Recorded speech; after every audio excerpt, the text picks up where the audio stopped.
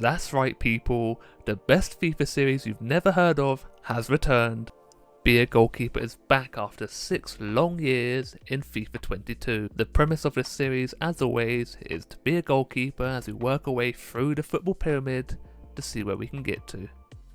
So here we are, designing our character. I'm not a massive fan of player creation, so I just pick random stuff that kind of looks like me maybe. I just pick what I want, to be fair. Always got to have a beard though. And as always, everyone knows goalkeepers love it when they wear trousers, so we're rocking those bad boys with the Nike Total 90s. I am the epitome of style as this goalkeeper. I also got his name, Twitch XMaceX, which I'm live most of the time, link in the description if you want to check that out. But here we are, moving on to decide what team we want to play with. I wanted a lower league team, but the lowest you can go is League 2. And the choices were between Exeter and Forest Green. I love the Forest Green kit, but we decided on Exeter. Match difficulty, world class, half length down to 5 minutes, because being a goalkeeper can get kind of boring, but we tried to make the most of it. And here we are, deciding on attributes. There's only one section for goalkeeping, which I feel like is not going to take us too long to fill out. But my other goal is to be a great free kick taker and a penalty taker, to see if it will actually let me take them when it comes to it. We also picked defensive cover as our perk, because it actually just makes your defense better, so why wouldn't I? I want to keep those clean sheets, you know.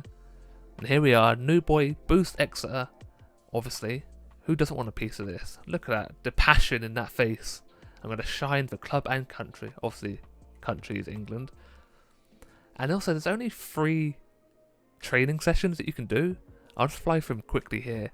It's pretty basic, and I'm only ever going to do them once because there's no point of doing them otherwise. So we just get A's in all of them, work our way through it. And like I said, I've not played as a goalkeeper for 6 years, so it's coming back to me little by little. I've also set myself a little challenge and limiting myself to when I can actually hold LB for positioning in the game. Mainly when we're on attack, I feel like I can hold it because it does give you lower score if you're not in the right position. But when we're defending, I'm going to do like freeform and hope that I can get in the right position. As you see later, I'm not the best at it, but we'll get better. So last training is the goalkeeper throws or kicks. Look at that peach of a kick straight to him. Nothing serious, to be fair. Like I said, we're only going to do this once to get the A's, and then we're just going to simulate him. But we do work our way through them every time we get an opportunity.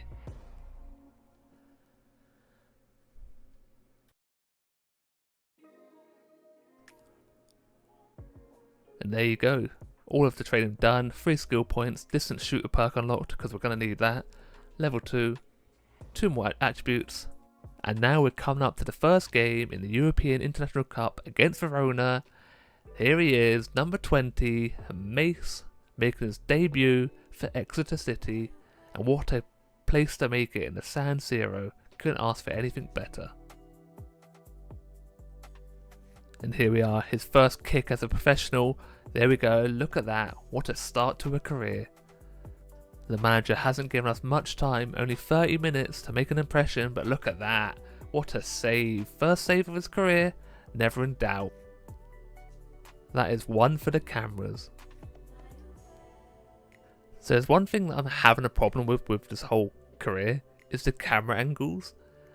And if there's any help you can give me with it, because it is pretty terrible for playing as a goalkeeper. It's a lot of bouncing around and there's not much you can do about it, and it's hard to see the actual ball. So any tips would be greatly appreciated, because I'm struggling a little bit, and you'll see it through the whole episode. The camera, when they get to the edge of the box, the camera points down so you lose the ball, and it's just pretty bad.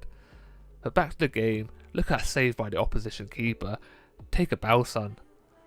The first game, we lost 1-0. But I only made 30 minutes, and I made a couple saves. You can see here, 7.1 rating, 2 shots against, 2 saves, 100% passing accuracy. Couldn't ask for a better start, really. Maybe a clean sheet, but technically, I kept the clean sheet.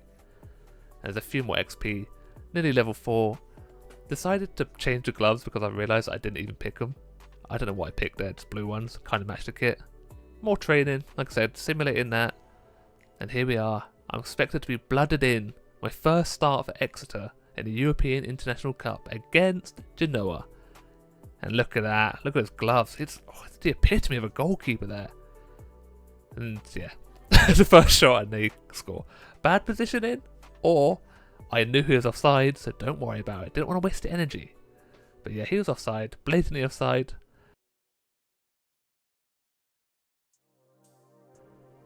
And then the second shot on goal, they scored again. To be fair, they split the defence wide open with that through ball. I had no chance. I did my best to rush out, put him under pressure, but what a finish. Can't take it away from him. You really have to ask questions about the defence here. What are they doing? This is open, and they scored from it. Nothing I could do. I tried my best, but it's the way the cookie crumbles. Here's our first attack of the game, and once again, their keeper put me to shame a little bit. So I tried my best, get another easy-ish save, and half time, 1-0. And here we are, kicking off the second half. And what's the best way to start the second half?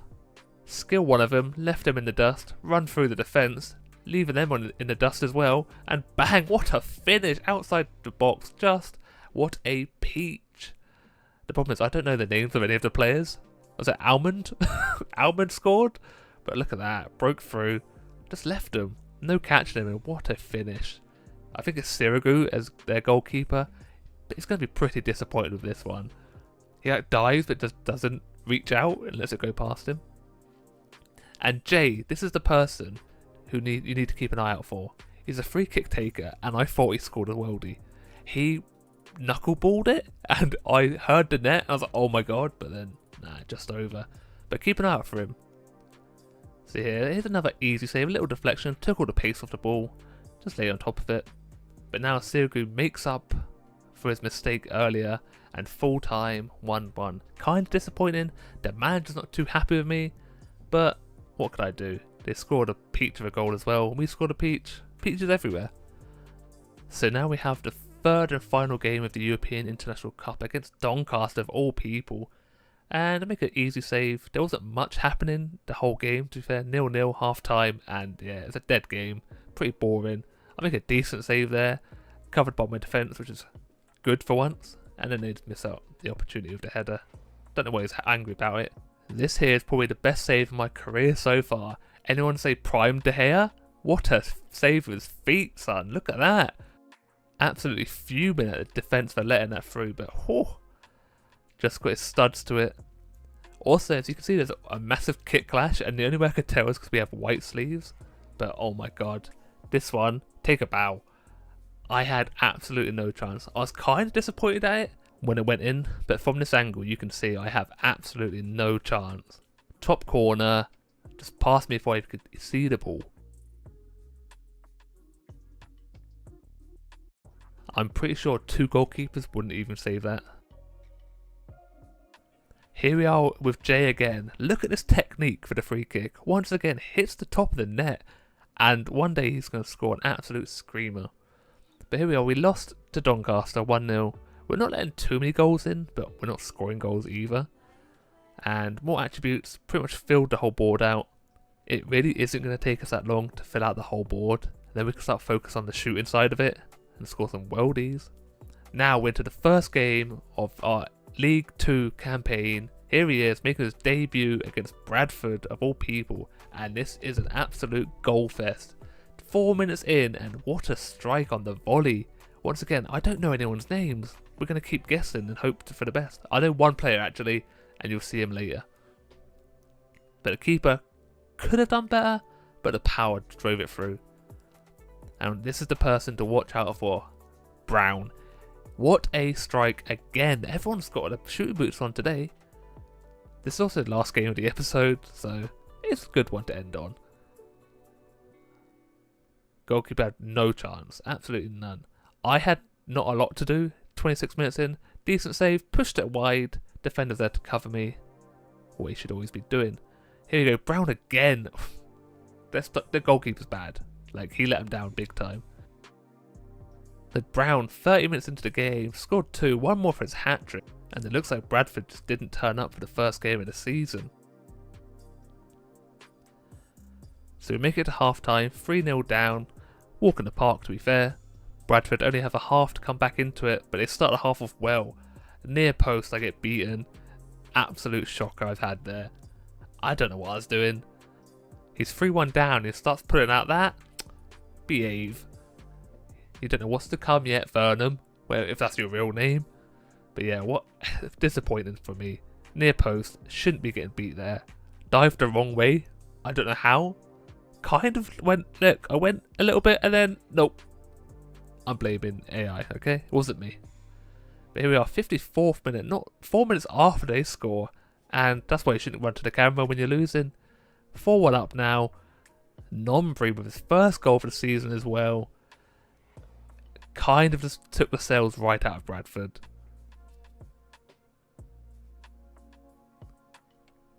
Once again, great play. One thing I've noticed, Exeter passed the ball real nice. Tick-tacker, bang, bang, bang. And we're making the most of this. And a great save for the keeper. I'll give him this one. But what is his defender doing on the line? It does come at him really quick, but he just stands dead still. You'll see from the replay. We're 5-1 up now. So that camera trick, whatever you want to call it, I bet he's regretting it big time. Here we go. Bang, and doesn't react to it, just stands and takes it. They have one more opportunity before the end of the game, but great defence, clearance, and we win 5-1. What a start to the season.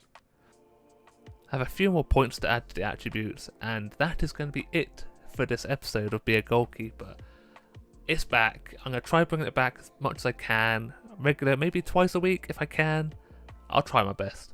We also have, next episode is going to be the EFL Cup, Carabao Cup, whatever you want to call it. First game, and it looks like we're going to be playing in it. So once again, thank you all for watching. I do appreciate it. And hopefully I will see you next time. Enjoy the rest of your day. Goodbye.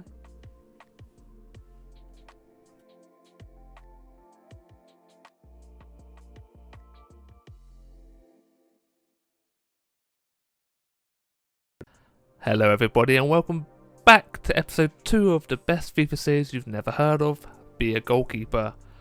And last episode I forgot to show you the team, so we're going to quickly go through them all.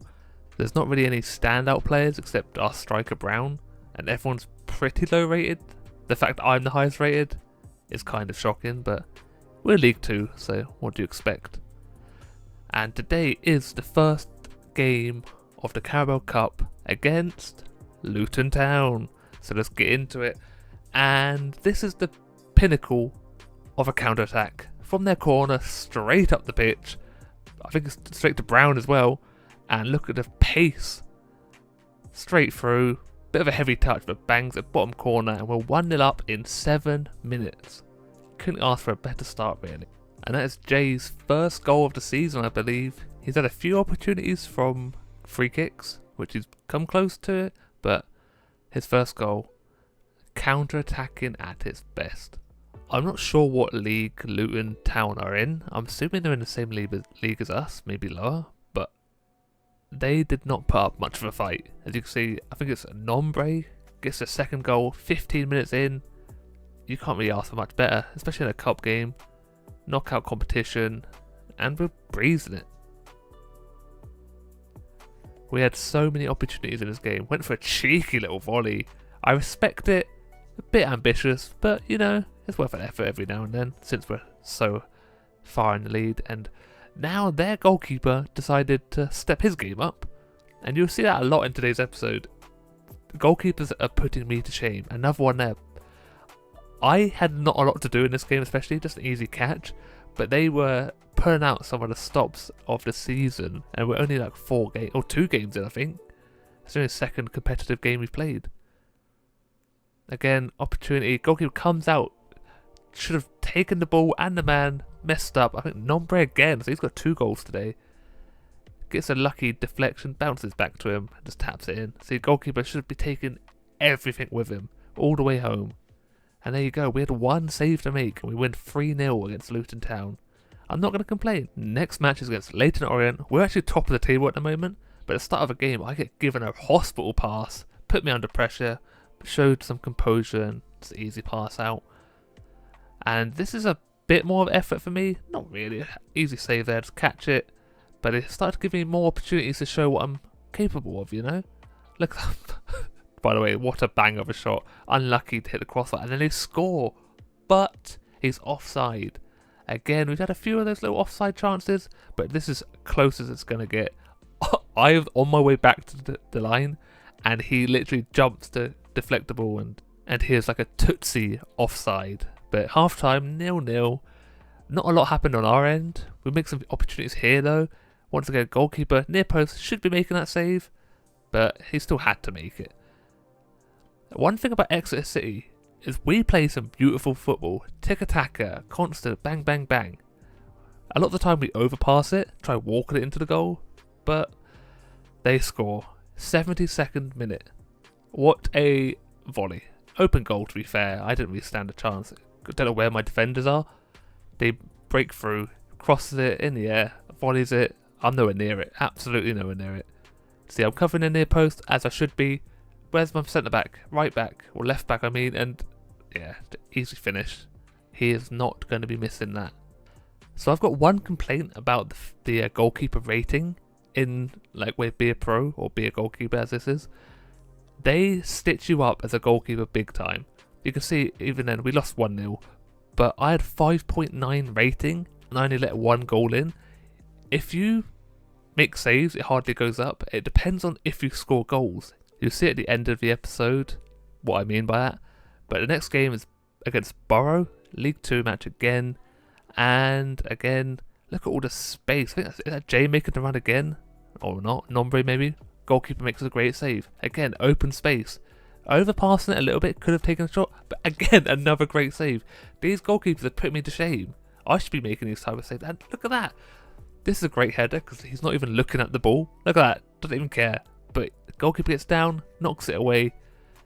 What a peach. To be fair, you can't say nothing about it. So it's 0-0. I didn't even touch the ball once after half time. This is my first big save and made a bit of a meal of it, but still got down low. Good strong hand to it. Look at the technique. Bangs it, juggles it across the floor. Get down. Boom. Great save. Love to see it. So I've made a F1 save pretty much, and then made a bit of a save for the cameras, and then we get subbed off in the 89th minute. So I've done my job at the end of the day. At 6.8 rating, 89 minutes, 4 saves, or 4 shots against, 2 saves. What more do you want from me? And we drew that game 0-0. Could have probably won, or should have won, but it's not converting the chances. And now we have the last game of the episode against Bristol Rovers, and if you're a Bristol Rovers fan, I suggest you look away, because it's bad. It's real bad for you. Once again, we're playing some great football. If we don't score early, we tend to struggle, but 4 minutes in, bam, bam, bam, ready, boom, gives a knockout punch, Nombre. It's just a great finish, just passing through the defence. I don't know what they're doing. Could have possibly been offside, but didn't get called, so you play on. And it just gets worse from here. 15 minutes in again, and what a strike from Brown. Outside of the boot. Just curves it in the bottom corner again. Love it. Love to see it. Nombre and Brown, they're the ones to look out for. Keeper comes out, bottles it, and then boom, the curve. No chance from him. He makes a dive, makes it look better than it actually was, but it was a decent save. I made a little mistake here coming out to the ball, but we clear it up. Nothing to worry about there. Once again, pass on the edge of the box. Overpass it? Nah, Nombre bangs it near post this time. And if I was the goalkeeper, I'd be so mad. His defenders are not giving him any cover at all. What are they doing? They're just backing away, giving us that space, and bang. Bang, bang, bang, bang, bang. That's all you're going to get from me. Bangers and bangers. I bluff the striker out there. Thought I was going to come out. Nah, mate, it's an easy catch. And then, yeah, goalkeeper's unlucky that time. The defender gets the block in. And then Brown's there. So he's on 2 goals now. And yeah, Bristol Rovers, they might want to go home early from this one. Once again, the defenders just leaving so much space, especially in the box. Gets a bit lucky with the deflection, but great finish. So half-time 4-0. Nombre of 2, Brown of 2. Who's going to get the hat-trick first? Well, it's not going to be Nombre because he got taken off for this guy right here. I'm not sure his name, but he's getting in on the action. He's another one I might actually have to remember his name. I'm probably not going to, but I might eventually.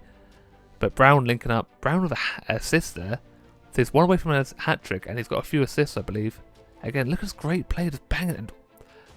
you can't take this away from Brown. What a strike. Drills it across the floor. Goalkeeper probably should have saved it. Maybe he can't see with the defender in the way. But just literally, it's a grass cut at that one. This angle's probably the best angle. Straight through, just lays it. Keeper dives over it. Where's he diving to?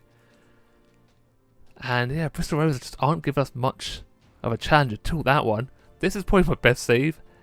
He goes for the volley, it hits my defender, so I'm moving to the right, bounces left. There's a striker in the way.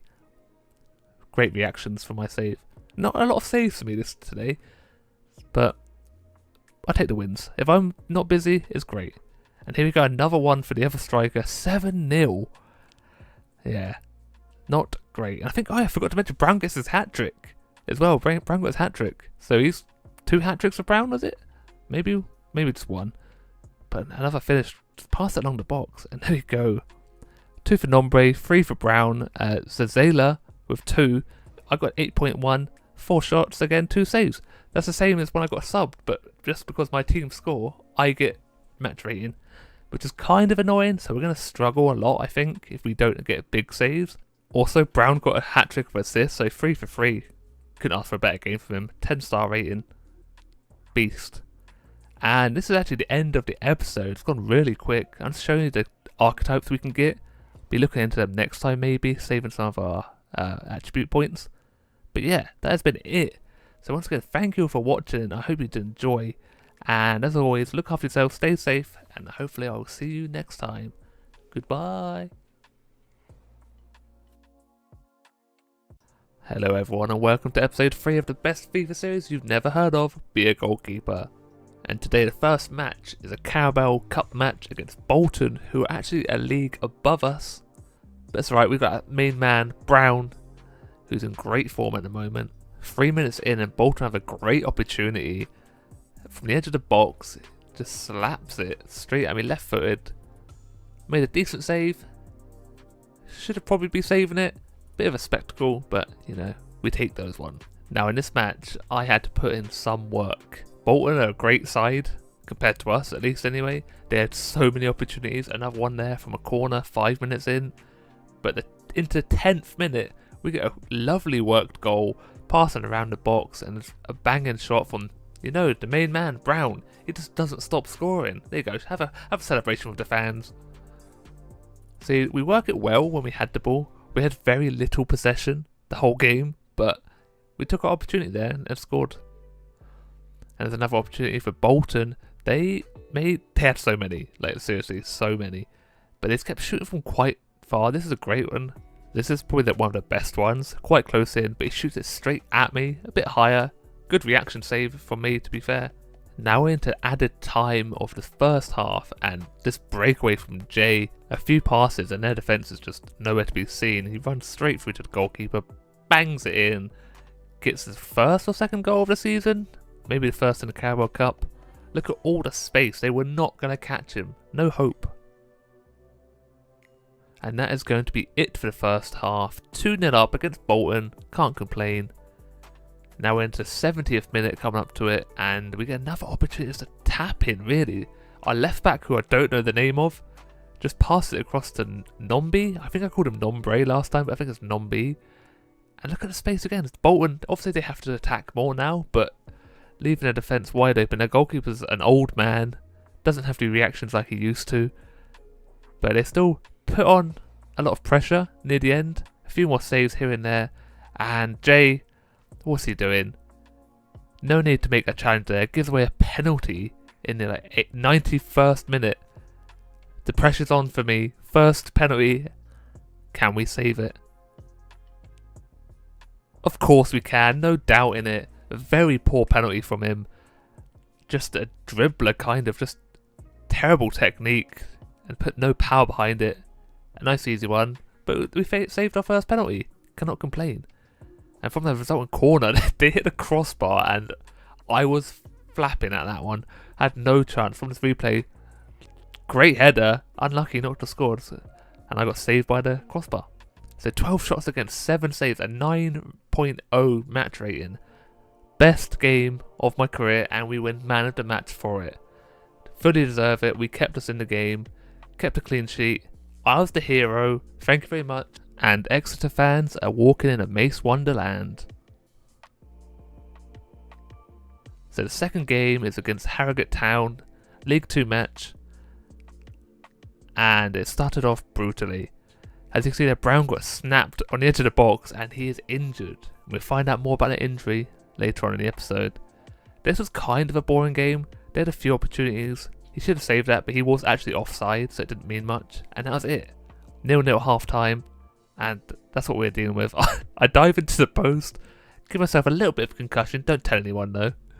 Make a fool of myself. Break my neck. It's all good though, we walk it off. But finally in the 77th minute, Jay again I believe, with a great strike, beats the goalkeeper, has a little celebration, but he's carrying the team at the moment, keeping us in these matches. Goalkeeper probably should have saved it, not too far out of his reach, but I had an absolute howler here. 5 minutes later, thought we were going to win, and I don't know what I'm doing. Just didn't react quick enough. He shoots down low and I dive. I frog splash it right over him. It was shocking. But we had an opportunity in the 91st minute and a great save by their goalkeeper. He kept him in it a little bit. There wasn't much to actually show this early on in the season, and Brown was on for history apparently. But sadly, he's out for 2 months now with a dislocated shoulder. So we're going to have to rely on our other strikers. We didn't even replace him in the transfer window. We signed one player who's a midfielder who you'll see at the end. I didn't really know who he was until I checked him out. So now a lot of pressure's on Nombi. He's still on pretty good form, and we're playing against Forest Green, who was the other team I was going to choose to play for. As always, we seem to make opportunities quite early on in games. The goalkeeper made a bit of a mill of that one, but he did recover nicely. And I just have a nice little catch there. Wasn't too bad. I don't think Forest Green are that high in the table. But we're a different class when it comes to box play. 1-2s, and Zazala gets his goal. He's the one who's got definitely a lot of pressure on him. He's a straight replacement for Brown. But him and Nombi working well in the box, just bangs it. Goalkeeper kind of just doesn't do much, but half time, 1-0. Once again, not much happening. This, what I thought should have been a penalty. He does get snapped, but apparently because he's short, it doesn't matter. And another counter-attack. We're great at counter-attacking, and what a strike. Nombi, again, edge of the box. He had a lot of time, but still a great strike. Could have maybe ran into the box, but took it quickly. And goalkeeper, once again, flailing at nothing. And because I didn't do anything, I get subbed, which is still a joke. I don't know why this is in the game. I done everything I could. We won 2-0, but getting subbed at the end of the match when you have no shots against you is kind of annoying. We do get our first archetype, and I went for the Hawk one for the diving and handling, because we definitely need to work on our diving after the last game. Now on to the last game of the episode against Scunthorpe, and their centre-back has an absolute howler. The goalkeeper definitely doesn't cover himself in glory, but yeah, that's a bad one. Just a light cross from Jay and bounces off his knee, and the goalkeeper has very poor reactions. I don't know what he's doing. And that's the first goal of many. As always, the last game, we score a lot of goals apparently. Nombi, with his left foot is a glory to behold. I think Zazala with an assist as well. You can see in the box and around the box, 1-2s all day long. And Nombi gets the second of the game. So only half an hour into the game as well, and another one for Nombi. 2 today. Zazala with another assist. And he's filling Brown's shoes pretty well. We'll check the stats later on to show you, but our strikers are actually probably the best in the league. I haven't looked at the score leaders yet, but we have scored more goals than every other team in the league. I think we're plus 15 in goal difference at the moment. And Zazala tried to get in on the action of that beautiful little chip. Goalkeeper did a lot better that time. And Nombi could not get his hat trick. A header off the post. A difficult angle. Did quite well to hit the post, I suppose, but goalkeeper would have saved it anyway. And then finally, a little flick from Zazala to Nombi, and he gets his hat trick. 4-0, 55 minutes in. This flick, the audacity, whoop! And then first time finish. Nombi is on fire. your defence is terrified. But as you can see, there's not much action from me. The only one really was this, and it classes as an interception, and then I get subbed out to Dawson. So once again, 5 shots against, 0 saves. They did nothing and I get punished for it, which is kind of annoying, but it's going to be a regular occurrence, I believe. So 4-0. So this is our new player, midfielder from Finland. Not much to say really, and the stats for our strikers are here to see. But that's going to be it for the episode. I hope you did enjoy, and as always, look after yourself, stay safe, and I will speak to you next time. Goodbye.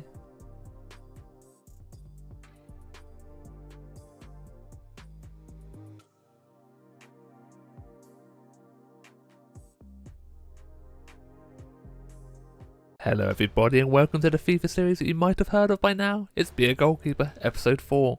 To start off today, we're going to be looking at the statistics, as in top goal scorers, top assists and clean sheets. So as you can see, Brown is still up there for goals and assists. And look at assists, 4 players in the top 5, and I'm second currently with 4 clean sheets and 7, so not too good but not too bad. But once again, Sam Nombi is on for a record-breaking season if he doesn't get injured like Brown. The first game is Sutton United at home, and as always with us, we score a bunch of goals and maybe concede some. But you can see I'm actually trying to be more present on the edge of the box, coming out for long balls, but this time made a mistake. He did a beautiful little diving header, but we got away with that one, just wide. And Nombi is showing what he's worth. A lovely little shot of his left foot. I don't even know what foot he is. Right foot, left foot. He's got all of it. And it's just easy interception. Cut off to passing lane. No problem. But look, that's what I'm saying. Left foot or right foot. What a strike by Nombi. Good old Sam. He just curls that beautifully around the goalkeeper. Edge of the box. Great interception from the goal kick as well. And look at that. Just fingertips past the goalkeeper. He might have even touched the ball, if you can see from here. Look at the curl. Just, whoop. No, nowhere near. Or I should say quite near, but not close enough. And once again, a lot of the teams are playing long balls against us now, and we're struggling. You can see there, I made a mistake. Like, I should be saving this, but it's just a little over the top ball. And yeah, just poor from me. Absolutely shocking. I think I do get a hand to it, just there, but not strong enough. Just goes straight through me. It's straight at me. Should just catch it, but dive out the way. So half time is 1-1, and Sutton haven't really put us under much pressure. Like I said, just a few over the top balls, but it's 1-1, and that's all that matters. Jay, what a strike! I'm gonna keep saying it. What a strike! Just a bit of 1-2s, and just bangs it first time. It caught me off guard. You can see I'm running to celebrate with him just in the corner there. They win the header in midfield, straight to Jay, back to I think it's Sam, and first time goalkeeper definitely should be saving that one, near post, pretty poor. But this episode Jay goes off on one. You can see 2 goals for him now, left foot and right foot, 1 more on the head, and he gets a perfect hat trick.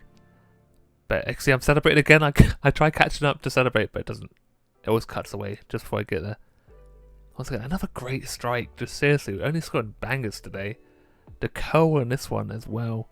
The goalkeeper I kind of feel sorry for, but top bins, you're not going to get that one. So Jay's on for his hat-trick, but Sam's not having that. He's on his hat-trick as well with another screamer.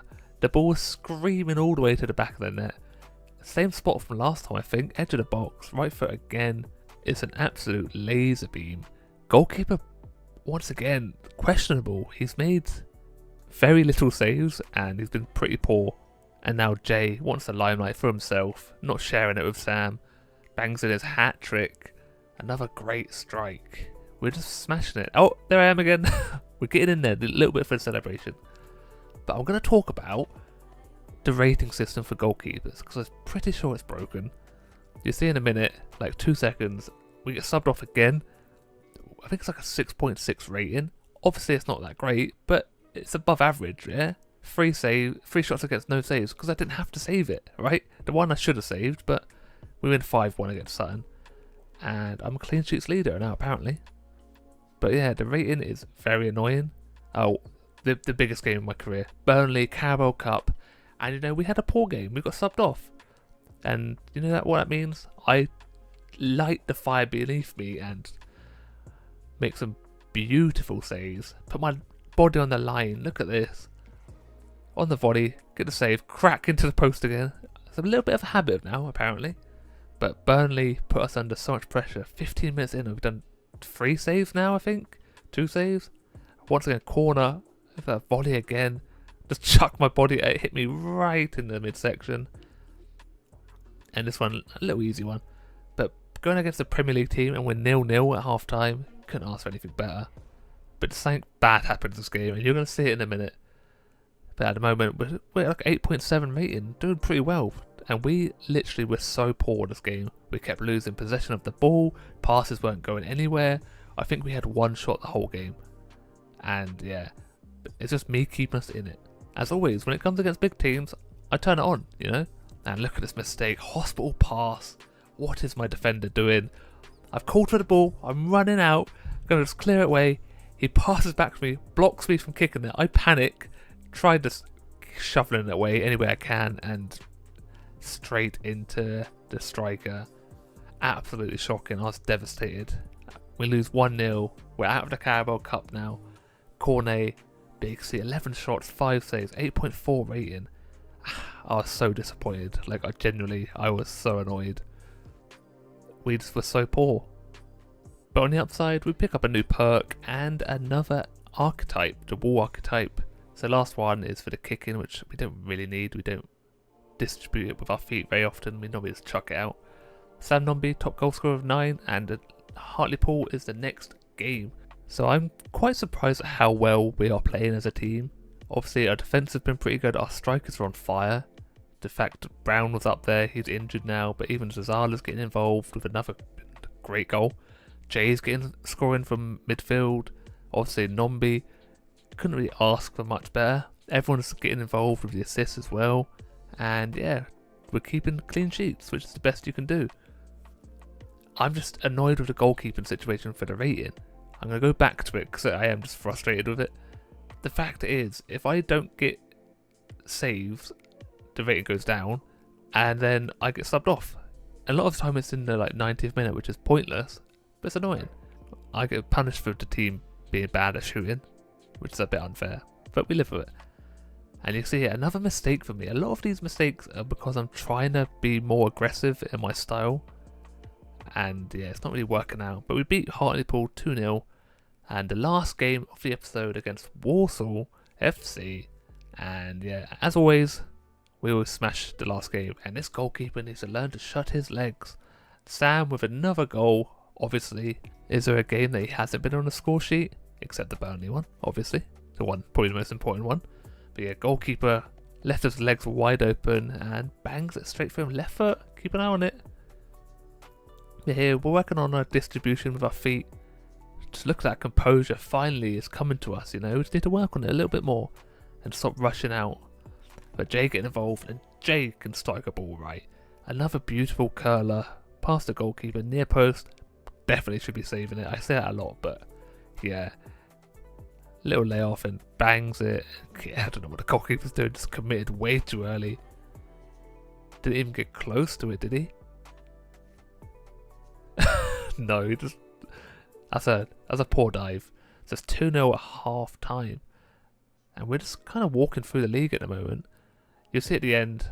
By the way, before I get to that, this save doesn't even count as a save. How does that not count as a save? Probably the best save I've made. Headers it down point blank and get a hand to it. But you can see here we get another goal, 3-0 up, and that's all we score against Walsall. But everyone's getting involved and we love to see it. So the end of the episode is coming up, and I'm going to re-show you the assist and top scorers leaderboards so you can keep up to date, you know. And I guarantee you will see a lot of Exeter City players on it, especially on the goals and the assists. And your boy, top clean sheets, you know it. Woohoo! But that's going to be it for the end of the episode. I do appreciate everyone watching, and if you wouldn't mind subscribing or leaving a comment, even a like, if you did enjoy, it'd be greatly appreciated and it helps me out. But yeah, thank you all for watching, and enjoy the rest of your day. Look after yourself, stay safe, and I will speak to you next time. Goodbye.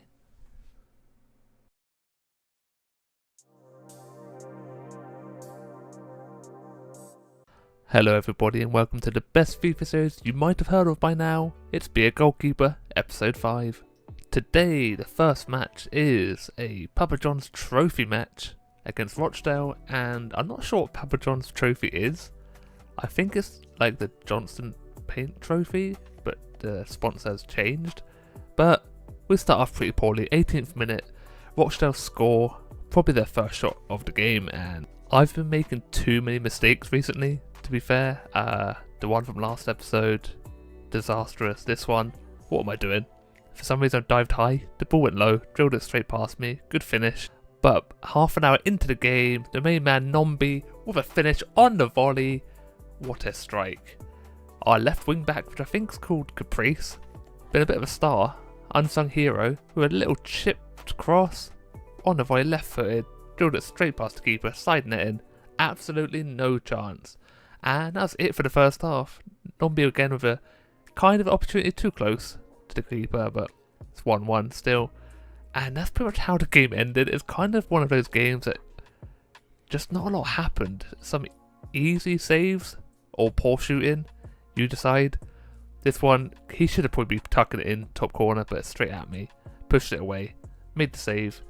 And here once again, good punch for me, get stuck on the player, get dragged out wide, but yeah, 1-1 we finished. So we have another match against Harrogate Town later on in the season. I think it's like a week away in-game calendar. But yeah, apparently I saved a draw, but not much happened. Either way, it's 1-1. We could have actually qualified or made it through, but never mind. Moving on to the next game, EFL League 2 match against Stevenage, and this is definitely a game for the neutral, put it that way. A bit of a goals galore moment, you know. They get a free kick on the edge of the box, good ball, and then look at just deflections constantly. Not much I could do really.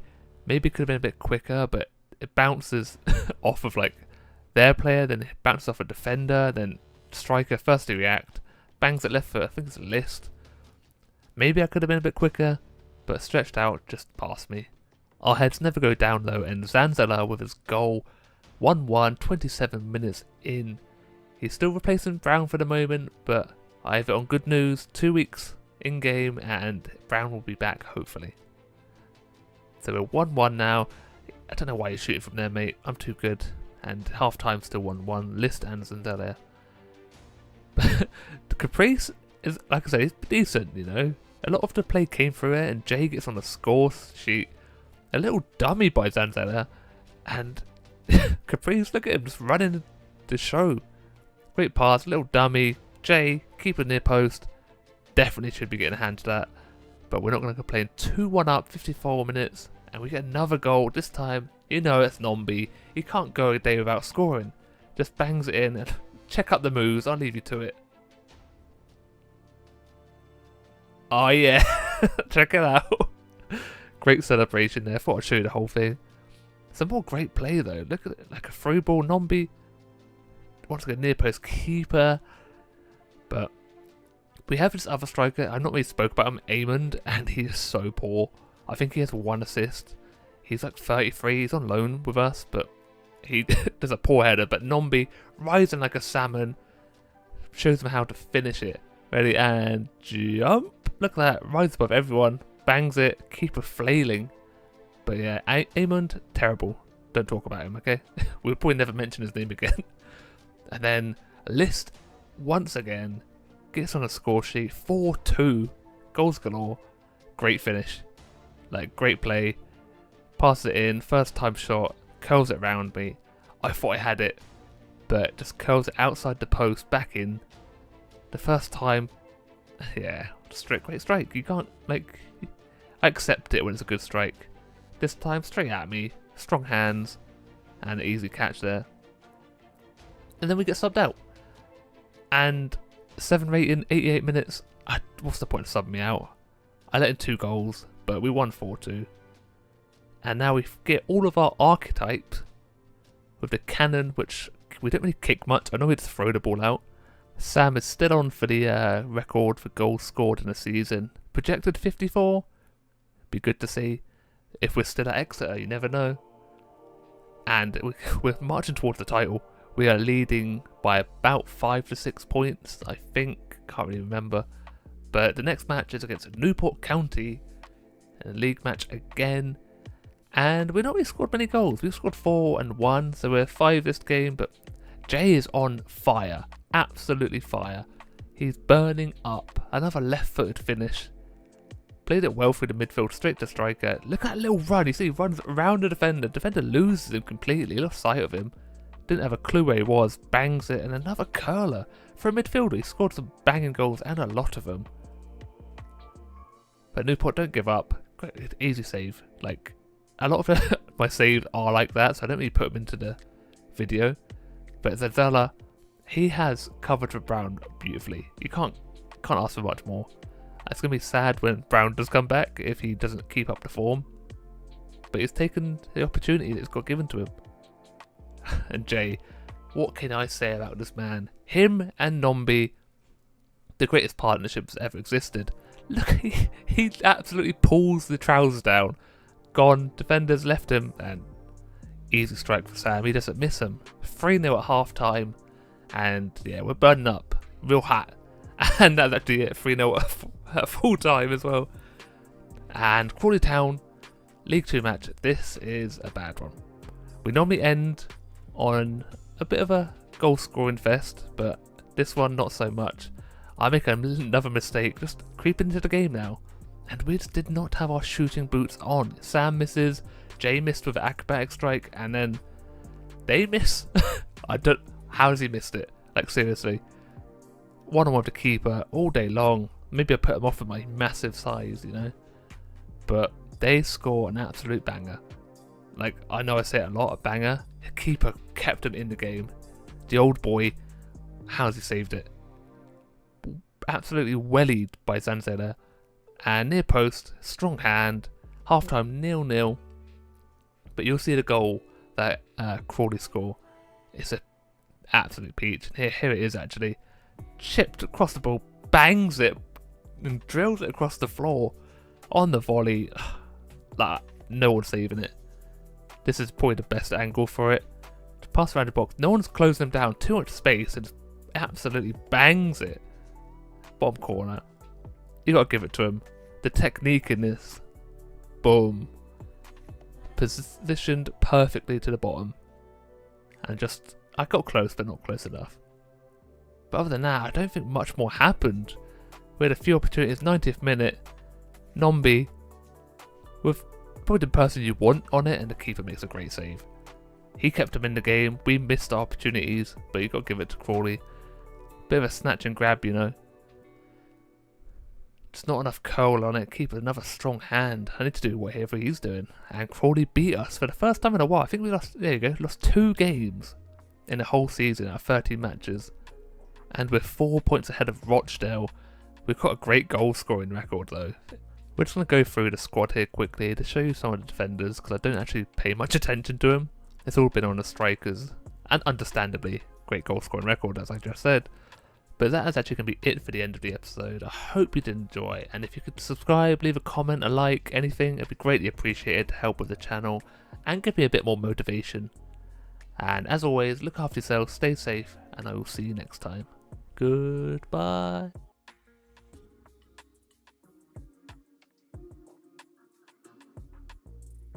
Hello everybody, and welcome back to the best FIFA series you should have heard of by now. It's Be a Goalkeeper, episode 6. And we're starting off with the main man Sam there, top goal scorer of the league. And the first match is against Mansfield Town. And of course, since we're in October, it's going to be raining like every other match we play. And I don't know if you've noticed that I always seem to wear short sleeves in the rain. Must be some sort of superstitious stuff, I don't know. But Mansfield with the first strike on goal, 10 minutes in, on like the half volley. Great strike, but I got to it, pushed it wide. And Mansfield played really well this game. As you see, another spectacular save from me. But yeah, they were all over us the whole game. We had hardly any possession, but I managed to keep us in the game here. Another, like I said, great save. Straight at me, but I should be making it. And then another one, got a bit lucky, ball bounced back to me, and I just managed to smother it. But in the 45th minute, pretty much, our first attempt in goal, the boy Zanzela carrying the team at the moment, with Sam going through a bit of goal drought. He's making up for it. And this was literally our first shot at goal. We We're holding back defensively, but you got to make the most of it. If you have a shot, try scoring, and the goalkeeper will be very disappointed with that one. Could have stretched out and grabbed it, did a weird save. Half time, we're 1-0 up, and we're very lucky to be. We were kind of on a counter attack the whole game. You can see a Mansfield with another chance, great save, and he misses the open goal. See from his angle, top bins, but get my hand to it, and they missed the deflection. And you know what I said I was disappointed about the goalkeeper? He's going to be absolutely fuming. I'm surprised if we get another start. It is terrible goalkeeping. I was fuming at this cross here, just a little poke through, and I don't know how he has not saved that. I know he's headed it down, but it's, come on, too far out to be scored from there with a very poor header. But yeah, Mansfield had a few opportunities, but didn't make the most of it, and we won 2-0. So I'm the clean sheet leader still. 40 matches in, 10 clean sheets, only 4 goals conceded. I'm worth £89 million. I'll be surprised if we make it through the season with Exeter, but I kind of feel like I'm committed. The next game is Salford City, obviously the class of 92, the United Old Boys, and this match was very poor from everyone involved. Not a lot happened. You see a little interception from me. We had a good opportunity with Nombi, and 0-0 at half time, and then I think there's one more. This is it, and that's the whole game. 0-0, full time. Very poor from it, all involved.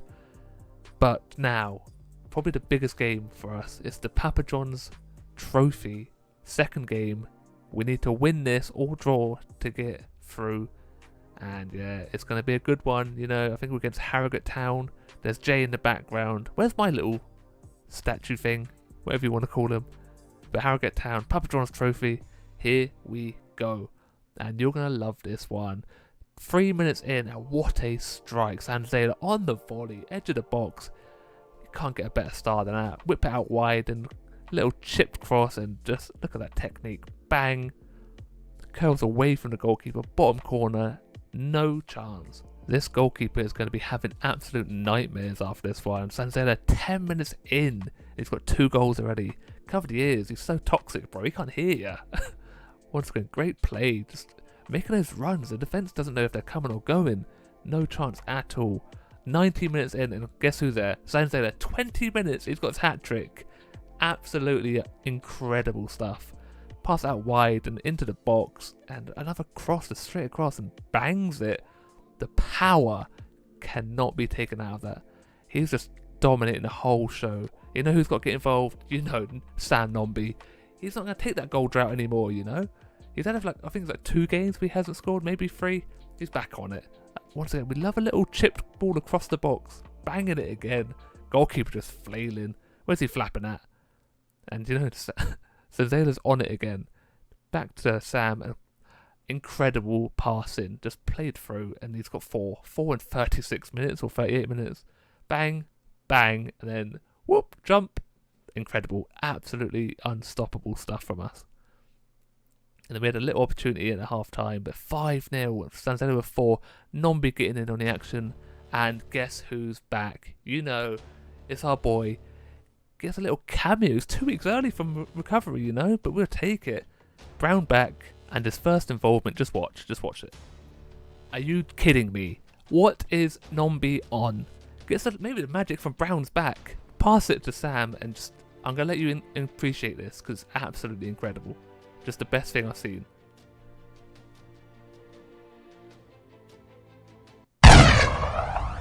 An absolute rocket, top bin. This could be the greatest goal we'd score this season. I mean, I was gobsmacked when I was playing this. I looked, I was like, what has gone on?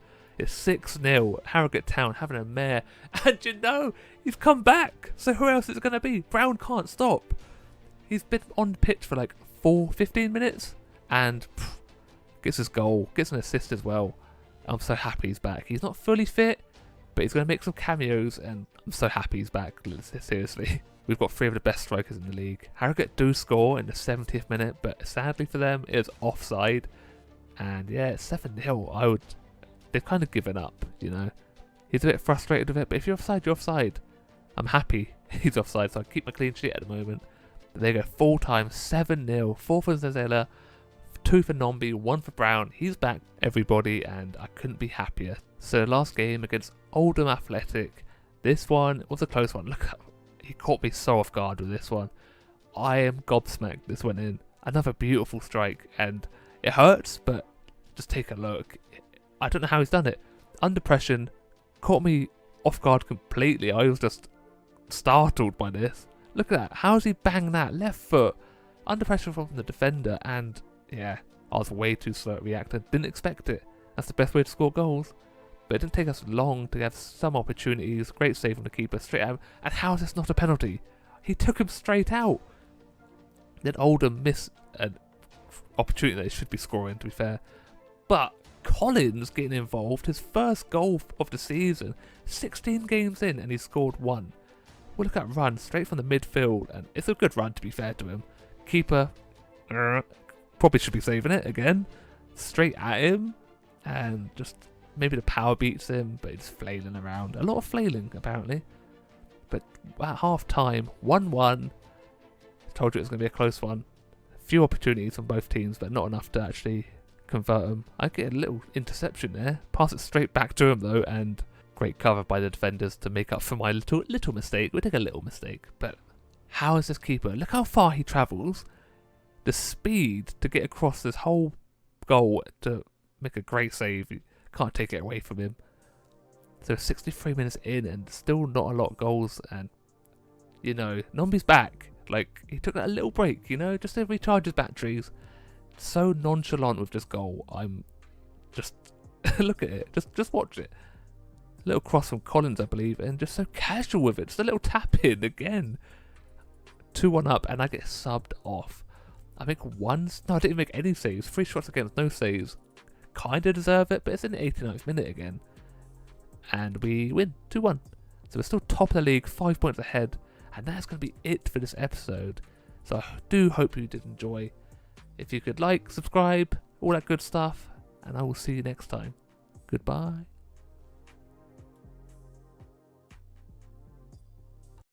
Hello everybody, and welcome to your favourite FIFA series. It's Be a Goalkeeper, episode 7. So the talk of the town is how we're going for the title. Every time I come to the main menu, we're going to win the title. They're on the charge, all that good stuff. Hopefully we do.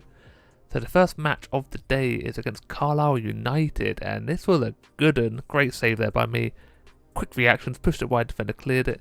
And then their defence was making some great tackles, but dilly-dallying on the ball there, passes to Zanzala, passes to Collins, and bang, 1-0, 15 minutes in, and we always have a habit of scoring early. If we don't score early, we don't score a goal, apparently. But look at the space, the defender caught with his pants down, and bang, Collins gets his second goal of the season. So I'm happy for him, he's getting his goal on the goal sheet. We need some more goals from midfield, except Jay's doing amazing. And talking of the devil, he steps up here in the box, what a curler. Jay, yeah, what more can I say? Absolute leading by example as a captain from the midfield as well. I don't know how many goals he's got this season, but he chips in with a fair few. Keeper probably should have saved it, pretty close to him. But far post, there's a little bit of curl on it, just out of the keeper's reach. Bottom corner, 2-0 up against Carlisle United. Like I said, we start well, we normally finish well as well. But they catch me out again. People are learning I can't save these outside the box shots that are coming out of the blue. Just bangs it. What a finish. I have no chance. Side net, and I probably could have reacted a little bit quicker, but just wasn't expecting it. Just bangs it straight past me. I'm just flailing. Dived way too late. Gotta give it to him. What a finish. And for those of you thinking, oh, he can't pass the ball, check this out. Left footed, pings it out to the wide. Little header. Just thought I'd show off a little bit. Getting better with my feet. And getting better at dominating the box. Every time a cross comes in, I'm normally there, you know. Another easy save. They tend to shoot first time a lot, which gives me opportunity because I know we're quite far out. But we do win that game 2-1, and we're going to jump into the next game straight away against Colchester. And if you thought we started quick last time, check this out. 2.5, maybe 3 minutes in, your boy Nombi back on the score sheet. He has his little lulls and goals, but he comes back screaming every time. Pass across the box, bangs it, bottom corner, keeper, bit unlucky, but makes up for it here with a great save from Zanzala as well. They have these moments in the Nombi hits the post. Look at this, just bounce around everywhere. Great defending, great goalkeeping, but the move carries on. We recycle the play, back to Zanzala, back to Jay, and again 1-2s all round, and again one more, and your boy Nombi bangs it from pretty much the same spot as last time. I think it's great play in the box though, just 1-2s all day long, and what a finish. Colchester with the opportunity in the 22nd minute. How has he missed this? Thomas, here's a few of these, you'll see another one in a bit. He should be hitting it. I'm nowhere near the ball, and yeah, just misses it straight over. Here he is again, bangs it over again. This dude is not on it today. Unlucky by Thomas, but we make a mistake here from the defender, passed out to from the goal kick, and Freddie Sears, what a strike, but what a save. Probably one of my best saves, you know. Just bangs it left footed, and I'm full stretch, fingertips. I have a little bit of trivia for you. Freddie Sears is one of my go-to players back in the old FIFAs when he played for West Ham, I believe. He's amazing, so good to see him. Once again, me just dominating the box. Get Thomas out of the way, shoulder barge him. Half time, 2-0, Nombi with 2 goals. And now he gets his hat trick. What? Like, come on. All the spaces to the bottom left, and he's like, now, I'll go for top bins, thank you very much. But at the start of the second half, defender runs out for some reason, but goalkeeper, no chance. Don't even bother trying. Mid look better, but whew, he's on it now, gets his hat trick. The score definitely doesn't do Colchester any favours. They deserve to be scoring a lot more, but they just missed the opportunities, and we win 3-0. Hat trick for Nombi. What more do you expect? I think he's got 18 goals in 18 league games now, but we are flying through this. Next game, Rochdale, who are 3rd in the league, and yeah, it's a tight one, this one. Only one shot pretty much, half time, 0-0. Great save from their goalkeeper from Zenzela. And then, 86th minute, they get the goal. This game was just so tight, you know, not a lot happening, a lot of midfield passing around. I think this could be their first shot on target, and they score from it. Great pass, to be fair to him. Just the defender leaves him, just lets him run through. I tried rushing out, but just bangs it straight past me. Maybe I could have saved it, but I think I'm being very critical myself. Put him under pressure, but he had the composure to beat me. And sadly, that's how the game ends, 1-0 to Rochdale. So a bit of a dent in our title hopes, but we're still leading, I think. Here we go, Exeter must go again. So we're still on it. It's a little dent, but we're still leading by 4 or 5 points, I think. And now the last game of the episode, Northampton, and this was another tight game. But check this save out. Look at Spider-Man reactions. I am so happy with the save. I keep watching it over and over again. I don't know why, it's just so satisfying. First times it, don't know why, but it just dribbles past me. Just stretch out, get my fingertips to it, clear it out. But another defender taking his time with the ball, Nombi not letting him have it, and Brown, on his first start since he's come back, gets his goal.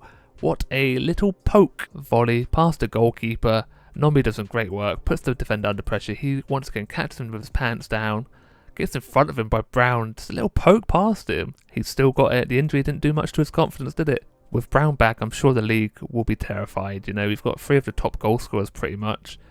With Zenzela, Brown, Nombi, couldn't ask for much more. Jay getting involved. But look at his pass, by the way. On the stretch, through ball, Jay couldn't make the most of it.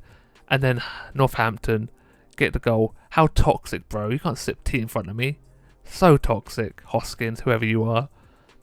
They just pass the ball out wide, runs to the byline, whips it across. No defenders backtracking. He's not going to miss from there. Good strike on the volley, but the ball was perfect for him. If he missed, he would not have been happy. I would have been, though. Northampton put us under some pressure here, but they're actually the worst defence in the league, but the goalkeeper's not taking that. So we go into half-time, 1-1. It was a really tight game, but in the second half, 49 minutes, Brown gets the ball, passes to Jay, a little through ball, and look at the curl on that. How's he done it? It takes such a weird trajectory. It goes straight and whips really quickly, but unbelievable. He whipping it real good here. Brown gets an assist, 1 goal, 1 assist, but check it out. The free ball, probably didn't need to, but it's just a weird bend. It goes straight. Look at it. This is probably the better angle. So it goes straight, and that point there just gets an ungodly amount of spin or something. What a strike. I'm once again gobsmacked at what our team is doing here. I don't know what that was for a shot, but easy catch for me. And here we are again. Jay through as well.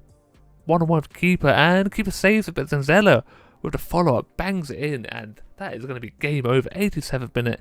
You can tell everyone's in on it. Everyone's running to celebrate except me. I don't get involved apparently. I'm a grumpy old man at the back. Even the sub-keeper gets involved.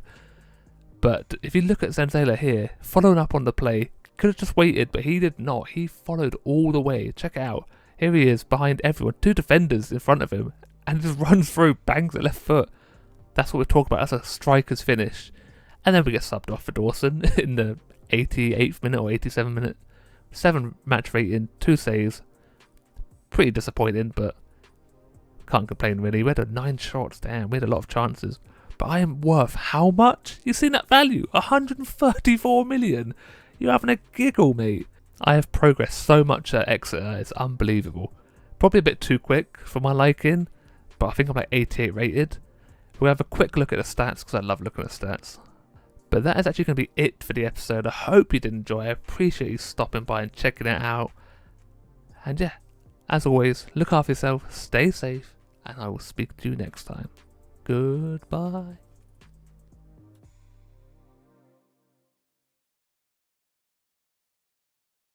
Hello everybody and welcome to your favourite FIFA series on YouTube. It's Be a Goalkeeper, episode 8. And today we're starting off in the Emirates FA Cup against Accrington. This was a tough game, as like most of them are in today's episode. There's another cup game coming up later. But yeah, we struggled to score goals today, and I don't know why. You see, there's a few opportunities. We had a good header, but the keeper saved it. And this is a great volley by Nombi, but hits the post. And we just couldn't score until Archie Collins comes into it. 45th minute, bangs it. Great pass from Zenzela. Hits it across the goalkeeper. No chance from him. And Collins is coming in with some of the goals, you know. Chipping in. Him and Jay. I'm pretty sure those two are the only ones scoring from midfield. So I'm not going to complain. But going to half time, we're winning 1-0. And this game was just one of those ones where we had some shots from distance. That's a great shot from Nombi on the turn. But not good enough. And he keeps shooting from distance. Nombi's going for a bit of a rut. Just a downward spiral for goals. I think he's just impatient and just shooting from whenever he can. It's not good enough, really. Accrington definitely did not have their shooting boots on. Well wide. We win 1-0. We're through to the next round of the FA Cup, which is great. Now we've got a league match against Tranmere Rovers, and look at that emblem. A bit fancy. And like I said about Nombi, cracks it across the post from a great shot, but had plenty of time just to run in and close the angles down, you know, but he just didn't bother. He's just taking wild shots. Again, he just seems to be putting himself under too much pressure and just taking his shots wildly, and no need for it. Great save there for me, straight at me, easy catch. This one, again, his luck is pretty terrible. Off the post, it falls to Brown, but the defender gets there, and it's 0-0 at half time. And Tranmere actually have Jay Spearing playing for them, and he's an old school Liverpool legend, I think. Well, not legend, but you know, old school player. But have you ever heard of a super sub? Because Eamon coming in, flying, pushing everyone out of the way. Bullet header, absolutely demolished the defenders. Well, no one was stopping him getting that ball. And that is his first goal of the season. Absolute great stuff. I'm so happy, you know. If everyone's scoring, you can't complain. But he comes through. There I am. See? But this is a flying header. Could be the first goal from a corner as well, maybe. Maybe second. He just pushes everyone out the way. Look, his 2 defenders. Flies above them. Bang. Bottom corner. Keeper nowhere near it. This angle's great in a minute, you'll see. Look at this. Just, how does he make it? Puts his body on the line. You see that twist? Oh! I'm going to give him a 9.5 for execution there on the dive. Great goal. Even better dive. But Tranmere had a few opportunities, but once again, they're just taking shots from far away, and we win 1-0. Getting those grinding victories, you know. And we won man of the match as well, so second man of the match. I didn't notice that until I was edited. We get a few more attributes here. Just we're pretty much at like a 99 goalkeeper now. I think we're 89, so maybe I'm pushing my luck a little bit. But there's not many more we have to fill out. So soon, I'm going for shooting stats. Or maybe passing. We'll see. But yeah, just pick up 2 more of them. So we've got like 90s, a lot of it. But here we are, Shrewsbury, in the Papa John's trophy at home. And look, I finally get my own little banner, whatever you want to call it. It's taken all this time. But what is my defence doing here? Players run straight through, and to be fair, I put him off a little bit, you know, give him a little shuffle, cut down the angle for him, and yeah, he should be scoring one-on-one with me. But yeah, look how pop over, shuffle him over. Nombi with a bit of a shuffle of his own gets through. The keeper saves it, another good save. And the keeper throws it out straight to Zenzela and he misses. Had time to take his touch, but no. And this one, I'm taking one for the team. Straight to the face. Put it all on the line and a bonk. I don't know how I missed the ball with my hands, but as long as I stop it, I don't care. Literally straight on the nose. Couldn't ask for better. We had so many opportunities this game, and Nombi being unselfish there to Zenzela, but straight at the goalkeeper. And a long shot, the keeper gets his fingertips to it again, and that's half-time 0-0. He was just making save after save. This was a very even game, and Shrewsbury get an opportunity here and bang it in near post. Probably should save it, but 1-on-1, I didn't have much opportunity to save it. My defence just left him all on his own, and I'm absolutely fuming. Look at all the space they have, man on the overlap, and yeah, just kind of just shoots straight under my leg, you know. I told the other goalkeeper in the early episodes to shut your legs, and yeah, apparently I didn't take my own advice. Straight through. Should have saved it, but what can you do, eh? But Nombi, like 7 minutes later, bangs it in, finally gets his goal. He's been working hard for him, but maybe he needs to get a bit more composure and finally makes it count. Great finish on the curl. Not quite top bins, but just out of the keeper's reach. Defender just left him all the space, and one touch, bang it. Absolute storming finish. This is the best angle, look at that. A little bit of curl, but keeper's full stretch. Nah, no chance, mate. Waste of energy. From that point onwards, Shrewsbury put us under loads of pressure. Good header, but easy save, I reckon. And again, another header. This one, whoa, what reaction. It's got low. Good downwards header. Boop. Look at that, even take a little nap. Such an easy one. And here we go. Our first penalty shootout. Jay up first. Shoots left, keeper stays on the middle. Never stayed on the middle. Keepers should never do it. If they score down the middle, unlucky. But here we are, my one, and he went down the middle. Maybe I should stay down the middle. Just missed it by a toe. Brown up now, and he goes left again. The keeper went right. Unlucky. And this is the second one for them. And boop! Get out of here. That's my goal. What feet save. Love it. I don't even know who this dude is, you know. Went left again. Keeper should go left, but he stayed down the middle. Third penalty for them. And you know, I saved those two.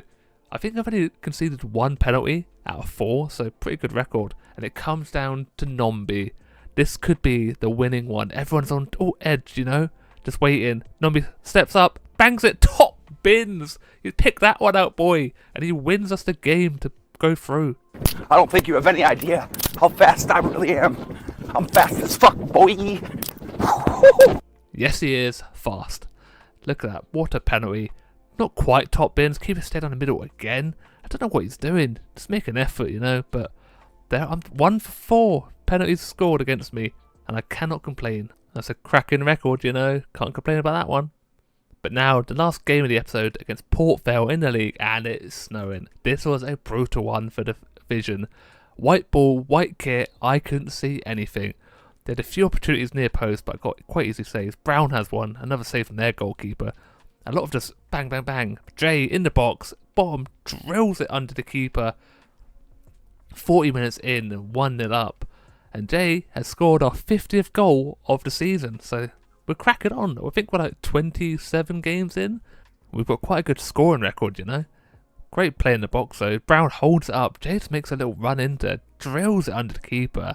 Probably disappointed. He's made some good saves so far. So we're 1-0 up at half time against Port Vale. This is just a terrible pitch, you know. I don't know why everyone's shooting from so far out. Maybe because of the conditions, but great save by, I think his name's Holy. And these keepers seem to make some great saves. I don't know why. Whenever we play against them, they're just on the top form. But look at this ball. Absolute peach of a ball. Nothing I could do. I tried getting it, and James Wilson, the ex-United player, comes to bite us, you know. Look at that cheeky little smile. But look at this ball. Just one touch, drills it across the box. No one marking, taps it in, just cushioned it in actually. And I make a dramatic save. I thought I saved it, you know. I got to here, went to dive, delayed reaction, and then, I better make an effort. There you go, one for the cameras to make a fool of myself. But Zenzela with a little bit of hold-up play there. Beautiful. Let's see a back ball roll. And this keeper, look at him. He's literally, maybe we should get him tested, you know, because What is he on? Full stretch. How has he saved that? It's unbelievable. And that is how it ends, 1-1. Bit disappointing, but we can't complain. We're 7 points ahead still in the league. But that's going to be it for the end of the episode. I do hope you did enjoy. If you could leave a like, subscribe maybe, I'll be very happy and appreciate it. And yeah, I hope you enjoy the rest of the day. Look after yourself, stay safe, and I'll speak to you soon. Goodbye. Hello everybody and welcome to your favourite series on YouTube. It's Be a Goalkeeper, episode 9. The first game today is a league match against Swindon Town. Before we get into it, if you are enjoying these videos, if you could like or subscribe, I'd greatly appreciate it. But moving on, Nombi, 4 minutes in, and he's back on it, you know. He's had a bit of a slow spell, but what a strike. Great pass by Brown. He gets a few assists today. He's on it, not scoring as many as I would like, but, you know, he's helping the team. Great pass. Defenders leave him wide open. You can't afford to give Nombi that type of space.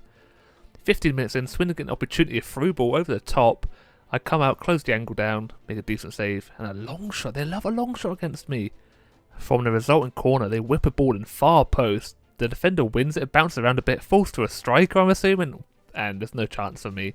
It bubbles around McElroy, I think it is, and yeah, you can't do nothing.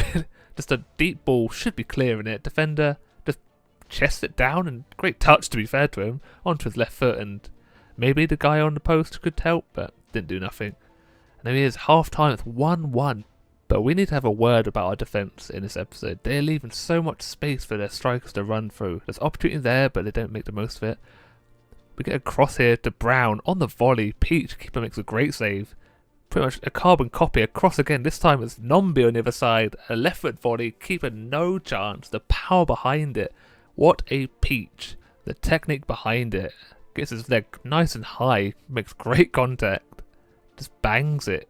It's always good for Nombi to be scoring. He's top goal scorer, you know. He's got like 21 goals at the moment. I'm just hoping he can carry it on through the season without too many dry spells. You see, a keeper just misses it. He's unlucky, to be fair, with the power. But here we are, Brown now with a lucky ball. Cheeky little flick from Nombi. Actually, not just cheeky, it's a dirty little flick. And Jay finishes it. Look at this. Whoop. Cheeky. Bangs it. Keeper gets a hand to it. But once again, the power is too much for him. He can't handle it. And Jay gets from the score sheet. Great finish, to be fair to him, but keeper should have done loads better. You thought it was over, but that's not it. Brown gets on the score sheet here in the 90th minute. Great through ball from Amond, I think. But there's so much space. They're just leaving him all the time in the world. Look at this. The defender just leaves him. Left back doesn't cover. Great strike. I thought he was going to miss it, but he's getting his scoring boots on, and we win 4-1. We also get 2 people in Players of the Week. Sam Nombi, Giovanni Brown, both strikers. Great week from us. So the next match is a league match against Forest Green, the old team that I might have picked, but I didn't. We nearly get off to a great start with Jay, but the keeper gets his hand to it. Good save. And look at this volley by Zenzela. Trying to join in on the fun like Sam was last game. Keeper makes a decent save, stands tall, just misses him with his hand, that hits him in the bicep. He's been going gym, you know. We have had a few opportunities here, but look at this goal. Just appreciate it. What is he on? The magic from Zenzela. The cheek of it as well. He has absolutely no right to be trying that and to score it as well. Jeez Louise. Just poor clearance from the defender. And just what's he doing? Like, how's he got the time? How's he got the composure to do that sort of stuff? 1-2, keep it up, and bang, keeper. Yeah, keeper doesn't cover himself in glory there, but have another look. Bang. Bang, gets the control and on the volley, near post, keeper, poor. We're going to half time, 1-0 up against Forest Green, and not a lot happened, you know. We have a few opportunities. Jay trying to get in on the action as well with a cheeky volley. With a fair few opportunities this game, we just don't make the most of them. And here we are. Look at the space their striker has. Matt scores. Just disappointing.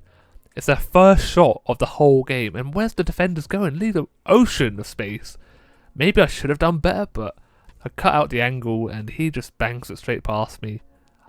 My reactions weren't good enough. Raised my arm too high under the armpit. Good goal from them, but the space is just disappointing, and that's how the game ends. 1-1. So look at that. One shot on target. Or one shot in general. But we can't dwell on it. Move on to the next game against Sutton United. We always seem to start games quick with a few opportunities there. Should have scored it. This time left back, passes to Brown, cheeky touch to Jay, and blasts it past the keeper. I'm not sure if it was a miscontrol from Brown, you can see here. Our left back, I think, sparkles, but I think it's a mistouch, and Jay makes the most of it, 1-0 up. And again, same thing, sparkles to Nombi, and there's been some dodgy goalkeeping displays today from me and from the other teams. Nombi should not be scoring from this angle. Near post, what is the keeper doing? Just catch it. Don't just flail at it. Just what's that? What's he doing? He gets a touch to it, but poor. Absolute shocking. And here Brown gets absolutely crunched. It happens a lot. I'm going to start putting him into the videos because he gets smashed all the time. And every time it happens, I'm worried because of the injury, you know. But once again, defenders are absolutely shocking. Parting like the Red Sea. Great finish from him, but I don't really have much chance. I try cutting down the angle, you know, put him under pressure, but he just runs off the centre-back and one-on-one. He's not going to miss that. Cheeky little dink over me. Great finish, though. Just over the leg. Flailing about, puts me to shame, and I've hardly done any saves this episode. I'm very disappointed in myself, but I like to fire again. I think straight away from that kickoff, Jay gets a goal, 45th minute, with 3-1 up now. And you know the saying goes, you're most vulnerable when you've just scored, and it comes to fruition here. Jay's getting on the score sheet a lot, and you love to see it. Once again, defender just leaves him. He just does a little turn, leaves him, drills it under the keeper, gives us that extra goal cushion, but it's still a good finish. Once again, a little grass cutter, keeper too slow. 3-1 up, can't complain. And that's how we go into the half with Jay getting a brace. If you look to the top right, you can see my rating is very poor. He gets opportunity there, hits the post. Technically, I make the save. It bounces off the post, back onto me. Up in the end, defender covers me. Thank God for that, right? And that is how the game ends. 3-1 up. Decent. But now we go into a Papa John's trophy against Gillingham. And Gillingham was another team that I used to do the goalkeeper series on. And we start off rapid, 3 minutes in, great ball by Nombi with a header. Brown running through, bangs it on the volley. Look at this, see? Whoop! Great header. The keeper runs out, stops, maybe bottles it against Brown, but he's not going to miss the opportunity on the half volley. Left footed, sweet as you like. So 1-0 up, 3 minutes in, and it only gets better. We're 7 minutes in now. Brown, look at this pass to Nombi. Once again, keeper. Where is he? Where's he gone? 2-0 up, 7 minutes in. And I'm chuffed to bits with this. This pass is exquisite. You don't expect a pass like that from a striker, and Nombi finishes it. But now, this game is just goal after goal. Gillingham get a chance. Take a bow, son. That header is extraordinary. Jackson, back post. I thought I could have saved it from the first reaction, but watching the replay, you will just see what a ball. And how has he got that much space? He rises like a salmon. Back post.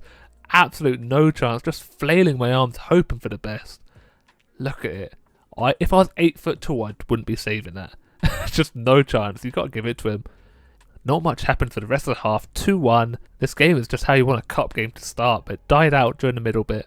We got opportunity of, I think it's Archie Collins. What a header from the edge of the box. Wasn't expecting it. Hits the crossbar. And this save, I was like, it's easy to save. But if you look at it again, it goes through 2 players. So I'm kind of happy with it. 2 defenders flailing at it as well. Good, easy save. Push it away. And then we make the most of the corner and grab that as well. We need to waste as much time, and we win against Gillingham. And we move on to the next round of the Papa John's Trophy. Apparently I saved us against Gillingham. But, you know, I'll take it. Only one real good save. And that's going to be it for the end of the episode. I hope you did enjoy. If you wouldn't mind leaving a like, maybe subscribe, I'd greatly appreciate it. And as always, look after yourself, stay safe, and I'll see you next time. Goodbye. Hello everybody, and welcome back to your favourite FIFA series on YouTube. It's episode 10 of Be a Goalkeeper. To start off, we're going to go through some of the stats of the season. So we played 33 games with 19 clean sheets. But the one I'm more interested in is how many goals are being scored from midfield. And it is not a lot. As you can see, I think Jay, 15 goals, 15 assists, can't ask for much better, and 15 clean sheets. But the first game of the episode is Northampton in the FA Cup, and this game is a tight one. You can see it starts off with me getting a good old punch, and their goalkeeper is one to look out for. I think his name's Liam Roberts, and he makes some cracking saves, but not there. Nombi gets the first goal in 44th minute. And what a strike again on his left foot, weak foot remember, and I keep bringing it up that he's on a goal drought, but he gets at least one episode, which is decent, but I expect a bit more from him. But check out the run he makes for this goal. Starts inside, leaves the defender run off somewhere. He's got shopping to do or something because he's long gone, and bangs it in. So we're winning 1-0 at half time. A lot of the game actually got played in the midfield or just on the edge of the boxes, so not many shots happened, but we did get a few here. Nombi with a great strike and another one, and the goalkeeper's on fire, Robert. And he's putting me to shame, you know, he's making some great saves, and then I do this. I let myself down, and Hoskins, so toxic, bro. He scored in the last episode, I believe, with just T-sip, and now he's giving me a cheeky little heart with a grin. How dare he? But yeah, great strike, to be fair to him. Went through the defender's legs, but I probably should be saving, just really slow at reacting. I've not had many good moments recently. Just a bit delayed, but you can't take it away from a decent strike. And they were making some good efforts. 92nd minute, great save there. It was straight at me, but pushed it out wide. And that's how the game ends, 1-1. And we're going straight into the replay because it was like 3 days after. So it's pretty much like one really long match. And Jay, see the Roberts. Jay smashes it straight at Roberts, and that's the only chance of the whole half. So it's 0-0. I told you it was tight, and we just can't make the most of it. But then Nombi steps up on his left foot again. Roberts has no chance. He's reaching for it. He's reaching for the stars because he's not getting that ball. Top bins, you just do not save that one. He is just top class on his day, Nombi is. Talk about Nombi. If we win the league with Exeter City, I feel like it is my duty to get an Exeter City shirt made. But I need to pick who to get on the back, and I think there's 3 standouts. We have Jay, we've got Nombi, and we've got Brown. Vote for who you want on the back of the shirt in the comments, and the one with the most votes will be the winner. But back to the game, Northampton with a strike on the 92nd minute pretty much. Look at this save, shovel it out wide, and how has he missed that? Off the post, squeaky bum time activated because we were bricking it, but we managed to get the win, 1-0, moving on to the next round of the FA Cup. And now we're doing some upgrades. Apparently I've got 101 positioning, so I'm great at positioning. The maximum is obviously 99, but we're nearly finished with all of our attributes for goalkeeping. Moving on to striking next maybe? Moving on to the next game against Scunthorpe United in the league, and they start how we normally start. 5 minutes in and they bang it left footed by Burns, and they just catch me off guard every time by the edge of the box. I'm going to blame camera angles, but you can't take it away. I don't think I'm going to save it, even if I was fully expecting it. What a strike. I reached for it, but just too slow. Once again, they can only score from bangers, apparently. But here's an opportunity again. 40 minutes in. Why has he passed it? He passed it to make a tighter angle, but I made an easy save. And there we go, scooping the ball up, making my presence known in the box. We got opportunity with Brown here, and he hits it straight at the goalkeeper. Good save with his feet, but Brown should be doing much better. Off the hill and wide. And that is how we go into half-time, 1-0 down against Scunthorpe. And you can see not a lot actually happened again. But here we are, get another opportunity with Jay. Pass it back to Nombi. What a save. These goalkeepers just putting me to shame. I don't like it. You know? They're making me look bad. But finally we break through with Brown. Great strike. Cheeky little backheel from Senzelo, I believe. And it's all tied up now. That all came from some great passing in the box. Clearing the space of Brown. You can see here. Hold up play. There's a cheeky backheel. The defender just runs across the double team in, but didn't work. Now it's 1-1 and 84th minute. They get another opportunity. My defender should be clearing that. Caught me off guard a little bit. But check out Jay. He puts his burners on here. No one near him. Takes a touch. Maybe too many, but bangs it. 91st minute. Last minute winner. You can see how much it means to everyone. Runs through a player. straight to the manager and woo! Come on, boys. That is what we need from a very poor game on our behalf. But the captain leading by example. You see how much it means to the fans, the players. Everyone's just delighted. Except me. I never get involved with celebrations. But look at all the space he has. Just takes his time. Maybe he had too much time, but he had composure with it. You know, top bins again. We love a top bin here. Keeper just didn't have enough reaction time really. Don't really blame him for that one. Good finish. And we win 2-1. So that is 3 more points towards the title. You can see I'm the clean sheet leader. 15 clean sheets in 26 matches. I've actually gone down in value by like 6 million. But I'll still take 128 million.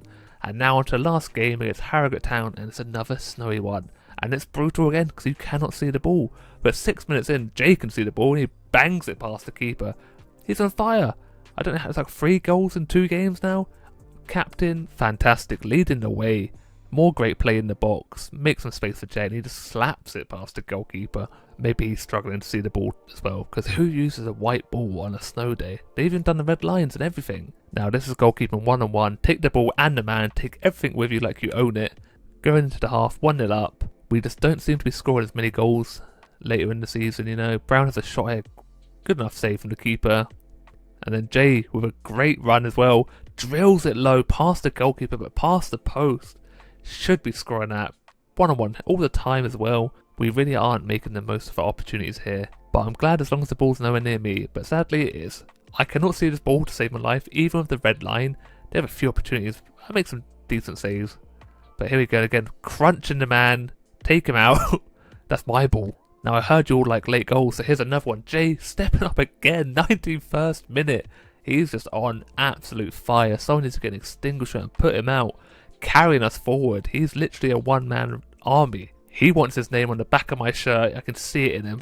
The fans go wild, and that's actually going to be the end because Harrogate did not have enough time to kick off. It literally kicks off, then the whistle blows. Obviously, it's the best time to score a goal. But that's actually going to be it for this episode. At the end, we'll show you the table so you can have a quick look at that. I think we have a game in hand against second place, but we're like 11 points ahead. You have a look in a minute. Also, check out the goal difference because we're storming it. But yeah, that's going to be it for the end of the episode. If you did enjoy, if you could leave a like, maybe subscribe, I'd greatly appreciate it.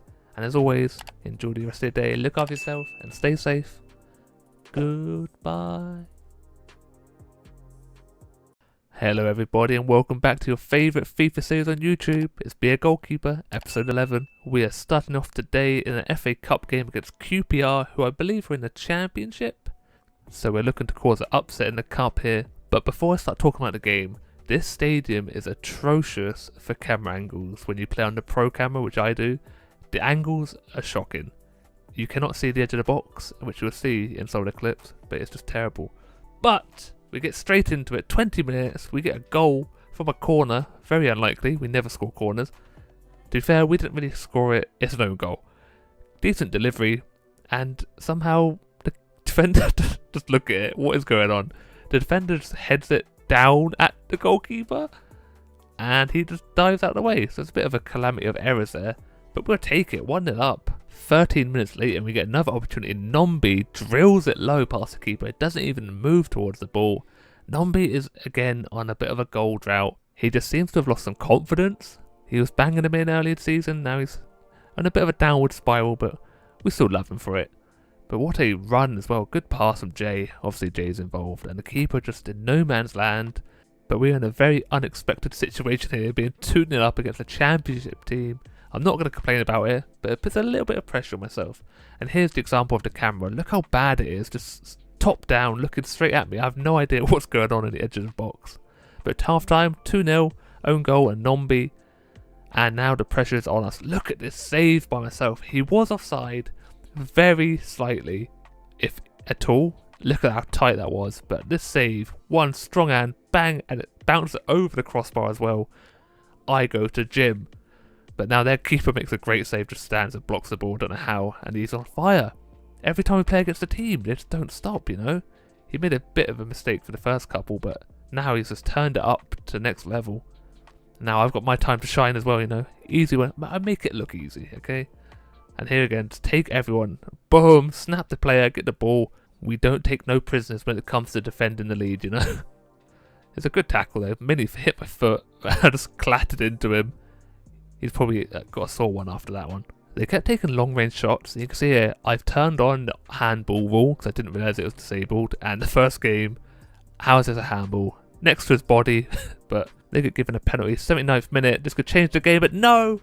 I am too good at penalties. I have not conceded one penalty except in the penalty shootout, but you know, I did well. Great save, poor penalty, stood proud in the middle. Just pushed it wide and then they score a screamer. Hendricks absolutely slaps it from the edge of the box. The camera kind of screws me. I don't think I would have saved it anyway.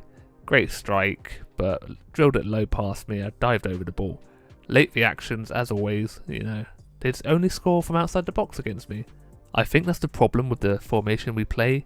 We're just outnumbered in midfield and they can strike it from the edge of the box always.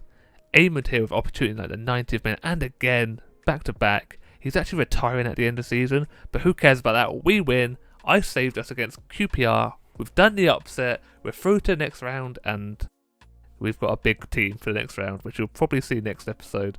But now we move on to a league match against Hartlepool, who are like 21st in the league. We have 2 low teams in this episode to play against. They started this game pretty well. They had an opportunity to begin where he ran out weird and took the dude out, but got the ball, so it's fine. And another through ball here. Just put us under loads of pressure. Look at this ball across. Player helps it on, and I make a great strong-handed save there. The Hartlepool goalkeeper wants to get in on the action here with another good save straight at him, but here's another one. Just they turn on fire, you know, when they play against them. 0-0 at half-time. Very disappointing. We just seem to be struggling against the lower-end teams. I make a good save for a half volley there from Boggle. Gets good connection on the strike, but I match it with a decent save. Push it wide out for a corner. We are just definitely not making the most of our opportunities in these games. Another great save by the keeper coming out, and another one is on fire. What can you do when they're that good? They get another opportunity in the 65th minute. I make a strong save. The defenders clear it up, matching it. But Zanzela, one-on-one of the keeper, bangs it, and what is he on? He's got springs in his boots. Just pops out of nowhere. Not quite top bins, but close enough, and he gets another fingertip save to it.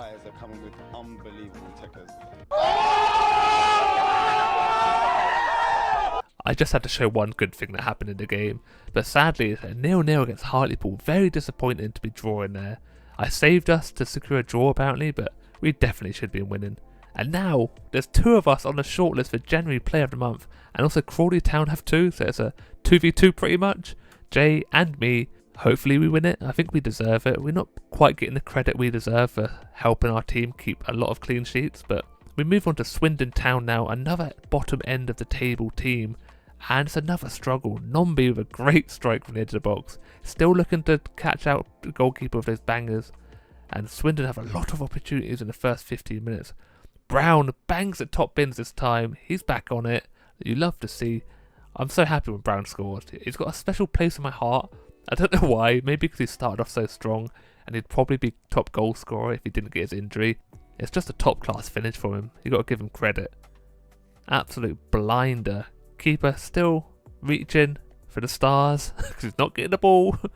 Swindon getting an opportunity, just poor. So 1-0 at half time. Back where we deserve, you know. We just really need to make the most of our opportunities because things like this happen. What a header. Look at that. I kind of spoiled it, but it's an absolute power header straight through me. I had no chance. Great cross, just lobbed it up, and he just got the run on the defender. Got to appreciate the cross, really high, and he just outjumps everyone, drills it past. 1-1, and it's just another disappointment, you know. We shouldn't be conceding that. He's jumped between 2 defenders and just out-muscled them pretty much. We have a great header from the corner here, but the keeper is still just on fire. Unbelievable stuff. Defender strikes the ball pretty well for a defender, but keeper there again. It's just constant. Keeper. He actually gets saved by his defender on the line there, and we get subbed off with a 7.1 rating. 7 shots against, 4 saves, and we draw 1-1. And to add insult to injury, Jay wins Player of the Month. At least it wasn't a Crawley Town player, but come on, give it to me. Now we've got another cup game in the Papa John's Trophy against Portsmouth, so it could cause another cup upset. They start off pretty strongly with a shot in the 7th minute. We get an opportunity, just bobbling around, and it bounces off his hand, so we get the penalty this time. Very harsh, but it does hit his hand. It's kind of like a slap.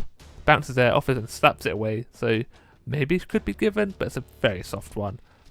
Now Jay stepping up with the pressure of the world on his shoulders. Captain Fantastic, can he put us in the lead?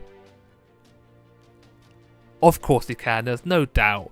Jay is on unbelievable form at the moment. Smashes it left side. Keeper dives to the right side.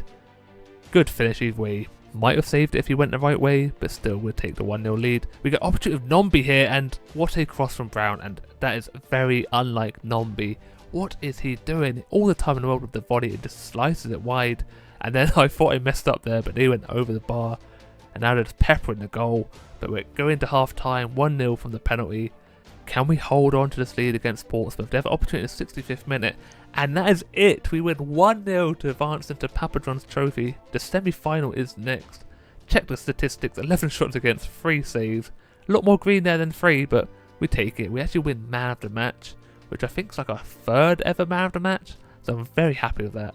And that is going to be it for the episode. I hope you did enjoy. If you did, if we can get this to 5 likes, I'll be very happy. And yeah, as always, look after yourself, stay safe, and I'll speak to you next time.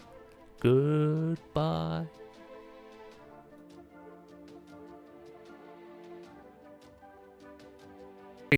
Hello everybody and welcome to your favourite series on YouTube. It's Be a Goalkeeper, episode 12. I just want to say a big thank you to everyone for supporting the series. I've been doing this for a long time and this is the most support I've ever had, so I appreciate it a lot. We've been hitting the like target, so if we could hit 6 today, I'll be very happy, and once again I do appreciate all the support.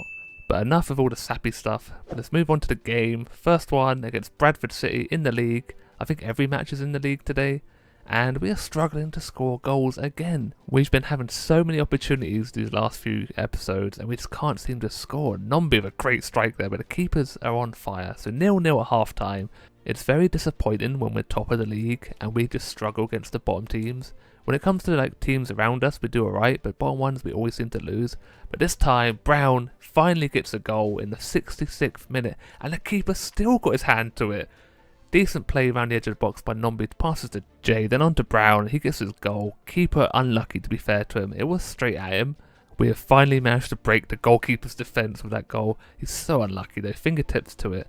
And now in the 75th minute, they get their first shot on target and I make a pretty easy save, scoop it wide. But you'll see, the keeper just constantly is on it. It's probably his best performance he's ever made. Hit the post there as well. I think he pushes it onto the post. And yeah, we finally get to the final whistle, 1-0 Bradford City, and just check it out, I made 1 save from 1 shot on target, and he gets a 10 rating, he gets man of the match as well, 14 shots against, 11 saves, he was absolute boss in the whole game. So we move on to the next game against Walsall in the league again, and they get a goal quite quickly, 23 minutes, a header, but he's offside. I kind of had a feeling he was miles offside, but another opportunity there, and I say it with my chest, you know, always with the chest, and they're just bombarding us with attempt after attempt. We're just poor defensively at the moment. Our 5 at the back doesn't seem to work, and what a strike on the deflection, great block, and then just wellies it straight past me. I didn't even move for it, caught me off guard really. You can see we get a decent block, to be fair, might have saved that one better, but bang! Just admire that because there's no saving it. Top of the net, just cracks it, sweet as you like, and yeah, just watch it go by because there's no point in making a fool of myself, is there? I've come to the conclusion is that we're playing too many games. We're playing like 3 games a week, and we just can't keep up the form, which has been very, very poor. We do get opportunities, which is a problem. Nombi is again, he's just stone cold. Gets the volley, but just wide. I think it goes under the keeper. Yeah, just wide past the post, and he's still top goal scorer, but he just can't seem to find the back of the net in the league. But we finally do with Zenzela, comes on from the sub, 75th minute pretty much, and he's our saving grace at the moment. Him and Brown plucking away, could actually overtake Nombi if he doesn't bug his ideas up. But good play in the box again. I think Eamon's on, who's retiring at the end of the season. I feel like we're just playing him to give him game time because he is pretty poor. 1 goal all season's just not good enough. And here we get a penalty from a corner, which I don't understand how he's given a penalty away. It's even hard to see from the replay because there's a player in the way. But it's just a light ball in and he hits it off his knee and then slaps it away. So now we can snatch a win possibly with Jay on the penalty. He steps up and of course he bangs it in. Captain Fantastic. He's always there for us. He's catching up with Nombi, which is kind of scary for a midfielder, you know. Call him Frank Lampard if you like, he's a monster. And now the goalkeeper's the easy catch to end the game. So we win 2-1, which we kind of need these wins because we are dropping a few points here and there, which is very annoying. I think we've still got a 10-point lead, but it could all change, you know. Now against Barrow and just take a bow, literally. What are you doing with that? No chance for me. You can see our defence just leaving loads of space. The midfielder lets him run off him and just bangs it again. You're not stopping it really, unless you're incredible, but I'm kind of incredible, but not that good, you know. I'm kind of a big deal, but not then. I made a bit of a mockery of it. But it did not take us long to get back into the game, make it 1-1, 28th minute. That boy, Zenzela again, he's trying to shine. I like it, the shine. Shining bright boy. We always seem to have these great plays in the box, the 1-2s all day long, but what I don't show you is us just not shooting a lot of the time. Check this out. Another goal where I just stood there admiring it. From a free kick, I think it's like a handball free kick as well, and they just whip it in with vengeance. The power, the pace, just has to get his head to it, and bang, bottom corner. Just admire it again because it's a cracker. I finally make a decent save here. I've been very poor in this episode so far. Not having a lot of work to do, but even when I have to work, not making the saves. And he tries cheeky chipping me at half time. So we're 2-1 down, but I'm not going to have someone chip me. You can't have it, you know. We make an easy enough save there, not enough power to get past me. And you can see they're all over us. They're like 21st in the league, and another goal, you know. I think this is the first time I've ever conceded 3 goals, and against the bottom team, it's just absolutely terrible. But look at the space again. The midfield not closing down, defender goes to, and then the space gets left in behind, and I probably should be saving this one. It kind of chips me. I'm not going to call it a chip, but like lobs my arm. I dive low, and very disappointed, and I get subbed off, but I've still got a 7 rating, so I'm not as bad as I made it out, but still kind of disappointed conceding 3, and we lose that game. So our biggest loss of the season. I'm still the clean sheet leader, I'm still worth 128 million, but yeah, just a terrible performance from everyone all involved. We've been very poor, and I just don't know how to work around it, you know. I'm assuming we're just tired and we just can't make the chances count. But now we're against Bristol Rovers, I think are higher in the league, but still not super high. We hit the post from Brown header. Decent header, got the power on to knock it down. And another opportunity for Brown, and finally we get in the lead again. And he's stepping up, you know, Senzel and Brown. I just feel sorry for Nombi, he needs to find a spark again. He does get the assist with a beautiful ball. Defender nowhere to be seen really. We had an opportunity just earlier, which is similar, but he overpassed it. So now he's finally making up for it, and Brown's confidence is through the roof, and you can see his quick footwork to get past the defender. Bangs it near post, keeper just poor, not quick enough with the reactions there. Gets beaten at his near post, but check it out, the little whoop whoop, see you later boy. He's gone shopping. Anyone else need anything? Because he's going to be gone for a long time. But yeah, the keeper seems to dive, but just stay dead still, which is a weird dive. And kind of makes a meal of it, but we're 2-0 up at half time. It's good to be scoring goals again. And Brown's just on fire, and then we concede again, but lucky for us, he was offside as well. So we're getting the offside calls, our defence just leaving too much space. It's just unbelievable at the moment. That's very poor.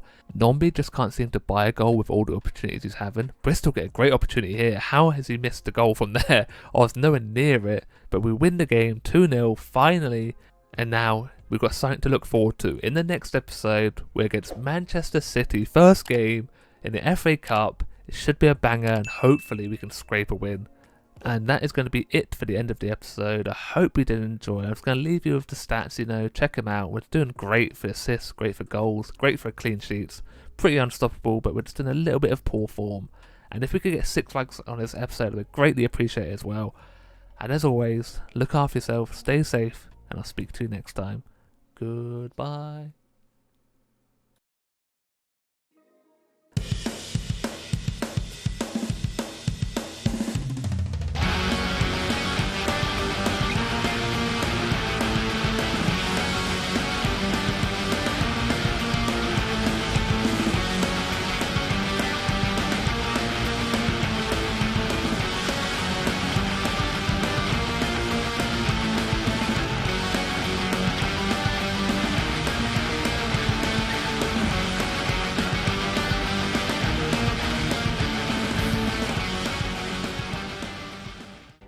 Hello everybody, and welcome back to your favourite FIFA series on YouTube. It's Be a Goalkeeper, episode 13. And we're starting off the day in the biggest match of our career, Man City, FA Cup, round 5.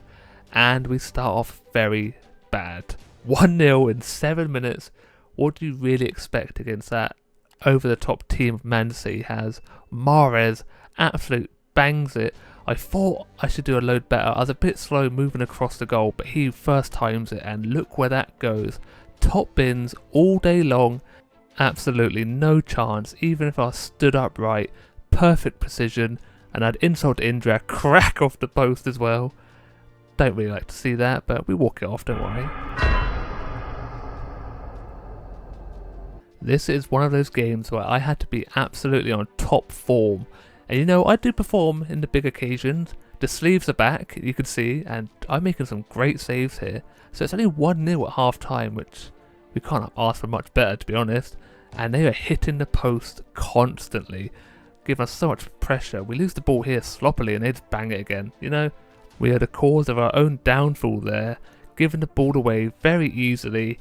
Poor pass, Man City catches out with quick passing and Mahrez has all the time in the world in the box. Great finish though, on his right foot this time. Just look at that. I was close to it, you know, I made a decent effort, but the power was just too much for me and I'm just there flailing at it. So 2-0 down against Man City is definitely not looking good for us, and they're just getting opportunity after opportunity now.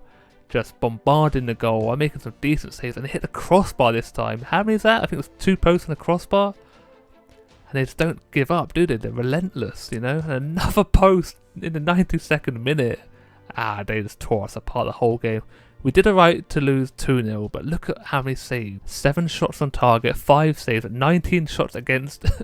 I was just under constant bombardment and they had 0 shots to deal with. We were shocking.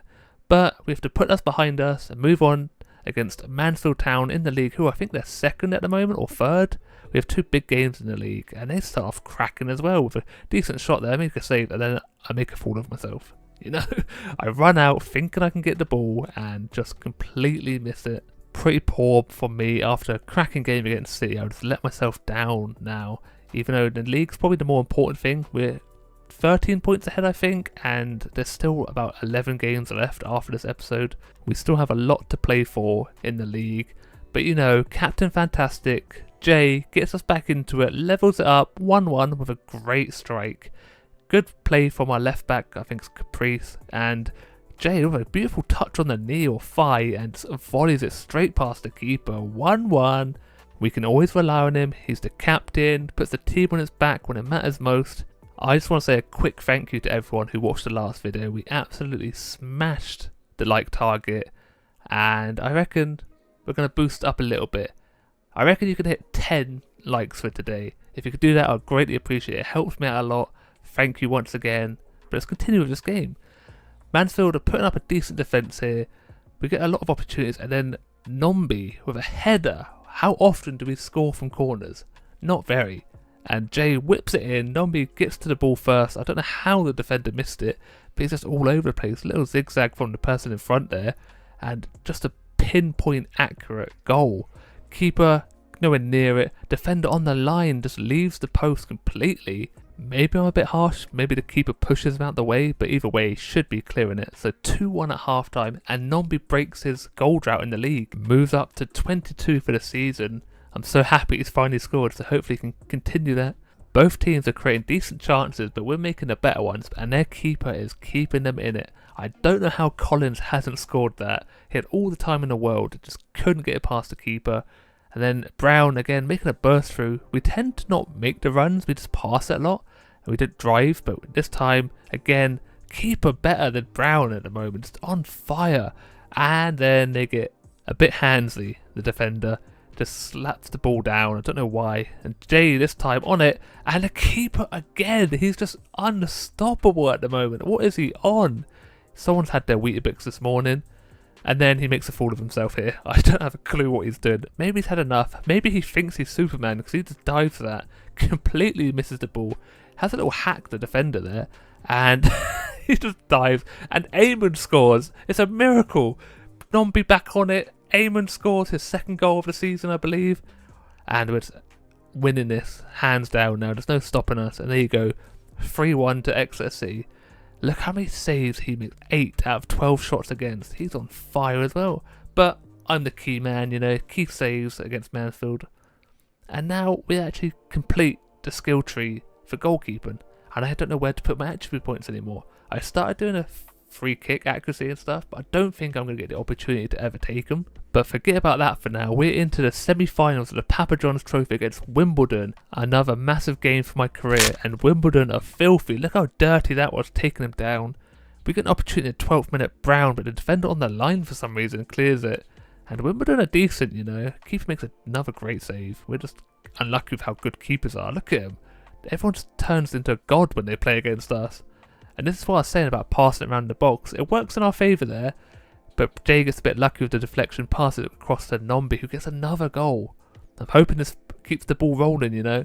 But yeah, we got a habit of just passing too much in the box and never shoot. The amount of times I have to cut it out because he was running and just pass back or something.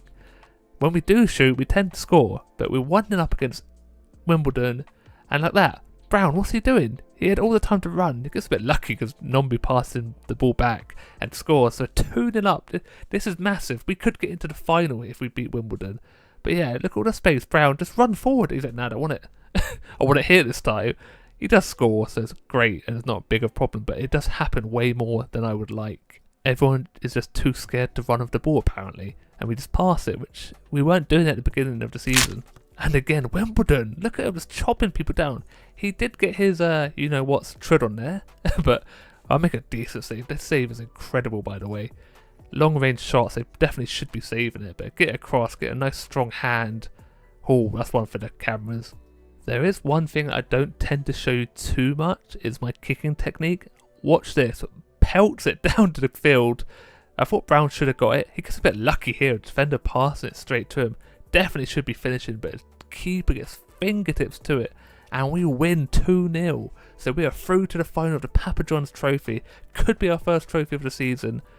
And now another big game in the league. Salford City, I think they're top half of the table, maybe up to 5th, possibly.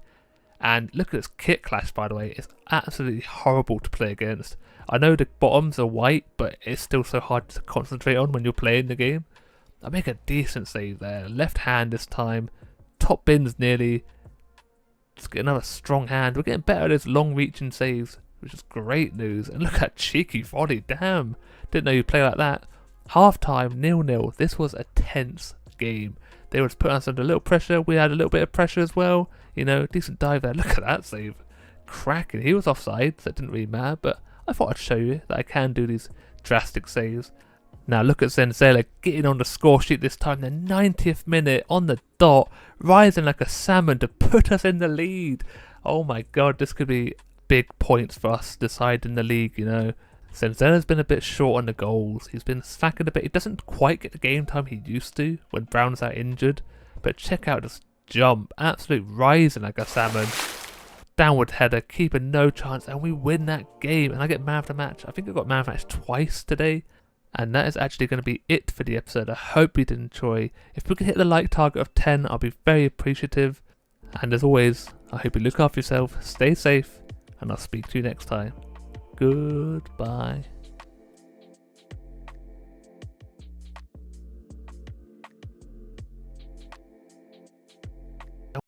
Hello everybody and welcome to your favourite FIFA series on YouTube. It's Be a Goalkeeper, episode 14. Before we get into the games, we are so close to hitting the like target in the last video, so I'm going to set it at 10 again. I reckon you can get it this time. Also, don't forget to subscribe. We're so close to 100 subs, and I appreciate all the support for this series. It means a lot to me. But let's move on to the games. First game up is against Crawley Town, who are second in the league at the moment, so this will be a big win, and we start off cracking. 15 minutes in, Zenzele gets the goal on his right foot. Some beautiful play through the midfield. He makes a darting run. Defender left for dead. Couldn't keep up with him. And we're 1-0 up against our closest rivals. Now, Nombi's still struggling for goals. Keepers are still on fire, apparently. But check out this calamity of errors. I get the ball. I went for the clearance. And Key, I think his name is, just runs out in front of me. Straight on the hand. And Crawley get a penalty to put him back into it. But I've got a pretty good record at penalties, you know. And it doesn't change. Strong hand, gets it wide, making up for my error there, keeping us in the lead. Just look at this save. I kind of overdive, but have good enough reactions to get my hand back out and slap the ball wide. Crawley Town will be very disappointed. They had a free opportunity to get back into the game and they messed it up. And you know what happens when you mess it up? It normally comes back to bite you. 35th minute, and then with a header across the goal. Goalkeeper makes a mistake this time. And we're 2-0 up. I don't know if you noticed, but the camera angle is shocking and there keeps being this weird, like, blurry lines that keep popping up. It's just a game. I have no idea why it does it. It's very poor, but this keeper is even worse. Check it out. Heads it straight at him. The two defenders clash with each other. Just catch it. That's all he had to do. And he just flicks it into his own goal pretty much. Counts as Zenzele's goal. But now 4 minutes later, Crawley Town back in it with a great volley. I kind of tried predicting it, because normally when this happens, they shoot across the goal, so I started moving that way, and he hits it near post. You see, I took a step to my right, he bangs it to my left, no chance, the power beats me. Ready, and one step, and yeah, no chance for me. I might have saved it if I stayed still, but still it's a decent strike. But look at that cheeky little flick by Zenzela, he's feeling himself today. But once again, the opposition goalkeeper is always on top form. We go into the half, 2-1 up, and look at this flicks galore here. Damn, Jay getting involved. Look, that's a great play to be fair. Brown should have finished it off. Just 1-2s, flicking, flapping, all that good stuff, and we win 2-1. I've made 50 career appearances now, 24 years of age, and that's what you want to see. The England call up, taking the next step of my career, international football, here we come. I'm going to be competing for the #1 spot against players like Pickford, Pope. It's going to be a tough one, but you never know. But before that, we have one more league match against Oldham Athletic, who I think are 6th in the league, and they have a good start there, 23 minutes in. Don't know why he passed it, he had a good opportunity himself. And once again, these passes in the box from us are pretty good. Jay gets a little opportunity on the turn, don't know why he's shooting it. And that was it for the first half. Not a lot of action, so it's 0-0, but 71 minutes in, and bang! Zenzela rising like a salmon once more. He's got the hops, you know, and we're 1-0 up. It's a big lead for us because we were struggling to make too many opportunities. Bit of a stalemate, but we broke it now. Keeper flapping, and Zenzela, just look how high he jumps. Top corner as well. Keeper nowhere to be seen. Now into 81st minute, we get another opportunity. This time it's Eamon drills it across the grass. Daisy cutter, and everyone's getting involved. It's not very often he gets a goal. Once again, Caprice on the right here, passing to box. Nombi does get the assist, but that's a great strike, Eamon. If he did that a bit more this season, he'd be starting a lot more games, but he's finally got his scoring boots on. He's retiring at the end of the season, so he's making the most of it with us. And that is how the game finishes. They have one more opportunity in the 92nd minute, but not too hard for me to catch. And 2-0, so back-to-back wins. And now we're moving on to international friendly against Belgium. Check it out, Wembley Stadium, the home of football. And I'm starting for England, you know. It's a big day for me, big day for the family. Making my debut against Belgium of all teams, you know, they're like a top-ranked team. Maybe even #1 at this point. And look at that kit. God damn, I look good in an England kit. And hopefully we can prove why we deserve this shirt. But we start off great. 10 minutes in and Edwards scores. I'm not sure who Edwards is. I think he plays in the Eredivisie maybe. But look at the space he has on the right wing. Drills it past Courtois, which is no mean feat.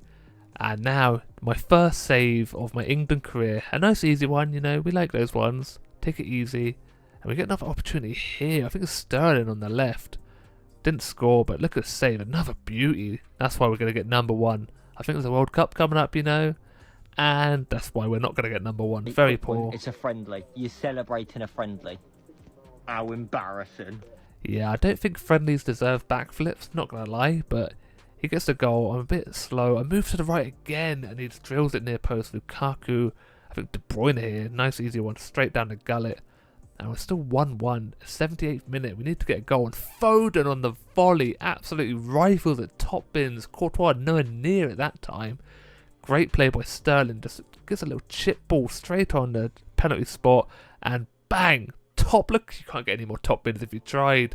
No one saved that. Don't care how tall you are. Just a masterpiece. But Belgium just didn't really put us under much pressure. They had a few opportunities like this one here, but they're great defending. I scoop it up. And we got one more opportunity. Dele Alli, what a player he is. Bangs it edge of the box, man. Courtois stretching and no chance. Absolutely none at all. And we're celebrating like we won the World Cup. I don't know why. Maybe because it's the 90th minute and we definitely won this game now. There I am. Happy as you like. I'm finally allowed to be seen celebrating. Great strike by Dele Alli. And England have got such a young team with me coming to the fold. Dele Alli, Edwards, Kane's not too old, Sterling, I think Conor Gallagher. Just a load of brilliant talent. We've got a good shout for the next tournament, but we definitely can't get too ahead of ourselves here. It is Belgium, but it is also a friendly. So 3-1, cracking start. And now something weird happened. We had a game against Stevenage, Exeter did, and I was allowed to play but not allowed to play. It said play as Mace, but it made me play as the whole team, so I ended up going back and quick simming it. So this actual game was to win the league. If we won this, it was all over, we'd won it. And no, we lost 2-0. I'm kind of glad because I want to be a part of the celebrations, you know. I want international duty, and it'd be a bit harsh to be like, oh, we won the league by the way. But you can see there are 23 clean sheets now.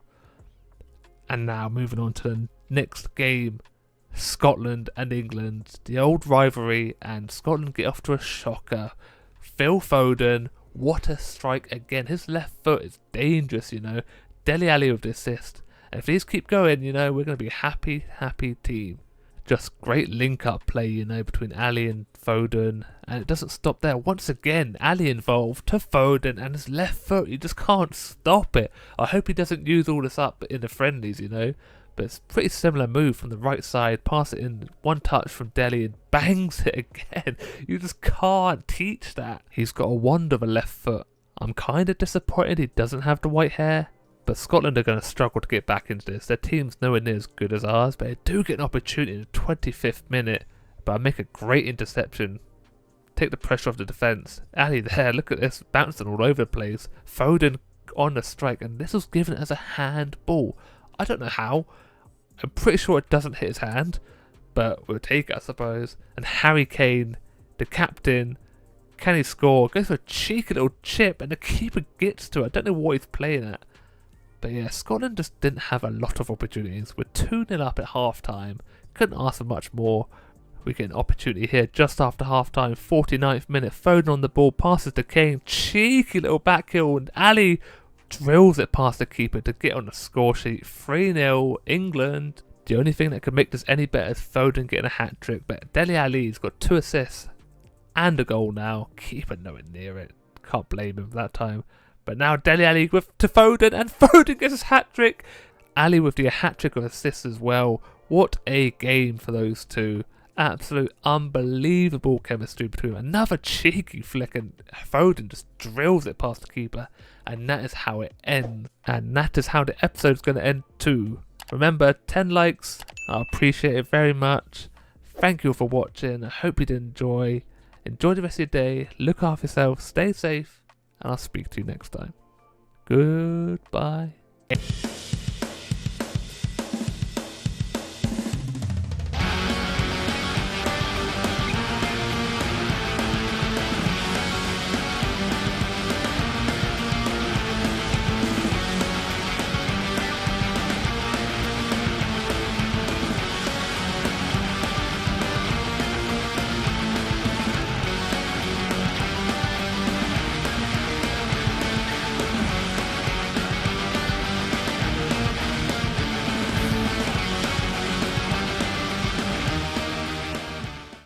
Hello everybody and welcome back to your favourite FIFA series on YouTube. It's Be a Goalkeeper, episode 15.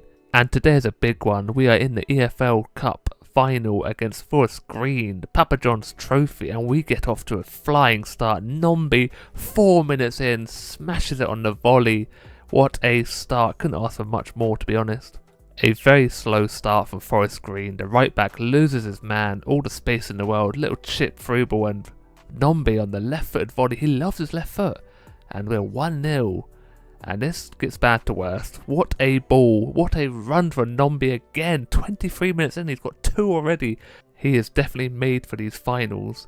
You can see him on the left here, run straight through the middle. Defender loses him completely. A little zigzag and bang, left foot again. He's right-footed. He just loves it. Can't stop him.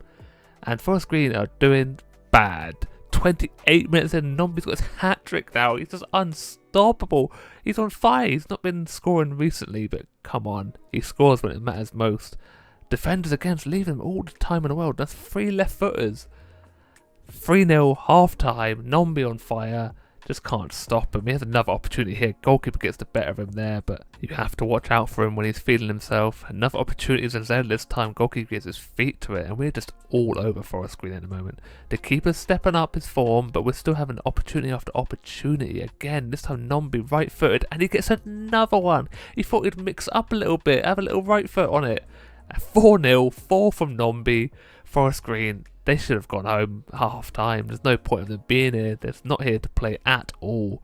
I'm certainly glad that I picked Exeter City instead of Forest Green, but you can see here 4-0 full time. We have won the EFL Cup trophy. You can see everyone jumping around and me in the background because I don't want to get involved apparently. Just left me out, and there it is. Look at that bad boy. Who would have thought it at the beginning of the season? But we've been unstoppable all year, and there's a celebration. We deserve it. Worked our absolute butts off here. And if you notice, Jay gets really unlucky. He got subbed off at like the 60th minute, and then some dude just takes over captaincy and Jay's not involved.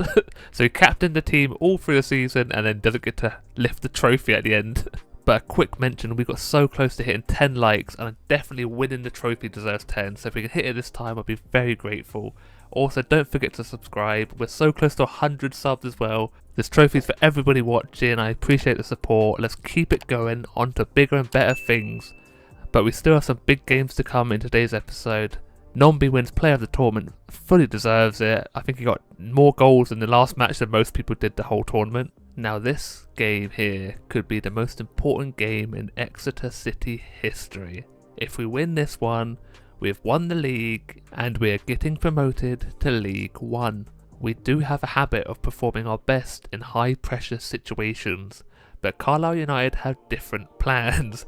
36 minutes in, and once again the dreaded cross volley combo that we cannot seem to defend. Defenders nowhere near closing down quick enough, and I get a bit unlucky. He does volley it kind of at me and I just don't react quick enough again. But how many times have we conceded a goal like this? Carlisle are trying to spoil the party with that goal, but you know, we really fancy winning a trophy today. And we get another opportunity in the 45th minute, and instead of a strike from the penalty spot, pretty much absolute belter. Great play from the midfielder, passing 1-2s all day long, you know, and look at that set. Where's the defenders? He's had all the time in the world. You just can't afford to give a striker of that quality that type of space. Keep a full stretch, kind of pulled out of it, kind of disappointed as well. And the 45th minute to end at half time, 1-1, little catch from me. And we start off the second half pretty quickly with an effort from Nombi. And again, 59th minute, instead of going for a strike, trying to get a goal of the season. But it takes up to the 88th minute for us to get another opportunity. Jay running through, he doesn't miss those. One-on-one with the keeper. Absolute storming run from the midfield. Great pass from, I think it was Zenzella as well. Bleed out perfectly for Jay to take his time and strike the ball to the bottom corner. Absolute storming runner, look at that. Leaves the defender for dust. Strikes the keeper, no chance one-on-one. Jay is a prolific goal scorer from the midfield. I think he's up there with the top scorers of the league. He's absolutely on fire, but I get subbed off in the 90th minute pretty much. 7 shots against 2 saves, what can I do? But the game finishes 2-1 to Exeter City, which means we have won the league. No trophy celebration here because it's away, but we're going to get it at the end of this match against Colchester at home. Can't wait to see it. And we get off to a flyer here as well. Zenzella 6 minutes in with a strike on his left. We are scoring goals galore today. Once again, Jay I think with the pass. Great run. Defender runs out for no reason. More space, more goals. I feel like when you know you're going to collect the trophy, you have to play better and end it on the win. And that's another strike for Nombi. 2-0. Absolute storming again. Just can't stop us. We're on fire. Great strike on his lefty again. Someone needs to tell him he's right-footed because he just loves it. Keeper possibly should have saved it. He takes a little step to his left and he just can't reach it, but great strike again. So 2-0 at half time. Looks like we're going to collect the trophy with a win. Great strike there, great save as well. Quick reactions from me, and again, a nice easy one. There wasn't a lot of shots the whole time at me, to be honest. Even the first game against Forest Green, no shots at target. But now Brown getting involved, I think it's his first goal of the episode. Keeper definitely should be saving this one. It's a pretty weak shot, to be fair. First times it, but keeper just kind of flails at it and just didn't put his arms out. But that time, Nombi with another screamer, bro. What is happening today? We're just scoring constantly. I think he takes a little touch out of his feet onto his lefty again and just belts it straight past him. Keeper that time maybe could have saved it again, but there we go. They acted like they didn't know they already won, but we definitely did win. We won the league. That is 2 trophy celebrations in the same episode. What more do you want? So there's actually 6 games left for us, and I'm thinking I might just sim them because there's not much to play for anymore. This time Jay does get to lift the trophy as the club captain. But yeah, I think I'm just going to sim the last few games. We won with like 6 games left, 2 games in hand, absolute stormed the league. I think we conceded like less than 30 goals this season. I have to check next episode, we'll go through some of the stats and stuff. But look at that, everyone's chuffed a bit. 2 trophies, EFL League, we're getting promoted as well. Couldn't ask for much more for this season. Disappointed that we didn't beat City, you know, but we move on from that. But we look good with a trophy in front of us, you know. And hopefully we'll move on to bigger and better things again, you never know. But yeah, look at that trophy in the middle of the dressing room. Beautiful, absolutely love to see it. And the top goal scorers at the moment, Nombi with 24, Zenzello with 19, and Jay's involved as well. Now the last game of the episode is against Tranmere Rovers, and once again the commentators act like we haven't won the league because Tranmere are second, and Brown puts it to bed straight away 7 minutes in. He loves the score of his lefty as well, shows that he can do it too. But yeah, the commentators were acting like we hadn't won already, so it's a bit weird. We kind of get like another celebration. I'm not going to complain, party until it's over, right? But Jay, he needed to get involved again. 30 minutes, 2-0, and Tranmere, I feel sorry for him. They've come to spoil the party that already happened, but we're not taking any prisoners today. 2-0, 14 minutes in. Keeper should be saving that near post. Gets his hands out. He just kind of like, once again, just doesn't stretch out far enough. And Brown, once more, you know, a little zigzag. Keeper, very poor that time.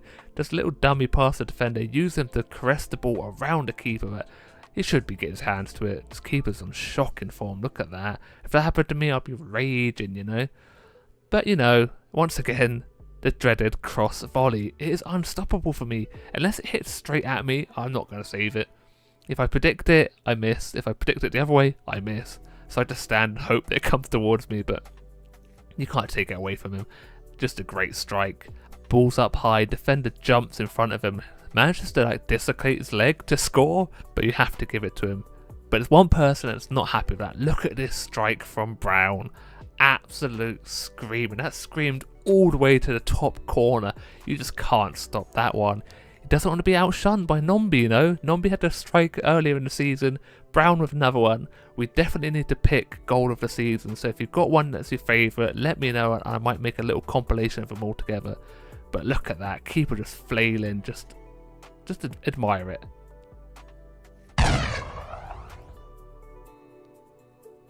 Couldn't be any more top bins if you tried. I don't know what more I could say. We scored so many goals, but this time Jay as well. 5-1 in the first half of football.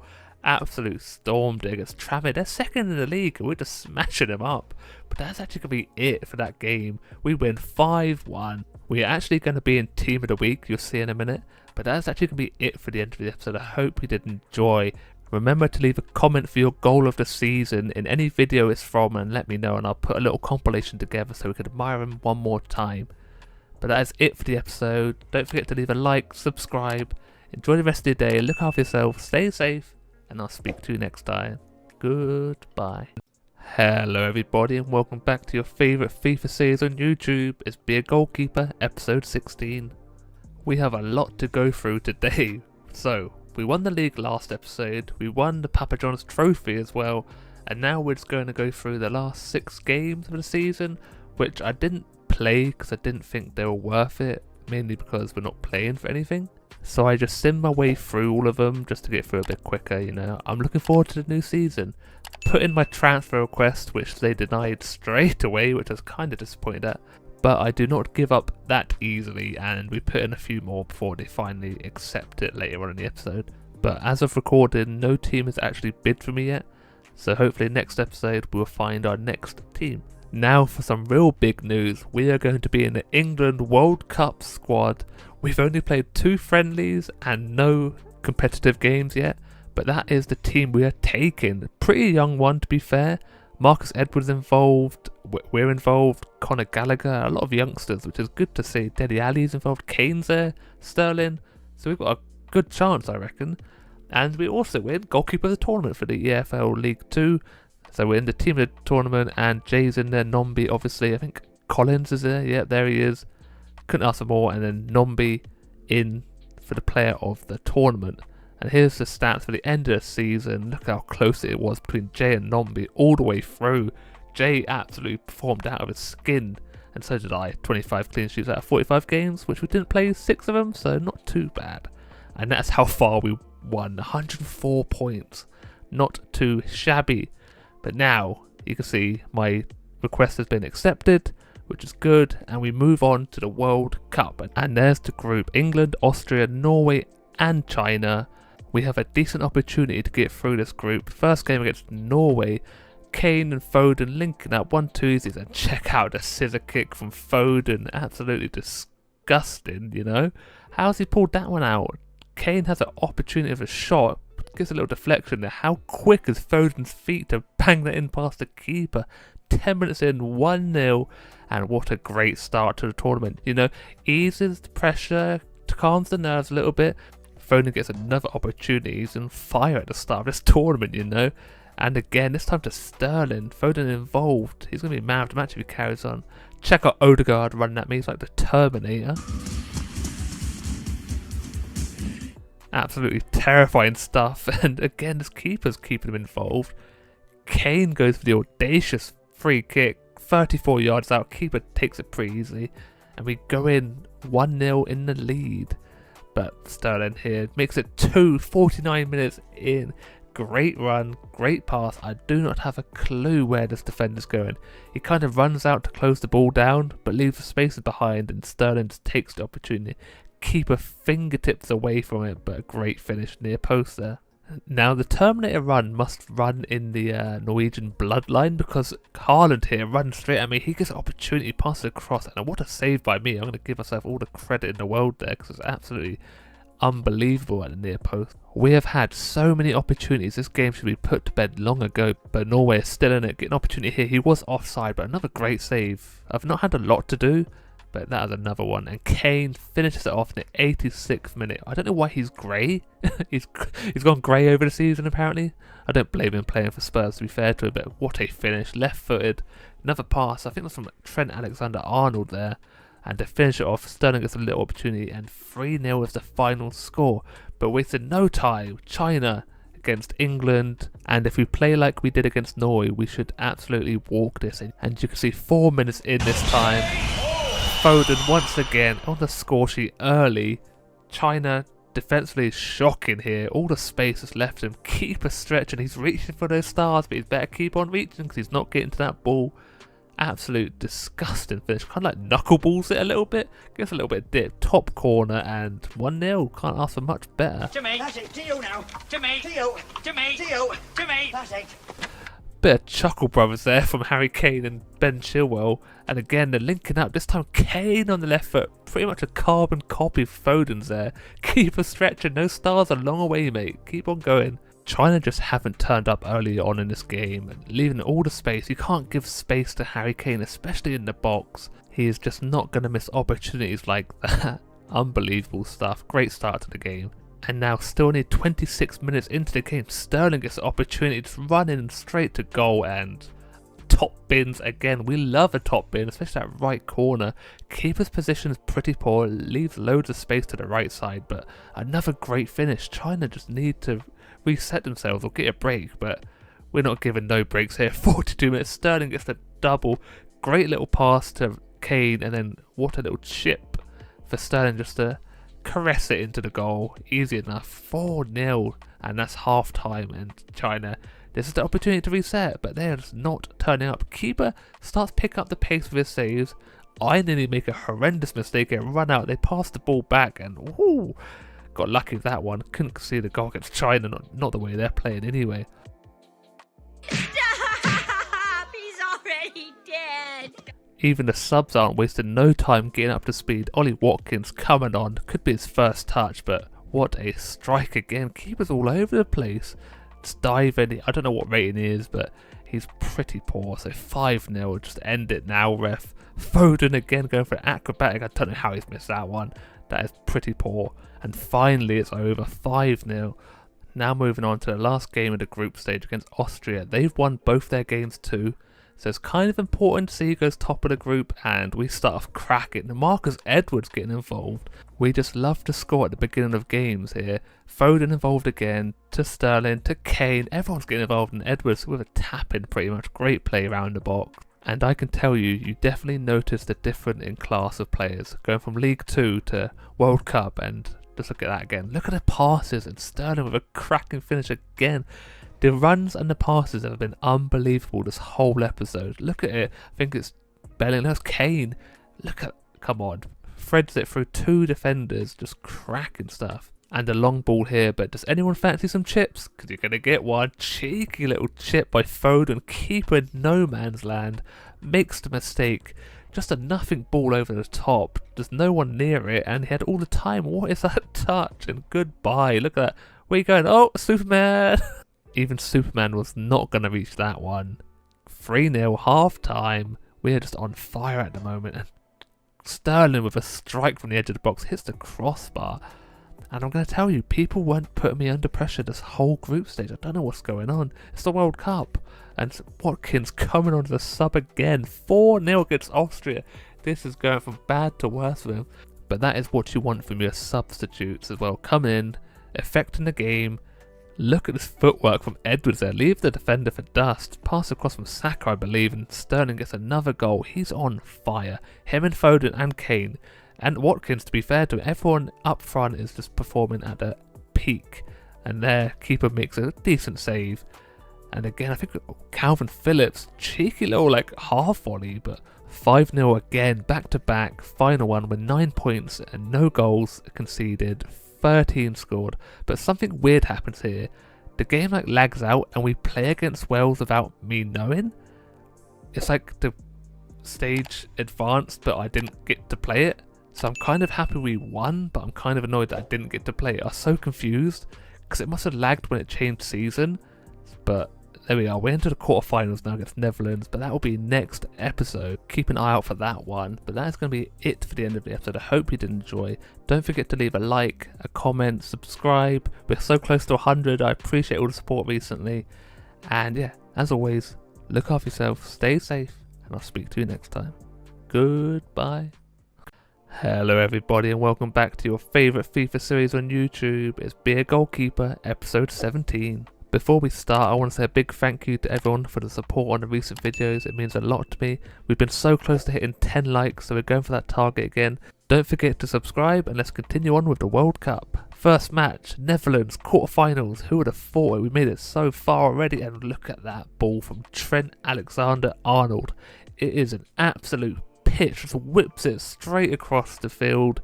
Sterling runs onto it, bangs it left foot I believe, but look at the space, look at the ball. That is literally pinpoint accurate. You couldn't ask for much better from Alex there.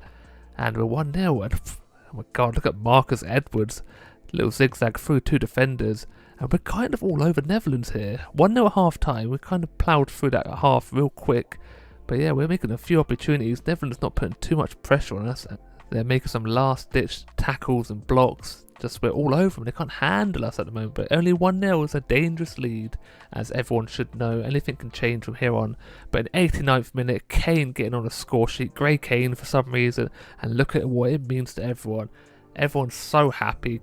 It's game over now. Police are involved. Van Dijk's fuming. So disappointed. He worked hard with his defence, you know. I kind of get involved at the end of the celebration, but I always miss it. No one ever wants to celebrate with me.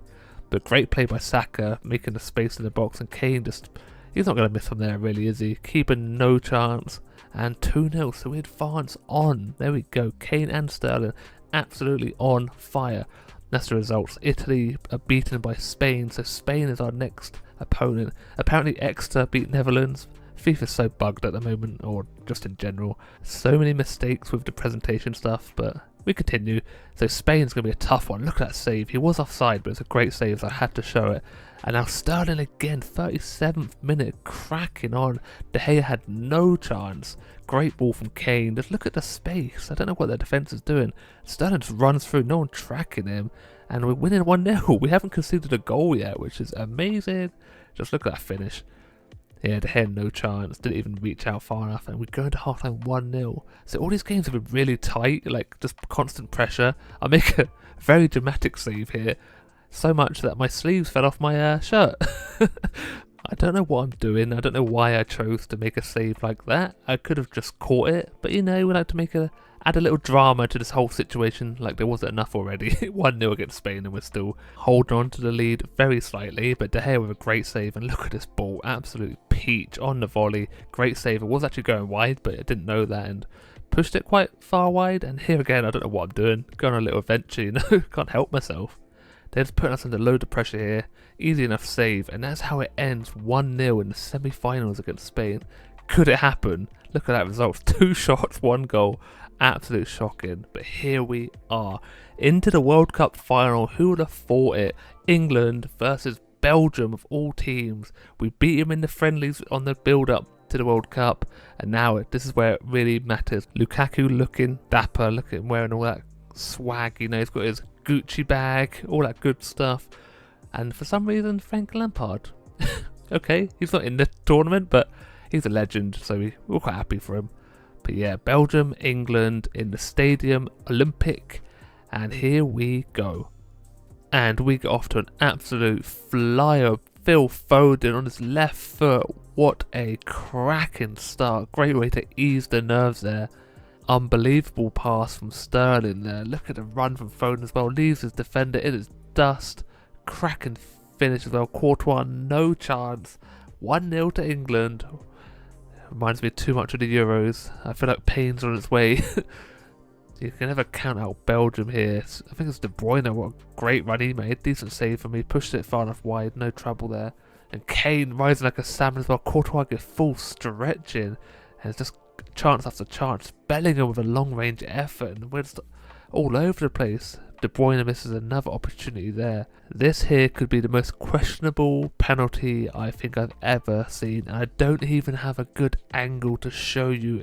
It's point blank for one. I think it hits his knee. You can see there. I don't know how it's a penalty, but I'm going to take it, you know. You need a little bit of luck. And who's stepping up? Kane. He's not the captain. Ward-Prowse is. But can he finish this half on a high? Here we go.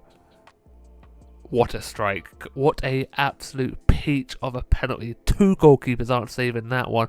Courtois dived the right way, but you're not saving it. Come on. Side netting. 2-0 at half time.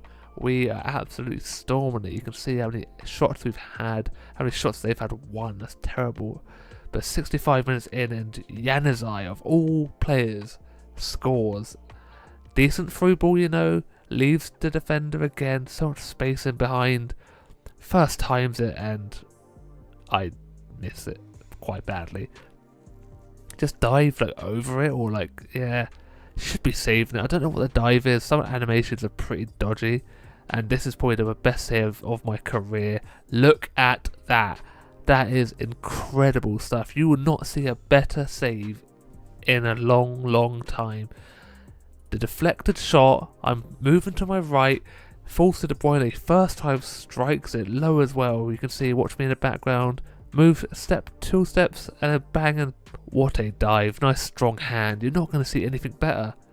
This time they're whipping a ball with Lukaku in there, get a punch to it. Not quite as confident as the save, and Belgium's put us under loads of pressure in the last 15 minutes, but here we are. Foden gets another opportunity, drills it low through the player's legs, and Courtois can't get to it.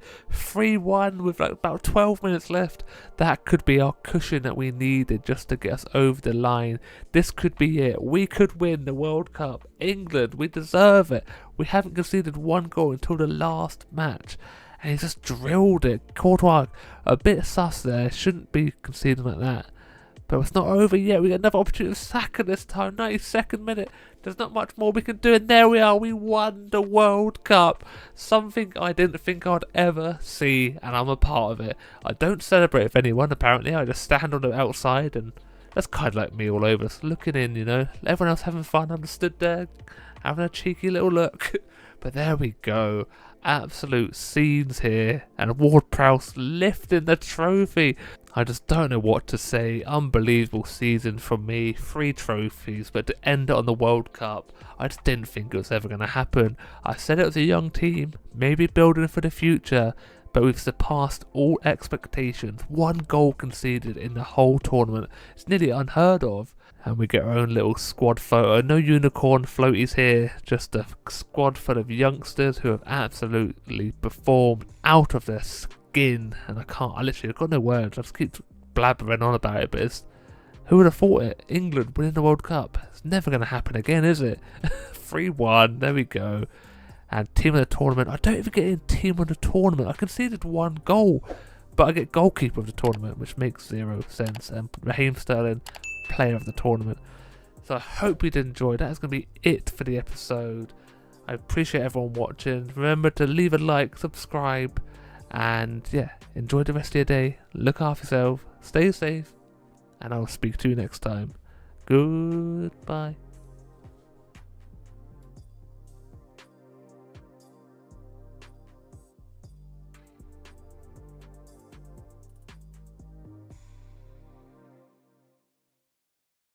Hello everybody and welcome back to your favourite FIFA series on YouTube. It's Be a Goalkeeper, episode 18. So we have some big news today. We finally get our transfer after a long wait, all because of the bug in the game, where if you're a high rated player you don't get bids for you. So I finally found a good level to finally get some bids going in for me, which we finally accepted one.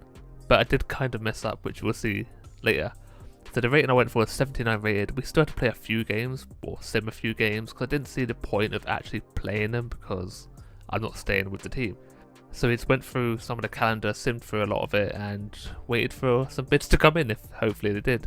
And the first one did finally come in from Brentford, which I thought, oh, I kind of like Brentford, you know, in the Premier League. Had a look. They're not in the Premier League, so I was kind of disappointed and I rejected the offer. They offered £70 million for me, which is mental. I'm technically worth 130, but we carried on, simmed through some more dates and that. I think we did it right to be fair. We beat Cardiff in the League Cup there, which is decent, and we lost a few games, but we're not doing too bad for our promotion season, so it's okay. And we actually get an offer from RB Salzburg, which is where I messed up. RB Salzburg do not play in the Bundesliga. That's RB Leipzig. So I thought I was signing for Leipzig. I accepted the offer. It did take me a while to notice. This is Leipzig. This is Salzburg. One plays in the Bundesliga, one plays in the O-Bundesliga. So genuine mistake. But we have a pleasant surprise. Look at that, Champions League football. I'm like, oh, so I still believe I'm playing for Leipzig here. It still says Salzburg. I'm still way off, but they bid 80 million for me. I don't know where they're getting that sort of money from. I'll take it though. Good for Exeter getting it out of me. And this is the team. I still don't realise I signed for the wrong team here. I was like, they're kind of low rated, to be fair to them. I was like, oh, they're doing okay then. But you see, we have a bit of competition, 2 more goalkeepers. The rest of the team, I don't know anyone. I thought there would be some stars, but maybe there is, but I don't know. We have decided to change up the look a little bit. We went for some Adidas Predator Pro gloves. Get rid of the blue ones, and we're getting rid of the total 90s now for some Adidas Predator boots as well. So we're matching with the boots and the gloves. Looks kind of sick with the tracksuit bottoms and that. But our first game for RB Salzburg is a Champions League qualifier, and that is a big game to get your debut in. Coming on as a sub like the 60th minute, and yeah, we're going to crack on. Look at that. Playing Champions League football already. Absolutely unbelievable stuff. We got our first little save there, position bit iffy, but we got a save, and here, flailing around, I'm a bit shocking, and we have a few mistakes, but you know, it's our debut, big match to come into. We do get the goal though in the 76th minute. The problem is, I don't know anyone on the team, and it's going to be hard for me to remember, but I'm going to work on it. Look at this goal though, gets into the box, plays it across, first time volley, keeper just out of reach of it for some reason, could have made the save, so 1-0. It's an important game, we need this, but look at this. A sweaty goal from FC Copenhagen, and double sweaty. Pass it across again. I don't think I had a chance. I did come out to like close the angle down and actually collided with the defender there. You can see we both kind of just trip over each other. He won't get an easier goal than that. So it's disappointing. We could have got through already, but no. Again, we have an opportunity, we're just not making the most of it. It's nice to see an actual manager, but that is how the game ends, 1-1, so we have to play them again to see who qualifies for the Champions League. And this is where I finally realised I'm not playing for the right team. I was like, wait a minute, is Bundesliga O or O Bundesliga? Kind of disappointed. I do get subbed on late in the game when we're 1-0 up.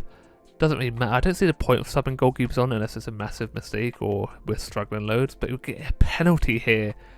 I don't know how I'm getting these type of penalties against me. But someone steps up, I don't know his name, and he misses. Hits the post from there. Good penalty, just wide. I'll be very disappointed though. Decent enough, it just doesn't get the curl on it, cracks the outside of the post. Even the man just go mental in his trench coat. Still only the 1 goal lead. We get another opportunity here. Straight at the keeper. The defenders block the rebound as well. There's a dude on a team called Van Bremt, I think his name is, and he's a bit of a star, I'm not gonna lie. I think here he is now. Look at that. There he is, Van der Bremt, that's his name. And a great finish with the left foot. I don't know what foot he is, but play it across the box, outside, back in, 1-2s. Look at that's great play. 1-touch foot, we can't get much better than that.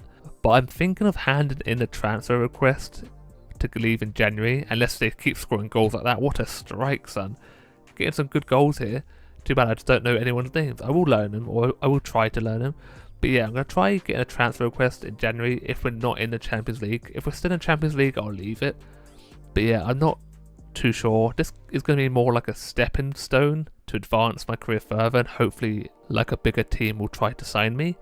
I'm also thinking about adding another career mode series or starting my own team. So if you like the idea, let me know in the comments. We also upped the difficulty to ultimate, put everything on.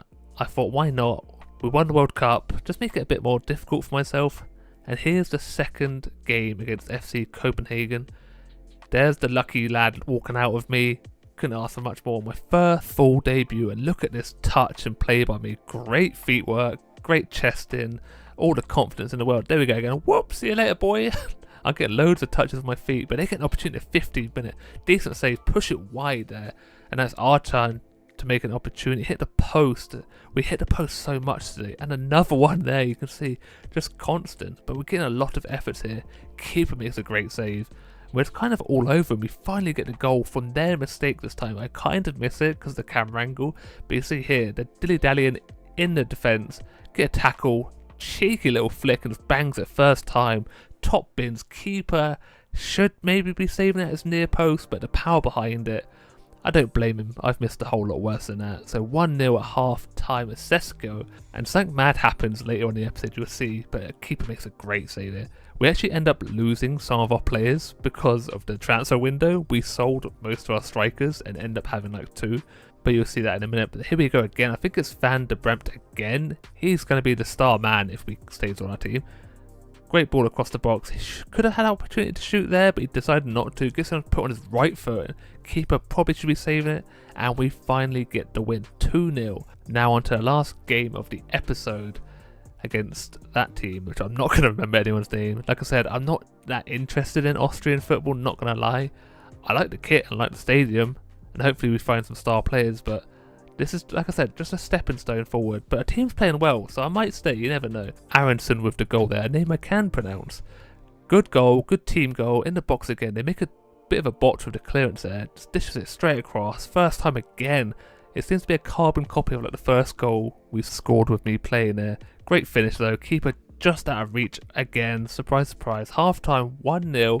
I don't know what teams are good in this league, but look at that save by the way. Fingertips. You can see he literally doesn't touch the ball, but the game gives it to him. But it's fine, okay? Literally uses the force against me, but okay, fair enough. But you can see it doesn't get it to that time. A great strike. And I'm kind of liking the team now. I go through it a bit. I'm like, oh, blah, blah, blah. But they're scoring some great goals, and I can't complain about it. Look at that.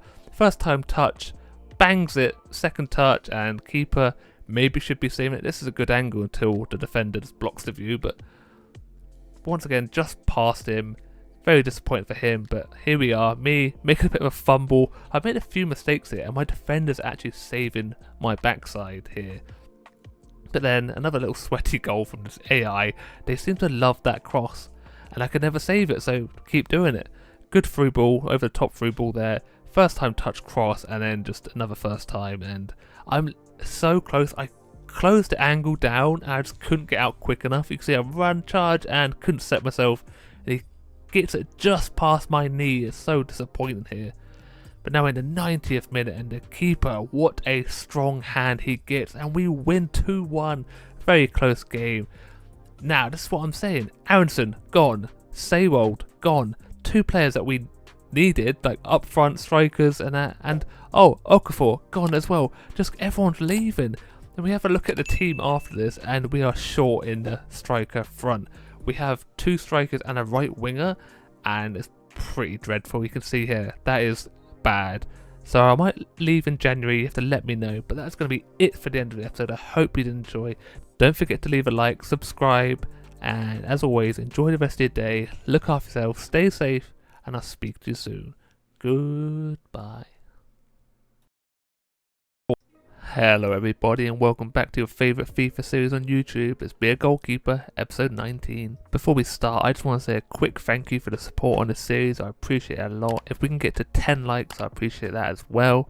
Don't forget to subscribe, and let's crack on with the episode. So we have some European qualifying matches. First one up against Ukraine, and we get off to a bad start. Trent playing around in the box, goes for the pass and just misses it completely straight to the striker. And then I make a mistake as well, apparently, because I don't save that. I dived the wrong way, and it happens quite a lot with the animations when you're playing as a goalkeeper. You just don't get the right one sometime, and it's just that happens. There's not much you can do about it. So 1-0 down, but it doesn't take us long to get back into the action. Raheem the Dream Sterling getting involved. Great pass across the box here. I think it's Trent again this time. Passes it in to Foden, and then just passes across one more time and bangs it in from Raheem, bringing the game back to 1-1. We should definitely be beating Ukraine. Keeper makes a great save there, then defender backs him up. So we go into half-time 1-1. Not a lot of opportunities have been made. We get a few here and there. Foden here with one straight at the goalkeeper. Makes a bit of a meal of it, but keeps out of the goal. That's all you can ask for. And a little looping header once again. Keeper with a save for the cameras there, but Kane from the corner, rising like a salmon, gets his head to it. Keeper gets his fingertips to it and pushes it onto the post, but can't do enough to keep it out. But check out this delivery from James Ward-Prowse, a delicious delivery. Kane jumping between 2 defenders and winning that somehow. Keeper gets his fingertips to it, and it's not enough from the whole defensive line. How's he winning that header? The keeper's like jumping in mud there because he doesn't move very well, doesn't move his feet quick enough. But we're 2-1 up now, which we fully deserve. Ukraine haven't made an opportunity since their goal, and I get subbed off in the 77th minute. So it's kind of disappointing to get subbed off when you don't have a lot of shots against you. Like, there's not much I could do. My rating is not terrible. I've only conceded 1 goal, which I definitely should have saved. But on to the next game. We're against Ireland, a bit of a rivalry here. And look at that, I get my own little picture thing, which I still don't actually know what they're called. But this was one of those games that was just a tight occasion. Not a lot happened the whole game. You can see the first half I only had 2 opportunities and only one of them was on target. Now this is a bit of a mess of events here. You can see Raheem the Dream scores, but the ref gives a penalty, but the whistle wasn't blown till the ball went in. So I don't quite know what the ref's playing at here. Definitely a penalty? Question mark? He does hit the ball out of the way for Kane. But Kane on a penalty this time, and there's no doubt about it. Top corner, no doubt. Pogo sticking over the corner flag there. It is just a great penalty. Keeper goes the wrong way, but I don't think he's saved it anyway. And that's how the game ends. So not a lot happened. 1-0 to England. You can see match highlights, literally the goal, and that was it all that happened. See, a lot of passes, not a lot of possession from us. But now we're back to club football in the Bundesliga. And this team is actually top of the league, where I think we're 3rd, but we actually get another penalty in the 12th minute, and I don't know if it's worth keeping handball on, because once again, hand down by the side, you might give it a penalty, but a very harsh one, but it doesn't matter because we miss. I don't think we've scored a penalty with this Salzburg yet, but it doesn't matter. 20 minutes in, redemption. I think it's Diarra. I think he's a midfielder. I still need to learn the players, but we actually close down. The keeper makes a horrible mistake there, overpassing in the box, but we get the goal. Doesn't matter, 1-0, but the game is definitely not over. They get an opportunity 4 minutes later. I make a decent enough save, push it well wide, and look at that pass to Bernardo. I think he used to play for Brighton back in the day, and we get unlucky with the volley there. Keeper makes a decent save, pushes it wide, but finally we get our 2nd goal. Once again, I don't know who it is, Suchik? Maybe. I'm definitely going to butcher every name on this team. I apologise in advance. But we get another goal, passing it across the box. It seems to happen a lot. We just pass it, and then bang it. Keeper should be saving it. Kind of just goes over its leg, but not stretchy enough apparently. And we go into the half 2-0 up. Now, This is where it all starts to go wrong. I make a decent save there, but they are putting us under so much pressure. Defender doesn't tackle him, he just lets him run past him. I'm like, what is going on? And then once again, I make a mistake. I'm not sure what I could really do here. I am stood at a near post. The hands don't get raised, so I kind of dive. It looks really bad, to be fair to it. But they get back into it. It's 2-1 now, so we have a lot of pressure on us to keep this lead. We need it to catch up with them. We could take a draw, but here we are, not long later, and they tie it up. He is a cheeky little one with a heel-to-heel, but the defender gets dragged away, and then all the space, heel-to-heel, bangs it past me. I was just not quick enough, closing down the space. As I start running, he bangs it, perfect timing, just over my foot this time. Very disappointing to concede again, but we get an opportunity in the 80th minute to hopefully get us back into it, but no. Keeper makes an outstanding save there. Unbelievable, to be fair to him. Near post, great strike, down low, but he gets to it. Good strong arm to it, pushes it wide. And now they get an opportunity. It's all over the place. I come out this time, take the man, take the ball, take everything. And then bang, there's all over us in the last minute. Hits the post there, but we do manage to hold on for the draw.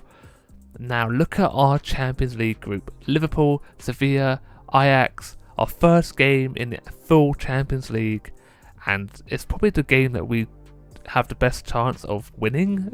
But it's still Ajax, and it's a bad one. But we do get the lead in the 8th minute pretty much.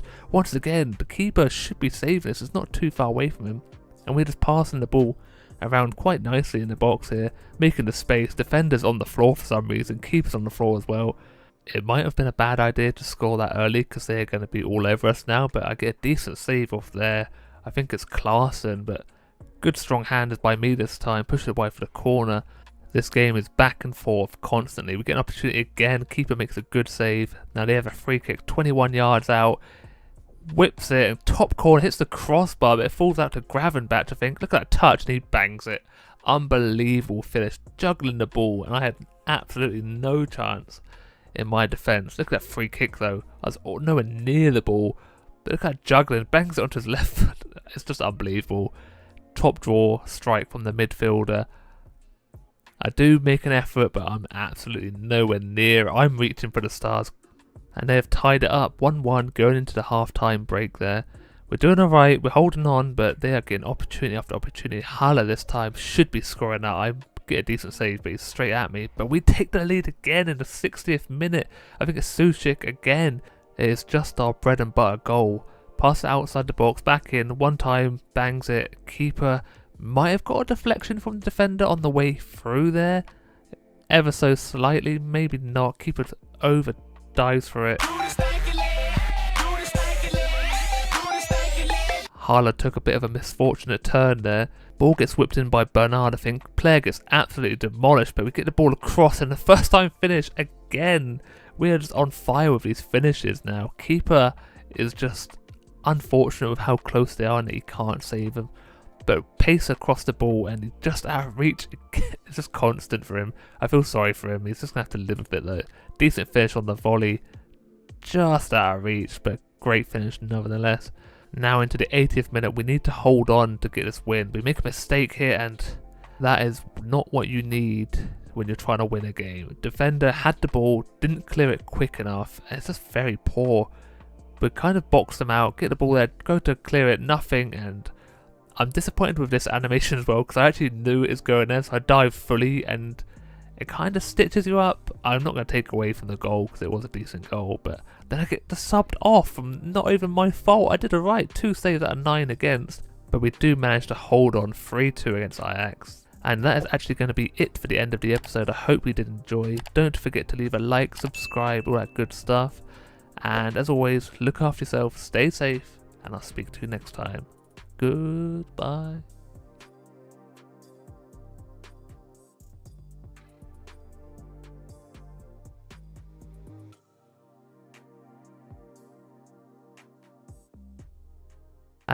Hello everybody and welcome back to your favourite FIFA series on YouTube. It's Be a Goalkeeper, episode 20. And in today's episode we have some big games coming up. We've got a Champions League match against Liverpool and also a 9-goal thriller to look forward to. So don't forget to like and subscribe and let's crack on with the episode. So the first match is a league match against Admiral Wacker, who I believe are 8th in the league, so it shouldn't be too difficult for us since I think we're 3rd. But yeah, we're putting under a lot of pressure at the beginning here. 9 minutes in and we get a banging header from a corner. That is a dangerous looking corner, back post, and it just rises above everyone else. Look at this, just dishes it in. Look how high it is. He just beats the defender, makes some space for himself, keeper no chance, out muscles everyone. Look at that little push, get out of here, and then bang, power header, keeper just misses it. That's 1-0 already, a cracking start to the game. But sadly, I'm having one of those runs of football where nothing I do is good enough. I tried closing down the angle, it does a little turn, this little ball roll here sends me to the shops pretty much. Just gives them enough space, I move to the right and bang. Just past me, and it's 1-1 already, and there goes my clean sheet. It's another one gone. I think I don't have any in the league so far, but it doesn't matter as long as we're winning. And there we go, 2-1 up now, 41st minute, and again comes from our wing play here. A few passes into the box as always, and bang, keeper again no chance. Defence has cleared the space, and we go into the half 2-1 up. Moving on to the second half now, and we have a few opportunities, but sadly straight at the goalkeeper. We're getting a few long shots, you see, but once again, keeper, no problem for him at all. They didn't really make many opportunities in the second half. They have this one half shot, which pretty much straight at me, a bit of a meal of it. 78th minute in now, and someone watched too many martial arts movies over the weekend. He's going for a cheeky little scissor kick for some reason. Pretty decent, quick touch and little scissor kick, breaks the opponent's foot, and then I get subbed off. I've come to the conclusion that this manager absolutely hates me. I am on the verge of the first team every time there's a match. I am holding on to the number 1 shirt by a sliver. But now, second game of the episode, another league game, and we got off to a flyer again. 25 minutes in, 1-0 up, same again. That's how we score goals. Quick passes, we get into the box, just pass it across, one there, and another one, and keeper no chance. Defenders cleared all the space. Talking about space, and look at the space my defenders leave. Can't even tackle here. I get away with it. Pretty poor shot from the opponent, but defenders just not sturdy enough. Just put your foot in, take the man and the ball, go for it, boy. But it was an easy enough save at the end of the day. Pushed it wide. Little celebration. Come on. Just making sure I make full eye contact with the manager to make him know how good I actually am. But 1-0 at half time against SV Reed. Should be an easy enough game here, but we get a few more opportunities. That keeper though, look at that save. Damn, bit of flamboyant, but unlucky. 2-0 now. And it's textbook from us again. Into the box. 1 pass across, 2 pass across, all the space. Defenders put him away. Doesn't track back the midfielder. What a strike though. Top bins. Great strike. 2-0. Carry on. See, in the box. Keeper makes a great save. And that's actually full time. 2-0. Have a quick look at the Champions League group. We've got Liverpool next. Both on 3 points. This is a very important match. But look at that team. I'm in danger!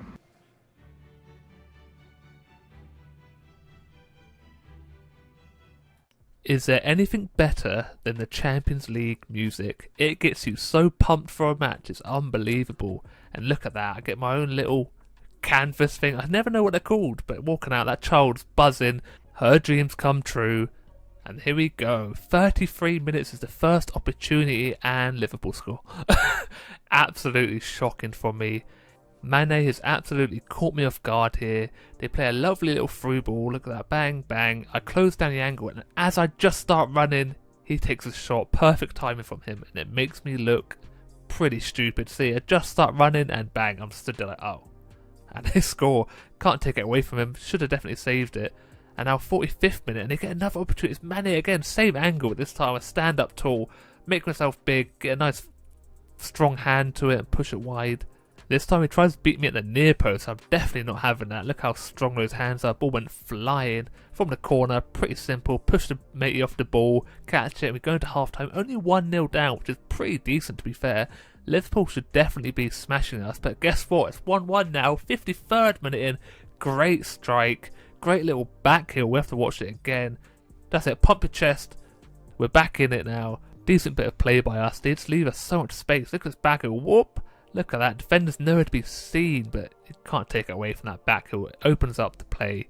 Allison all over the place. Look at his legs. What's he doing? Gets his stud stuck in the grass. But we're 1-1 now. And it's not over yet. You know, we've still got 25 minutes. Great save by Alisson there. But check this out. An absolute belter. Where does that come from? Sesko again. Oh my days. We're winning against Liverpool in the Champions League. Liverpool smash it in the Champions League normally. And once again, they just leave all the space. Takes a little look and just cracks it. Alisson, no chance. 2-1. I'm absolutely buzzing. Just check it out. This angle. Just a laser beam. Our other striker gets out of the way. Alisson just can't get his fingertips to it. Check it out. Just one more time. It's too good not to look at. Look at it. Alisson, he does make some decent ground, to be fair to him. But now Liverpool are not going to be happy with that. They get an opportunity in the 75th minute. Whips it, but easy enough save. And we actually beat Liverpool. I did okay. They had 7 shots against. My defence was unbelievable. Blocking everything, left, right and centre. We had 3 shots and scored 2 goals. After that victory, we're going to be riding high against Austria Klagenfurt. And look at this strike. You naughty, you teasing me? Absolute belter to start the game. 3 minutes in. We're on fire at the moment. Close the ball down. We're pretty good at the high press here. And look at that touch. Makes a space for himself. Left footed. Curls it round the keeper. Unbelievable stuff. We're just on fire. Can't stop us. Keeper just flailing around. Reaching for those stars. But he's going to keep on reaching. But it does not take them long to get back into it. And what am I doing? Absolute disastrous goalkeeping by me. Roy Keane would not be happy. They do make the space. He runs off the defender. And I just don't know what's going on. I can't dive apparently. I do a little side kick. I don't have a clue, but definitely should be saving it. Giving him all the space. He's going to be happy with it. He gets his goal. I'm very poor for me. But I just want to say, you know what this goalkeeper reminds me of? He's a typical dude on a Saturday night. He's got his chin strap. He's got his white shirt. Drinking Smirnoff Ice and absolutely stinks of Hugo Boss. I just thought I'd make a quick observation. But from this corner, we get a looping corner, and what a header again. What is going on? With Exeter, we didn't score any corners. With RB Salzburg, we are scoring on the regular. Look how high this corner goes. So high out of the picture. And once again, 2 defenders couldn't even get it. Great header. Puts us back into the lead, but it does not stop there. Keeper gets a great save there. Bit of a spring in his boots. 2-1 at half time, and this game just lights up from here onwards. And there we go, the first goal of the second half, and our strikers link up beautifully. Gets a little knee side there, but once again, we're great at passing around the box. We make the space. Out wide, into the first striker. Defenders leave the other one left-footed, keeper foot just out of reach. Feel kind of sorry for him here.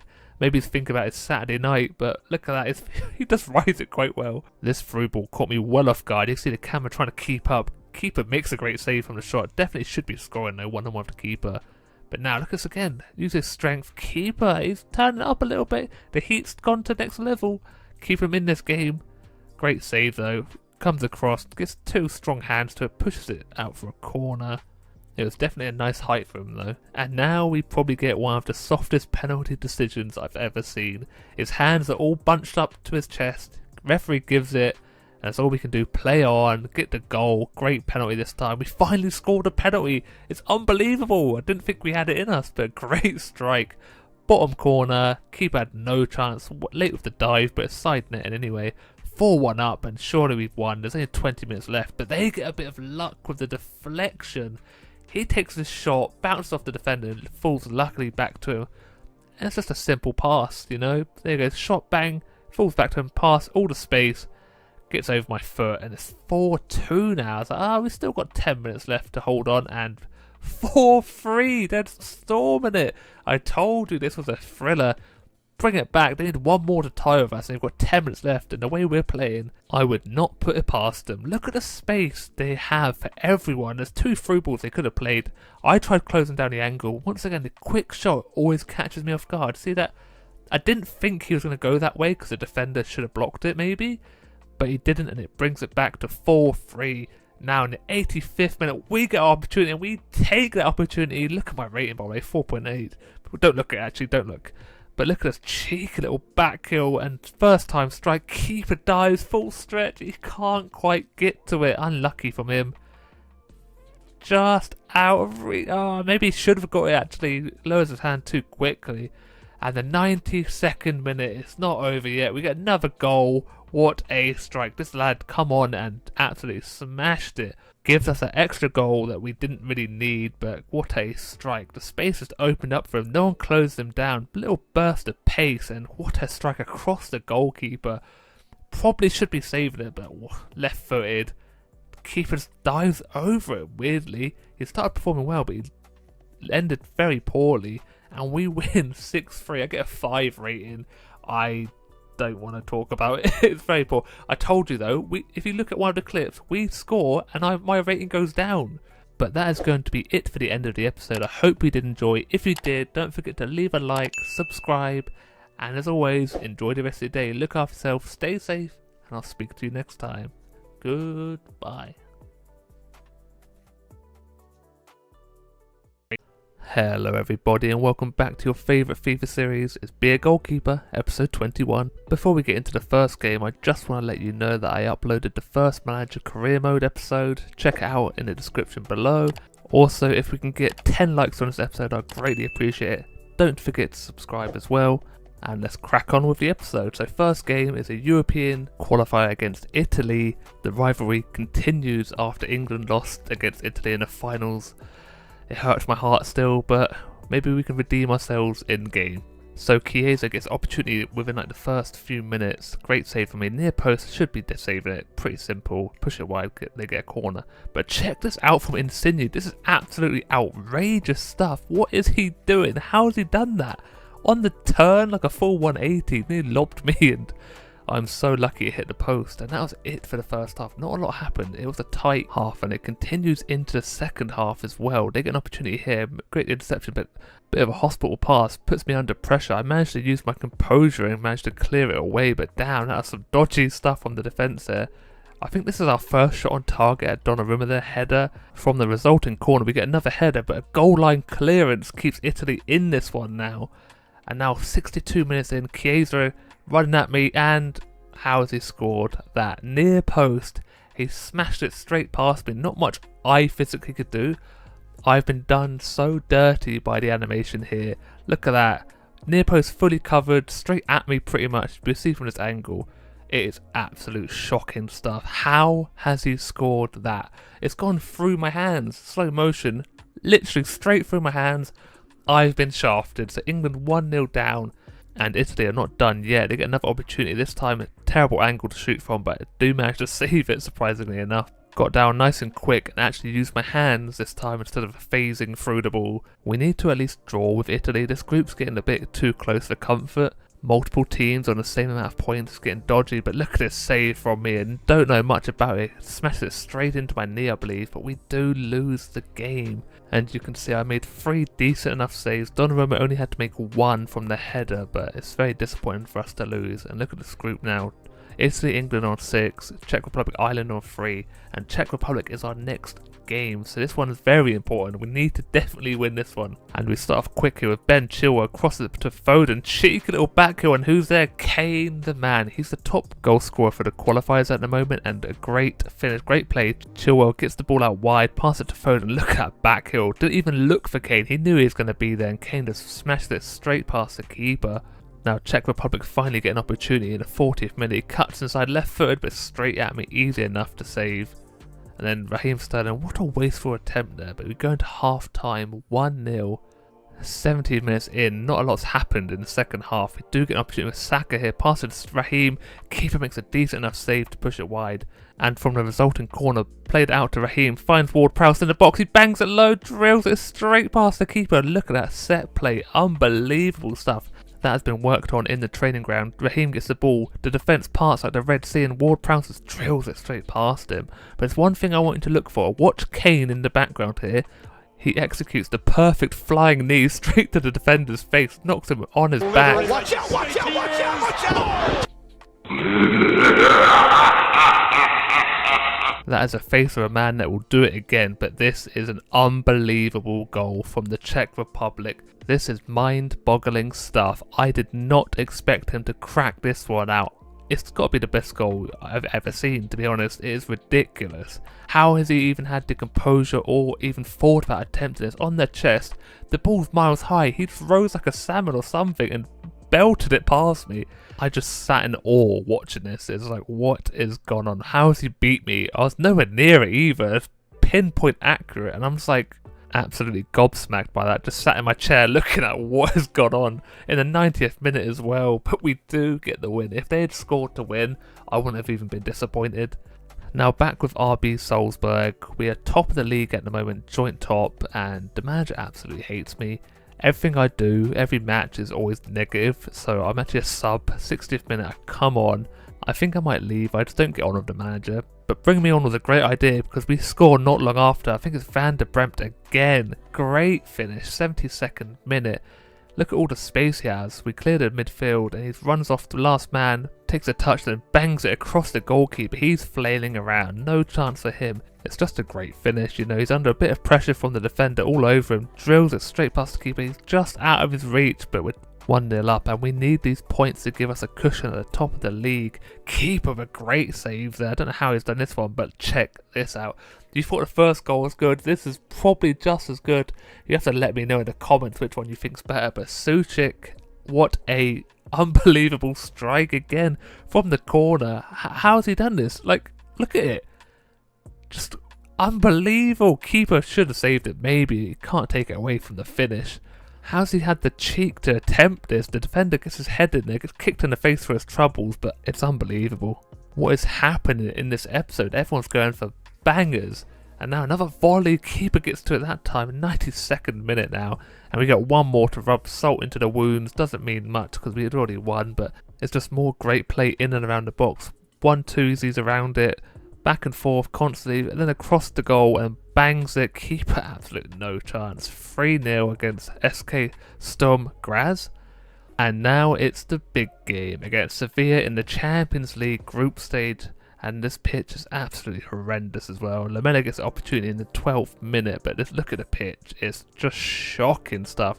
The ball's white. They're wearing white. I cannot see a thing. Concentration had to be on top form, and it was there for the save. And now 18 minutes and we actually score against Sevilla. It's a shock, I know. We are undefeated in the group, but it's a great finish. Unbelievable. We actually win against Sevilla. Great little header to win the ball on the edge of the box, and this great run as well. Defenders left him all the space in the world. Talk about defenders messing up. What is my right back doing? Dilly-dallying with the ball, and they get the opportunity and they score from it. Very poor from him. Just passes the ball straight across the box and pretty much a tap in. I had no chance. Look, he could have passed it to me, just didn't want to apparently. Great little finish though. Can't take it away from him there, but it shouldn't have even come to that. Just a stupid goal to give away. Now they're tied 1-1. No chance for me, no chance for the recovering defender. But the game's not over yet, and we get an opportunity in the 35th minute. Drills it across, keeper saves it, and then the defender clears it away from him. And it's 1-1 at half time. So the game's not over yet. We can still get something out of this. They get an opportunity in the 51st minute. I closed down the angle quick enough, but check this out. What's going on? Our defence is just falling apart for some reason, leaving so much space, and people are going to score.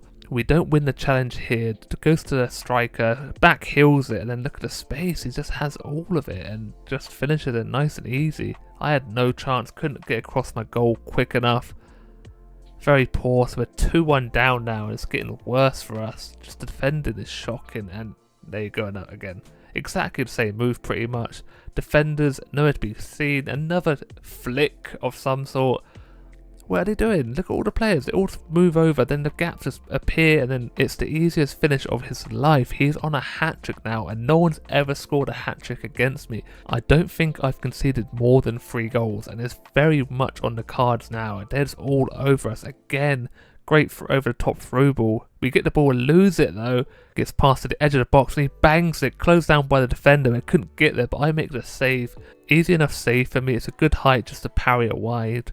But once again, the space is just opening up to get over the top through ball, and defenders not closing down, and then winning the ball and then losing it as well. Just very poor all around. But we do get an opportunity from lazy defending from them, but don't make the most of it. And that is going to be it for the game. So we lose 3-1 in the Champions League. And this group is tight. Everyone on 6 points except Ajax. And we've got to play Seville next. But that is going to be it for the end of the episode. I hope you did enjoy. If you did, please drop a like. Think about subscribing. And as always, look after yourself, stay safe, and I'll speak to you next time. Goodbye.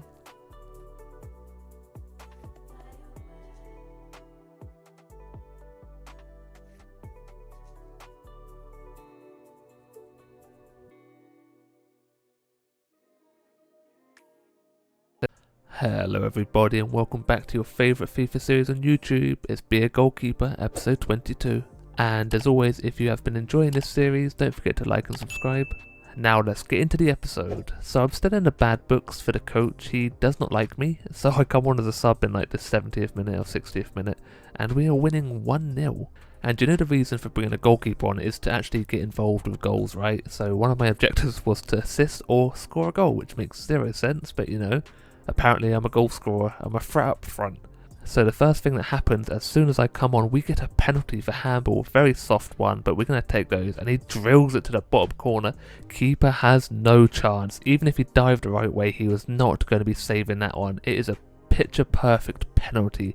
He's tried this a few times, he has missed and hit the post, so finally he's getting on with the goals. Not long after the goal, we get an opportunity, just hits it past the post, and then 2 minutes after that opportunity, they get one and they bang it in the top corner, and he shushes us. You're in no position to be shushing anyone, boy. 2-1 down and you're shushing? Behave yourself. But to be fair to him, it was a cracking finish. From this next angle, you're going to see the curl he gets on it, and I'm not saving this one for love nor money. Look at that, it curls round like a heat-seeking rocket straight to the corner, no saving it. So now it's a bit of pressure on us, and they get another opportunity here. Good save, and then it bounces back to him, and he belts it wide. What is he doing? I do pretty well, and then it just bounces luckily back to him, and he makes a farce of that one. Look at his foot kind of breaks, and he boots it wide. I'm not going to complain. I kind of deserve the luck for the save.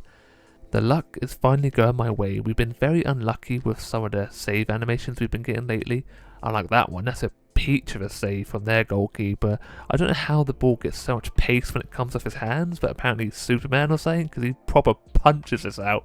No goal there. Good enough save though, but we do actually win 2-1.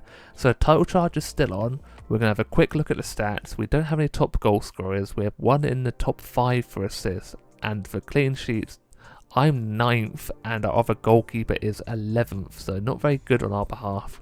But the second game is against Wolfsburg at AC, and look at that badge, it's kind of cool, you know, with the little wolf and stuff, kind of makes sense. 3 minutes into the game and we get our first opportunity, 1-2, he bangs it first time but keeper gets his hand to it. I don't think it was going in anyway, maybe wide, and again another one that just goes wide. We're getting the opportunities, we're just not making the most of them. You can see here again, in the box, passing it 1-2 and bangs it in this time. We finally get our goal, 31 minutes in. He's happy, I'm happy, who isn't happy? Well, apart from the other team. But it is pretty good play from us, it's our bread and butter. We're great in the box, passing it around, and we do make some space to actually score. You can see the keeper just misses it a little bit, he just can't reach out and grab it, so 1-0 up. At the half time, we get an opportunity here, just a little header, keeper makes it easy enough, and that is it. 1-0 against the Wolves.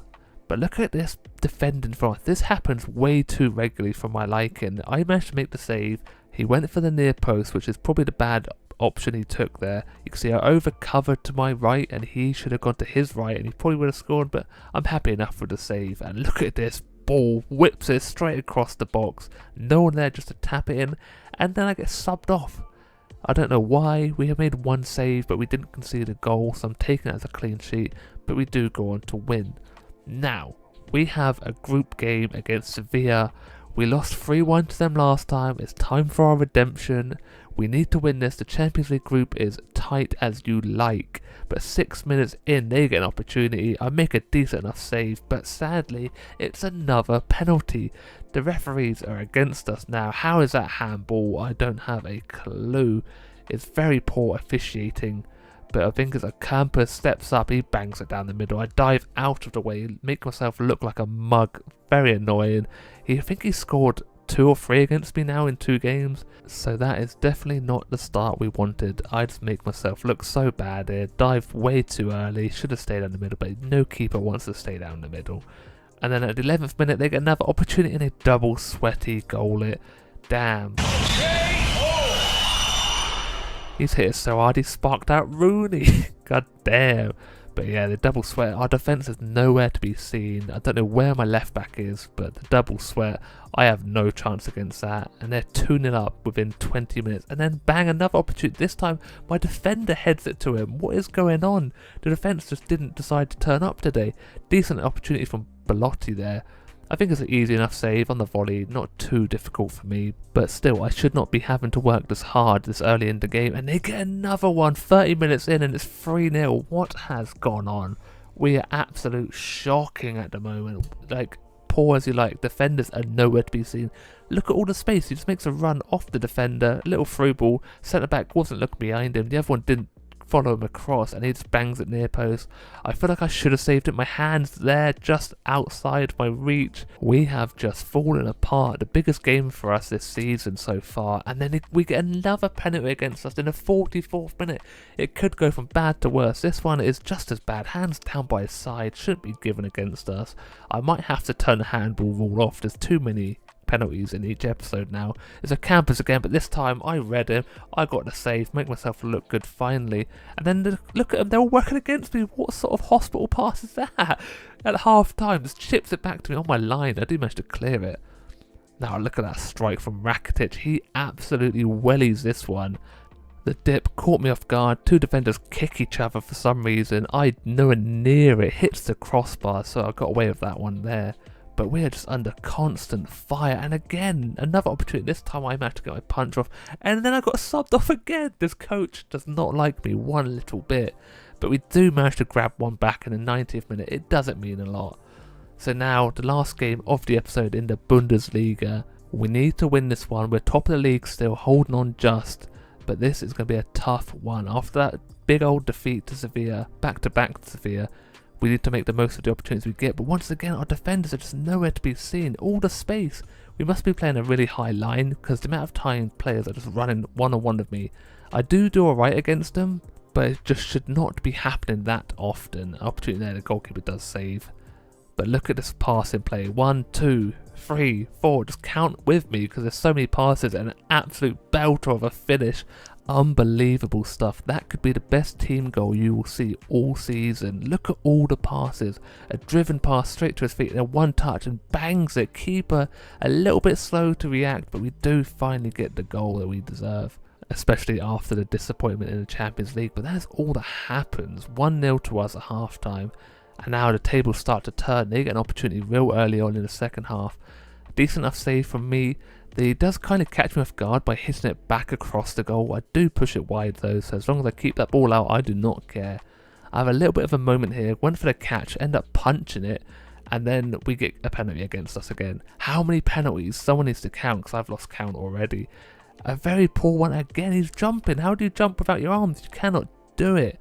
So 50th minute, this could tie up the game, but I do have a decent record for penalties. But once again, straight down the middle, I have no chance. Top of the net, great penalty. Kind of annoying again, because I'm never going to stay down the middle unless I'm 100% sure. I just dive out the way, and once again, I'm a mug apparently. Dive real early, he knew what I was doing. Great finish, but once again, the referee has it against us. I don't know why it keeps happening. And then look at that strike.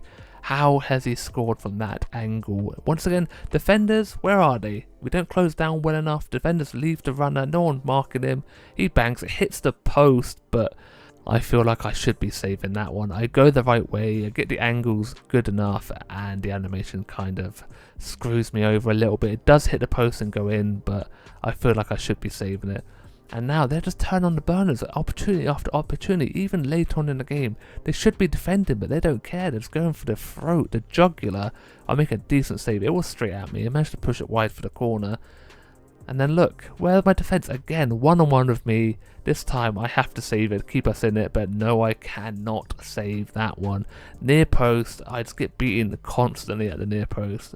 The animations are bad for me, but It's a great enough finish in the 90th minute to have the composure that late on, having the fitness to keep running, and they cheer like they have won the World Cup. They'd win it anyway. It's a bit dramatic to be fair to him, but look at all the space he has. No one can come back, no one can keep up with him. I closed the angle decent enough, you know. I feel like I should be saving this one.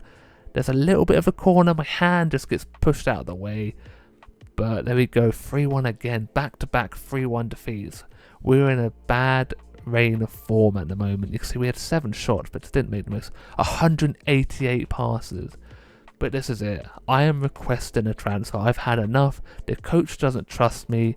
I don't feel like this is a place that I could call home. I want to move. The season does end quite early, so hopefully in January we can move. But that is going to be it for the end of the episode. I hope you did enjoy. If you did, drop a like, maybe subscribe. We're so close to 100. And as always, look after yourself, stay safe, and I'll speak to you next time. Goodbye. Hello everybody and welcome back to your favourite FIFA series on YouTube. It's Be a Goalkeeper, episode 23. And at the time of recording this episode, we are 6 subs away from 100. So if you've been enjoying the content, don't forget to subscribe, maybe leave a like as well, and let's crack on with the rest of the episode. So the first match is a European qualifier against Ireland, and this game is contested in the midfield a lot. You can see we're in the 40th minute already and only 2 opportunities have been made and none of them are from England. We did not get 1 shot off the whole half. Ireland finally make me pull off a save, but it's easy enough. Now into the 80th minute we get our first shot off and it's on target. The keeper makes a decent enough save. 2 minutes later and we get another opportunity and this time it falls to Foden. He bangs it, the keeper makes a better save this time. It's like a London bus, you wait ages for 1 then 2 turn up at the same time. But 3rd time lucky, we get our goal. Marcus Edwards with the strike. Ireland are going to be absolutely fuming with that one. They have defended brilliantly today. We really do not deserve this from performance alone. Ireland have been all over us the whole game. But that is football in a nutshell. It does not matter how much possession you have, how many passes you make. The only stat that matters is a score sheet. But this is a great team goal. Sterling gets the assist to Marcus Edwards. Just great play. I think it started off with Alexander-Arnold from the right back position. Threaded passes all the way through. And we get the win. We did not deserve this one. You could see the match highlights literally right at the end of the game. Definitely not a match for the record books, but we did get the win, so we did hand in a transfer request last episode. He has turned that down, but I will not give up and we will try again later. I don't really know why he wants to keep me. I'm a sub on a regular occurrence now. Mantle's pretty much the number 1. He is a decent goalkeeper. Every time I look, he gets an 8.5 at least. But we're on the pitch and normally when we come on, we score straight away, but just wide of the header there. 4 minutes after that opportunity we get another one, some good passing in and around the box and bang, we get the goal not long after I've come onto the pitch. I'm just a lucky charm apparently. Great strike by Nene there. We just score some great team goals. Starting off with the right back into the box, centre back comes across to cover his partner, leaves the space for Nene and it's a great strike, drilled low past the goalkeeper. We get another opportunity, this time all the space in the world. Keeper makes a decent enough save, pushes it wide, and again from the corner, just over the bar with the header. They get their first shot at me now. It's going wide anyway, but I scoop that one up. 78 minutes played now, and there's another 1-2-Z. It's a great strike near post. Keeper should definitely be saving that one. And once again, it is a great team goal. We are just great with the one-touch passing. You can see here, 1-2-Z's back to him. Sesko bangs it near post and the keeper. It is just bad from him. It's bad form. Doesn't get the full stretch out. Kind of pulls his arms away. Very poor technique, but we're 3-0 up now. 85th minute in and we get 2 decent enough tackles there, but we do not come away with the ball and then the space opens up. He bangs it. I'm nowhere to be seen and he bangs it wide, but that is full time. 3-0. And now the Champions League is back. If results don't go their way, they could be knocked out in the group stage tonight. Don't go anywhere. We'll have all the action live on EA TV.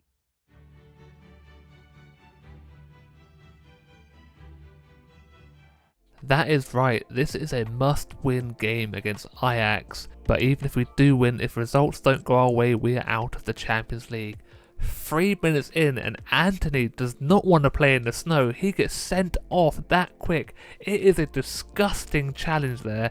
Definitely didn't even go for the ball, straight for the man, 2-foot Sims from behind. Fully deserved red card there, and I think that is the first one we've had in this series.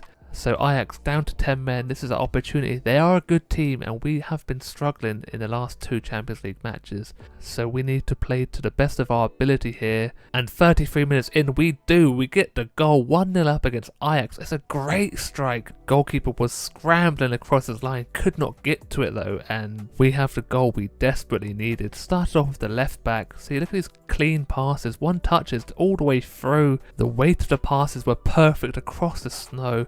But this strike first times it, and the keeper is reaching for the stars. He is not getting to that one, side netted pretty much. And all we need to do is hold on to this lead. He has a little stamp at me, you see that at half time. Ajax have lost their head a little bit, but they're still so dangerous. They get an opportunity in the 61st minute, drill it straight at me though.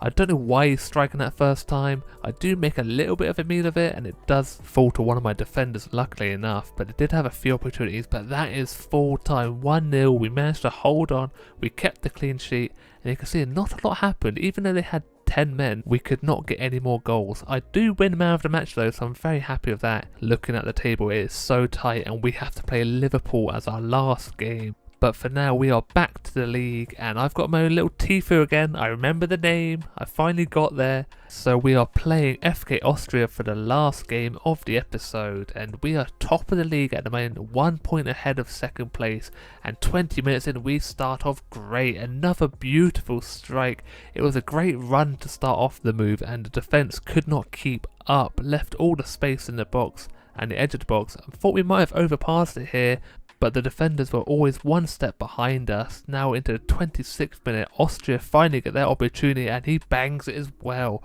What is my right back doing?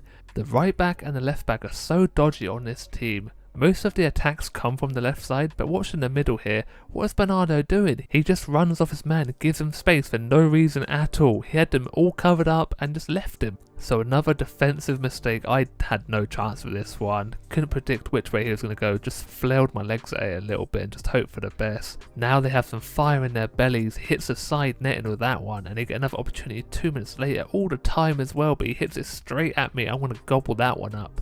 So we go into the half 1-1 and we're just not really making the most of our opportunities here.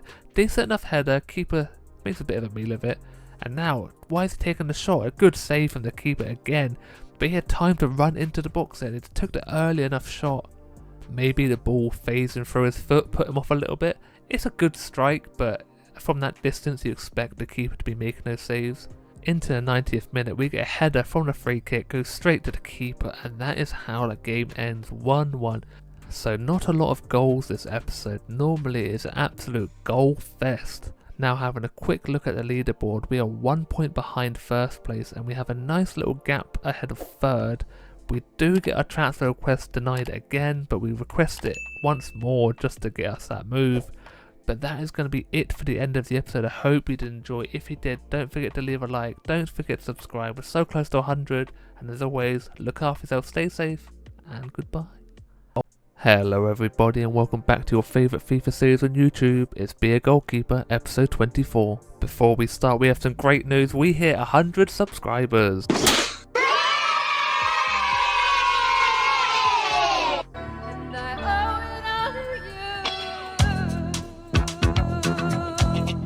That is right, I would not have made it this far without all of you watching, subscribing, liking the videos. I appreciate it a lot.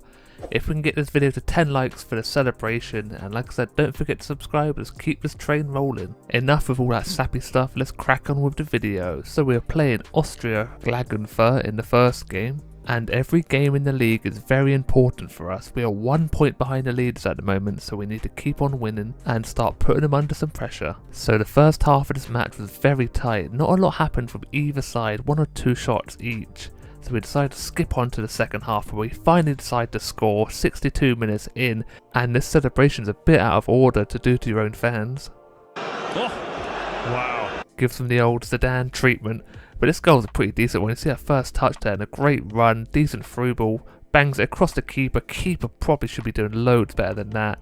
You can see from this angle, he does not have a lot of space to aim for, but the keeper just lays down, avoids the ball altogether, and we finally get a goal in this game. 70 minutes in, they have a little cross here, but I managed to intercept it. Pretty simple, straight into my hands. Eased the pressure on my defence a little bit. Back to our bread and butter pass in there, a little flick, and then a strike. Keeper makes a decent save, probably should be scoring. He did have a lot of space in the box. And their keeper's definitely keeping him in this game. Great save at the near post, manages to claw the ball wide, but in the 90th minute he makes an absolute howler. How has he been beaten at the near post with that little dinky header? The cross gets deflected up high, the striker manages to beat the defender, and the goalkeeper's all over the place. He's just flapping around. Definitely should not be getting beaten there. I don't know how, he's like slapped past the ball and just jumped into the post for some reason. So we managed to win this game 2-0. It's a great result to keep us on track to winning the league. We're only 1 point behind those leaders. But you can see here we had 233 passes, or was it 204? FIFA's pretty terrible when it comes to describing stuff. You can see in these articles there's a lot of mistakes normally. Sometimes it says you draw when you win and vice versa, or it says you're a totally different team. But anyway, we'll move on to the second game of the episode. It's a snowy one against SV Reed. And this is one of the reasons why I've decided to change the ball. I did make it red for some snow ones, but I decided to keep it red all the time now. But this is a bit of a farce. Look at that dive from that defender there. What is he doing? I don't know how they got a foul for that. Nothing really happens. He gets a little touch there. He decides to go down like that, breaks his ankle and jumps up screaming for the referee. What is going on? What has football come to when players are acting like this? But sadly it works and he managed to get a foul for it. Now you're going to see a bunch of this goalkeeper. He makes a load of saves in this match. We put him under so much pressure, but we do take a while to break through. 27 minutes it is, and look at that little turn. It's a great little finish.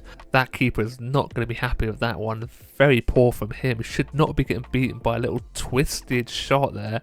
Decent finish from him though, but a great player. Well, look at this little jump. Whoop! Jumps over the ball.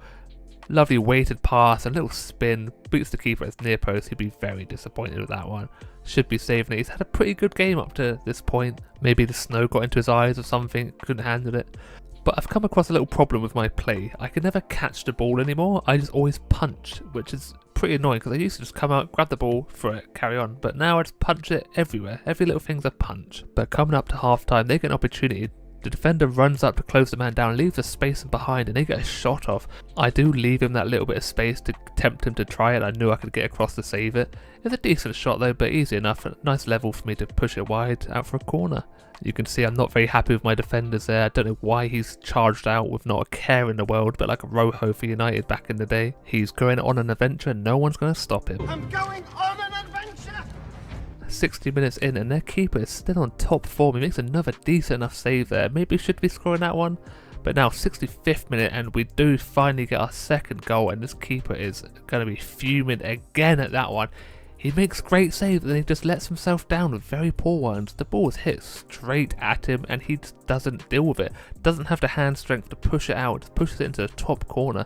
Great play in the box though, but straight at him. Definitely should be saving that one. I think he pushes it onto the post here.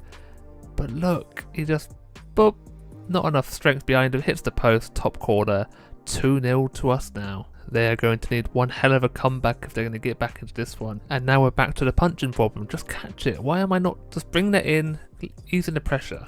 But we do win 2-0, and you can see the keeper makes 5 saves, concedes 2, and there were 2 that he should be saving as well.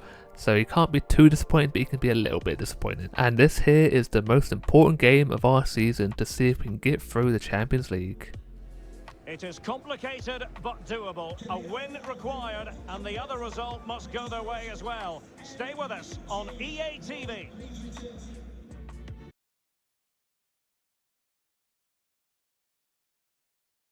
That's right, this is the game of the season against Liverpool at Anfield. What a stadium this is. But we have to beat Liverpool. If we lose, we're out of the Champions League. If we draw, we could still be knocked out depending on the score in the other game. But Liverpool's first shot comes from Thiago in the 10th minute. Decent enough save for me. And then they get a penalty 1 minute after. What do Champions League referees have against us for these penalties? Every game's a penalty. A very soft one. There's no way he could avoid it. But it's me against Mo Salah. The fans are dreading it. I've got a pretty good record, but Salah's decent as well. But I guess right, and I get the save. We're still in this. It's very important. Jurgen Klopp is fuming, but that's a decent enough save. It's a good height for me. Not quite the corner, but I do make a decent stretch and do push it wide. Look how mad he is. Hold that one, Kloppy boy. But we all know Liverpool, and they do not give up. In the 31st minute, we get a decent enough block there, but it falls back to Manny, and he slots it in. Not a lot I could do there. The defender gets a great block in. It just falls perfectly back to Manny. He's taken a long run to Klopp to make him feel a bit better about himself. To be honest, I don't know why they haven't rested any players. They are top of the group. They could have at least taken one day off. My defence does seem to switch off. Manny gets all the space. Fabinho had loads of space. No one tracking back. A good block, but we are sadly 1-0 down, so all the pressure is on us now. We have to score 2 goals to give us a chance. We do get an opportunity on the volley just over the bar. No pressure on Alisson there. At half time it is 1-0 to Liverpool, so still a chance. Ajax and Sevilla are 1-1, so if we can get a win we will go through. But now look at this. I said about the jump in. I jump, missed the ball completely, and Konate scores. A centre back on the volley. It's a great strike, to be fair to him, but very poor from me this time. I jumped with Milinkovic-Savic, and he is tall as you like. I'm 6'1" with my hands up, and he still manages to get in the way. I missed the ball completely, but look at that volley from a centre back. He has no right to be performing that. You see, I whiffed it completely, went for his back of his head there, but how did he get his legs so high? And just wasn't expecting it, and we are 2-0 down, so everything is against us now, and Liverpool will not stop there. Klopp is still unhappy for some reason. It's a good enough opportunity, but he takes the strike from too far out and not even on target. I would have had it covered anyway. Now our first proper chance comes in the 74th minute, but Alisson gets to it and then gobbles that ball up as well. Into the 80th minute now, Mane's on the wing, he drills it past me at the near post. How has he beat me at the near post there? I covered the angle perfectly, and here's my little bit of kryptonite. Every time we played against him, he scores at that near post. I don't understand why. I don't know why I haven't saved it. Just confusing. We had to go all out attack, no defenders back, and he should not be beating me at this angle. I'm so mad. Like, generally I was fuming at this. Look at, there's no space there. Raise my hand up, goes past my elbow, and he scores. It doesn't really matter in the long haul because we don't actually manage to score in this game. It's just very frustrating when you cover your angles. And Liverpool are still not done. Salah there trying to get his goal. He hits the post from a very tight angle. Had no right to be even attempting that one. Shouldn't even be going in, but he did still nearly beat me. And sadly, that is full time. Liverpool beat us 3-0 to knock us out of the Champions League. You can see we had a few opportunities, but Liverpool just took over and took absolutely no prisoners. And Ajax and Sevilla drew, which adds insult to injury there. We could have gone through if we just beat Liverpool. We've done it before, but sadly not today. Now on to the last game of the episode, and this is the game that I performed probably my best ever. What a start there with a great save, near post. Took the shot from pretty far out, so I had all my angles covered, but it does hit me in the gut, wins me a little bit. I do a little dance to show how good I am. But they just put me under so much pressure, shot after shot. That's 2 already in 10 minutes. We finally get an opportunity in the 15th minute. Great pass. The keeper misses out at the near post. Very disappointing for him. It's like watching me on the other team there. But that pass was well weighted there.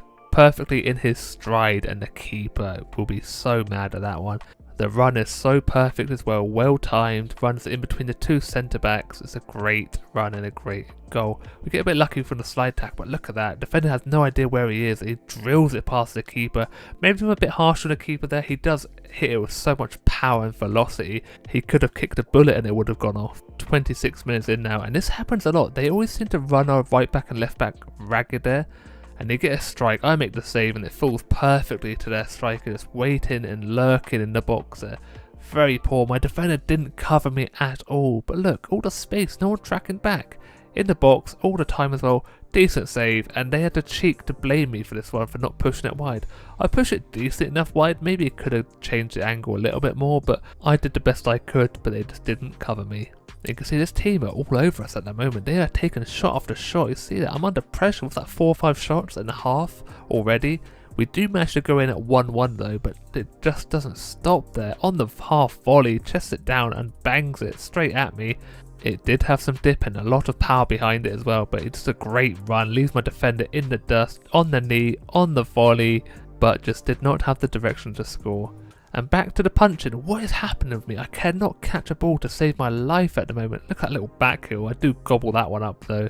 For the whole game they just have not let up. Constant pressure, constant shots, but we do manage to keep the score level. 1-1 is how it ends. Look at that, 8 saves, 9 shots against, a 10 rating, and that is my first ever 10 rating. I don't think I've even come close to that, but I definitely deserve man of the match. Their keeper only had the 1 shot on target and he conceded, so different gravy over here on my side. Finally the manager has appreciated me with 3 ticks there. Look at my man of the match trophy, fully deserved. But you can see we are still 1 point behind, still in 2nd place. And now we are into the winter break, no games for December or January. But that is going to be it for the end of the episode. I hope you did enjoy. If you did, don't forget to leave a like and subscribe. And as always, look after yourself, stay safe, and I'll speak to you next time. Goodbye.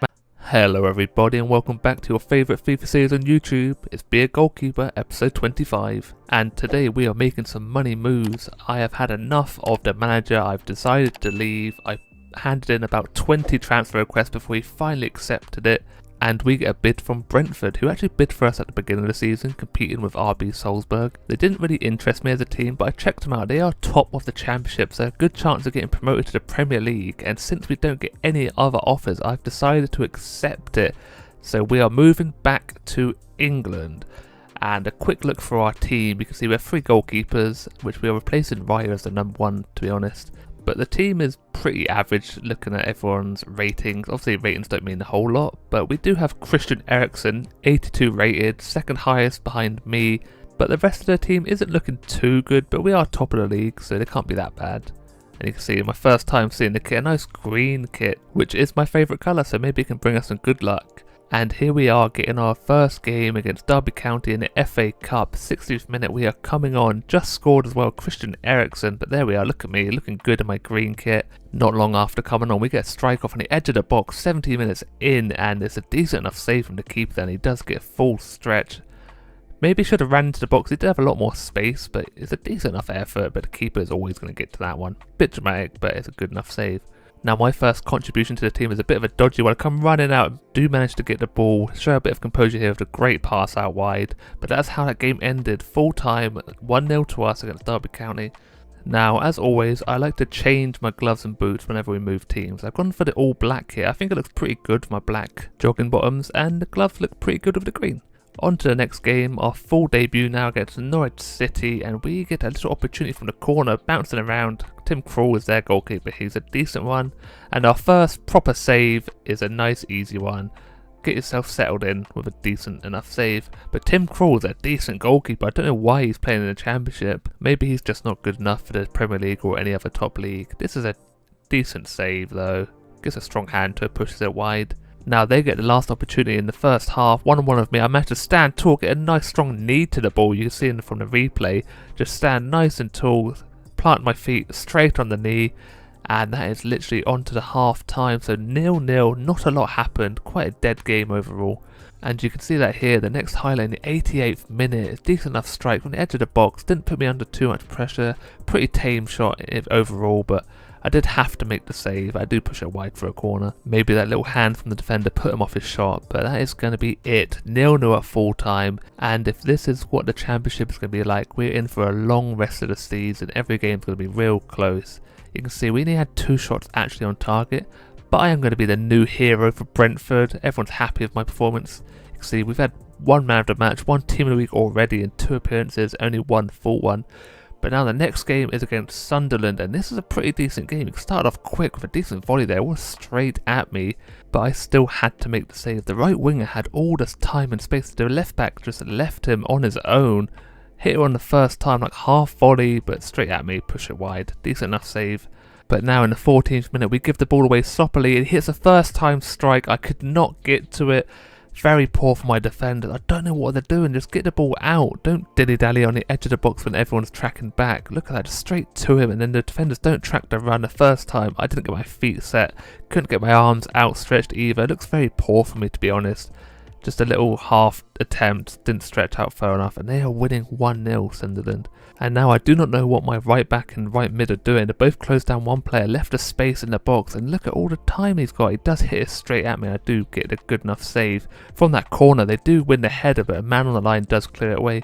And once again, a poor pass from the defender there, straight to their man. Now he gets a chance just to run at them, and look at the space in the box. Two of them wide open, but he doesn't need the extra man. Bangs it in near post, and near post is my nightmare. I cannot save at the near post to save my life. I don't know how I haven't saved this. It is straight up into the top of the net, but I should be getting to it. The angle is tight as you like. Just drills it straight up, nowhere near it. Maybe I left the space too much, but that is 2-0 at half time. Very disappointing the first half from us. Going into the second half, we need to give the fans something to cheer about, and we do in the 55th minute, putting the players under pressure. The defenders, dilly-dallying on the ball this time. Ball finds its way to Jansen in the box. He drills it past the keeper, makes it 2-1 in the 56th minute. We are back in this game. It was great pressure from the front men there. Defenders didn't know what to do. Dilly-dallied and bang, great pass, great shot, and a great goal to bring us back into this game. Keeper maybe should have done a little bit better, a bit slow to get to the floor there, but it's a great finish overall. 10 minutes later, we get another opportunity. The keeper has let himself and his team down there. What a poor display from him. It's a little dribbler. I don't know why he's complaining in the background to his defenders. We managed to get through there, the midfielders, quite easily then. He just runs through the two centre-backs. They don't track him, and the keeper, just look at it. It literally dribbles past him. Doesn't have no speed behind it. He just falls and misses it completely. Misjudged the ball, and it's 2-2 now. We are back in this game. Just one more goal and we complete this comeback. We do get a little header there. Keeper does save it, but they're dilly-dallying on the ball again. Defenders and keeper, what are they doing? But he does make up for it with that great save. We do finally get the ball in the back of the net again, but he's offside in the 88th minute, and the game finishes 2-2. Now for the final game of the episodes against Chelsea in the FA Cup round 4. Probably one of our toughest games we're going to face for the whole season. We do get an opportunity against Mendy there, decent enough save. Following that, Chelsea get an opportunity in the 8th minute. Werner then, he beats me at the near post. I just cannot help myself. What is going on? I was saving near post shots at the beginning of the season. Now everyone just goes straight past me. He does leave the right back there. I don't know what the right back's doing, backing away from him. But I just don't feel like I should be getting beaten there. Look at the angle, it's so tight, and he just drills it, top bins, top of the net. It's real frustrating when you're conceding goals at your near post. Now they're taking their mick with these long shots. Kante there, look at them, just taking the mick out of me big time, but I do manage to save them. Going to half time, 1-0. We're putting up a little bit of a fight, but we're just not making opportunities. We had one shot the first half, and Chelsea are just going to get better and better the longer the game goes. Look at Kante again. What is he doing? This doesn't respect me as a goalkeeper. But we do got a second opportunity. We do manage to score in the 63rd minute, but he's offside as well. We managed to tie the game up, and it must have been tight as you like. Very disappointing, but it was actually offside. This touch is beautiful, but it just runs a little bit too early. If that had counted, that could have changed the whole course of this game. But now Chelsea, once again, long shot after long shot. They do not respect me at all. Ziyech here makes a darting run and drills it through my legs. What am I doing? I need to learn to close them like I tell everyone else to do. It is a decent run, to be fair to him. He leaves the defenders in his dust. No one tracks him. I run out and he hits it as soon as he gets to the ball. And straight through my legs. Not much I could do. I did put him under a little bit of pressure, but just literally unlucky for me, to be honest. And he just gets it straight through the big old gap. Now Lukaku gets opportunity. He's just come on, hits the post in the 90th minute, and look at this little attempt here, trying to lob me. But that is it for the end of the game. Chelsea win 2-0. They fully deserve it. We did not make the opportunities. They had 7 shots on target, and we only had 1, and that was at the beginning of the game. Overall, pretty poor from us, but Chelsea did outperform us big time. And now that is actually going to be it for the end of the episode. I hope you did enjoy. If you did, don't forget to leave a like and subscribe. And as always, look after yourself, stay safe, and I'll speak to you next time. Goodbye. Hello everybody, and welcome back to your favourite FIFA series on YouTube. It's Be a Goalkeeper episode 26. And if you have been enjoying this series, let's get it to 10 likes. Also, don't forget to subscribe. So I think I might have made a little bit of a mistake joining Brentford. I've had a look around, and a lot of the players are actually out of contract in 5 months. And the way we play in this episode, I have a feeling it's going to be a rough few months. But moving on, the first match is Portsmouth away from home, and Portsmouth are a pretty decent side, but they do get off to a very poor start. You can see we get a little cross in it, and we get a handball. That is a penalty. This one is probably one of the closest ones to a penalty. His hands are out there, you can see. I think it gets a double hit as well. Still very soft, but we're going to take those. And Jansen's on the penalty. He goes for a little Panenka to the side. Keeper gets to it, but he gets the follow up, and we are 1-0 up in 3 minutes. Cracking start there. I have no idea why he's tried the Panenka, but it does kind of work out. He gets very lucky that the goalkeeper hits onto the post and it just falls directly back into his path, and it's an easy enough finish. That is one more goal added to his tally. He is still top goal scorer of the championship. After our quick start, Portsmouth have finally decided to turn up to this game and have a shot from distance, but it is straight at me. Now what you're going to see here is absolutely rage-inducing. What has happened here? It's an absolute joke. I have called the goalkeeper out. He's ran out and decided to header the ball instead of grabbing it. Look, what is he doing? He looks like a little seal running out and sliding along the grass. Things like this just keep happening, and every time I make a mistake they score from it. You can see it just falls directly into his path. He's not going to miss that. It just seems to be a regular occurrence. I don't know if it's because I'm playing on Legendary. When I was playing on World Class, things like this weren't happening, but now on Legendary this happens so often. Maybe instead of making the AI better, they just make me worse.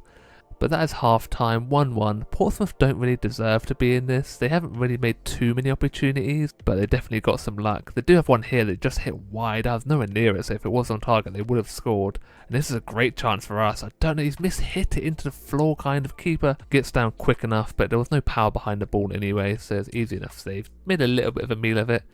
But this is what I'm on about. Look at my defenders. What are they doing? The midfielders. We're playing 5 at the back, but he had all the time just to jog through the midfield. No one closed him down. When they finally do, they leave the space in behind, and he does a decent enough finish with his left foot, curls it around me. But the animation for me, you see there, doesn't even raise his hands, tries saving it with his feet for no reason. Maybe I might lower the difficulty again. I don't really want to, because I don't feel like I'm doing too bad, but we do lose that game 2-1 now. No times are wasted and move on to the next game against Barnsley. Hopefully we can get a better defensive line going here. With us playing 5 at the back, I expect us to be able to hold the line here, but we do let him just run through. I do make a save. It hits me in the face. Having a big head does come in handy sometimes, but Jansen here hits it. Goalkeeper saves onto the post, hits the crossbar, and it's goal line technology working in our favour there. We'll see it in a minute. It does just cross the line, millimetres in it. But we are 1-0 up against Barnsley now. It's a decent enough finish, you know. It does rise above everyone else. We don't actually get replay, so here's my custom replay. Jansen makes a space. Keeper makes a good save. Pushes it onto the post, but no defenders covering him. He does a little shadow box, and watch out, he's going to take your lights out. But do not worry if you are a Barnsley fan. What is my left back doing? Goes for a little slide tackle, misses it, and look at that volley. To be fair to him, he gets his leg up high and cracks it into the back of the net. But defensively, we are so poor. We get caught out on the counter-attack way too often. No one tracking back. What is the centre-back doing? Leaves him to the other centre-back.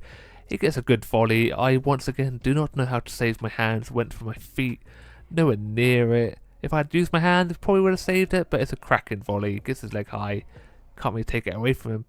And like 3 minutes later, we lose the ball in midfield. And where's my defenders this time? No one tracking it, no one in the way. And I make a mistake with my movement. I move to the right thinking he's going to curl it around me. But where are my centre-backs going? They leave him, just don't even get back. They're too slow. You can see I moved too far to my right and leave all the space to the left side. I assumed he was going to go that way. He did not. Left him the space. He's going to score that every day of the week. And going into half-time, we are 2-1 down. We need to be much better in defence, and we are not making enough opportunities in attack. But it's hard to do when you're getting taken out like that. Jansen absolutely snapped by Michael there. Crunches him for no reason, was nowhere near the ball, and that happens a lot. I do not show everyone, but it does happen regularly. Moving into the latter stages of the game here, we're finally making opportunities. We get one in the 79th minute. The substitute not been on very long, and he drills it past the keeper. He scored one like that in the last episode, very similar, but this chipped through ball. He wins the header back out, and this pass is beautiful. Great run off the defender. Keeper should be saving it. It is very close to him, and there was not a lot of power behind it. He just can't get his foot out outstretched quick enough, and we have tied it up late into the game. Their last opportunity just goes wide, and we do manage to get another draw. Seems to be a regular occurrence for us at the moment, draw after draw. Our next opponents are Birmingham City, and we get off to a flyer. Look at that strike, unbelievable stuff. Mwah. He gives you the old Steven Gerrard there. Fully deserved from that strike, but we do work it well on the edge of the box. Look at him make that run. Takes a little touch and absolutely cracks it past the keeper. He probably should be saving this one. He had the angles all right, but he doesn't stretch his arm out far enough, and it's very disappointing, but it did have a decent amount of power behind it. Birmingham City get a half chance there, edge of the box, bit under pressure, doesn't make the most of it, but this is a great opportunity, and the keeper saves it. How does he save that one and not the other one? That's a cracking save. But once again, defensive mistake, and they slot it in the 42nd minute. I am gobsmacked at how bad our defence has been. Why is he sliding there? He's nowhere near the ball. The commentators had the cheek to blame me for that one because I wasn't in the right position. When you have been beaten at the near post as often as I have, you tend to be a bit more cautious with your positioning, and they put the blame on me for that goal. I don't think I had a chance. He slides over, taps it in, and manages to tie up the game. Now, for the first time in a long time, I am showing a free kick because we hit the post. It's the closest we've come to scoring from one, and then Birmingham City pulled this out of the bag and scored an absolute screamer in the 57th minute. I had no chance. He has just walked onto that one and absolutely belted it, runs off the midfield, defenders don't cover and just cracks it past me. Top bins, no chance, got to hand it to him for that one. Decent enough finish, just out of my reach. I made a decent effort for it, one for the cameras, but it's 2-1 and we are losing again. Things like this were happening regularly. That ball across the box was scarily good. Cut into 71 minutes now. We do win the ball up high, but what is that for a pass? Just pass it across the floor. There's no need for the chip, but we do carry on the move and we do score in the 72nd minute, bringing us back into this game, levelling it up 2-2. Birmingham dilly-dallying with the ball, had the opportunity to clear it, did not. We managed to keep the move going. He manages to make some space for himself and slots it past the keeper. Now he gets onto this strike. Oh, that would have been upper echelons, top bins. That was so close to being a great finish. Just walks onto it perfectly, absolutely cracks it, but the keeper has to perform an outstanding save, one of the best of the whole game, possibly of the season, and once again we managed to salvage a draw. Now the next game is against Burnley, who are second, 3 points behind us. Both have 20 wins. We have a few more draws than they do. This is going to be one of those tight games. We need to win to make the gap a little bit bigger. They need to win just to tie it up. And this game is definitely one for the goalkeeper. You can see 7 minutes in, Cornet there with a strike. I do manage to save it. Read him pretty well, push it wide, and then Sean Dyche looks very angry for some reason. Absolutely fuming.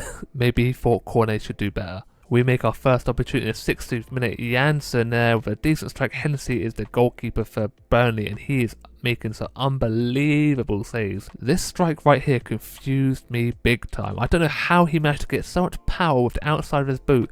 I thought it's definitely going to my near post, that's why I covered the angle. He nearly cracks that top bin. I would have been pretty gobsmacked if it went in though. So me and Hennessy are showing what we're worth today and he makes another outstanding save. How has he got to that one? He has kept them in this game 0-0 at half time. But it has definitely not been one of those boring ones. There's been opportunities for both sides, especially us, but Burnley now putting the pressure. Cornet hits it straight at me, then tackles out for a goal kick.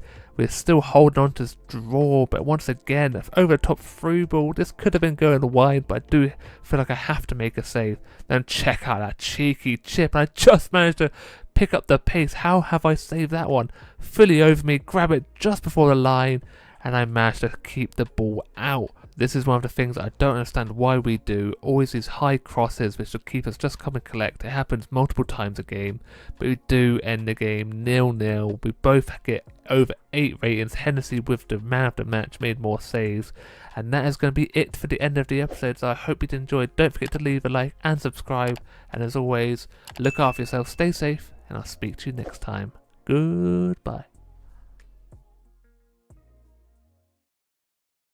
Hello everybody and welcome back to your favourite FIFA series on YouTube. It's Be a Goalkeeper, episode 27. Before we start, I just want to say a big thank you to you all. The support on the channel has been absolutely mental recently And the last video managed to hit over 10 likes, so thank you for that one. If this one can hit 10 likes as well, I'd be greatly appreciated. And don't forget to subscribe as well, we're closing on 150. Also, people have been asking what camera settings I play on, so I thought I'd show every setting I use right here. But now let's move on to the good stuff. The first match of the episode is against Ipswich, who I believe are in the bottom half of the table, so we definitely should win this one, especially with Burnley so close behind us. We need every win we can get. We cannot afford to drop any points. We do manage to come out the blocks pretty quickly. We have a few opportunities within the first 15 minutes. The keeper makes a save, but the defender does not clear it. Falls to Jansen. He belts it at the near post. Finally, another goalkeeper knows what it feels like to get beaten at your near post when you should be saving it. Defender's very poor. They lose it very easily. But Jansen makes a space and just cracks it up into the roof of the net. Maybe I'm being a bit harsh on the keeper. It is straight into the top corner. But either way, I think he's going to be disappointed with that one. Into the 34th minute, we get a half chance on the volley. Keeper saves it. I don't know how he volleyed it from that angle. But now Ipswich know how much a danger threat Jansen is and hack him down on the edge of the box.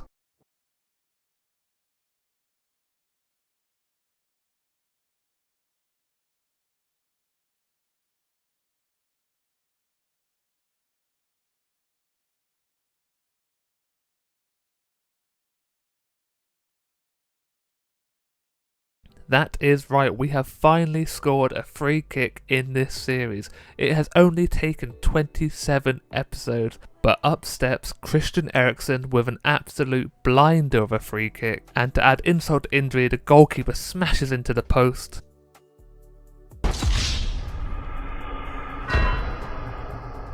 Now we are in added time of the first half, and look at that sliding pass. The keeper makes a great save on the first time shot there. You need to keep your eye out on this man right here, Weiser. He has only scored 1 goal in 25 games at this point. Just keep an eye on him for the rest of the episode. But half time, we are 2-0 up against Ipswich. We had a pretty good first half, had some pretty decent goals, especially that free kick. What a blinder that was. But starting off into the second half, and look who I'm talking about. Weiser gets his second goal of the season with a great run. Well weighted through ball there, but he just leaves the defenders in his dust there. Keeper had no chance, 1-on-1. He absolutely rifles that into the top corner. Great finish, great composure as well. The keeper stood no chance with the power behind that effort. And we are 3-0. This game is pretty much over now. But Weiser is not happy with just 1 goal this episode. He gets another one in the 67th minute. All the space and time in the world to slot that past the goalkeeper. Great pass from Presley. Once again, just look at Weiser's run. He leaves the midfielder and the defenders leave the space, and he just slots it past the keeper. Keeper had no chance from that angle. I do not know what Weiser had for breakfast this morning, but he needs to have it every time we have a match. He is on fire at the moment. And it takes 74 minutes of this game for Ipswich to have their first shot on target. It's a pretty decent effort for how far out that shot was, and I definitely had to have full concentration. 74 minutes with nothing to do is a long time, but I do make the save. Now we're into the last 10 minutes of this game, and Weiser wants his hat trick, but he hits the post. What a strike that was. Unbelievable techers from him there. Ipswich still have not given up on this one, and he misses an open goal. What a cross that was. Now into the 91st minute, added time. The game is still going on. Presley with a strike. He gets his first goal of the game, and what a strike that was. First time strike, belts it straight into the back of the net. The defender did very poorly there. He did win the ball, but he got tackled on the edge of the box. You can't have that. It's Weiser and Presley, but Presley falls over, gets straight back up, and the composure just to belt it past the keeper. This is 5-0 now. Ipswich are absolutely falling apart here. Stop! He's already dead! Lucky enough for Ipswich, that is where the game ends. 5-0. What a performance from us. Unbelievable stuff. We have not scored that many goals since I've been at the club.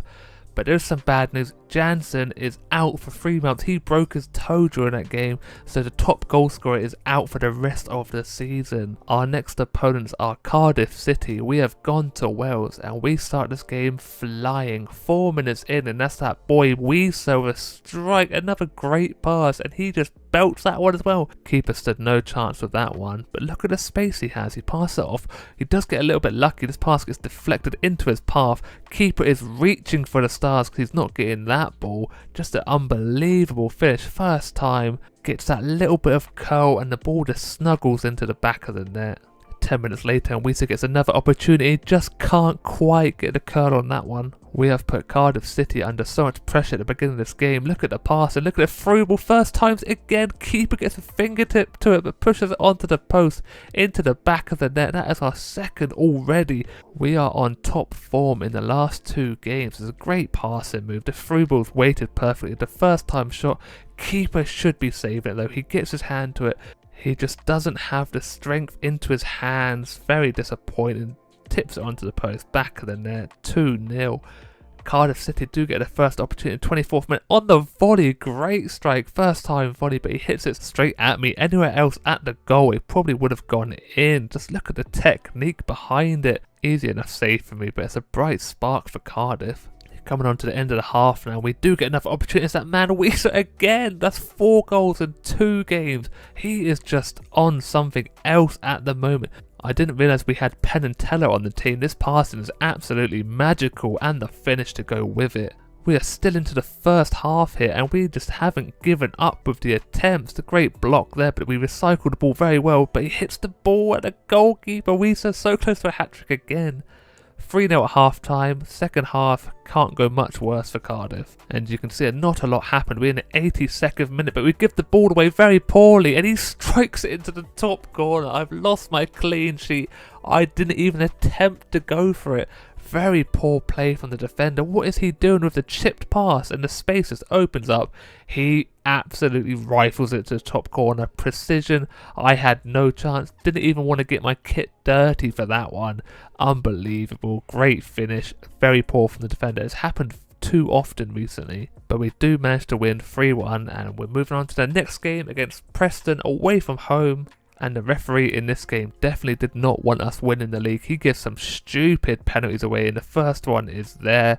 Janssen gets the ball hit against him, and you can see from this angle it doesn't even touch him. The ball does move, but maybe it was just a big gust of wind. The penalty taker scores as well to add insult to injury. Preston 1-0 up early on in the game. It's a very poor penalty, to be fair to him. If I'd went the right way, it was an easy save, but I didn't, and he did score. But we can't give up. We need to fight back. But 12 minutes into the game, and guess what? The referee gives another one. This one's even worse than the first one. This time Ben Mee.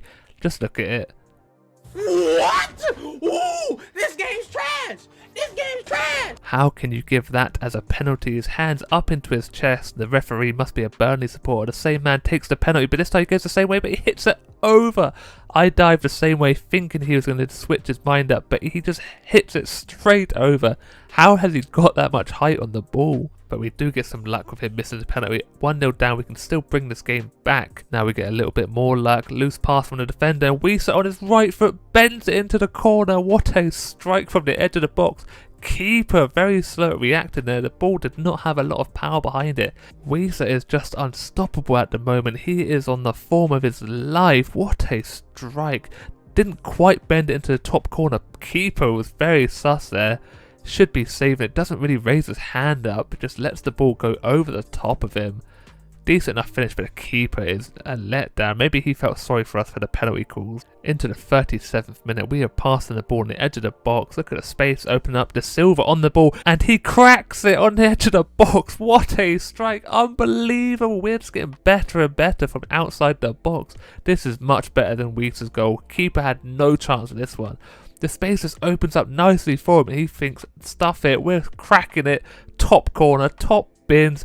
Pick that one out because you won't get a better strike in a long while. Just admire it. It lasers to that top corner. Keep a full stretch. Don't even bother, mate. Not even worth getting your kit dirty for. The half isn't over yet, but look at that save with my feet there. Cracking save on the half. But they sadly recycle the ball, and look at it. It's a pin perfect pass, and he cracks it past me. How disappointing. I make a worldie of a save and my defenders don't get back into formation. Let him just pass the ball back across. It's an easy enough finish for him. He would not miss from there. I just can't believe I make such a good save and they still manage to score from it. My defenders let me down. So we go into the half 2-2. We had a lot that half that just didn't go our way, but hopefully the second half could be much better. The first opportunity in the second half goes to us. De Silva with a strike on his left foot this time. The keeper makes a blinding save to match the strike. It's a decent enough effort. quite far out. Keeper has enough time to react. The striker jumps over it to put him off a little bit, but it's a strong hand. And we get subbed off for some reason, 75th minute, and the game ends 2-2. We didn't have a lot of possession, only 6 shots and 3 chances. Preston had the majority of everything. Now on to the final game of the episode against Bristol City. We have a little look at my Tfue there, looking good. And this was one of those games where not a lot happened. It's very tight. Chances were few and far between, but we do get a lucky one here. The defender kicks it straight to Presley, who hits on the volley straight at the goalkeeper, sadly, but the keeper makes a good strong save with his foot, then slaps it down to the floor. So he pushes it on his foot, then hits it with his glove out for a corner, lucky not to put it into his own net. Now in the 45th minute already, Wiesa with a great opportunity. He hits it straight at the goalkeeper. I don't know how he hasn't scored. And we go into half time 0-0. I told you it is a tight one. We do finally get an opportunity in the 60th minute with a cross, and it hits a hand and we get a penalty. Finally a referee on our side. It is a harsh one, but we take these ones, and Wiesa steps up and he hits it to the left of the goalkeeper. Great little penalty. It's the little bit of luck we needed in such a tight game. It's a confident penalty from Wiesa. No doubt in his mind or mine, keeper stands down the middle. It always looks bad when a keeper stands down the middle and doesn't move. One of Bristol's only opportunities comes in the 74th minute. It's easy enough save, but now we get an opportunity as well. But how has the keeper saved that one? 2 men go down in synchronisation there. Maybe they thought they were swimming. In the last few minutes, Bristol decided to turn up the heat, having a lot of opportunities. They are recycling the ball very well. Great little short pass to make the space. Hits it from the edge of the box, but it's straight down my gullet, and it's an easy enough save, and we do win 1-0. We had 10 shots, expected 4.7 goals. Madness, but we did not make our opportunities count. But that is going to be it for the end of the episode. I hope you did enjoy. If you did, don't forget to leave a like and subscribe. And as always, look after yourself, stay safe, and I'll speak to you next time. Goodbye. Hello everybody, and welcome back to your favourite FIFA series on YouTube. It's Be a Goalkeeper, episode 28. As of recording this video, we are 2 subs away from 150, so don't forget to subscribe. Let's get to 150. Also, we have been smashing the like targets from the last videos, so I'm going to up that bad boy to 15 likes for this video. And as always, thank you so much for the support, it really means a lot to me. But now let's get into the good stuff. The first game is a league match against Luton Town. Now for this game, my team was absolutely knackered. No one had any stamina at all, and it shows here. No one tracking back, and that volley into the top bins. Unbelievable stuff from them. I had no chance with that one. It's just a perfectly timed cross straight on the button, top bins. The run as well was timed to perfection. Everything was just on point. Just a great goal all around from them. But now we are 1-0 down. Burnley is on our tail in the league, just 3 points behind us. We need to get back into this if we want to win the league. We do get a little bit of luck here. The Luton Town player absolutely loses his mind, slides from behind, gets sent off. Alan Campbell there. Just a disgusting tackle all round. No need for it. You're 1-0 up. And he's a captain as well. Very disappointing from him. Not long after that, we used our man advantage to get back into the game. Tied up 1-1. He pulls out a little slip and slide for a celebration there. It's a well worked goal using the man advantage, making the space. Great run. Defender leaves him. He hits it across the keeper, hits the post. Keeper should be doing a little bit better. He doesn't really dive. He just does a little fall down. He does not cover himself in glory, but we have the wind in our sails. We have the momentum to hopefully go on and win this game. Half time came at the wrong time for us. We need to keep up the pressure in the second half. And we do start off quickly. We serve a shot from outside the box and we get given a penalty for handball. This one is very soft. He has his hand outstretched, but it's kind of to his body. He does hit the other player on his arm as well. And then Valencia gets subbed on to take the penalty. His first touch of the ball, and he misses the penalty. It's a decent enough save, but that penalty was absolutely shocking. Keeper hardly had to move. A nice height for him. It's a missed opportunity to take control of this game. And now Luton get an opportunity not long after we missed a penalty. Defender does the right to push him wide. It's easy enough save. Now we're into the 85th minute and we're still under pressure. What is going on here? Luton just keeping the ball in the box and he put it into the back of the net, but he is offside. And not even by a little bit. He is miles offside. Questions need to be asked at what my centre back is doing. There does not need to be 3 men closing down the ball there and leaving the player in the box on his own. Sadly, we do not manage to get the win. A draw is all we can muster, but that performance was not good enough. Very disappointing, very poor. But now we are on England duty for the European Championship qualifiers, and we are top of the group at the moment, and the first game is against Ukraine. And they are bottom of the group. They do not have a lot to play for, only 1 point out of 4 games. This should be an easy walk in the park for us. We start off quickly with Foden on the wing, passes to Sterling, little layoff to Kane, and he caresses that into the back of the net. 1-0 within 10 minutes. A very poor start for Ukraine, but a cracking start for us. Great play by Foden there. Everyone closes down Sterling and leaves Kane in the box for all the time and space. You cannot leave him in the box like that. He is always going to score. So that is another goal added to his tally. He is the European qualifiers top goal scorer at the moment. But it is all falling apart here for Ukraine. We get given a penalty for handball. He does raise his hands up onto the ball, but it is very close, so a bit harsh. And now the man of the moment, Harry Kane, stepping up to take the penalty. And he is not going to miss. What a penalty that is. Top bins, upper echelons. It was never in doubt. The composure, the confidence, strikes it so well. Keeper had no chance. You could have 2 goalkeepers in the net and they were never getting close to that one. Ukraine here cannot afford to concede another goal before half time, but that is exactly what they do. Their goalkeeper is in dire need of some help here. That is shocking from him. Pretty tame strike from Sterling there.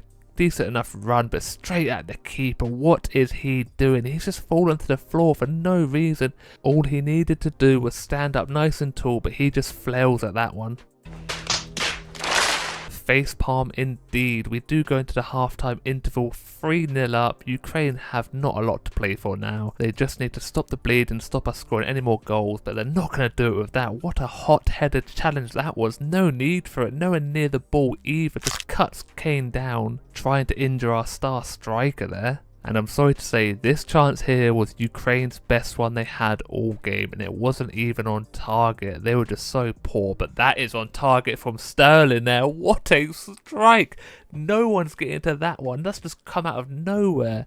The midfielders don't track Sterling, give him that little bit of time. He takes the first touch and absolutely belts it to the top corner. The keeper did give it a good effort to try stopping it, but he is nowhere near it. So this game is all but over, but Ollie Watkins wants to get a screamer. It's a decent enough effort, but straight at the goalkeeper, and the game ends 4-0. You can see here Ukraine didn't even have 1 shot on target, so it's a very easy game for me. So while I'm away on international duty, we had a game against Huddersfield which I couldn't play even though it says I could. We won 3-1 with only 30% possession, 3 shots, 3 chances. That is what you call clinical. Moving on to the next qualifier, it is against the Czech Republic, who are second at the moment in the table, tied on points with Italy. So this is a must-win game for them, and their keeper makes a great save early on. The ball was hit straight at him, but he still had to make the save. But not long after, that man, the star man, Kane, with a little toe poke past the keeper this time. The defender does make the tackle, but doesn't clear the ball. Sterling passes it back to Kane. It's just like a little toe poke outside of the boot shot. Gets a lot of power just from a standing start. 24 minutes into the game now, Czech Republic get a nice little cross and then they manage to score from the header, but it is offside. That is 2 offside goals I have conceded today. He was very much offside. He was even behind me for some reason. I don't know where he's going. There is no need for him to be that far offside. But they will get some confidence managing to put the ball in the back of the net. 30 minutes in and their keeper makes another great save and their defender boots it into space. We will not be seeing that ball anytime soon. Just look at that touch from Edwards under pressure, hits the ball straight at the keeper and he just gathers it in. 34 minutes into the game now and I finally make a meaningful save. I don't think it is even going in, but I just had to be sure. You never know from the near post. From this angle it looks like it could be possibly creeping in, so I definitely had to make the save.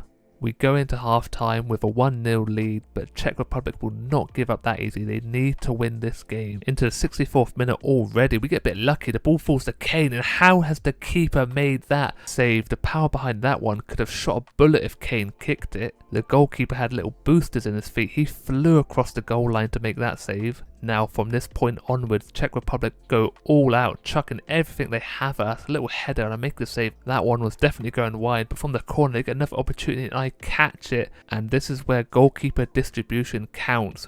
Roll the ball out nice and quickly, the counter-attack gets moving. Kane to Sterling to Saka, who's just come on, and he drills it past the keeper. I'm not sure how he didn't save that one, it's pretty close to him, but Saka with the finish. Great team goal. All started off with my quick thinking there. Just sliced through the Czech Republic defence. They just couldn't get back quick enough. The ball was hit straight at the keeper. He just can't get low enough. He's going to be annoyed at himself for that one. That shot from the Czech Republic didn't really mean nothing. They look like they're very frustrated with themselves, but we are not done. Kane to Sterling. Add insult to injury. We are 3-0 up now. Game's nearly over. Just cut through the defence again. No one tracking Sterling in the middle. What is the left back doing? He just ran away from him there. 3-0 is the final score. Now we are back to the league with the final game of the episode against Nottingham Forest. And they get off to a pretty quick start. Within 2 minutes they are on the attack. A great through ball, nearly one-on-one of me, but the defender comes across. He does manage to get a shot off from an awkward angle. It's an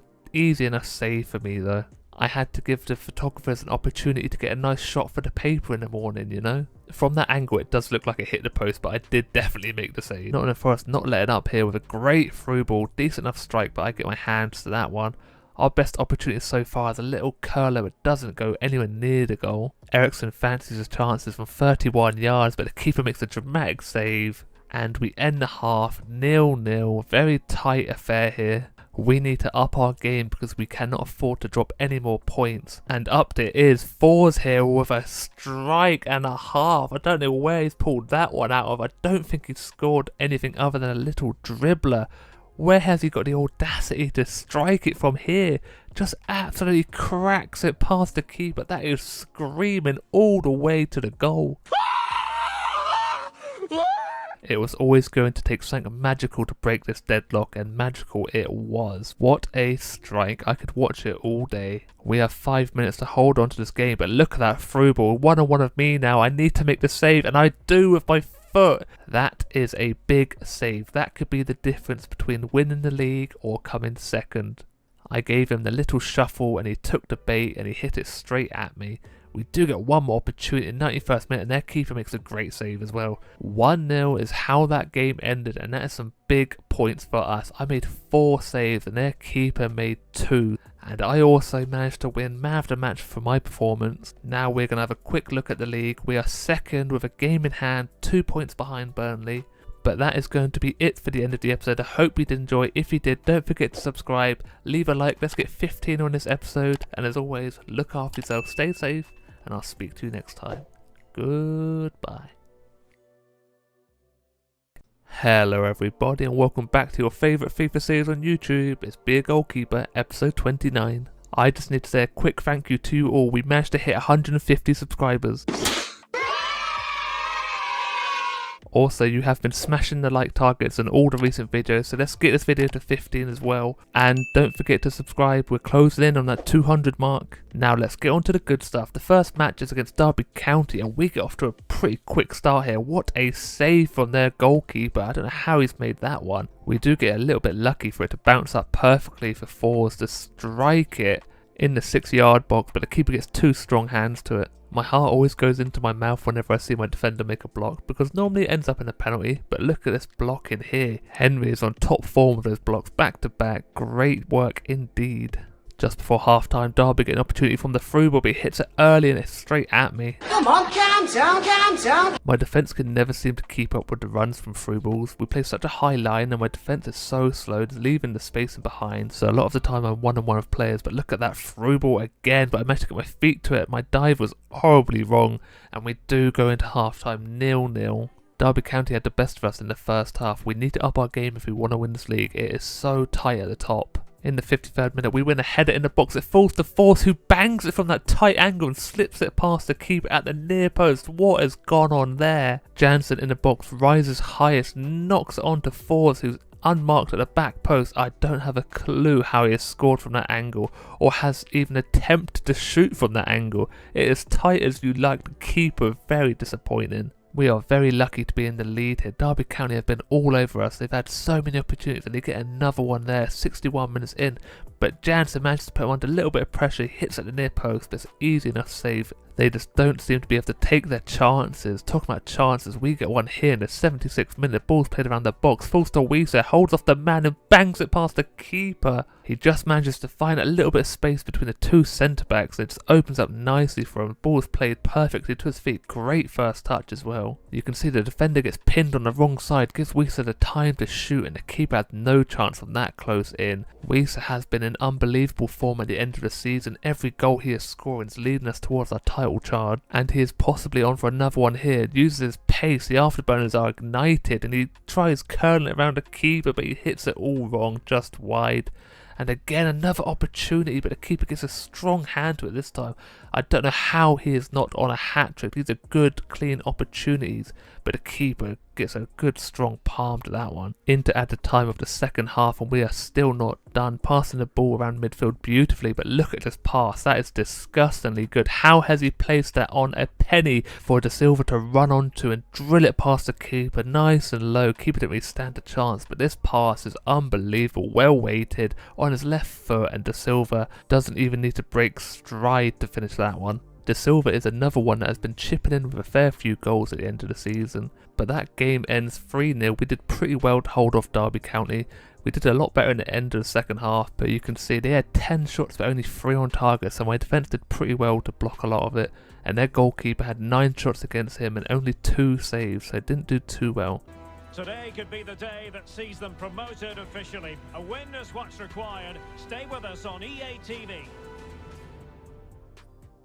That is right, if we win this game we are promoted to the Premier League, and all that stands between us is Middlesbrough, who are 5th in the league at the moment, so this one's going to be a tough one. We do manage once again to get an early opportunity. Look at that pass, Weiser with a great run, but that keeper makes an outstanding save at his near post. One strong hand. You can see from this angle how good it really was. A little bit behind it as well, but palms it just past the post. Middlesbrough with their first opportunity now. They always seem to run down the wing. We don't close them down. Passes to the striker. He rolls the defender beautifully, then hits it at the near post. And of course, I'm not going to save anything hit at the near post. Cannot save it for my life. But this is just another case of them not closing down quick enough. That turn on my defender is outrageous. I don't know how he's outmuscled him.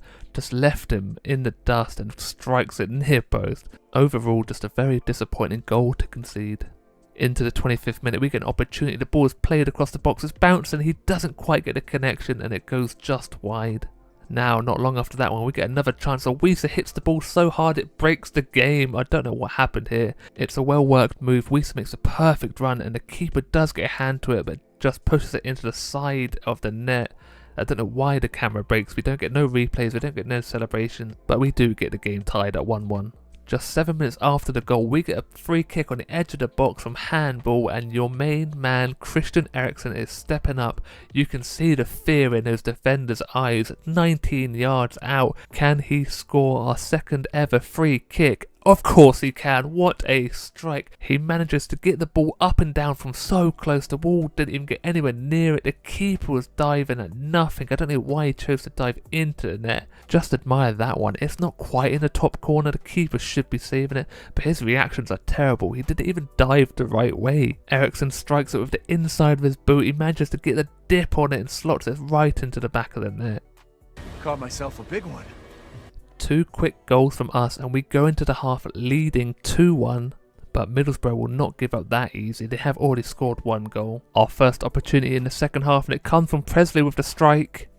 You're never gonna catch me. You're wasting your time. Middlesbrough don't close him down on the edge of the box. It passes straight to his feet, and he gets a little touch out, then tries curling it around the keeper. Doesn't quite get the curl on, and the keeper should be saving it. The ball is hit pretty much straight at him. The keeper just doesn't plant his feet quick enough. The reaction time is very poor. That is one he definitely should be saving. All we need to do now is hold on, and we get promoted to the Premier League. And there it is, full time. Promotion now 100% guaranteed. The feel-good factor is high, and I'm sure they intend to keep fighting on for the title now.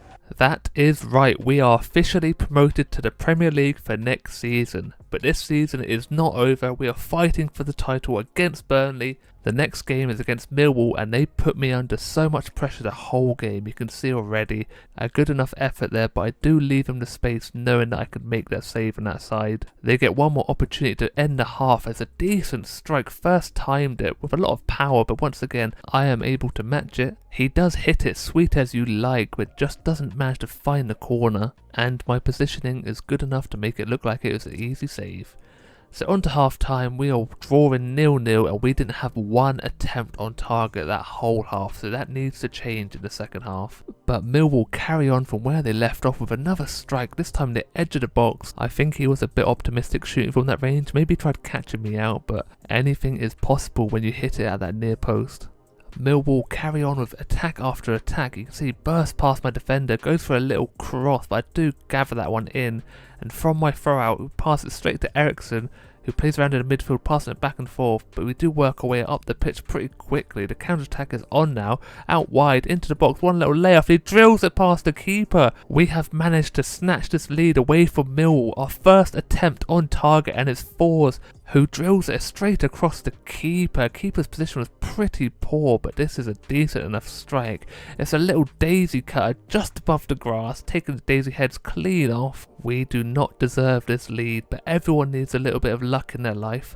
10 minutes left of this game and Millwall still putting us under pressure. The ball breaks beautifully across the box, he hits it, he goes for the near post. He definitely should have gone for the far post that time. I had my near post nicely covered. I don't think it was even going in, but I always had to make that save, especially when there's 3 big points on the line. We need to make sure we clear this ball away from the corner. It's a bit of a kerfuffle there, and if somehow there's a penalty given against Valencia, I thought I had taken out a player, but no, he chests it down onto his own hand. I end up in a weird predicament there. This is a big pressure penalty. Waller steps up, he hits it to the right, and he hits the post, and it bounces off my head. I'm lucky my head is massive. He just hits it wide, hits the post onto me and out for a corner. 85th minute now, and Millwall still will not give this up. He just runs straight past my defenders. No one's tracking the midfielder and they score in the 86th minute.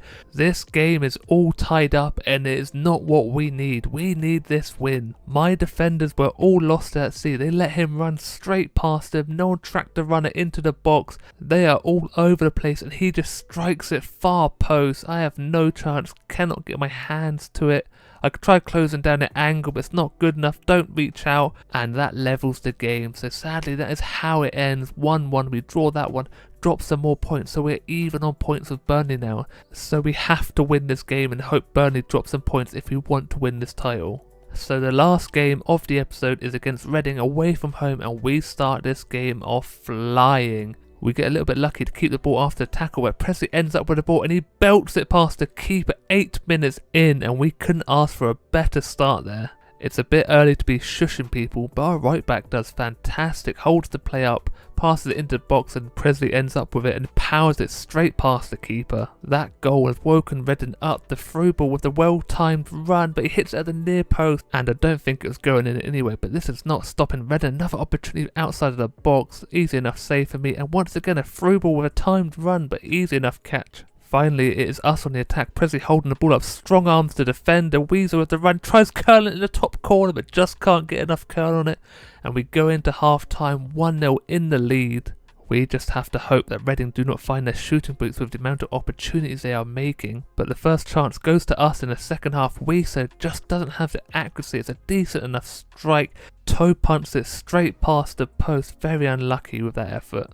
Only 4 minutes later and we get another opportunity. This through ball is beautiful, but he hits it straight at the goalkeeper. And now Reading are on the attack. Another through ball, 1-on-1 with me. The defenders are closed. He goes for a cheeky chip, but it's easy enough catch. 75th minute and they're still making opportunities. He strikes it. I parry it back into the box. The striker gets there first and they tie this game up 1-1. I don't know how he managed to get ahead of my defender there. Maybe he just wanted it more. My defence was very poor overall there. You can see at the left back spot all the space. Everyone tries closing them down, but no one's in the middle.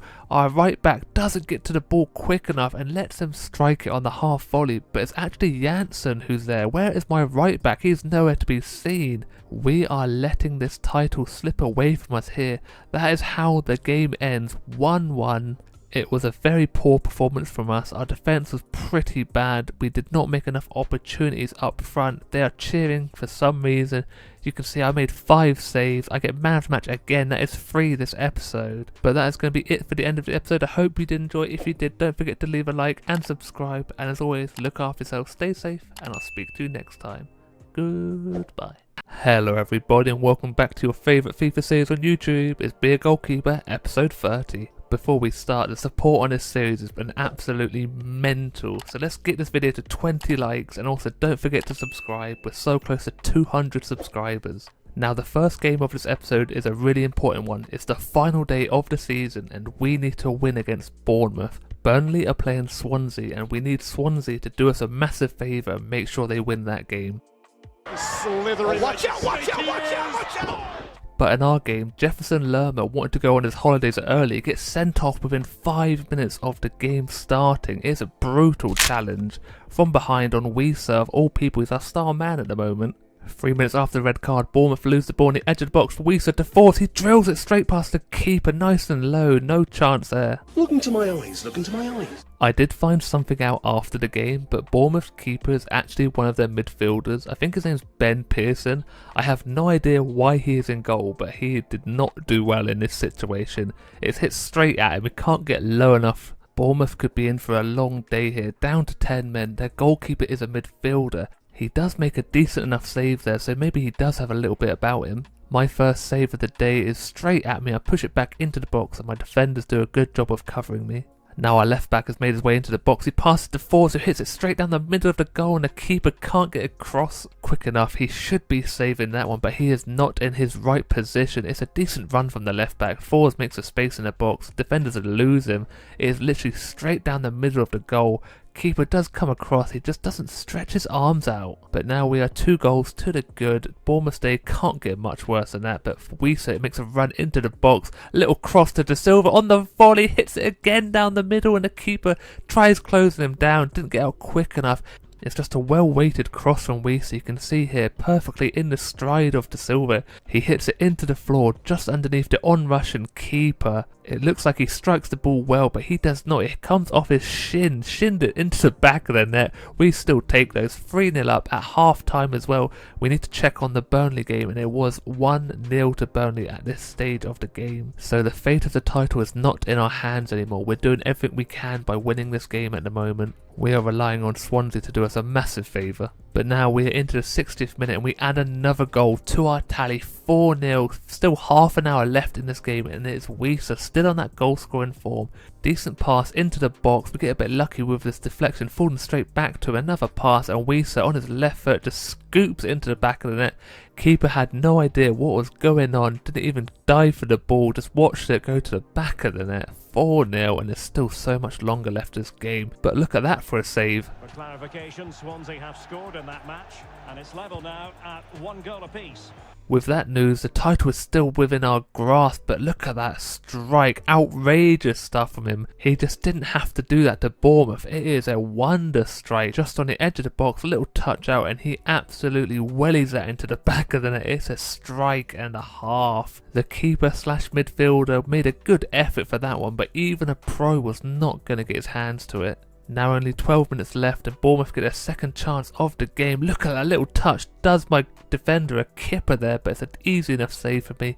Goes for the near post. I leave a little bit of a gap, but I know I can get my hands to it. He still hits it pretty much straight at me. And I've kept my clean sheet still intact. You think we would take it easy on Bournemouth so close to the end of the game, but we do not. We get another goal in the 90th minute. It is 6-0. We are giving the home fans something to remember on the final game of the season, but it's a great strike again, edge of the box, one touch out, similar to his other one, but this time he's gone for the near post, and the keeper is all over the place. I kind of feel sorry for him. It's not his natural position. He gave it his best shot, but he has conceded 6 goals here today. You can see I only had 2 shots to save and he had 9.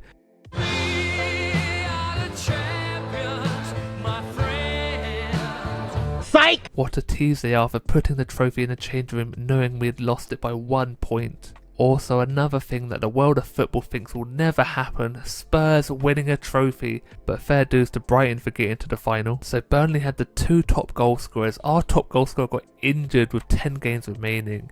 De Silva gets 4th in the assist charts, and Tim Krul gets Golden Glove with 15 clean sheets. I get 17th with 8, only 7 behind him in a lot less games. Now we are moving on to pre-season in the European International Cup. The first game is against Frankfurt and we are playing at the Borussia Dortmund Stadium. I do think that this pre-season will be a good opportunity to see how well we will fare in the Premier League next season. Frankfurt are a decent side and they put us under a lot of pressure throughout the whole game. You can see they're having shot after shot. We get a good block there. I do a little dive, but this save is outstanding with my feet. They just keep recycling the ball, having another opportunity. We just can't clear our lines until the ball finally falls into my hands. But this save, it is outstanding. A strong foot, push it back at him, but just past him. We are still 0-0 in this game. Our first opportunity is straight at Trapp, and he's a top-class keeper, but we do concede in the 44th minute.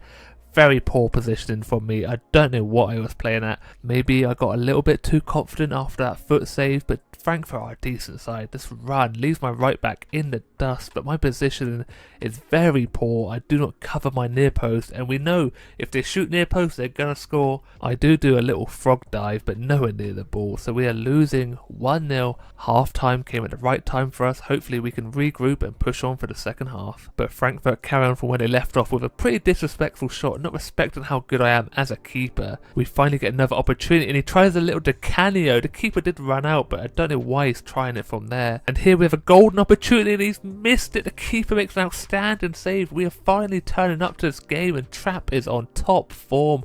How is he saving all these shots? Frankfurt have been making some great runs behind the line. Look at the space in the box. I get my hands to it. They get deflection. I jump up and knock him straight to the floor. I'm not taking any prisoners here. We get an opportunity in the 77th minute and Trapp once again gets there. We just can't find a way past him. But look at this run from Nicolas Pepe. He gets straight past my defensive line and runs into the box and slots it into the back of the net. 86th minute. Why is Nicolas Pepe playing for Frankfurt? I can't believe Arsenal let him go. I thought he was going to be one of their star players. But this goal, he showed some pace here, leaving my defenders in his dust. Just ran straight into the box. And I do not do myself any favours with that attempt. He just curls it round me and I just do a really weird dive. I go to the right angle, then what is that? I just spring up for no reason. And that goal has put the game to bed. We lose 2-0. Not the way we want to start this pre-season, but our next game is against Lyon from France. I am hoping we put our scoring boots on today. We had a fair few opportunities, we just couldn't finish them. 15 minutes into the game and our right back loses it, but we intercept the pass back with a decent enough strike, but it is straight at the keeper. It looks like we've started this game much better. We start to Fours, who holds the ball up very well, passes it back to someone I don't have a clue who he is. It's a new boy maybe, but it's a decent finish. The keeper had no chance. He got so much power from such a close range, but look at the run from the midfield. The defenders don't track him back. He is not going to miss that one. If he did, I would have taken him straight out of the game. But now the curse is back. Penalties given for nothing at all. It's a handball decision and the ball just bounces up. His hand is by his side. I don't know how that is a penalty, but we have to deal with it. And they score a cracking one. I dived the wrong way, but that is nearly in the top corner. It is a confident penalty from that man there. Even if I dived the right way, I don't think I would have even got close to it. He gets the ball into the top of the net, no chance at all. So we go into half time, 1-1. It's very disappointing when they didn't make too many opportunities. It's just a really harsh penalty to give away. Talking about harsh, there is another penalty decision. How has he given the penalty for this one? Maybe it's a bit more of one. He's raising his hand as he jumps, but it's very disappointing and he scores again. The same man, but this time he goes the other way. I thought he was going to go back the same way, but he gave me the eyes, went to the opposite side. Once again, it's a great penalty. This time side netting, still up high, not quite top corner, but high enough that I was never going to get it. We finally get another opportunity late in the game with a great strike from outside the box, but the keeper matches it. It's Fours on his left foot. Wisa gets out of the way, but the keeper is at full stretch just to tip it past the post. Just have a look at this through ball. It's so nearly well timed, but I managed to rush out and take the ball with the man as well. And then I get subbed off in the 83rd minute, only a 6.3 rating.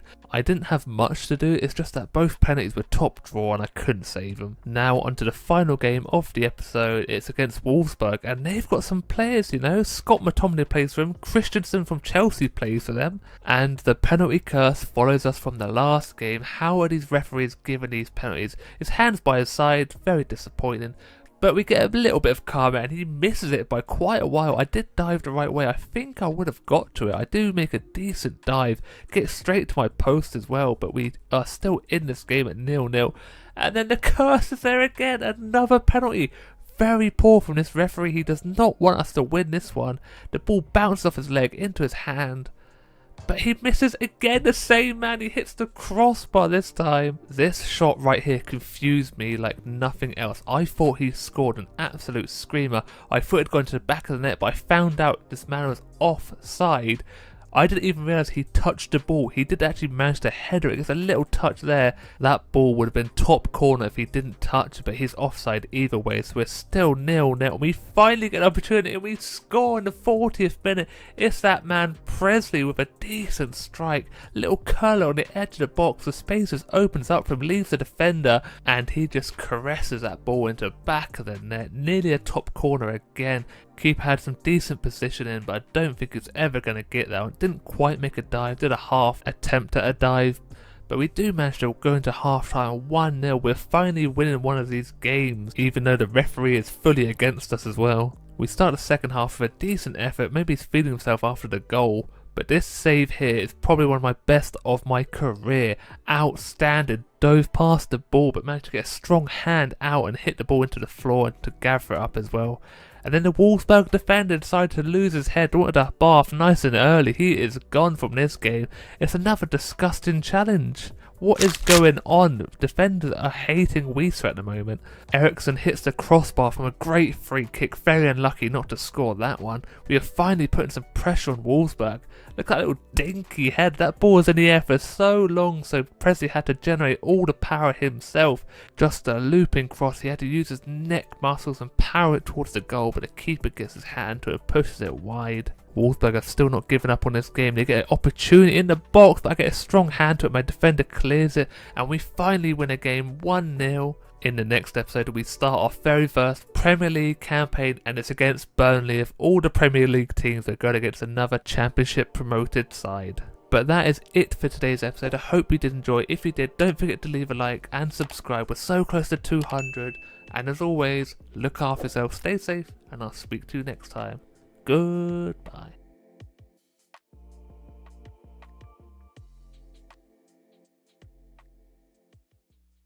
Hello everybody and welcome back to your favourite FIFA series on YouTube. It's Be a Goalkeeper episode 31, and as of recording we are 2 subs away from hitting 200 subscribers, so don't forget to hit that sub button. Also, we smashed the like target for the last video, so let's go for 25 in today's episode. It is a big episode indeed. We are playing our first ever Premier League games.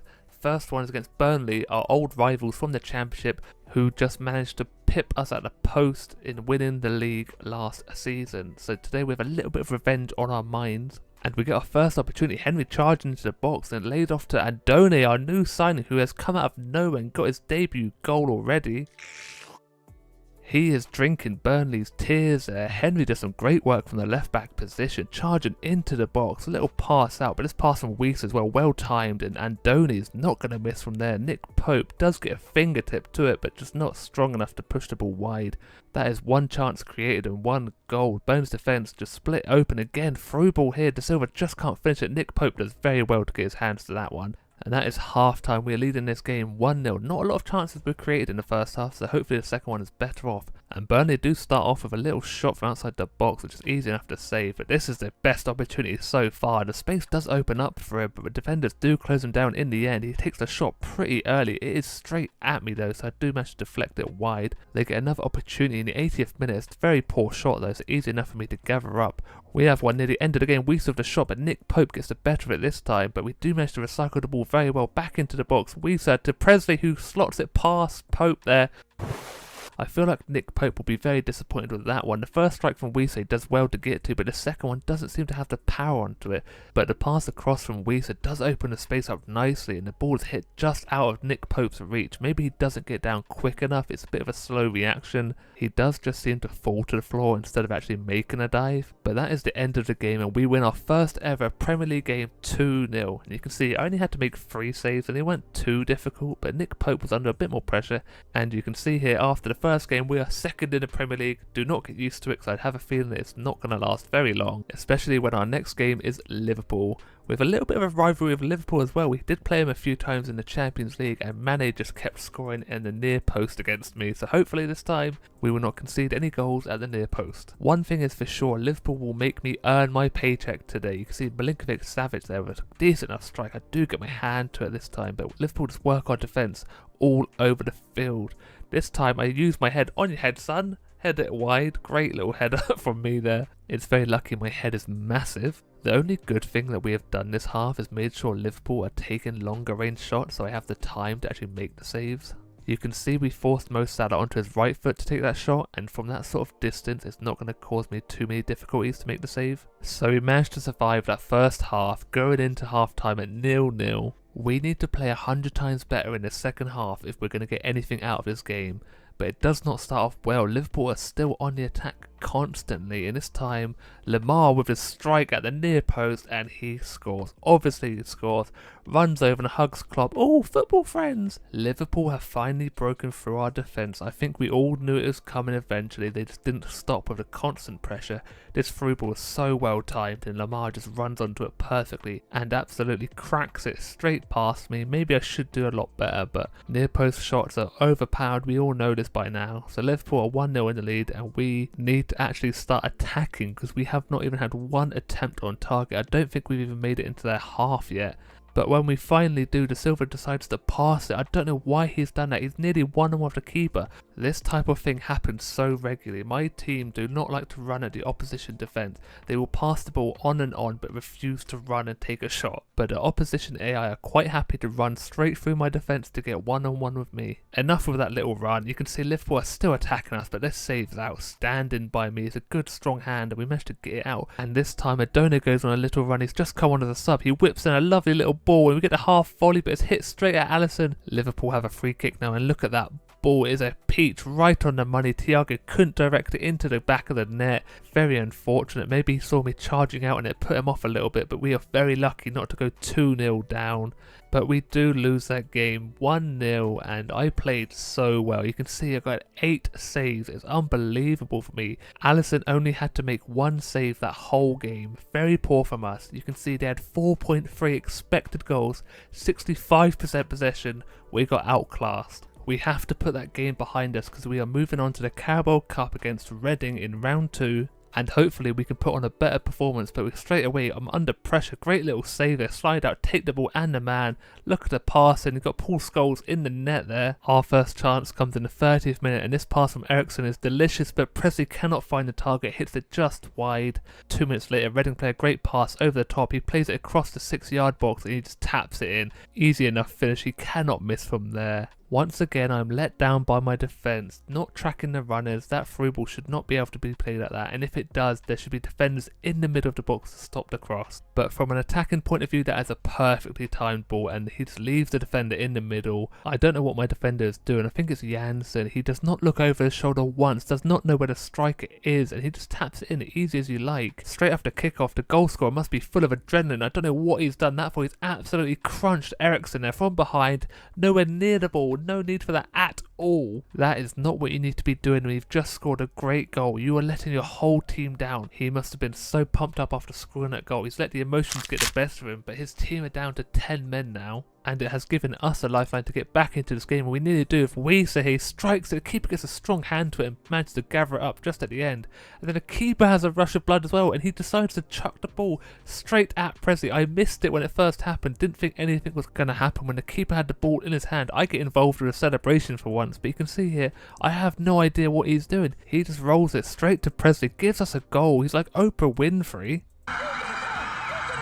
That is probably the easiest goal Presley's ever going to score in his whole career. The keeper has literally rolled it to him perfectly. I think someone needs to look into him for match fixing because that is ridiculous, but we do go into half-time 1-1. We have been very fortunate to get back into this game, but it's still a long way to go to get this win. And the first opportunity comes quite early into the second half. Presley with his back to goal, gets a shot off, the deflection and headers it at the goal, but the keeper gathers that up nicely. Just a few minutes later, Wiesa gets on the end of a great through ball, but he is offside. Reading have finally worked their way into our box to get across the deflection, they gather it back up again. This little turn leaves Jansen in the dust, but it's an easy enough save for me at the near post. Now into the dying breaths of this game, the ball falls to Henry, gets into the box, he strikes it straight past the keeper. That is the winning goal. You can see how much it means to him. It's absolutely unbelievable scenes. We have snatched this away from 10-man Reading with quite possibly the last kick of the game. Everyone is losing their mind, jumping on chairs. It is manic in this stadium right now. I even managed to get involved with the celebrations. But now we need to have a look at this goal. This little flick by Force, I thought it was a bit too much, but Onyeka gets to it and Henry just cracks it straight past the keeper.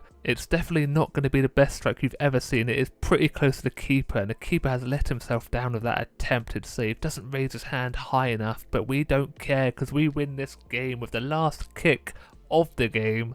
And it has caused absolute scenes. You can see Reading only had 2 shots, but we had 12, but only 4 on target. Now we are moving on to the final game of the episode. It is against Wolves at home. And Wolves have that one player that I am terrified of. They have Adama Traore, the old man himself, and here he is, just storming down the wing straight away. Look at the pace of him.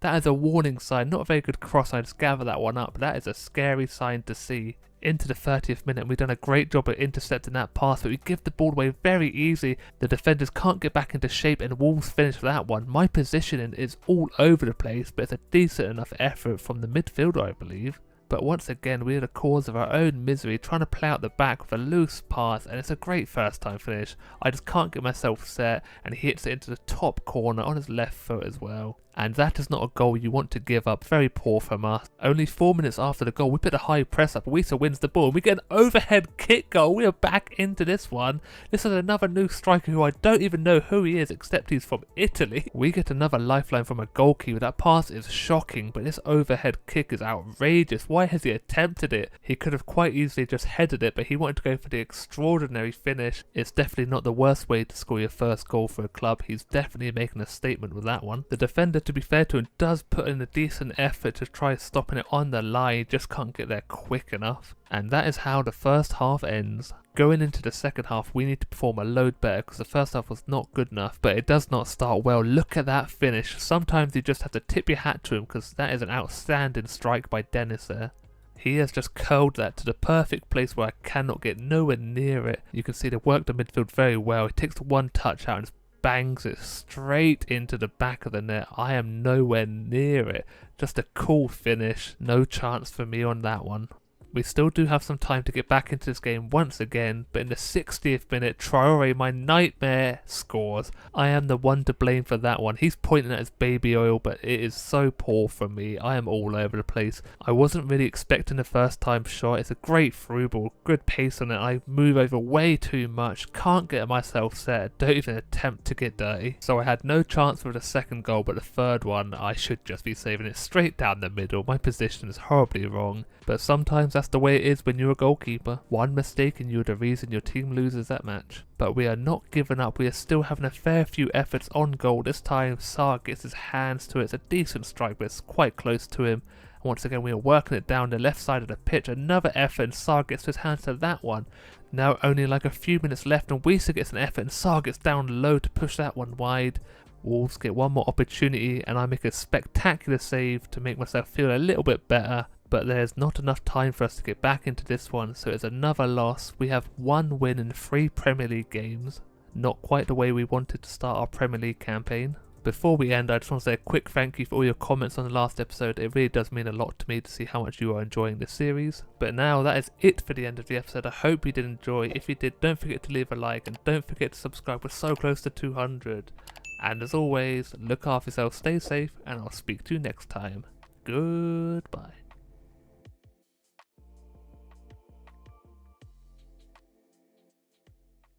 Hello everybody and welcome back to your favourite FIFA series on YouTube. It's Be a Goalkeeper, episode 32. Before we start, I just need to say a massive thank you to every single one of you. The support on the last episode was absolutely mental. I asked for 25 likes and you destroyed that target, and we're on 82 at the moment of this recording. We also smashed 200 subscribers. We're so close to 300 now, and I couldn't have done it without every single one of you, so thank you, it really does mean a lot to me. Since you absolutely destroyed the last like target, we're going to up it to big time now, 50 likes on this episode. Also, don't forget to subscribe, let's hit that 300 milestone. So getting into the episode now, and we have some bad news. Wisa has left us.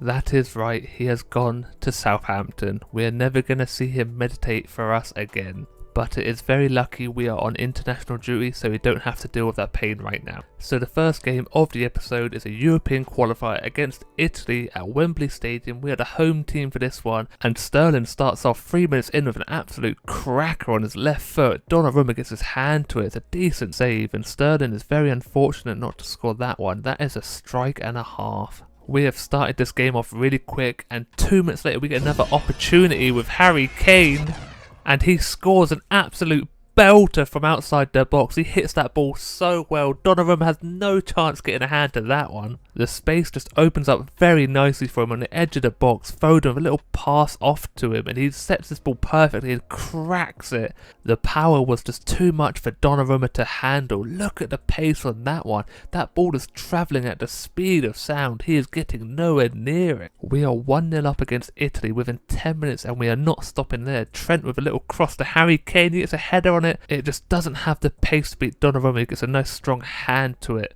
5 minutes later, Italy get their chance and they score from a very lucky deflection. He went to pass the ball backwards for some reason, deflected into his path, and Barella scores on his left foot. My midfield do so poorly here. They have him boxed in and somehow he works his way through, then makes a little mistake himself, but he gets the luck and he just smashes it straight past me. I don't have much time to react and I'm getting nowhere near that one as well. I do give my best effort, just can't stretch out. So this game is all square within 15 minutes. Foden tries copying Kane with that strike from outside the box, but Donnarumma does very well to get across so quickly. It seems I cannot get away from these through balls that just leave my defenders in the dust. We get very lucky here that I managed to gather that one up. But this game is back and forth, everyone's getting an opportunity, and we get another one here, gets blocked, but it gets blocked with a hand apparently according to the referee. It's a very harsh one, it does come up off his boot onto his hand. So Harry Kane is up to take this penalty. Does he miss or does he score? Of course he scores, he never misses, it was never in doubt.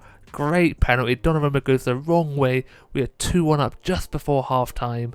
I don't think Harry Kane has missed a penalty while on international duty. The new Man City player tucks it away nicely into the bottom right, and we go into half-time leading this game 2-1. It's such a tight game. Both teams are creating good opportunities, and we start the second half just as we did the first. This time Kane to Bellingham, who hits it first time.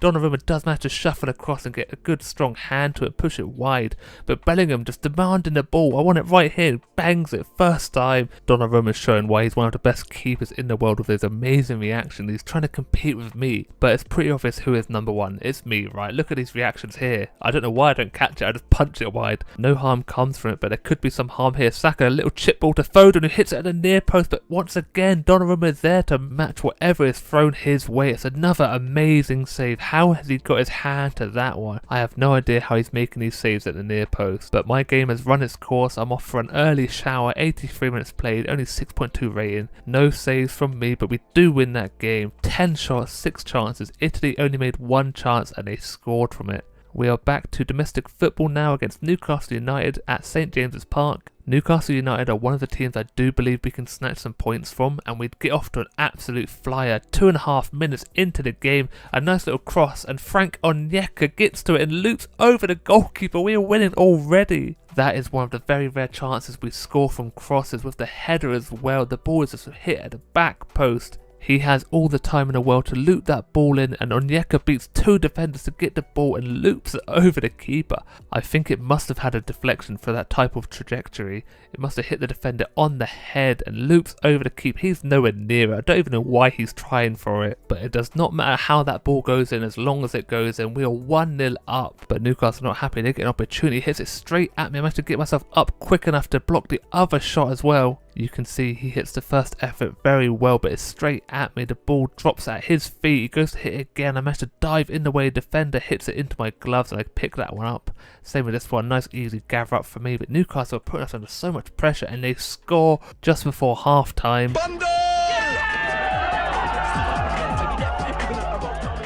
This strike is just world class. The midfielders and defenders just let him run straight through to me and he hits it so well. The curl on it is outstanding. He takes the perfect first touch and cracks it. Look at the way it curls away from me into that top corner side net, and I have no chance. So we go into the half-time interval all tied up at 1-1. After our goal, it has all been Newcastle. We have made no opportunities except this one in the 55th minute. De Silva hits it just wide, and that is all we've had to offer so far. A goal and that opportunity. This save right here could be one of the best of my whole career. The ball he whips in is pitch perfect. When it gets to it on the half volley, it bounces up just before him. It is straight at me. I use my hip to bump it over the crossbar. My position saved me there. My form on the save is pretty bad, but I do manage to get a body part onto it. Newcastle have had us under constant pressure for the whole game. We had 2 chances we made. That game ends 1-1 and we were very lucky to get that draw. Even the articles think we were lucky in that game. Our next game is against Tottenham Hotspurs at home, and Tottenham do not have Harry Kane anymore to save them. Either way, it's going to be a tough game for us. They start off very well. Malin with a strike in the 4th minute is straight at me. He is offside also, but I think this save's pretty decent. For some reason, I must be asking for offside because my arm gets stuck out, but we do get the save and he is offside, so it wouldn't have mattered anyway. If the first 30 minutes are anything to go by, I'm going to have a long old day on my hands. Into the 35th minute now, and Spurs finally score. Bentancur, a very unlikely source of goals there. My defenders just leave him in all the space he could ask for. If you watch the centre-back, he just runs off him for no reason. Where is he going? Leaves the space. Bentancur slots it straight past me. It's a good finish from the midfielder. I have no chance. I thought he was going to go across me, but he didn't. He went near post. And now we are losing. We have a long way to go in this game. We do manage to get into the half-time interval. Only 1 goal down, but we still have a lot left to play in this one. Tottenham with the constant pressure. We do get a good tackle in, but he passes it, loses the ball in the midfield. Son is in the box, no one marking him, and look at that strike. That is unbelievable. How has he hit that so well? Another defensive error from us. We pass the ball out from the back too often and lose it in the midfield. This pass is great, and look at that strike. It's just, how do you expect anyone to save that one? He is 2-footed. He does not have a weak foot, and the power he generates behind that is unbelievable. We are 2-0 down, and I think this game is done and dusted already. We have no chance to get back into this one. And look at the cheek of this one. Son tries chipping me, and I have not been chipped in my whole career, and it's not happening today. What is happening is they're scoring another goal in the 86th minute. It's Bentancur again. How is he finding himself in these goal scoring opportunities? Son with a great ball, but he just leaves my defenders in his dust. Look at the space he has. He cracks it straight into the top of the net. Even if I was in the right position, I had no chance. I'm nowhere near it. The pace on it beats me miles before I even react, and I get subbed off in the 87th minute. Only 2 saves, 3 goals against. It's very disappointing from us. We do manage to get 1 goal back with Andoni, but the sub keeper, concedes within a minute of him being on the pitch. Now we're moving on to the final game of the episode. It's a Carabao Cup match against Aston Villa. We're at home, and once again this game starts off quickly. Bailey with a strike straight at me. I think I get my fingertips to him, push it wide. Oh, it's Steven Gerrard. But yes, decent strike. He side foots it and just manages to loop it, but I do get my hands to it, push it wide. The pressure is already building from Aston Villa. They get a header from the corner straight at me. I gather that one up. Once again, another through ball, and this time they score. He drills it past me, down low. I have no chance of getting that one. My defence is just so poor at tracking runners. Through balls are deadly against us. We do not have the pace at the back to follow the strikers. The defence parts like the Red Sea. He runs straight through one-on-one of me. He drills it perfectly down to the bottom right of my goal. I am pretty sure two goalkeepers would not be saving that one. It nestles perfectly in that bottom corner, and we are losing 1-0 already into the 27th minute, and we get an opportunity. It's Presley with a strike on his left foot. He gets it past Martinez. It's a decent enough effort. It is all tied up now, and this play is beautiful. You see the little flick in a minute. He passes it into the box, little back heel flip, whoop, and this little touch here to avoid the defender who dives in, drags it just past him and smashes it into the near post. Martinez didn't really have much opportunity to save that. He went with his legs and his hands, but nowhere near it. We're beginning to make a few more opportunities in this game. We get one more in the 38th minute, near post effort again, but this time Martinez can get his hands to it. It's a decent strike. There just isn't a gap in the goal. Martinez makes himself big and it hits him straight in the face, taking one for the team. Half time, and it is 1-1. We have made more opportunities in this game than the last two put together, and once again we have another one. This time he strikes with his left foot. I think it was Pinamonti, and Martinez can match it with a strong left hand. He flies across that goal to save that one. Martinez is keeping Aston Villa in this game at the moment, but as long as he is, we have a tight game on our hands. We just can't seem to get that extra goal to give us a little bit of a gap, and Martinez is performing out of his mind at the moment. Aston Villa get another opportunity in the 62nd minute, and this time Bailey gets his head to it. It's a beautiful cross straight on his noggin, and we are losing this game 2-1. The space just opens up behind, no one tracking the runner again. This cross is perfect, didn't even have to jump for that one, and just tucks it into the back of the net. There's so much space at that back post. Where is my right back? Bailey was never going to miss that one. Now it seems that Aston Villa have the wind in their sails. They only attack once more. He doesn't hit this one very well, and straight at me, I just gather that one up. And they go for a long range effort. At the end of the game, it's just wide. I do a spectacular save, one for the cameras, but I'm nowhere near it, and the ball is nowhere near the goal either.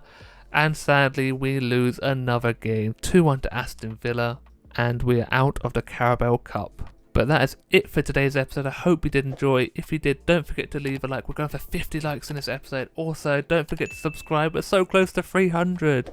And as always, look after yourself, stay safe, and I'll speak to you next time. Goodbye.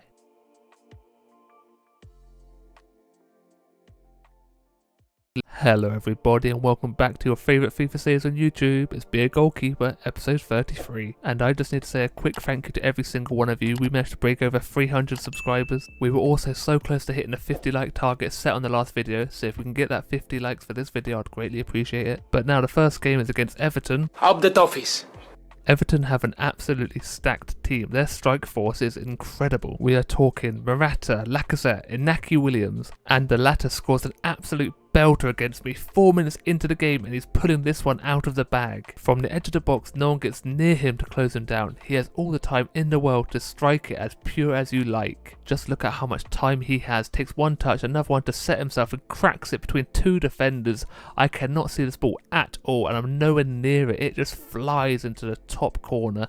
Top bins, no chance for me. The start of this game couldn't have gone any worse for us really, and Everton are not done there. This time they're charging into the box. He gets a little crossing. I do run out and punch it to the outside of the box, and Everton receive the ball, keep the move going. This time it falls to Morata, who goes for the audacious attempt. Does not respect my goalkeeping ability with that effort. Everton have made so many opportunities in the beginning of this game, and Morata gets another one with a header just past the post. We have finally worked our way into Everton's box, and it falls to Pinamonti on the penalty spot. He hits it straight at Pickford, but it goes past him into the back of the net. He is carrying this team.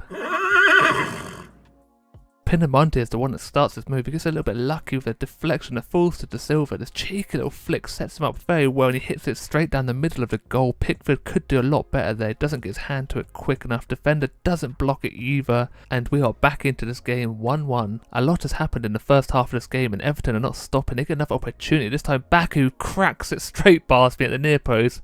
I have no idea what I am doing there. It's a decent enough effort, but I should be saving this one 100% of the time. My left back just loses Baku, doesn't have a clue where he is. He runs straight off him, the through ball's timed to perfection. He hits it first time, straight past me. The power on it is unbelievable, but I should be saving this one. I dive way too late. My position isn't terrible, but the animation for that dive is horrible, and we are 2-1 down now. We just got into it, and Everton are back on it. Pickford makes a great save there. I make one up for the team with this little grab grab, gather it in nice and easy for myself. Presley here does some great work to get past the defender. A little touch, the defender lashes out at him, but he can't stop him. He runs into the box, a little chipped through ball to Pinamonti, hits it on the volley, but Pickford gets his hands to it and pushes it wide. We're into added time of the first half now, working it well in the box to Silva to Pinamonti, who drills it low past Pickford. We had tied this game up 2-2 just before half time. Pinamonti might be the signing of the summer if he keeps scoring like that. It's another great goal. We work it so well into the box. De Silva manages to pull their left back out of position. Our right back finds the space back to De Silva, who finds Pinamonti, who has no one near him. He just slides it straight past Pickford. Pickford couldn't do much with that effort. It is kind of close to him, but it's more like teasing him. He's never going to get to that one. He can't react quick enough. But we do go into the half tied up 2-2. We are so lucky to be in this position. Everton have made so many opportunities, and they make another one. I close down the angle and he hits it straight at me, but they recycle the ball very well. He gets another shot, but it's straight at me again, but I make a double save there. They try one more time, but my defender finally gets the clearance. They are just not stopping. This time it's Lacazette with the effort, and I get a dive and save, but I do not save it with my hands. My chest is on the line. Chuck everything I can at this one.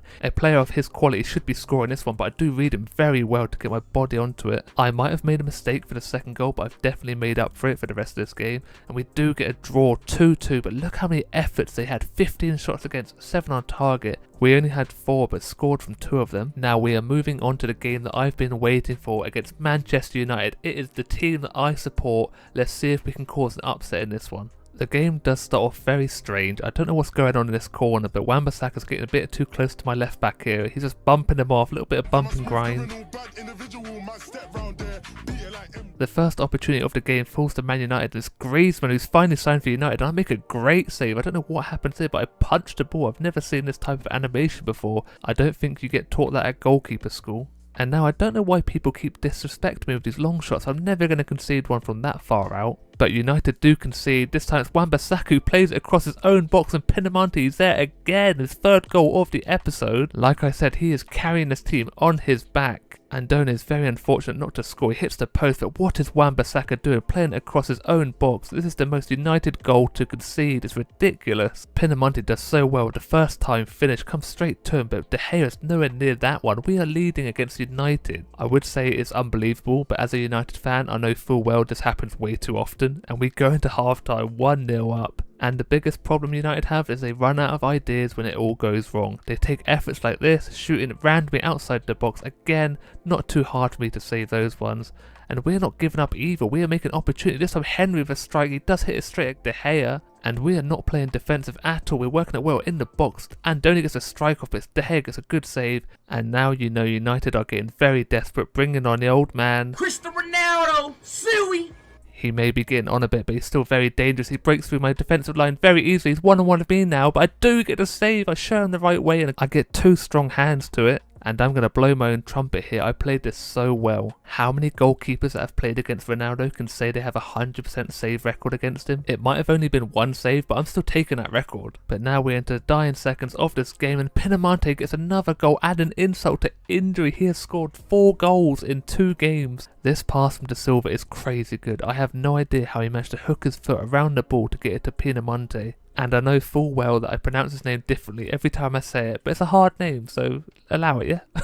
But forgetting that, we have beaten the mighty Manchester United 2-0. They were near the top of the table. I managed to get a 9.3 rating and still didn't get man of the match. Pinamonti did get a 10 rating, so he fully deserved it. And now we are on to international friendly games, and I think I might stop playing these games. They don't really mean anything, but it's good to get some experience on the big stages. But let me know what you think in the comments below. And the first game is against Portugal, and we did not put out a strong side at all. Ollie Watkins on the left wing, Sessegnon up front, and Portugal get the first opportunity. Ruben Neves inside the box, he hits it pretty much straight at me. I have to get my hands to it and push it wide, but a player of his quality should be scoring that one. He is the captain of Portugal as well, so he needs to set an example. From the resulting corner, they take it short, then pass it to Renato Sanchez outside the box. He bangs it and hits the top corner beautifully. There's no hope for anyone to save that one. That is extraordinary. That could well be one of the best goals I've ever conceded. How does he have the audacity to attempt it from there? Look how far out he is, and that just lasers into the top corner.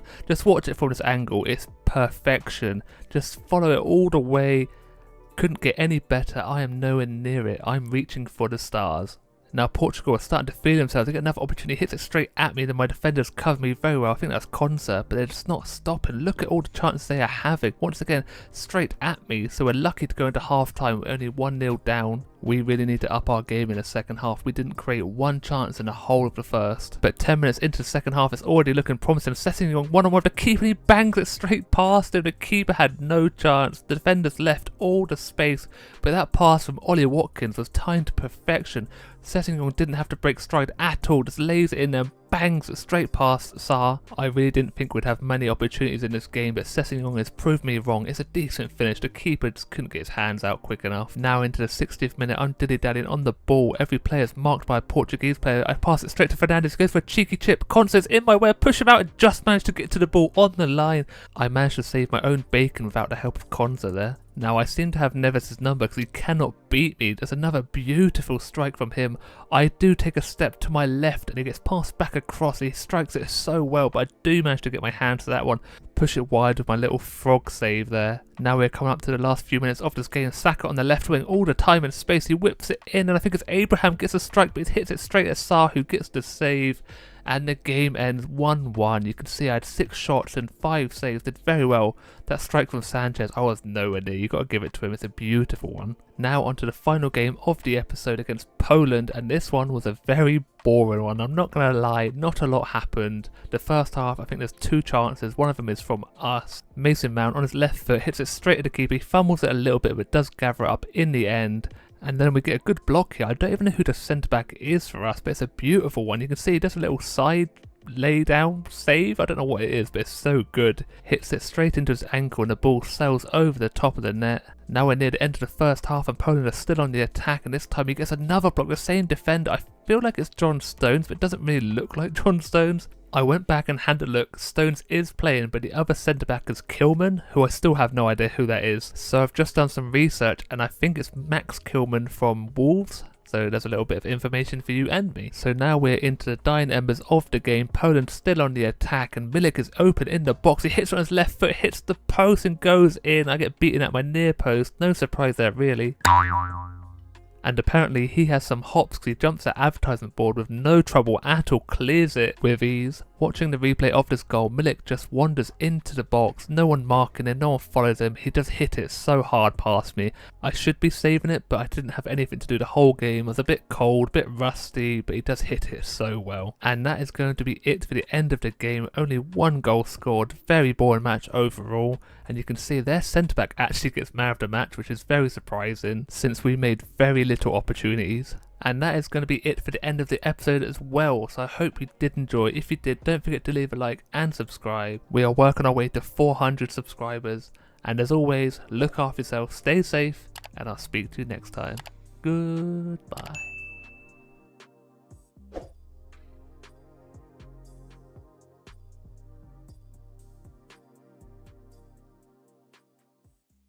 Hello everybody and welcome back to your favourite FIFA series on YouTube. It's Be a Goalkeeper episode 34. And I need to say another massive thank you to every single one of you. The support on this channel has been absolutely mental. You also managed to smash the like target on the last episode, so let's get this one to 75 likes, the highest I've ever asked for. We are also so close to 400 subscribers, so don't forget to subscribe and let's get into this episode. So the first match is against Leeds United in the Premier League, and they are positioned just above us in 10th place, so this match is going to be a close one. They also have quite a lot of pace up front with Dan James, but he needs to watch out for some bananas because they are everywhere on this pitch. It takes us until the 24th minute to get our first opportunity of the game, and it falls to the main man at the moment, the star man, Pinamonte, and he scores again. How many goals has he scored? Well, I will tell you, that is his 6th goal in his 6th game. That is an unbelievable statistic. He's just on fire at the moment. This run from Onyeka, I believe, draws the centre-back over, leaves the space in the box for Pinamonte to slot it straight past the Leeds goalkeeper. It's a nice tidy finish inside of his boot. Keeper just can't react quick enough and we are leading this game 1-0. And that is how the first half ended. Not a lot happened, not many opportunities created, but hopefully the second half will be a lot better. Leeds start off the second on the front foot, but this one he hit straight at me. Anywhere else and they would have tied this game right up. This time they put in a looping cross. The Leeds striker rises highest, but I do get my hands to that one. We finally get an opportunity in the 71st minute, but it's just a weak header and the keeper just gathers that one easy peasy. Now Dan James has a strike from distance, but I get my hand to that one as well. I am unstoppable at the moment, making saves left, right and centre. It's a decent enough strike though, but it's not too hard for me to save that one. And that is actually how the game ends. Only one goal scored, not too many opportunities altogether. You can see I only made 3 saves on 3 shots on target. My defenders did very well this game, made loads of blocks, stopped me working too hard. Now we are moving on to the next game against Aston Villa, and we played them not too long ago in the Cup, which they sadly did beat us in, so we need a bit of revenge in this one. The first opportunity comes in the 13th minute. You can see my defenders are nowhere to be seen. Bailey running straight at me, and look at that pass. It's timed perfectly.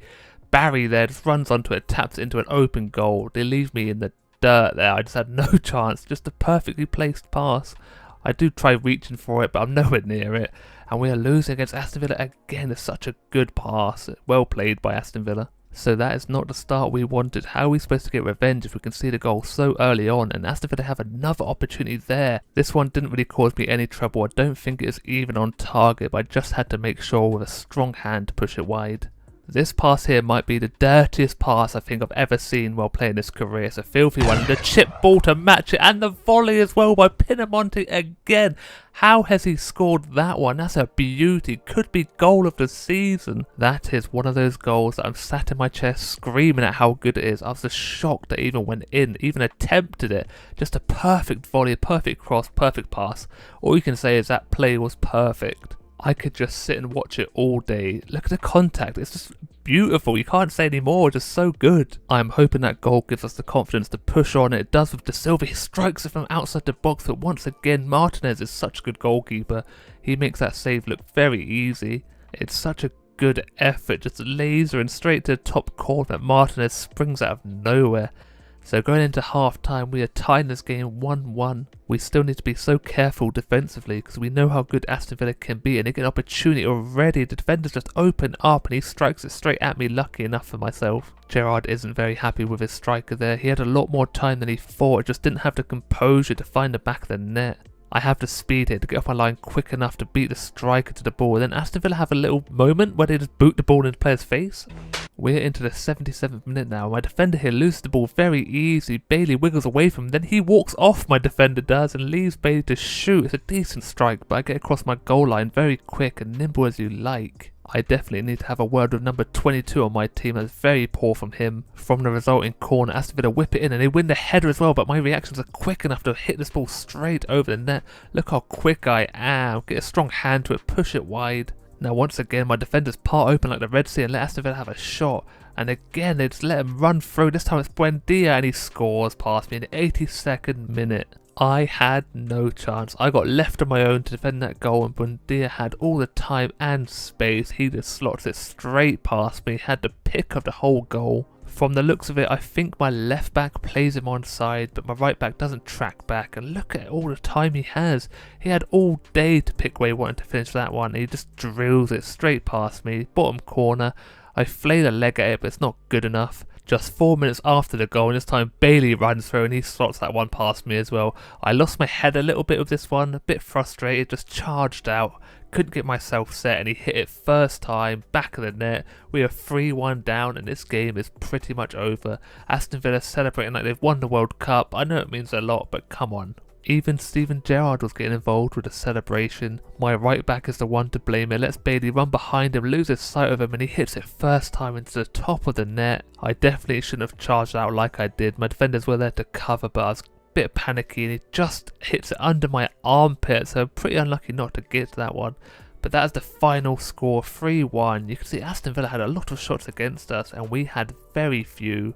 We have to put that game behind us because we are playing against Brighton now at home, and we have Andone starting, who is an ex-Brighton player, so hopefully he doesn't hold Brighton too close to his heart and gets us a goal. But Brighton start off very strong again, decent strike, but once again I'm on it today with a great save, good strong hand. It's going to top corner, but I spring across. We definitely need to start these games a whole load quicker because we let the opposition get too many shots early on. And again, within 10 minutes, they get their second opportunity already. This time, I do make another good save. It's a pretty simple one. He hits it at the near post, but I do cover. My defender was putting him under a little bit of pressure as well. We finally turn up in the 17th minute and it's that man again, Pinamonti, with his 3rd or 4th goal of this episode. He has scored in every game he has played in. He is unstoppable at the moment. Eriksson does very well to draw 3 or 4 defenders towards him. Pinamonti has the space and just cracks it straight past the keeper.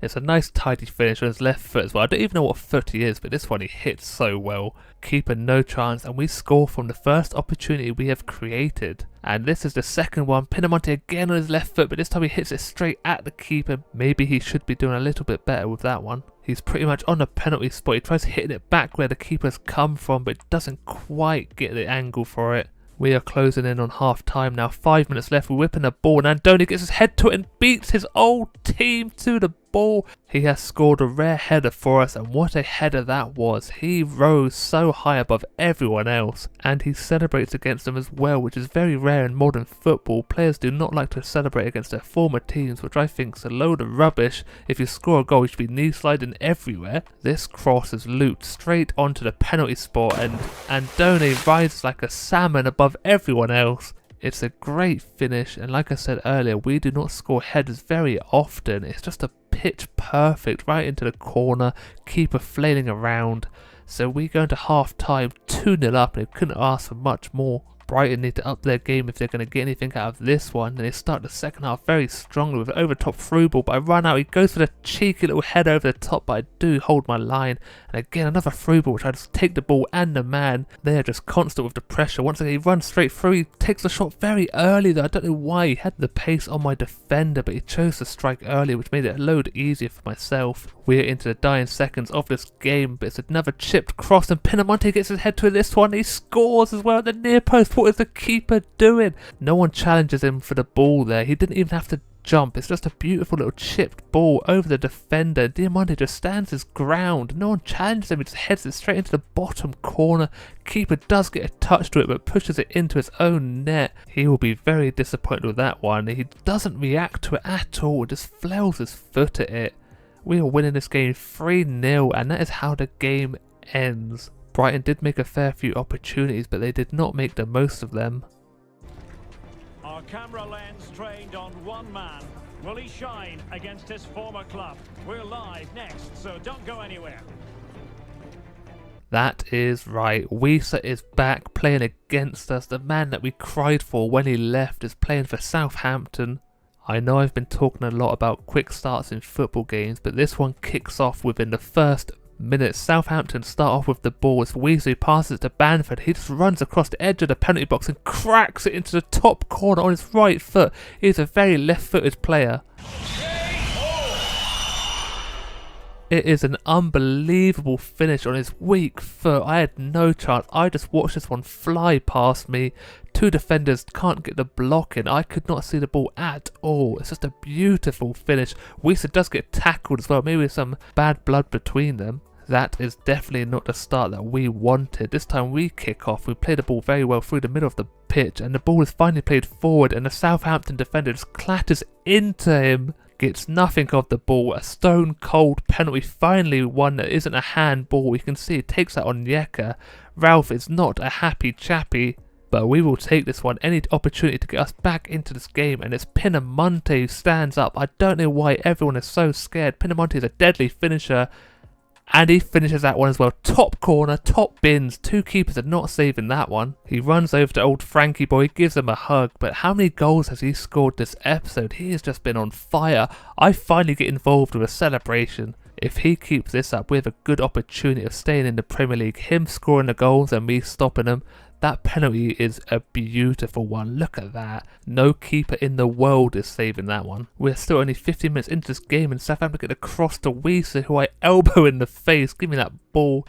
We go into half time all tied up 1-1. We just have to hope Southampton do not put us under too much pressure, but they do. Look at that cross. It's a beauty to Weisa. An open goal pretty much, and he's missed it. He has skied that ball straight over the goal. How has he missed that one? Maybe he feels a little bit sorry for leaving us. This time the ball falls to Gallagher. He hits it straight at me. I get my feet underneath me to block that one. He does get a little bit lucky for the ball to find its way to it. My defender does get a little block in. It still makes his way, and he hits the ball very early, but my quick feet are good enough to block it. But now we're into 73rd minute as Pinamonti again scoring. We are 2-1 up against Southampton. He just cannot be stopped. Goal after goal. It's a great finish. We work the ball very well from the left side of the box. The space just opens up and you cannot leave him in that kind of space. He finishes those ones for dinner every day of the week. On his left foot again, just drills it nice and low. McCarthy cannot get down quick enough. All we need to do now is hold on for the last 10 minutes of the game, but we cannot do that. 7 minutes left and Southampton tie the game up. 2-2. What is my defenders doing? He had the ball. He just decided to pull up at the last second and let the Southampton player get to it first. Passes it across and he cracks it into the back of the net. I am nowhere near it. The power beats me. My animation is very poor as well. I can't set myself. Finds the back of the net and this game is tied up, and that is how it ends. Very poor from us at the end there. Southampton only had 3 shots on target. We only had 2, and after all that we are 9th in the table. But that is going to be it for today's episode. I hope you did enjoy. If you did, don't forget to leave a like and subscribe. And as always, look after yourself, stay safe, and I'll speak to you next time. Goodbye.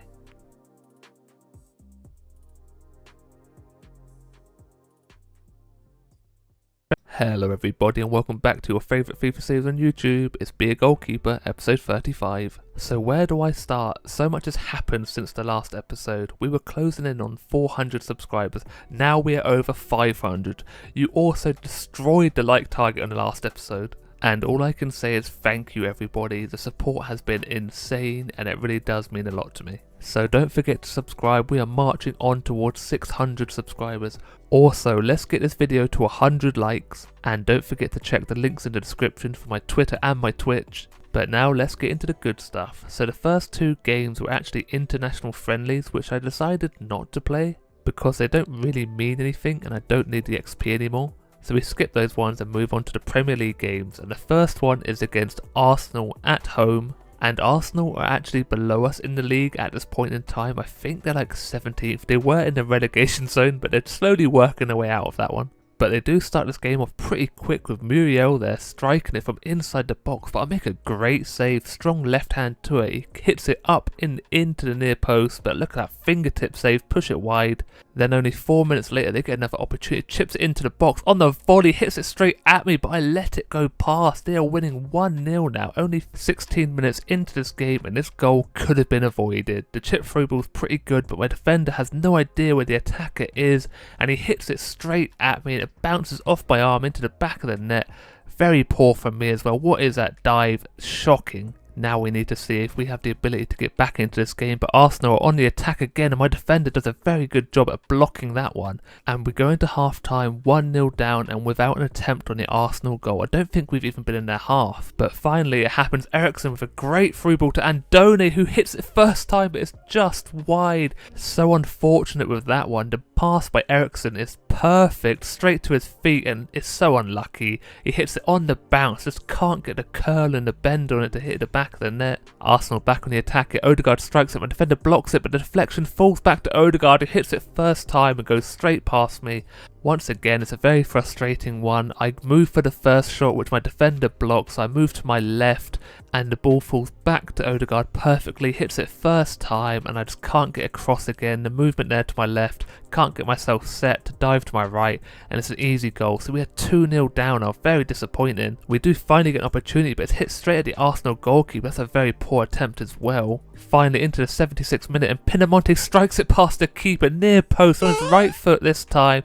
Mario hops his way to victory because that's a great goal. The pass is a good one, straight to his feet, does the little turn and bangs. A keeper should be saving it at his near post. He gets down but not quick enough. The power is too much for him to handle, fumbles the bag there, and we are back into this game. Only 1 goal down, but I do get subbed off. I did have a very poor game, only 1 save, and sadly we could not continue the comeback. We lose that game 2-1, probably deserved, only 3 shots, and now we have to face Man City. So Arsenal first, Manchester City next. We have back-to-back tough games. Let's see if we can get anything out of this one. And we start off with a great piece of skill from my right back. He mugs the Manchester City left back right off with that one, and he is not happy about this one. He comes back and chops him down for no reason. This should be a red card all day long, but it's only a yellow. I'm not sure how he's got away with that one. At least we are more on the front foot already in this game. We get an opportunity in the 12th minute, a lofted chip ball, and Pinamonti on the bicycle kick, but Ederson saves it. How unfortunate is that one? It hits it onto the post, but Pinamonti with the spectacular. My defender loses the ball in the 26th minute to Phil Foden. He's one-on-one with me and he slots it away straight down the middle. I take a step to my left because I think he's going to go that way, and he's done me like a kipper. I had no control of the situation. He's straight down the middle of the goal. He could have gone left, he could have gone right, and I just couldn't get my foot to this one. The little step that I make makes his mind up for him, and he bangs into the back of the net. After such a strong start from us, we are very unlucky to be 1-0 down. A little cross hit that I get my fingertips to, nice little save. Mahrez on his left foot, defender blocks, and I gather that one up, and we go into half time 1-0 down again. We just can't seem to get a break here. It would be a whole different story if Pinamonti scored that bicycle kick, but we're on the attack now, 2 minutes after half time. A little pass to Andoni, but he hits it straight at Ederson and he can't seem to get past him. There's a brick wall at the back here. Now our worst nightmare, an over top through ball which the Man City player gets to. He runs one-on-one of me this time, but he hits it just past my post. I might have been able to get my fingertips to that one if it was on target, but I didn't have to, so we're very lucky to still be in this game, only 1-0 down. Into the 60th minute and we're in the attack now. Passes to Pinamonti, who gets a bit lucky and it falls to Andoni, hits it straight at Edson. He fumbles the ball a little bit and Pinamonti can't get his header on target. Edson gathers that one up and then we concede 4 minutes later. Kevin De Bruyne with a cracking strike. I had absolutely no chance. He's banged this one out. Top corner. He was just given so much space from the midfield. He just walked onto the edge of the box and hits it on his left foot. Just look at it here. Little pass. No one closed him down. First touch out of his feet and then bangs it. Caught me off guard with how quick he took the shot. It's a decent enough strike though, and I don't think anyone was going to save that one. Top corner.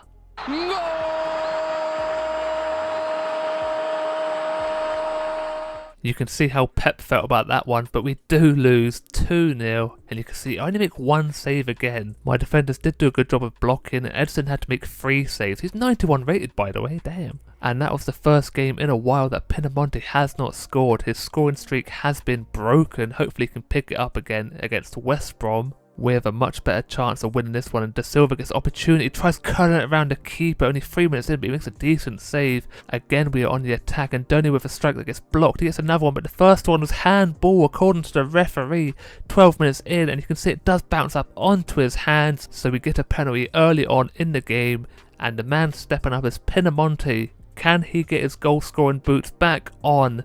The West Brom fans seem nervous. They should be. Pinamonti is the top goal scorer of the league. And he doesn't score this one. Straight down the middle. Johnston gets his hands to it, pushes it over the bar. It's a pretty bad penalty. Not many goalkeepers would be brave enough to stay down the middle, but he does and gets 2 strong hands to it. So we're all still level 0-0. I get a bit lucky here with my clearance. Hits the striker, but falls back into my arms. Now a free ball from West Brom. The striker gets to it first, but I do get a fingertip to this one and push it over. It's a great save. Probably one of my better ones I've made in a long time. The through ball is timed to perfection. The run is onside. I just managed to get my hand up quick enough to just tip it over the bar. It was my arm actually, not even my fingertips, just the arm. Those bicep curls have been working out very well for me. From the resulting corner, they whip it in. I get a good strong punch to it outside the box. It falls to one of the defenders who recycles the ball very well into the midfield. He takes an effort from outside the box, but it's easy enough for me to gather that one. I don't know why he's attempting this one. Now we have an opportunity. Pinamonti, one of the keeper, but he doesn't score. I don't know how he hasn't scored that one. He has lost his Midas touch at the moment. Now into the 33rd minute, and Andoni strikes from outside the box and beats the West Brom keeper. I don't know how he hasn't saved that one. Andoni is leading the charge with goals at the moment. The keeper just dives and doesn't get his hand to it. It bounces off a little bit into the back of the net. We are winning 1-0. And once again, West Brom striking it from so far out. They seem to think I'm weak at long range, but I'm definitely not. That last attempt did nearly catch me off guard a little bit, but I've got the spring in my boots to bounce across the goal. It's a decent effort, but you can see didn't really put me under too much pressure. Good strong hand, push it out for the corner. And that corner, they do carry on whipping it into the far post. He hits it on the volley, but it goes wide. So much has happened in that first half, but we are leading 1-0. Let's just hope we can continue with this form. West Brom start the second half fast in our box. A misplaced pass. Pass back to me. I go to clear it. Not far enough. They win the header. He lays it off to the edge of the box. Hits it first time, but I gather that one nice and easy. Now we're on the attack, out wide to left back, and now we've got Onyeka in the box, and Andoni's wide open, but he takes the shot at the near post. Very poor choice there. Now just look at that run from Andoni. He's one-on-one with the keeper, and this time he does slot it past the keeper at the near post. Andoni, this run is timed perfectly. It leaves the defender, has no idea where he is, takes a little touch and just side foots it into the back of the net. With a 2-goal cushion now in this game. It's a great finish, side foots it straight past the keeper, can't react quick enough. Hopefully this will be enough to win this game. Only 20 minutes left. West Brom are on the attack, another through ball, one-on-one of me. I do stand my ground this time, make the save, but my defender doesn't cover me and it bounces to the West Brom striker who heads it in. They are back into this game, 2-1. I do very well in the one-on-one situation, but my defender doesn't clear the ball. It bounces up onto his head. You can see here, I stand tall, get my hand to it, bounce up. My defender doesn't clear it. It just bounces perfectly to the striker. The other defender on the line can't get his foot to it.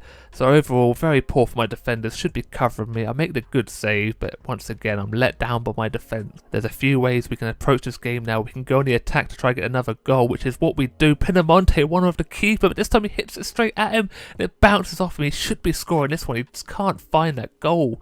And now De Silva with a long-range effort. I don't know why he's shooting from so far out. He should be running into the box, but he doesn't. He strikes it very well, but it's not good enough to beat the keeper. Just run into the box and finish it. The final whistle does blow though, and we win this game 2-1. I do get a 10 rating. 7 saves is pretty decent. Andoni with the 9.8.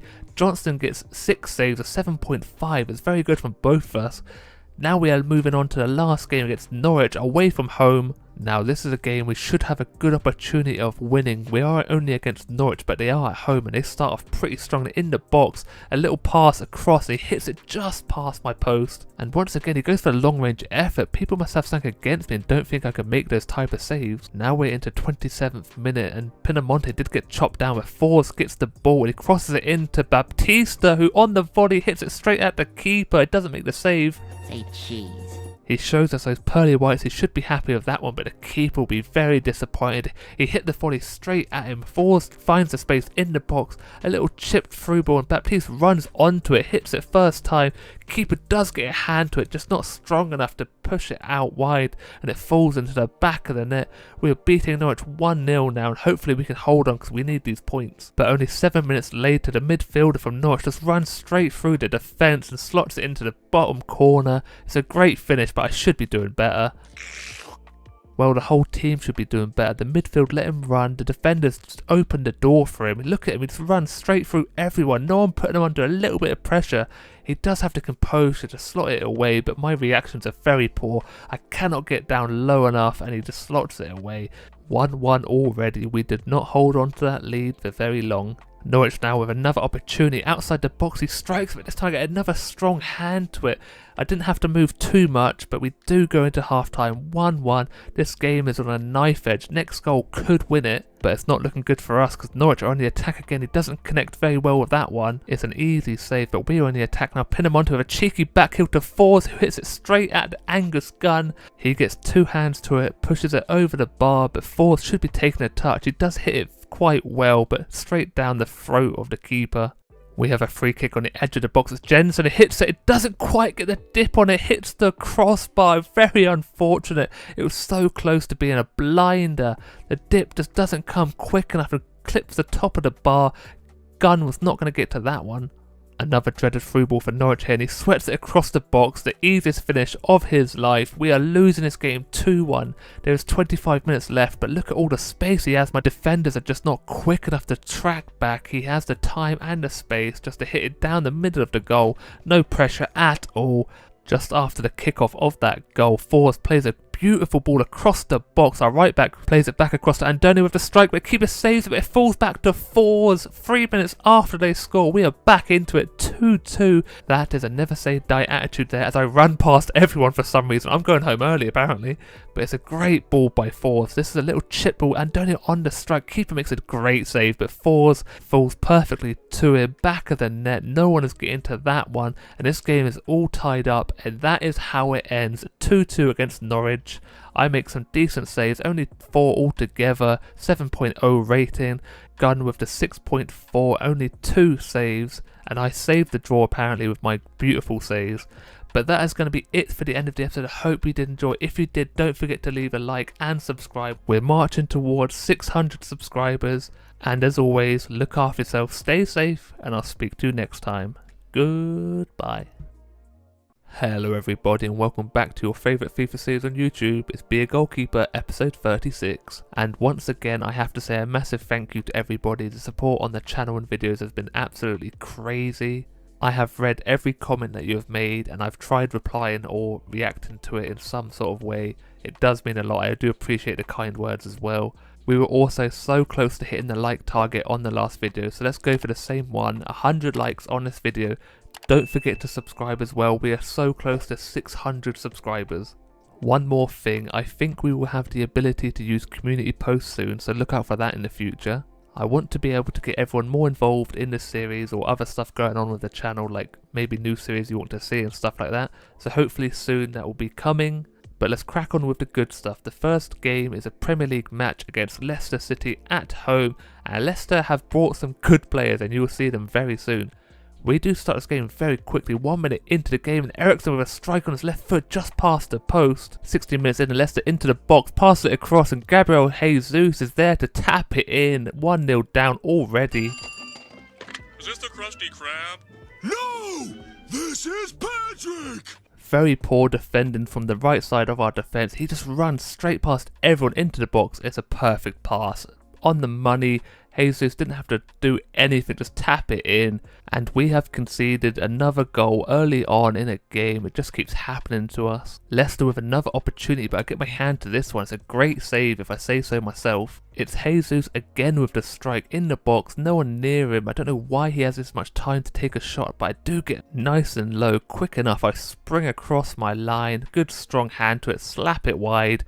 We still have an opportunity to get back into this game after that save, but Leicester have not stopped with the pressure. It's another good save this time. He tries finessing it past me. I get my hand to it and my defender does a good job of covering me. Going into the second half, only 1-0 down, it is still all to play for. And look at this little back heel. Here it is. Bang! Look at the power he got behind it. Pinamonti on the strike as well. Unfortunate not to score that one. Eriksen hit that one from distance, but the keeper had no trouble with that one. And again, De Silva from distance, but this time it hits Alderweireld on the arm according to the referee. But this one's a very poor call. The ref's not even looking at the game. Pinamonti is the one to step up. Can he score? Of course he can. He does not miss a penalty. Except in the last episode, but we do not talk about that, okay? That's a great penalty. No one is saving this one. Bottom left, keeper no chance, doesn't even move for it. He stays down the middle, very brave for that one. He made himself look a little bit silly, but Pinamonti, he's very good, you know. He's top goal scorer at the moment. I think that's his 13th or 14th goal of the season already. This strike was a scary one. Look at the curl on that one. The audacious attempt, and they do it again. This time it's Madison. It hits the post.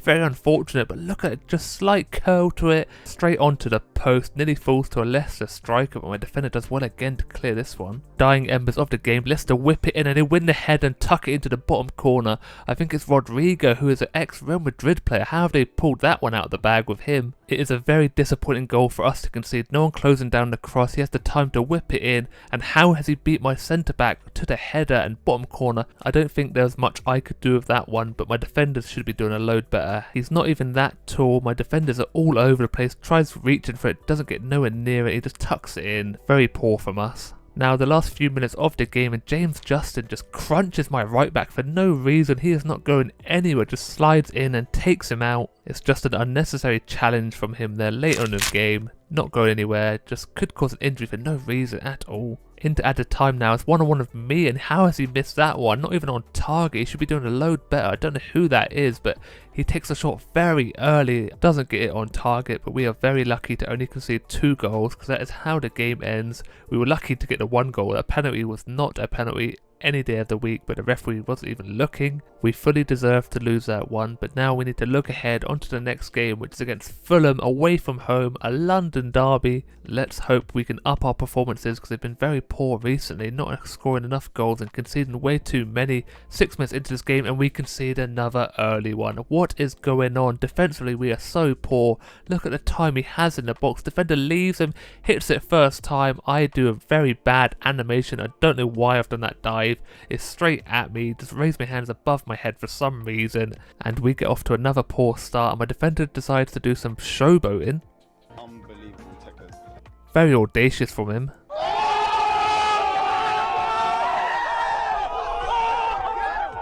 I'm not sure why he felt the need to do that, but Fulham are on the attack again. Look at all the time he has. He runs, he takes the shot early, hits it straight at me. I make the save, and I make the double save. This time he cannot score from the deflection.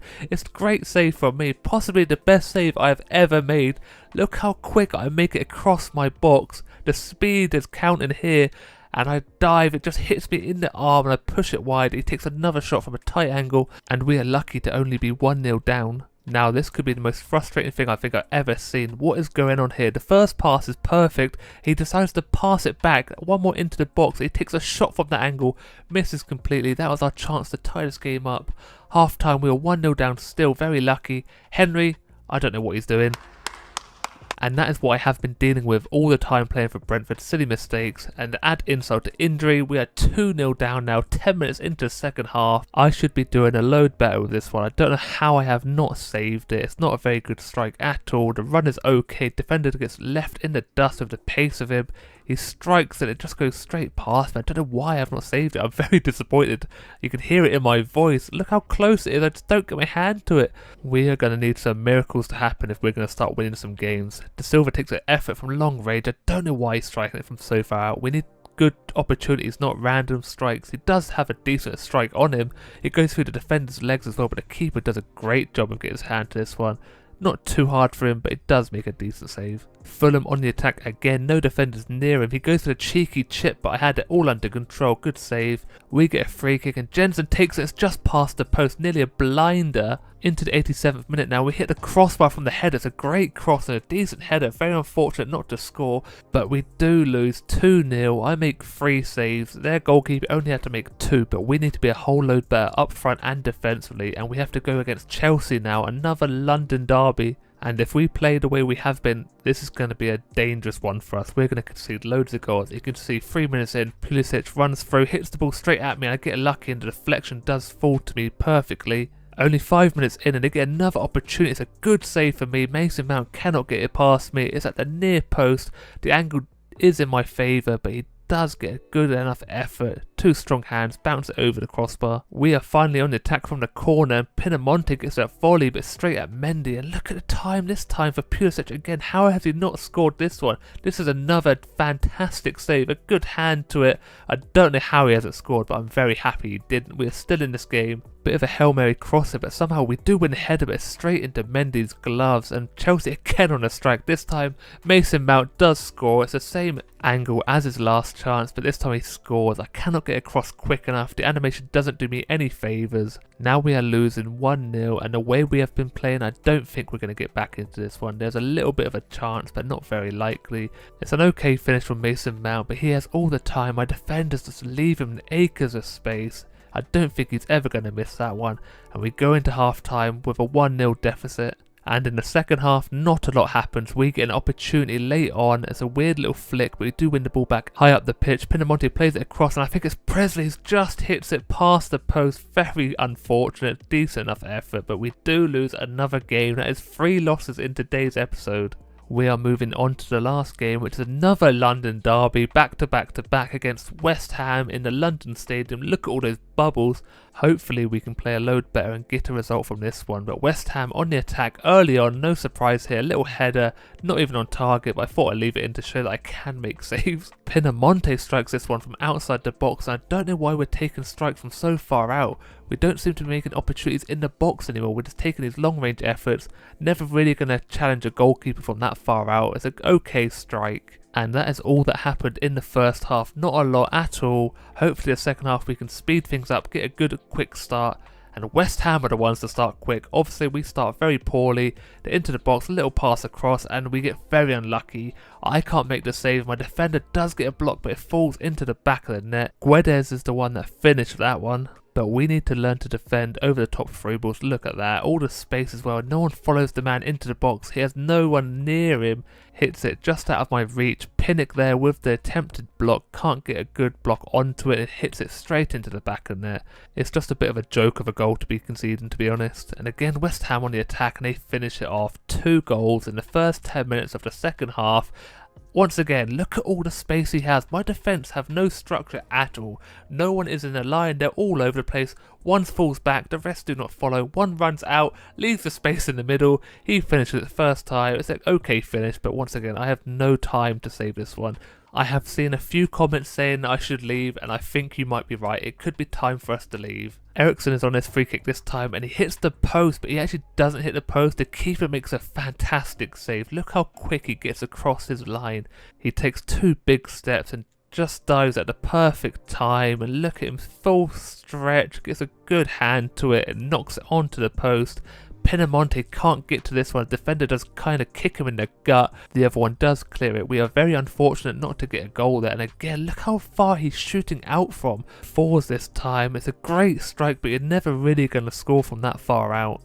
That save is definitely one for the photo album. It's a good, spectacular save, but once again, all he has to do is get a hand to it and push it wide. I have no idea what goes on here, but the defender does a little whisper in the wind. He hits the floor pretty hard, but to be fair to him, he gets straight back up, and we strike it from outside the box this time, and the keeper makes a fantastic save. He's on fire at the moment. Last seconds of the game, West Ham get another attempt. I think he might have been offside, but we do lose another game, 2-0. We have lost every game this episode. The whole team has been performing so poorly, and I can't believe what has happened to us. Not one win, so bad. But that is it for today's episode. I hope you did enjoy. If you did, don't forget to leave a like and subscribe. We are so close to 600 subscribers. And as always, look after yourself, stay safe, and I'll speak to you next time. Goodbye.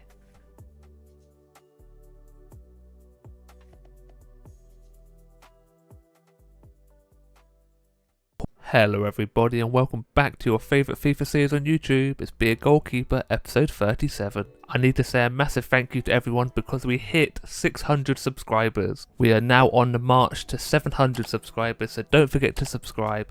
Also, let's get 100 likes on this video.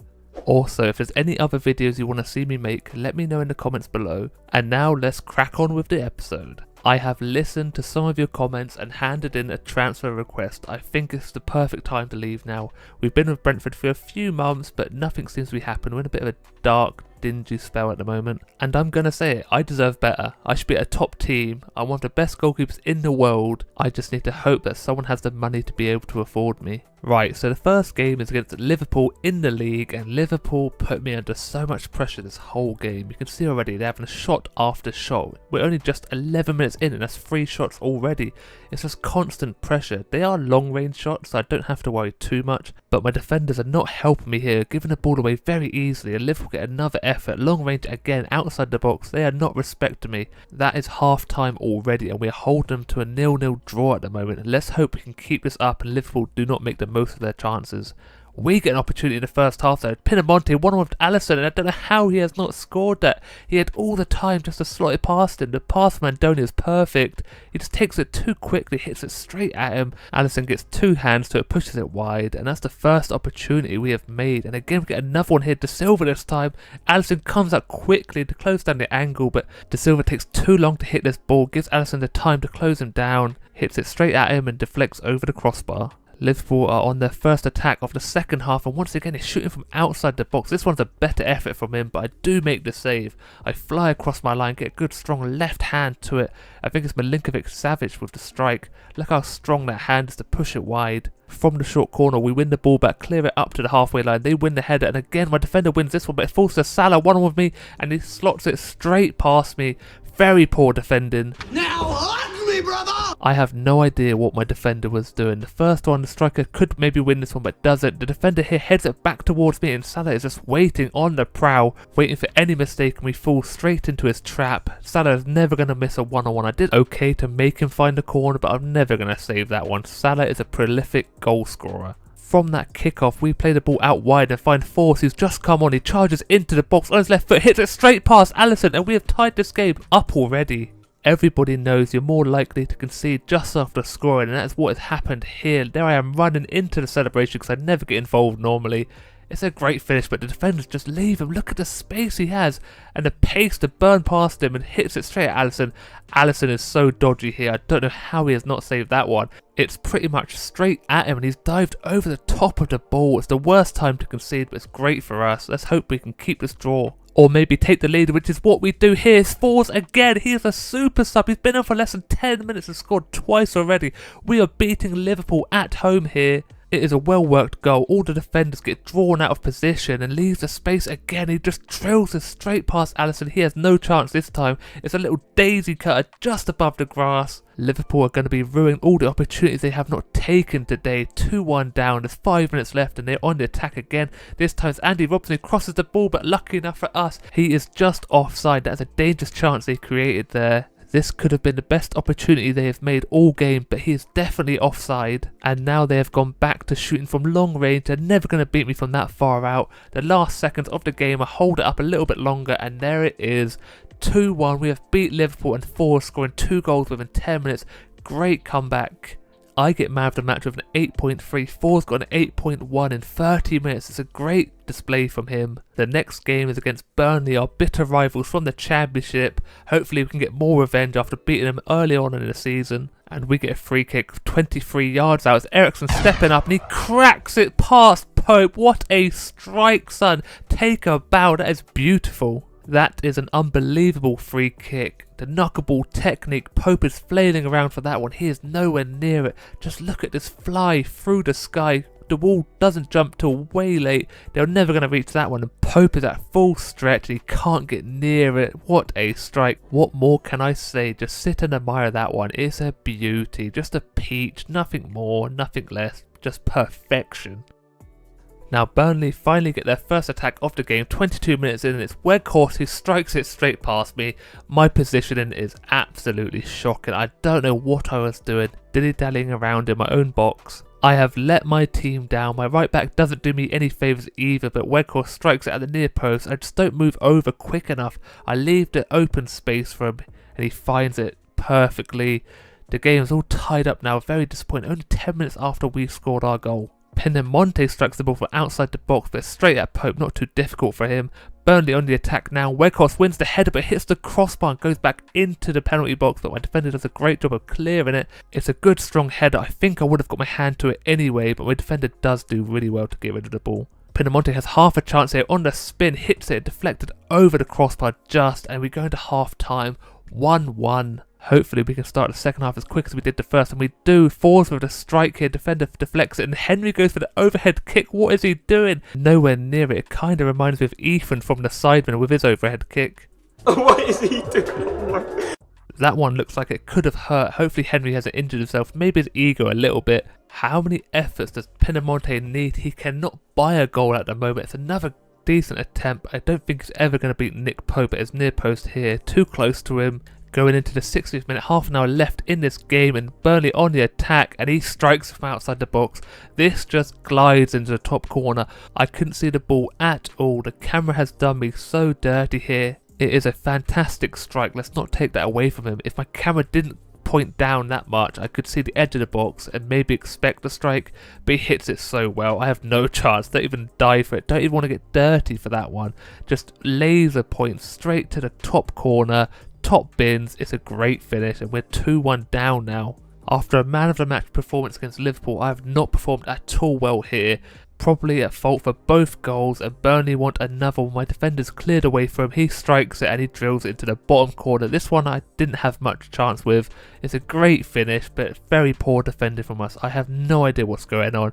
They go to tackle him, then the ball just fumbles around. No one makes a presence really. Everyone just lets him run away. Look at the space he has. He runs off everyone. There's 4 defenders there, and he's got all the time. Drills it low past me. I'm not taking any responsibility for this one. It's a good finish. I try to get my foot out, just can't stretch it far enough. And that is us 3-1 down. It is such a promising start. There's only 15 minutes left of the game and Burnley are still on the attack. An okay cross there, but I gather this one. And now more space. Cornet this time cross it across, but my defender does do very well to clear that ball in the 6-yard box. But Burnley again on the attack. He wins the header and another header, but it's a great reaction saved by myself there. Gather this one up as well. My reactions are on point here. Wasn't really expecting the other header here, but it's hit straight at me. But I do get my hands up quick enough. And that is it. We lose this game 3-1. We've gone from beating Liverpool 2-1 to losing against Burnley 3-1. What a drastic change of fortunes. On the upside, my transfer request has been approved, so hopefully someone bids for us.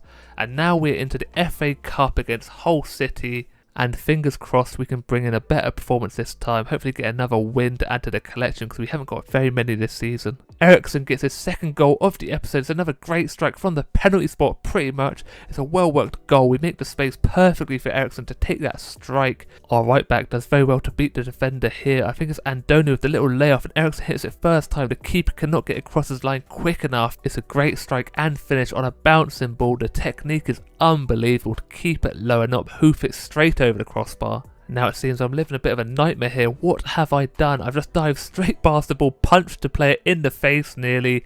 I don't know what I'm doing. I'm just all over the place. My technique has let me down. We were lucky not to concede from that one, but Hull are not lucky because Pinamonti strikes this one 2-0 in 16 minutes. Great start to this game. He's finally got back on the goal sheet. He was given way too much time and space. The centre-back gets drawn out by the midfield and the left-back has no idea what to do. Pinamonti hits it first time. Keeper had no chance. Power behind that one into the back of the net, and we are winning this game. Hopefully we can keep this up into the rest of the game, but would it be a Brentford match without some defensive trouble? And what has gone on here? This time I do make the save at the near post, but my defenders just run into each other. Let him just run through everyone, one-on-one of me.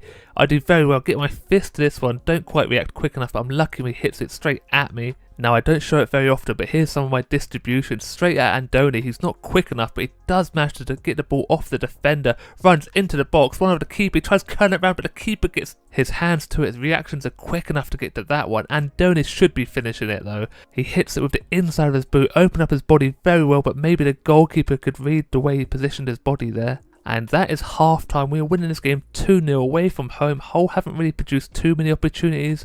We get another free kick with Eriksen again. This time the keeper makes it easy enough save. Didn't quite have the power as the first one he scored in this episode. And again we're just all over them, making opportunity after opportunity, passing the ball well in the box. Again a long ball over, the right back gets to it, plays it across, and this time Andoni gets blocked by the defender, but the keeper had that one anyway. Hull now into the box, plays it across, but this time I do come out to stop the cross at the source. That is how the game ended. We win this one 2-0, 8.0 rating by us. A few of us got into the 8s, and their goalkeeper only got 6.6. He had a few opportunities against him. On to the final game of the episode, and it's against Leeds, and Leeds can be a very dangerous team. They have good counter-attack and lots of pace up front as well. They start off with a decent enough strike with easy enough save, and once again, every team likes to take long shots against me. I do not know why. We try one here with De Silva, who loves a long shot himself, and Leeds back at it again, one more to add to it. This time we play the ball over the top, De Silva gets to it, hits it on the body, hits the crossbar, we get the follow-up, which hits the post and the defender on the line. Leeds managed to clear this one, Falls with an effort as well, but the Leeds goalkeeper reacted very well. Falls should be finishing that one. He made a great run, had a little bit of time, tried curling it around the keeper. Maybe he tried too hard to get the ball on the target, not enough on actually hitting the ball into the back of the net. We get the corner though, and for some reason James had a nightmare here. What is he doing? The ball bounces up off his foot onto his hand. Maybe a soft penalty, but it does definitely hit his hand. Pinamonti steps up, and does he miss? Of course he does. He's been very poor from penalties recently. Leeds here whipping a deep ball to the back post. It's James back there, and I punch him in the face. Maybe a clothesline from hell. Knock him straight onto his backside, add insult to injury, I land on him as well. He's going to be down for a while after that one. Full body weight, I'm a big boy, I take people out left, right and centre. Now, if there's anyone you want in that position, it's definitely not Onyeka. I don't know how he has not finished that one. He had time not to strike it first time, but he went for it. It went wide, and we go into half-time 0-0. Hopefully the second half will be a load better. And look how well we're passing it here, back and forth. 1-2s with De Silva and someone else.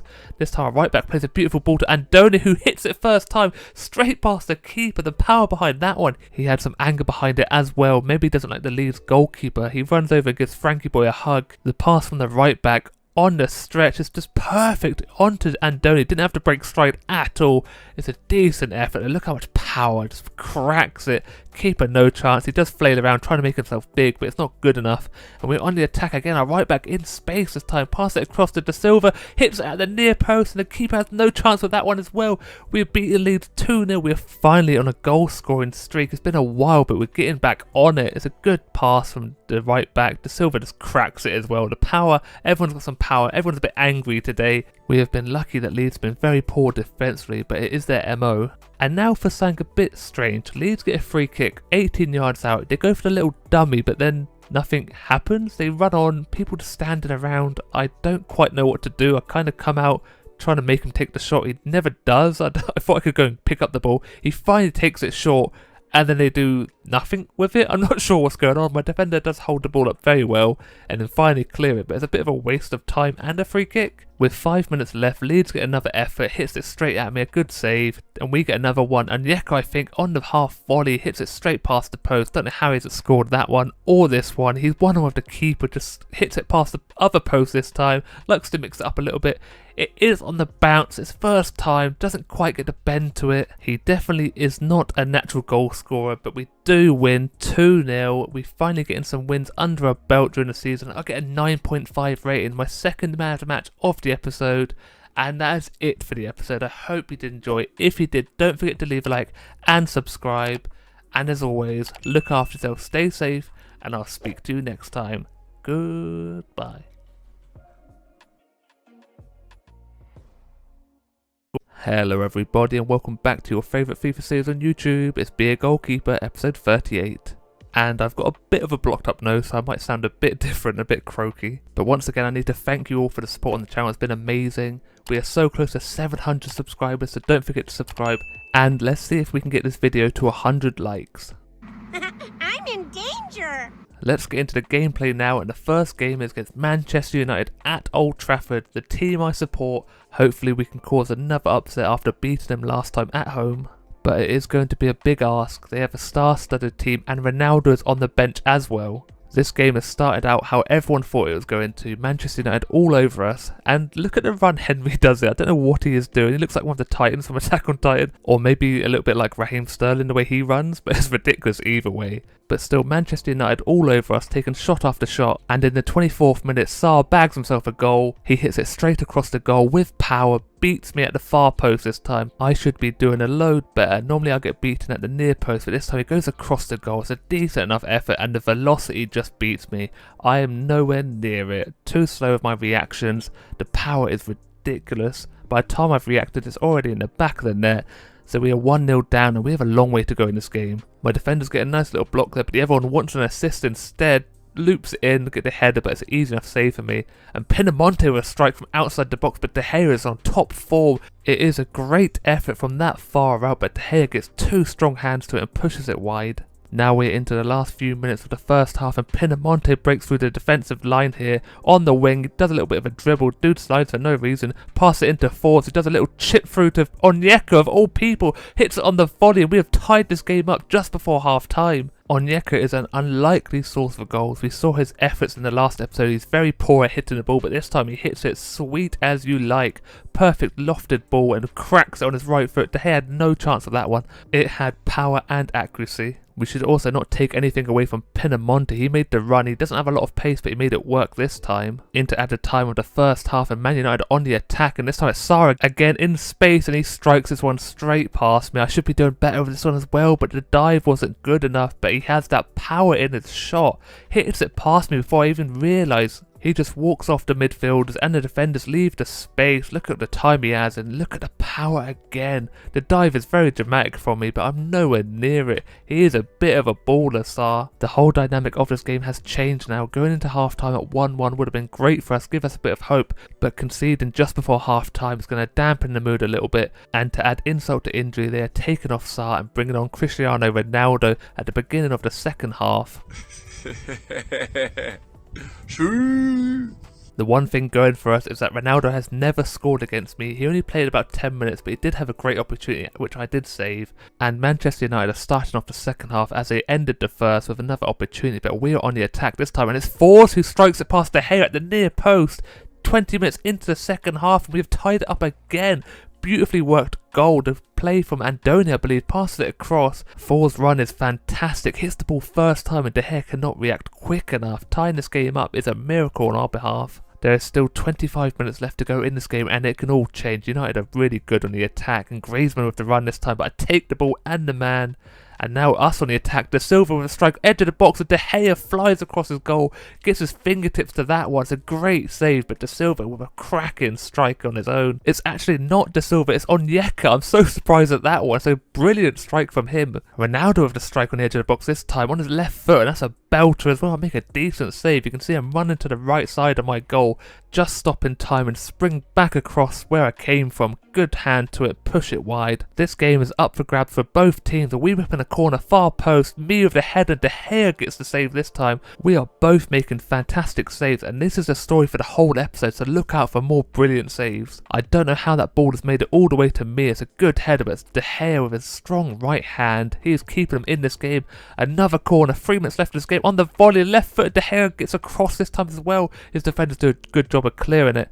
I gather this header and I waste some time. I will take a draw against Manchester United. We beat them earlier on in the season and we get a draw here, so 4 points against Manchester United. We cannot complain about that at all. Me and De Gea with exactly the same amount of saves there. Now we are moving away from the league into the FA Cup against Luton Town at home in round 4. If you love seeing goalkeepers perform at the top level, this is the game for you. Just watch how many fantastic saves there are this whole match. Starts off with me getting a good hand to that one and diving at someone's feet, put my body on the line. We're unlucky here that Andoni just isn't quick enough to get his foot to that one. So half time it's 0-0, not a lot happened, but now it kicks off big time in the second half. I know I am bigging this up a lot, but it does get better, trust me.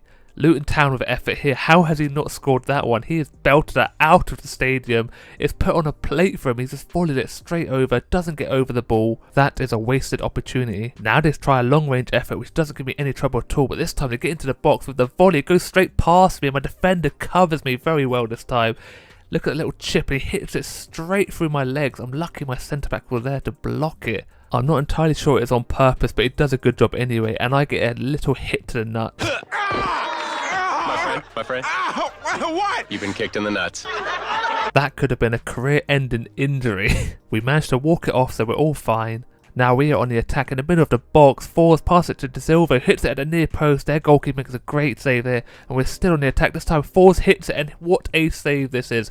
He gets his hand down and traps the ball between the floor and his hand. It dribbles just past the post. And still we are on the attack, but it's straight at him this time. Now Luton break through my last line of defence. All the time and space, he's running straight at me. One-on-one of me now. I dummy him a little bit. He goes for the chip, and I just gather that one nice and easy. Into added time now, and Luton get a strike on a 6-yard box, but it's straight at me. I push it wide, and we go on the attack from that same opportunity. This time De Silva passes to Force, and it's Presley who's just come on, hits it low, and the keeper makes a fantastic save.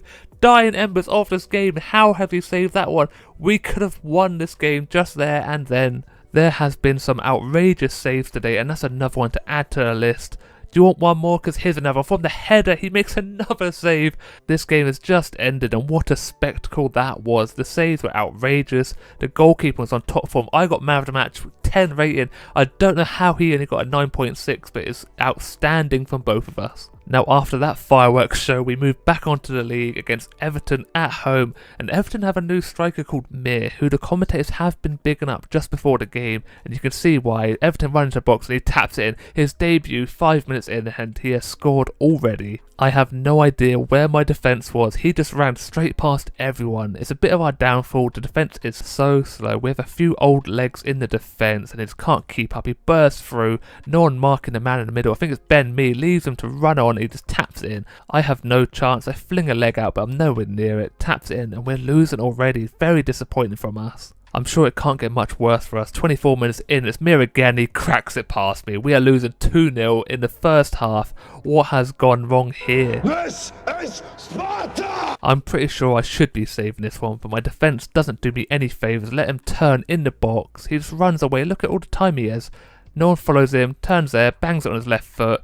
Straight past me. I do dive for it. I don't think I'm anywhere near it. I'm very disappointed. I should be saving it. Just don't react quick enough. Don't get a spring in my boots to bounce up and save that one. This is a great save from me. I think it's Lacazette.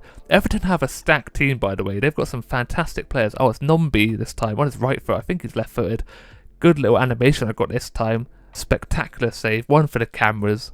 We finally create a chance. This time Eriksen hits it from long range. I think Force gets his head to it and it bounces off onto the crossbar. Gets a little nick onto it. Keeper in no man's land. Hits the crossbar. We would have been very lucky if we managed to get a goal just before half time. Everton deserve to be winning. We have not created any chances at all. We have not turned up to this game, resorting to long range shots. This time Eriksen again on his left foot, just goes wide and Everton on the attack. Little header, and I don't know what happens here. I thought this one went in because of the animation, but it does actually go over. And I don't know why I'm diving so late. You can see the ball goes just over the crossbar. No reaction, no reaction.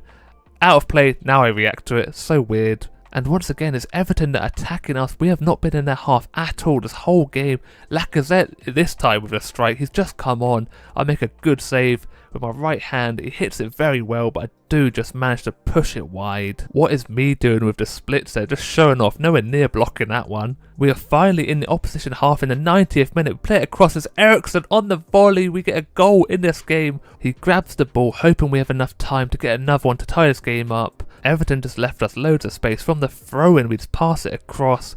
No one marking him all the time. Little chipped ball. I don't know why he chipped it, but Eriksen makes the most of it on the volley. Slices it a little bit into the bottom corner. Keeper is nowhere near it though. Maybe the miss hit could be the reason we scored. If he hit that flush, it probably would have been straight at the keeper. But that is how the game ends. 2-1. We are very lucky just to get a goal. I made 4 saves, but 7.2 rating. Their goalkeeper didn't even make 1 save, so it's very disappointing for him. But now we move on to the last game of the episode, the round 4 replay against Luton. It's a keeper against keeper duel again, and hopefully we will be the ones to come out on top. We do get the first opportunity. De Silva hits it straight at the keeper, makes a bit of a meal of it, but as long as he saves it, it does not matter. I don't think it's even De Silva, I don't know who it is, but he hits it straight at the keeper, tries finessing it, just past him, but the keeper gets his hand, so pushes it wide. There's another shot wide. Pinamonte's left foot. He does have a few opportunities, but this time Andoni slots it past the keeper. We have finally broke the deadlock. It only took 110 minutes between both games, but Andoni all the time. First times it passed the keeper. Keeper nearly did get his hand to that one. Hopefully that goal will open the game a lot more. Luton Town have to get a goal if they want to get any further into the FA Cup. 3 minutes after we scored and Luton get their goal. I am fuming at this one. I don't know how I have not saved it. It hits it straight at me. They have tied this game up in the 24th minute. I have no idea how this has happened. He just leaves my defender. Where's my centre-back going? And then me hits it straight at me. It goes between my leg and my arm. Just can't get my hand down to it. Don't react quick enough. And they have tied this game up. I'm very mad and disappointed at that one. I really need something to cheer me up. And Pinamonte is there with that. A cracking strike outside the box. His left foot is a dream. Keeper should be saving that one as well. I don't know how he hasn't. But this is a belter. The 1-2 just opens up the space for him. No one closes him down. He just cracks it. It curls a little bit, but it curls towards the keeper. He should be saving it, but we will take this 2-1 in the lead. You can see he is scrambling across his line, just doesn't get there, and we're going to half-time 2-1. It is exactly what we needed, some goals under our belt. Starting off the second half, and Pinamonte strikes from distance again. This time Andoni gets his head to it. Now just look at this ball from Luton, a beautiful cross, but look at that save. This is outstanding. This could be the best save of my career. I know I say it every time, but look how good this save is. Strong hand to it and just bounces it up onto the crossbar. This volley is sweet as you like. I am charging full speed across this goal. And look at, just watch it. It's so good. I'm so happy with this one. If I had my live reaction, all you would hear is me screaming. It's so good. I'm so happy with this one. Look how good it is. Perfectly bounces onto the crossbar, then my defender just clears it away. This could be a game-winning save right here. I could watch that one all day. But we're moving on to the 80th minute nearly, and this time Eriksen on his left foot curls it into the top corner. We have won this game. There's no way Luton are coming back into this one. 3-1 up now. Nailing the coffin type stuff. And it is our new signing Doss with the assist, I believe. Look how good the assist is and the run. The space just opens up, not quite top corner, but it's good enough to beat the keeper. The Luton keeper just didn't turn up for this game, unlike the first one. He made a few saves, but they were pretty much straight at him. You can see he is flying across his goal, but it's not good enough, and we win that game 3-1. We're moving on to the next round of the FA Cup. Only 2 saves from me and 1 save from him. And that is it for the end of the episode. I hope you did enjoy. If you did, don't forget to leave a like and subscribe. And as always, look after yourself, stay safe, and I'll speak to you next time. Goodbye. Hello everybody and welcome back to your favourite FIFA series on YouTube. It's Be a Goalkeeper episode 39. And before we start, as always, don't forget to leave a like on the video if you have been enjoying the series. It does help out my channel a lot. And don't forget to subscribe, we're so close to 700 subscribers. But for now, we have some big news. Arsenal have came in with a massive bid. They offer me 250 grand a week to play for them. And the bid is 199 million. What?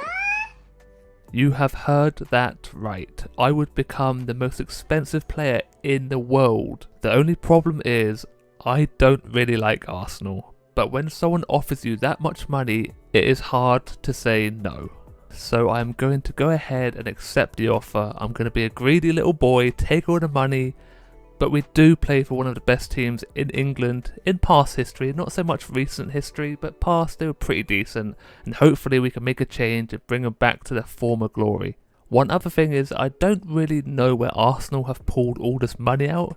They've been notorious for penny pinching throughout the whole history of Arsenal, and now they're whipping out 199 million for me. It does look a little bit suspicious, so maybe we should get someone to look into it. But having a quick look through the team, no superstars really. Odegaard's probably the highest rating at 89. Zapata's pretty decent. Muriel, also Leno is there, but he does leave later on. And now we move on to our debut game against Wolves. Let's hope we can keep a clean sheet and start our Arsenal career right. Wolves are not a team to take lightly. They have a few opportunities in the first half, but we have none. And then this is the typical Arsenal defending. What has gone on here? We nearly score an own goal. No communication. No one listened to me. That was my ball all day long. But my defenders decided to bounce off each other. But we do go into halftime 0-0. Luckily enough for us. Not one effort from us the whole half. Let's hope the second half is a load better. Only 5 minutes into the second half and we finally get an attack. Our right back charging through down the wing. Makes it into the box. Lost a little ball to the back post and Gakpo is there with the header. That is a rare sight indeed, scoring from an actual cross, not a corner, just a normal cross, and Gakpo leaps the highest to win that header. It's a great header, the power behind it as well, back across the goal. Look how good this is, the spaces opens up. What is the Wolves player there, not tracking back, but look how high he rises.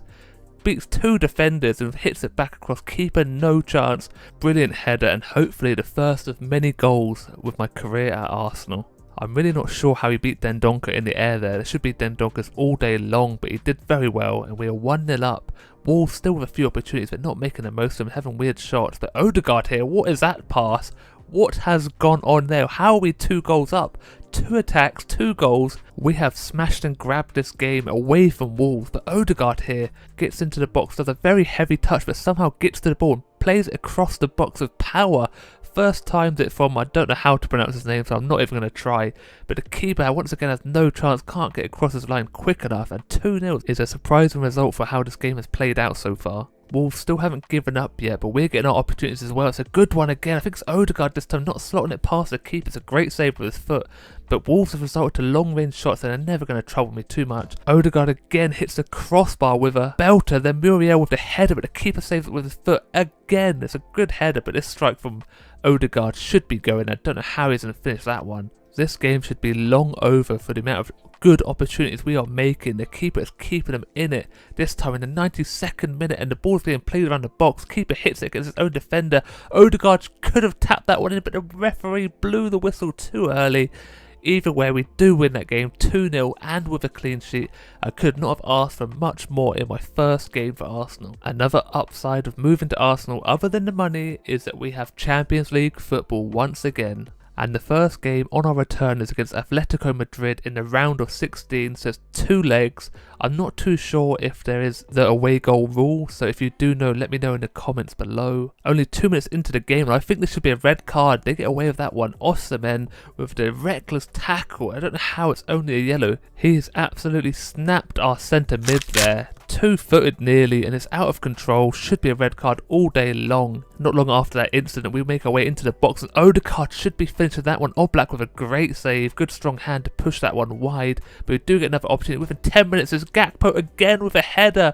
We have scored 2 headers in back-to-back games by the same player. He is definitely one for the future, maybe even the present. He's only young still, but this is just a whipped-in cross. Our right back again just dishes it far post, and Gakpo with all the space rises high again. He is challenged right at the end, but hits it in a perfect spot.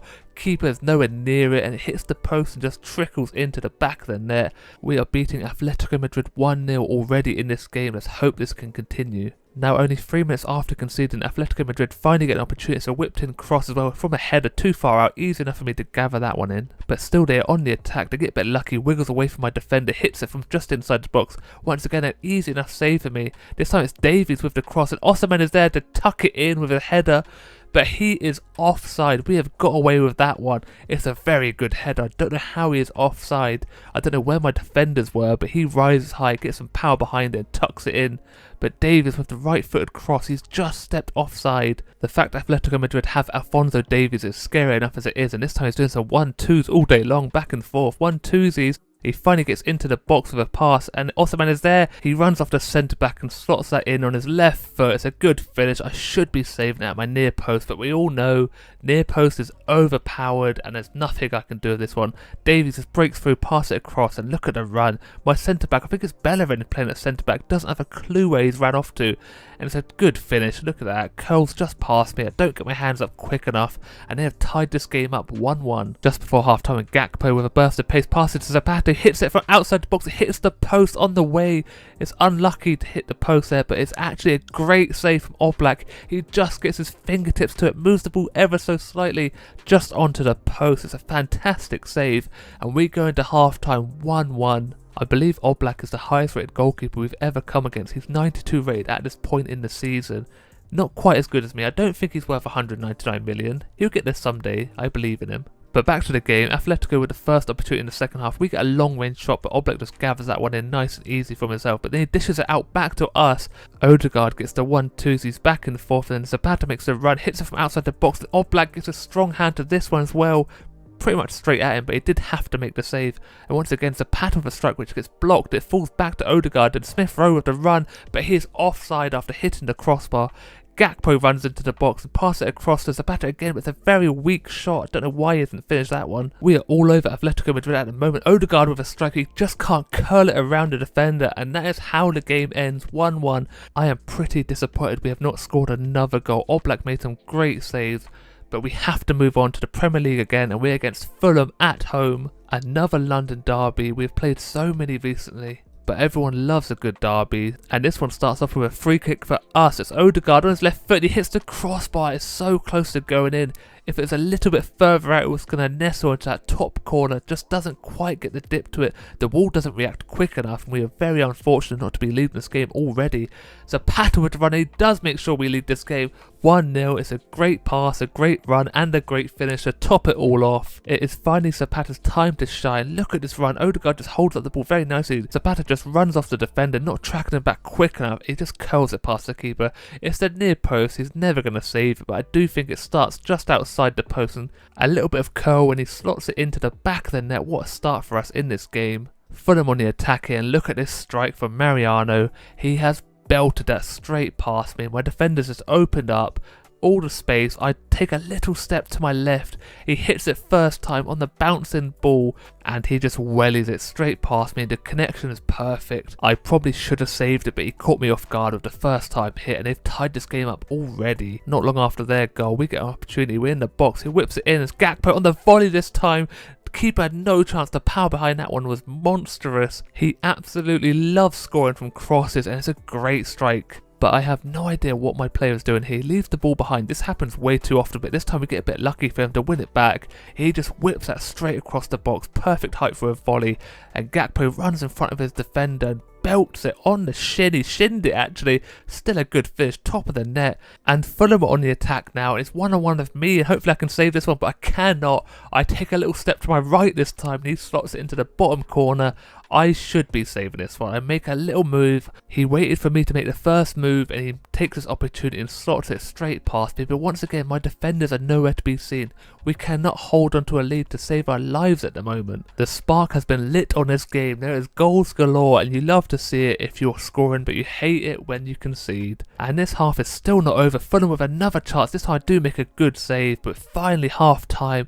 It is 2-2. Hopefully there's more goals for us, and hopefully we can stop Fulham scoring. Only 2 minutes into the second half and I make a good save, 2 strong hands, and this is probably the weirdest save I've ever going to make. It is confusing. I don't know how it's happened. I thought the cross was a lot deeper than it actually was, and the striker hits it straight where I was running to. I make the save off my hip onto the post. Could say it's one of my best saves I've made, but it's definitely one of the luckiest. This game has had everything and it's still not stopping. Zapata can't score that one. Good save. And now we had the goals, and now we finally get a red card. This is a dirty tackle. Probably not as bad as the one in the Atletico game, but this one comes in from behind. He did go for the ball, but he just couldn't reach it. I think it's Odegaard who holds it up very well. This time he charges in, snaps both legs. Maybe it's not a red card. Could be a bit harsh, but that game ends 2-2. It had everything, and my heart can't handle it anymore. But we still have one more game to go through. This time it is against Leeds United, and I feel like I've played these so many times this season already. But as long as we keep playing them, I will play them every single day of the week. 20 minutes into the game, we get a cross in. Zapata's there. What a strike. Unbelievable. The power and velocity behind that one is a belter. We love a cross. We love a volley. It is just a screamer all day long. Look at the velocity of this bad boy. Keeper is flailing around. No chance. He gets his foot nice and high. Defender tries blocking it. Nowhere near it. Keeper nowhere near it. It is an absolute cracker. You will not see many better than that one in the whole season. And now every time we play Leeds, something weird happens, and this time I just elbow Harrison straight in the chin, knock him out. To add insult to injury, I land on him as well. Look at the pain he is in, and then I kick him in the head as well. He has had a rough time there. I take no prisoners when I'm trying to get that ball. I missed the ball completely. But someone who doesn't miss is Odegaard there on his left foot. He wellies that one straight past the keeper. The spaces open up very nicely. There's 2 of our players in acres of space. Made the run. I think one of them was offside, but the pass goes to Odegaard, and look at the power he gets behind that one as well. Keeper made the futile effort to get that one. No chance for him at all. The power, top of the net. 2-0 now. Leeds are suffering big time here. Half time is straight after that as well, which I don't know why that bug still happens when you score at half time or the final whistle. Into the second half now. Zapata with a shot which gets blocked. It falls to Ward-Prowse. He does a little flick to, I don't know if it's Gakpo. He hits the ball straight at the keeper there. Not good enough from him. And now Zapata, this time the keeper makes a fantastic save. It's a little backheel layoff, and Zapata hits it first time. He has some power behind him, but this time the keeper just fly across his line, gives a hand to it, pushes it wide, out for a corner, and from the resulting corner it's whipped in, and Soyuncu with the header. It's a power header. We have scored so many goals from crosses this episode, and Soyuncu, I think it's the first time my defender has actually scored from a corner. He jumps so high and power heads it into the top corner, but it's actually given as an own goal. I don't know why. I think the defender does header it onto the post maybe and goes in off his head. Very harsh to take it away from him. I don't know, he has a little mental breakdown there, freaks out a little bit, but 3-0 is the score, but the keeper stops it becoming 4 with that little effort. It's a good little finesse effort, but this time Odegaard in the box, and he doesn't stop that one. 91st minute, it is 4-0. This is the most goals we've scored in a long time, and we're at Arsenal now, so it's a good sight to see. But this run by Odegaard, defender doesn't close him down quick enough. He slots it past at the near post. Obviously, it's always going to go in. The keeper gets a very poor animation. I don't know what's going on there. Raises his hand too high, and that is how this game ends. 4-0. Once again, that glitch, it doesn't actually show the end of the game. I make absolutely no saves at all, didn't contribute to that game at all, but I will take the win, and that is where the episode ends. I hope you did enjoy. If you did, don't forget to leave a like and subscribe, and as always, look after yourself, stay safe, and I'll speak to you next time. Goodbye. Hello everybody, and welcome back to your favourite FIFA series on YouTube. It's Be a Goalkeeper episode 40. And I need to say another thank you to you all. We didn't just make it to 700 subscribers, we're over 750 now, which is absolutely bonkers. And if you have been enjoying this series, don't forget to leave a like, it really does help out the channel. But moving on to the gameplay now, the first match is against Manchester United at Old Trafford. And I swear I've played Manchester United so many times in the last few episodes, obviously a few of Brentford, but now with Arsenal as well, and we have not lost a game against them, so let's hope we can keep that going. But Sarr playing for Manchester United is a monster. He's got a rocket on his right foot, another belter. He scored 2 goals last time we played him, but this time I make a decent enough save. It takes us into the 35th minute to have our first opportunity. It's a very poor one from Odegaard, and another long range one. This one, De Gea did have to make the save, but it was straight at him, and then Odegaard again, this time in the 42nd minute, and he finally gets his goal on his right foot this time. De Gea didn't really stand a chance. He runs over and gives Arteta a little hug. There I am, running to join the celebration. This is a well worked goal. We draw over 2 centre-backs who are just marking each other, and Odegaard has the space to slot it past De Gea, who is kind of unlucky. It is straight at him, but he doesn't quite get his hands up quick enough, just misses it. But we are winning 1-0, which is very surprising. United have been all over us, but not long after, they score and equalise. Sancho this time with a strike, and it's one of those ones that I should be saving, but I don't. It's at the near post, but my defenders do let him run into the box. No one marking him. It's a great pass, well weighted, and he absolutely hammers that into the top of the net.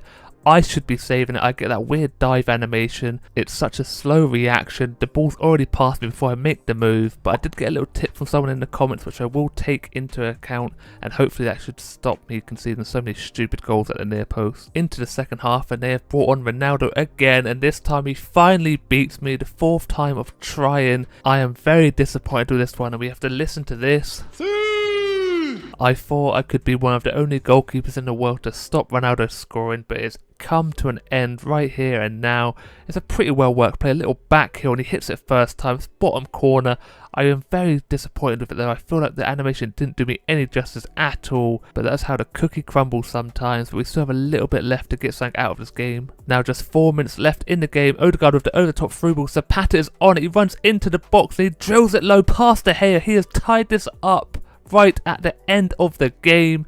2-2. Who would have thought it? We have played very poorly in this whole game, but we have snatched a draw possibly. There's still a little bit left, but hopefully that is enough. I am finally able to be seen celebrating. I don't quite know what happens here. I kind of pass out. I'm just so overwhelmed with emotion. The away fans going wild, and so they should. Snatching a point away from Manchester United is no easy feat, but look at this run from Zapata, showing his pace, leaving the defenders in his dust, and the finish, the composure to slot that away. De Gea just can't quite stretch his foot out far enough. It literally just past the tip of his toe, and that is where my game ends. I get subbed off for Leno, who I thought had left because I didn't see him in the squad list, but apparently he is still here and he's taken my place for the last 2 minutes of the game, and that is how it ends. 2-2. We are very lucky to get a draw at that one, and then we move on to Champions League against Atletico Madrid, the second leg of the round of 16. 1-1 was the aggregate score, and we were lucky to get away with that. And today Atletico are starting earlier, shot within 4 minutes. This time it is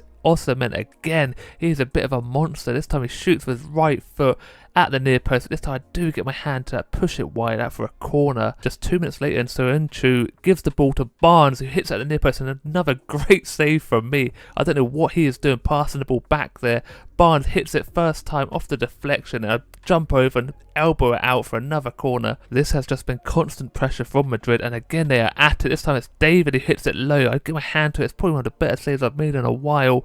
Get nice and low, strong right hand, and my defender does clear it up for me. We are finally on the attack. A 1-2s with Odegaard, and Gakpo hits it at Oblak, who is showing why he's one of the best keepers in the world. And this one's a bit weird. Zapata goes for the shot, the defender blocks it, then Odegaard hits the ball again, and it bounces straight into his hand, so we get a penalty. It's a very soft one. Zapata steps up and he hoofs it straight over the bar. What has gone on there? It's a bit like David Beckham back in the day. The technique is all wrong and the skies it straight over. That is a very big opportunity to miss. We needed that one. Our right back is storming down the wing, and we get another penalty. It's another soft one as well. He could not have been any closer to this ball. It bounces up onto his hand. His hand is raised, but so is his foot, and I think this referee wants us to win this game. Zapata is stepping up again. He is showing some confidence in this one, missing the first one, Now he needs to score this one to make up for it, and he hits it straight down the middle. Oblak makes the save. What is Zapata doing? That's 2 big opportunities he has missed. This game is still all tied up going into half time. We have not been performing in this game. We got 2 lucky penalties and we did not take those opportunities. So now Atletico are on the attack and there's a header, and once again, for some reason, when a header goes over the crossbar, the goalkeeper just doesn't react. I'm in the perfect place. He waits till the ball is over the crossbar, then does a little dive. I'm not too sure why, but it's probably just some sort of glitch. It's FIFA after all. But this save is a cracking one. Koke there, not getting marked by any of the defenders, has the time. He hits it first time as well. I do manage to cover across my goal pretty well, but it's straight at me. 2 hands and a body behind it. Make the save and then push the ball over for a corner. We are getting late on into the game and Atletico Madrid get a player sent off for a filthy challenge. There's no need for it. In the corner of the pitch, and he just takes him out from behind, just slides in straight through the back of him. Straight red all day long. Can we make the extra man count? Smith Rowe on the left side of the pitch, past to Odegaard, who miscontrols it, falls to Muriel, who doesn't get good connection. But now Odegaard in the last 7 minutes of the game, and he strikes it straight past Oblak. We have taken the lead finally. We got given so much in this whole game. 2 penalties, a red card, and it takes to the last 10 minutes of the game to score. Odegaard hits his ball so hard, the net nearly comes off its hinges. The extra man counted, no one tracking back, and look at the power behind that one. The ball is in the back of the net before Oblak can even react, and we win that game 2-1 on aggregate. I get a 10 rating and man of the match. We are on to the quarterfinals of the Champions League. Now we are back into the Premier League against Burnley away from home, and after that big win we should find this one so easy, but Burnley are a pretty tough team to break down. As you can see here, Nick Pope with a flying save. Zapata hit this ball from so far out, so we had enough time to watch it all the way. The power is there, but Pope with a fantastic save. Strong left hand, push that wide, and again we are on the attack. Zapata once more. Nick Pope is there again. This is just constant, and Pope is on fire. 3 saves within 10 minutes. The movement on this strike would have fooled anyone, but it's just over the bar, and once more, that's all I'm going to say. Pope with the save constantly. There, he is just unstoppable, making save after save. Zapata just can't get through, no one can. How many saves has he made? It's like watching me back in the day when I played for Exeter City. On another day, we would be 5 or 6 goals up, but Nick Pope will not let us. Half time, 0-0. Burnley haven't even been into a half. That's how dominant we have been. And the second half starts exactly the same way. This time on the right wing, and Zapata once more cannot get through Nick Pope. Hits it at the near post, but it's a strong hand, and we are just shooting from every way we can now.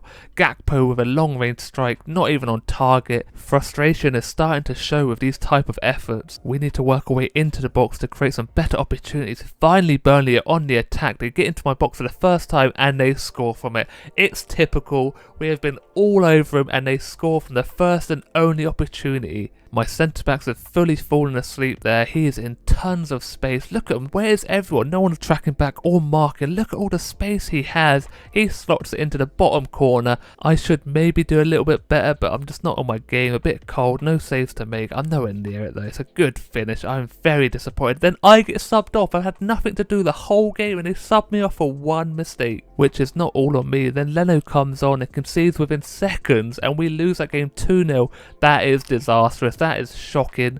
Now we have some international friendlies which I don't want to play because it doesn't really mean anything, so we just skip through these ones. We draw with Portugal 2-2. On to the next one, which is against Australia, so we should win this one hands down. Australia aren't the best footballing team, and we do win that one 2-1. Just not a very good performance from the looks of it. Australia only made 2 chances and scored 1 of them, but we do get the win. But friendlies don't really mean much. I don't know why we're playing them so often. On to the last game of the episode in the Premier League. It's West Brom away from home, and we need to win this one. We had a draw against United, a big win against Madrid, a loss against Burnley, so we definitely need to win this one. It takes us until the 17th minute to get an opportunity, and Zapata on the volley. I think he shins this one just past the post. The cross from Gakpo is fizzed into him and he hits it off his shin just wide. We really need to get our shooting boots on. Zapata drills the ball towards Odegaard, who manages to outmuscle the defender but can't finish it. Johnston is there with a diving save. Maybe he should do a little bit better, but the defender is all over the back of him, grabbing and pulling at his shirt.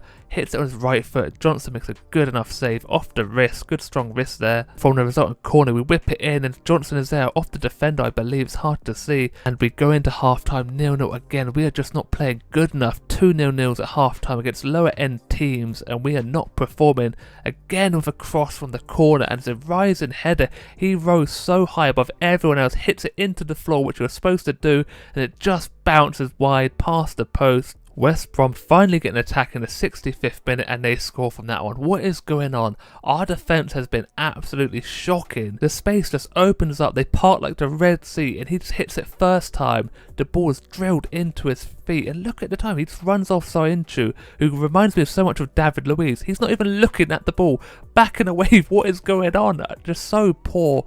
Maybe I should be doing a little bit better. The dive animation isn't the greatest, but West Brom with the snatch and grab could possibly take 3 points away from us. Johnston is on top form as well. Smith Rowe with a strike, and Johnston is there again. Stands tall, good strong hands, pushes that ball wide as well. He hits us very hard, but Johnston, look how good he is.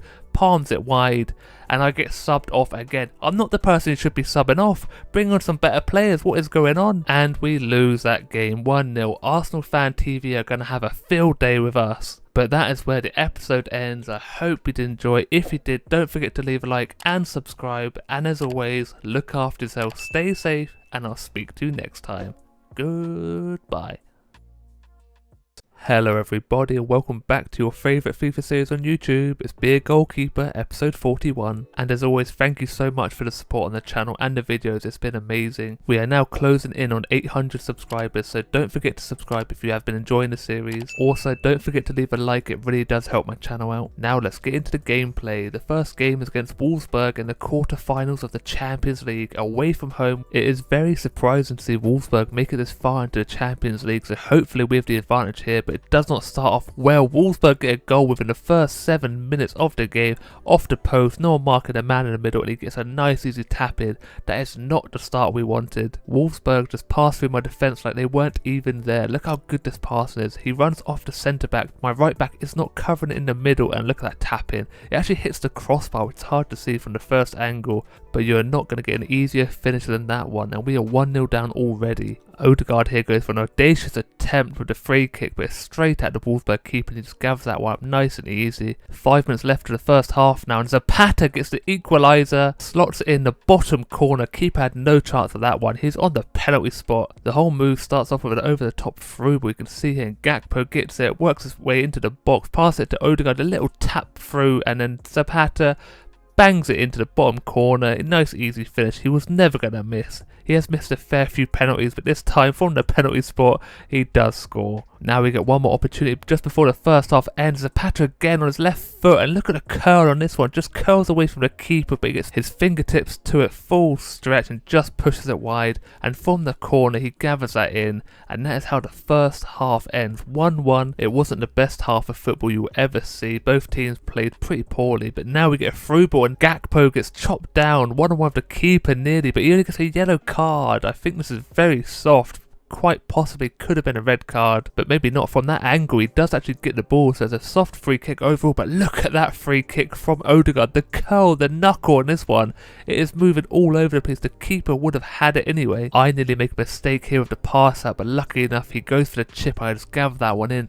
Now we're on the attack, a little cross from our left back, and it's Gakpo with the header. He hits it past the keeper. What a power header that is. He is on form with his headers. Unbelievable stuff. He is a little star of a player, but this ball is a beautiful little lofted cross. I don't know how he beats the defender, but on the run, and the keeper has no chance. The power behind it, he doesn't even jump that high, just uses his neck muscles to get it past the keeper, and we're winning this game 2-1 now. We do have a habit of conceding goals just after kickoff, so we have to be careful here. Wolfsburg are on the attack straight away. They win a header in the box and a little bicycle kick, and they tie it up straight away. What are we doing here? It's a great finish from Madueke there, the English right mid, but what are we doing? No one's tracking the runners. We lose the ball in the middle of our own box. No one takes control of the situation, and he has the time to pull out an audacious finish into the side net, and I had no chance, and this game's all tied up already. And then I get subbed off for Leno, 6 shots against 0 saves. Very poor performance for myself if you go by stats, but we do end up tying this game, so it's all to play for now. Then the next game is against Man City, and look at that team. No problem, mate, yeah? I am not scared of that team. We are Arsenal. I don't care how much money Manchester City spend on all those players. They're playing Kane out of position. What are they doing? Foden's not a centre forward. Kane should be there. And right here is exactly why I'm not scared. Zapata with the finish. Edson all over the place. Gets a fingertip to it, but knocks it into his own goal. And we're winning this game 7 minutes in. We start quickly this time. It's a great finish. I don't know who it is there diving in from Man City, but a little chip shot weird thing, but Edson should be saving it. That is not good enough. He's got weak little hands here. Maybe just misjudges the ball, dives past him. It's a good enough finish to get us into the lead, and hopefully we can keep it going. But a typical Arsenal mistake. Pass the ball straight to Man City player. Foden strikes it from outside the box, but it's a fantastic save from myself. Full stretch, get 2 hands to it, push it wide, and that's good enough to keep us in the lead. And Kane here, another fantastic save. I'm on fire at the moment. Kane should be scoring this one. This is a much easier opportunity to gather that one up, and we go into half-time leading 1-0. We need to hold on to this lead. We need points desperately. We're in the bottom half of the table. I'll tell you what we do not need is this right here, a penalty given against us. I don't know how the referee has given this one. Foden jumps all the way over the back of Partey, knocks him over, and somehow he gives a penalty for handball. Maybe it's time to get rid of the handball rule. We know what Kane can do from penalties. He's never going to miss. Side net, and I have no chance. If I'm going the right way, it's not going to be saved. It's a pitch perfect penalty. Very disappointed in the referee to give that as a penalty. Maybe I should set a poll up to see if people want me to get rid of the handball rule. I do like it sometimes, but it's ridiculous most of the time. If I don't have it on, we will not get any penalties at all, so it's kind of a mix between having loads or having none. But forgetting about that for a second, Soyuncu doesn't finish this one. Edson comes out for the corner, misses it completely, and all he has to do is get it on target, and we are taking lead again, but it's just wide. I don't know how he hasn't finished that one. Now into the dying embers, and Kane gets his second goal. He takes the lead from Manchester City. They are cheering, they're running wild. It's very disappointing. We had like 2 minutes left of actual game time to get through and tie this one up, but we have let ourselves down again. What are we doing? Very poor defensively. Sterling with a little pass to Foden, who chips it across to Kane on his left foot. It's a decent volley, but I have no chance with this one. Once again, who is leaving him this much time and space? He's never going to miss. He's a prolific goal scorer. Now moving on to the 3 minutes added time, which has been and gone. Blow the whistle, referee. End this one. We lose the ball very sloppy. It's Kane again on his left foot, and what a strike that is. That is outrageous. How has he pulled that one out of the bag? It's a ridiculous attempt. The ball is played to his feet. He chips up and just wellies it on his left foot again. He's right-footed, but look at this. It's crazy how good this finish actually is. This angle you're just about to see, just take it all in. It is a beautiful goal. And I believe Harry Kane is the first person to score a hat-trick against myself. There has been a few close calls, but he is the one that gets the #1 spot, and that is how the game ends. 3-1, very disappointed. I don't know what's gone on. We've just fallen apart. Maybe too many games close together. My confidence went to waste. We have to put that game behind us because we have the second leg of the Wolfsburg Champions League quarter-final, and the game is all tied up, so it's all to play for, and we need this win. We need a good strong start. We do start quick with Odegaard with the long range effort, but Castells makes an easy save. Now Ward-Prowse with another one, and it's a great save. He is on fire already, warming up. Another one from Ward-Prowse. It's a fantastic save. He is just stopping everything. But then we get very lucky, whipped in ball from the corner, and we get given a penalty for a handball. He does kind of punch out to this one. Looks like he just wants to punch it away from him. And we have missed so many penalties recently, mainly Zapata, all Zapata actually, and he steps up once more. This is a dodgy one. I don't know if I trust him. He has been very poor from the penalty spot. Can he make up for it now? He goes for a cheeky chip and chips it straight over. What is he doing? Why is he doing it? This is a very important game for us, and he's trying the audacious chip. There is being confident, and then there's being straight up stupid. Why would you attempt that in the most important game of my career? Not your career, but my career. This means a lot to me. But that is 0-0 at half time. But starting the second half, we get a free kick and Odegaard whips this one in. And who's there? It's Gakpo once more on the head. He is outstanding on headers. What is he on? I get involved with the celebration, saying, no, it means a lot to me. I come over, give everyone a little awkward hug. Very awkward. I'm going to walk away from that one. But this ball from Odegaard, he is outrageous. Look at the curl. Straight on the button. Gakpo doesn't need to do a lot. Just get it on target. Back where the keeper came from. And we are leading this game 1-0. Odegaard and Gakpo are the star men on this team. Maybe me every now and then. Without them, we would be nowhere. But now, Wolfsburg on the attack. They go for a little cross. And I go out and punch it. Miss the ball completely. And they tie it up straight from kickoff once again. And this one, I'm very frustrated with. I don't know how I have not gathered this one or punched it. It seems very suspicious to me. Maybe a bit of scripting coming in here. I get blocked off by the other Wolfsburg player, but if you check it out from this angle, what is my pans doing? Did I kind of glitch out, go for the punch? I do actually get a great interception, and then he just finishes it on the header. Soyuncu can't get the block in. This game's tied up 3-3 on aggregate. It's not going to stop there. Wolfsburg with the strike. They are leading this one. They don't deserve it, but it's a good enough strike to get past me. Once again, I'm very disappointed in myself. I should be saving this one. The pass is played straight to his feet. He hits it first time. I don't react quick enough. It's a very lazy dive from myself. Just out of my reach. Fingertips just can't get to it. And they are winning this game. Very mad, very disappointed. I get subbed off for Leno as well to add insult to injury. I make 0 saves again. No saves for the last 2 games against Wolfsburg, and we are out of the Champions League. Very disappointed. I'm upset with that one. And we have to go on and play against Brighton now. Everyone's mood is down, especially mine. I feel like there's a curse against me. As soon as I move to Arsenal, everything is going wrong for myself, and now we have a 1-on-1. What is this? Can I make the save? I do make the save this time. It's a good, strong knee that bounces up onto my hand, and then my player does get the clearance. But Brighton are on the attack constantly now. And it's Connolly, and what has happened here? He hits it straight at me. I get a dodgy animation, and they are leading this game. I don't know why I have dived like that. It's getting kind of frustrating now, bit annoying. There's no need to do an animation like that at all. Just stand up tall, just gather it up, it's straight at you, in the gloves, but nope, I get an animation like that. A spectacular save attempted, but there's no need for it. We have just conceded too many goals and not finished off the attempts at the other end. Zapata can't finish this one. It's a great save, and that is half time, 1-0 down. We're just falling apart at the moment. Can't get any luck on my side. I do finally do something right here with a little gather from the cross, and then I get subbed off for Leno again. 1 save this time, and that is going to be the end of the game. And we lose 3-1. We score a goal, and then Leno concedes 2 more. What is going on here? Apparently I'm a clean sheet leader. That must be from when I played for Brentford. But that is going to be it for today's episode. I hope you did enjoy. If you did, don't forget to leave a like and subscribe. And as always, look after yourself, stay safe, and I'll speak to you next time. Goodbye.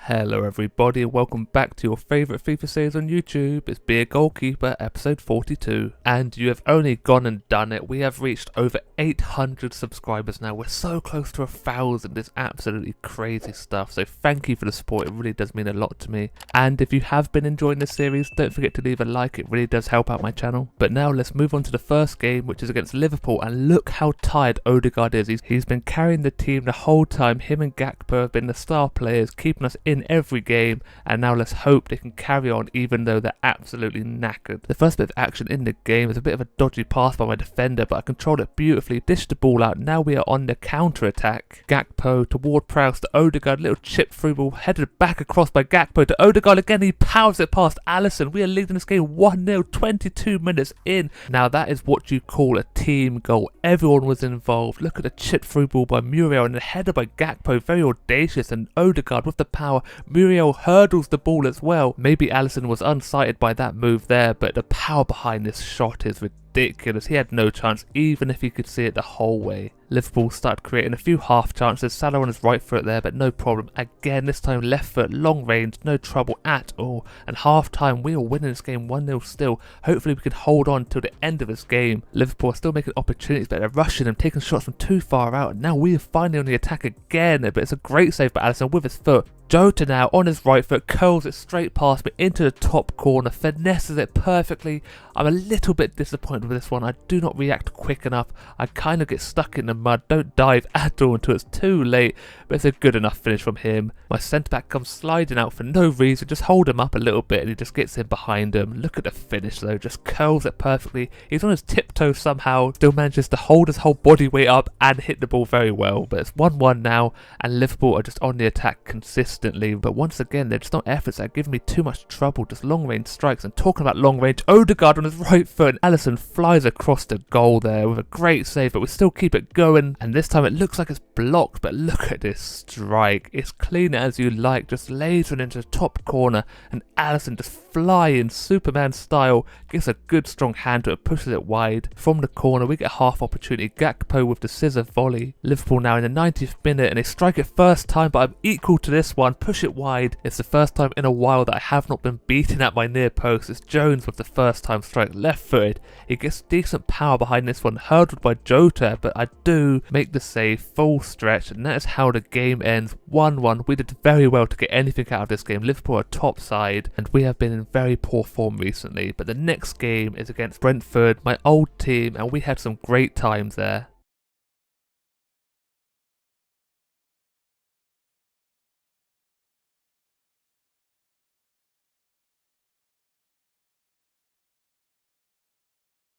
Those good times don't matter anymore. I'm an Arsenal player and I give 100% for this shirt. Too bad the same can't be said for my defenders. Very poor here, but I do make that easy save. But you want to see a great one right here, straight at me, but I do get my hands to it and they're still on the attack. Great blocks by my defenders. Now they're given 100%, but Brentford is still on the attack. A bicycle kick onto a head. That's another fantastic save by myself. Blowing my own trumpet here. The reaction this time, good hand to it, push it wide. And once again, my defenders do a great job of covering me. And that's how the first half ends. We didn't have one attack that whole half. We need to change in a second, and we do.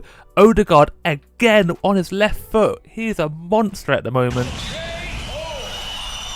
He has been carrying this team for far too long, but I'm happy he is. He is our star player by far. Always comes up with a goal when we need it most. His left foot is so dangerous. The keeper had no chance. Once again, the power is ridiculous. No defender is close to him. He has a clear line at the goal, and look how good that finish is. Now, this was a good free kick, but what was really weird, Ward-Prowse was just about to take it, then Arteta took him off.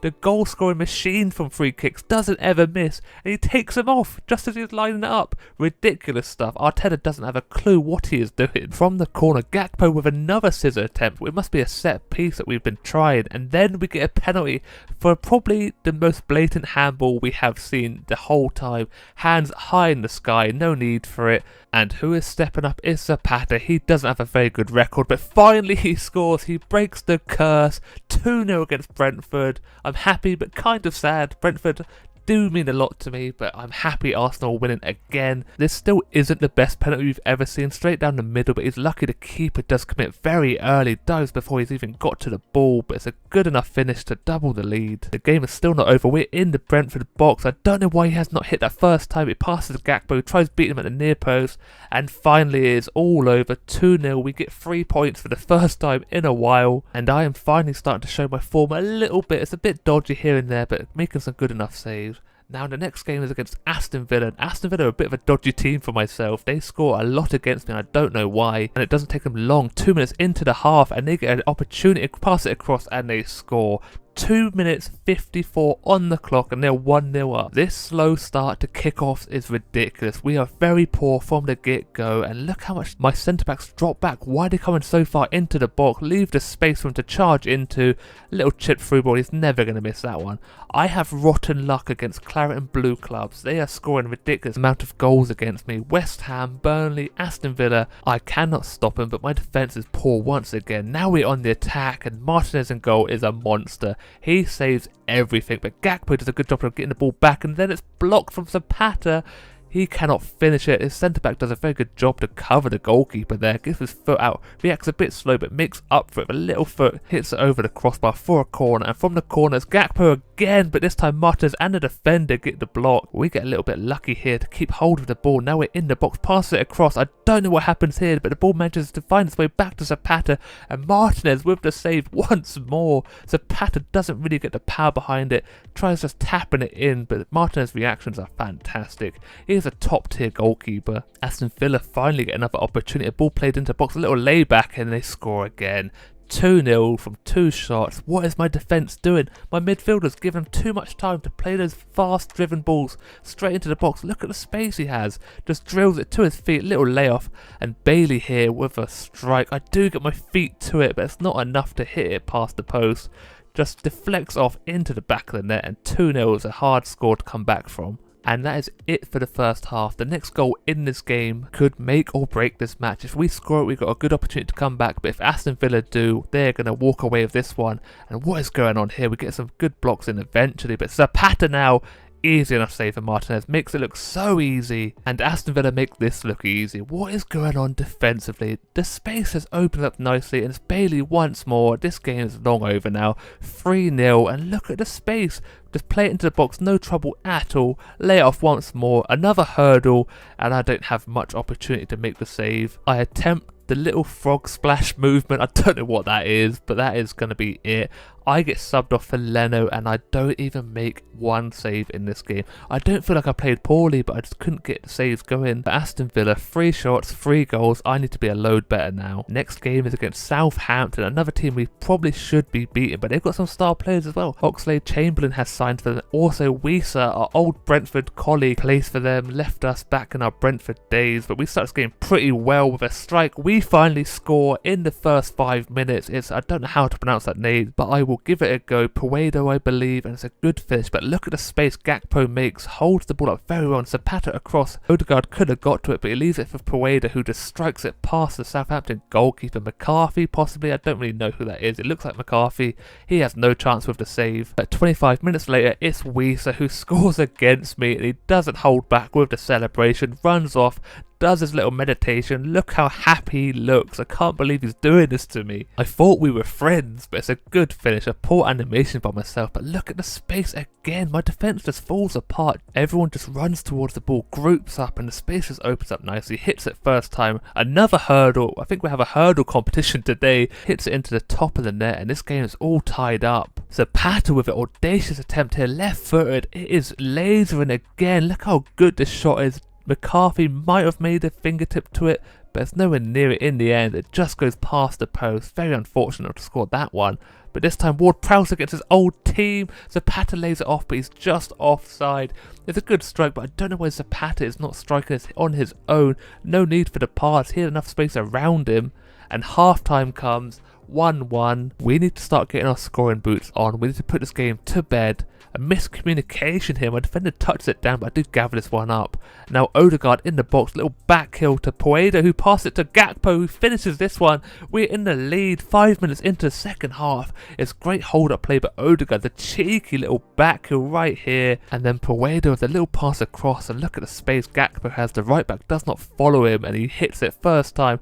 Right-footed, the power just beats McCarthy, who can't quite react quick enough. It's a hard save to make, but Southampton on the attack here, and this one is so disappointing. I don't know what has happened here. Hits it first time from the through ball. I don't react quick enough. I'm stuck between two minds, whether to charge out or hold my ground. I do a bit of neither. Half charge out, then stop. He hits it just over my shoulder. I don't know what goes on with these animations, but I dived the wrong way completely. Maybe I'm out of position. Try going back. The ball's already past me before I try making the save. It's 2-2, but Zapata is not happy with this one. He strikes it past McCarthy with 10 minutes left in the game. 3-2, we are leading this one. This is a 5-goal thriller if I've ever seen one. I finally get the celebration here, but look at the pass, a little layoff by, I think it's Odegaard, maybe Ward-Prowse. Right-footed, the power behind this one. Everyone's got a rocket on this team. The ball from Odegaard is played to perfection, didn't have to break stride, hits it first time. Such a good goal, and I can't believe we're leading this one. And then I get subbed off. Once again, no saves. I need to go back to the drawing board because I'm playing so poorly. The game ends 3-2 and we do win. And that is where this episode ends. I hope you did enjoy. If you did, don't forget to leave a like and subscribe. And as always, look after yourself, stay safe, and I'll speak to you next time. Goodbye. Hello everybody and welcome back to your favourite FIFA series on YouTube. It's Be a Goalkeeper episode 43. And now, because of all of you, we are on the road to 1k subscribers.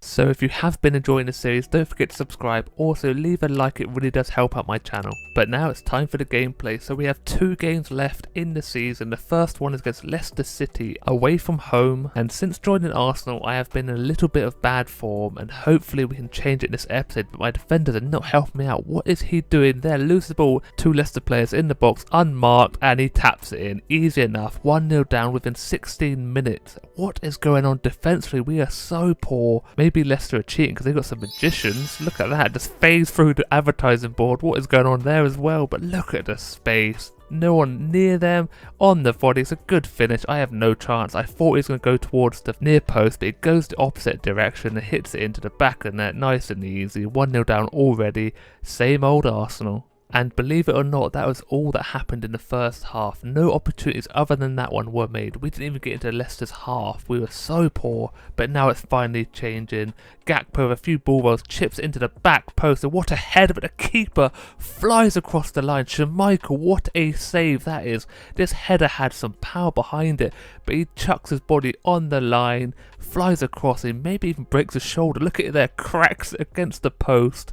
Arteta's not happy, man. But we are finally making some opportunities. Again, it's a header, but this time it hits the post, and Schmeichel was flying once more. He's like Superman in that goal. Odegaard with the prancing header. I'm not sure about the technique, but it nearly worked out for him, but just clips the post, and then I get subbed off. It's another poor game for myself. 0 saves again. That's 3 back-to-back. We lose that game overall.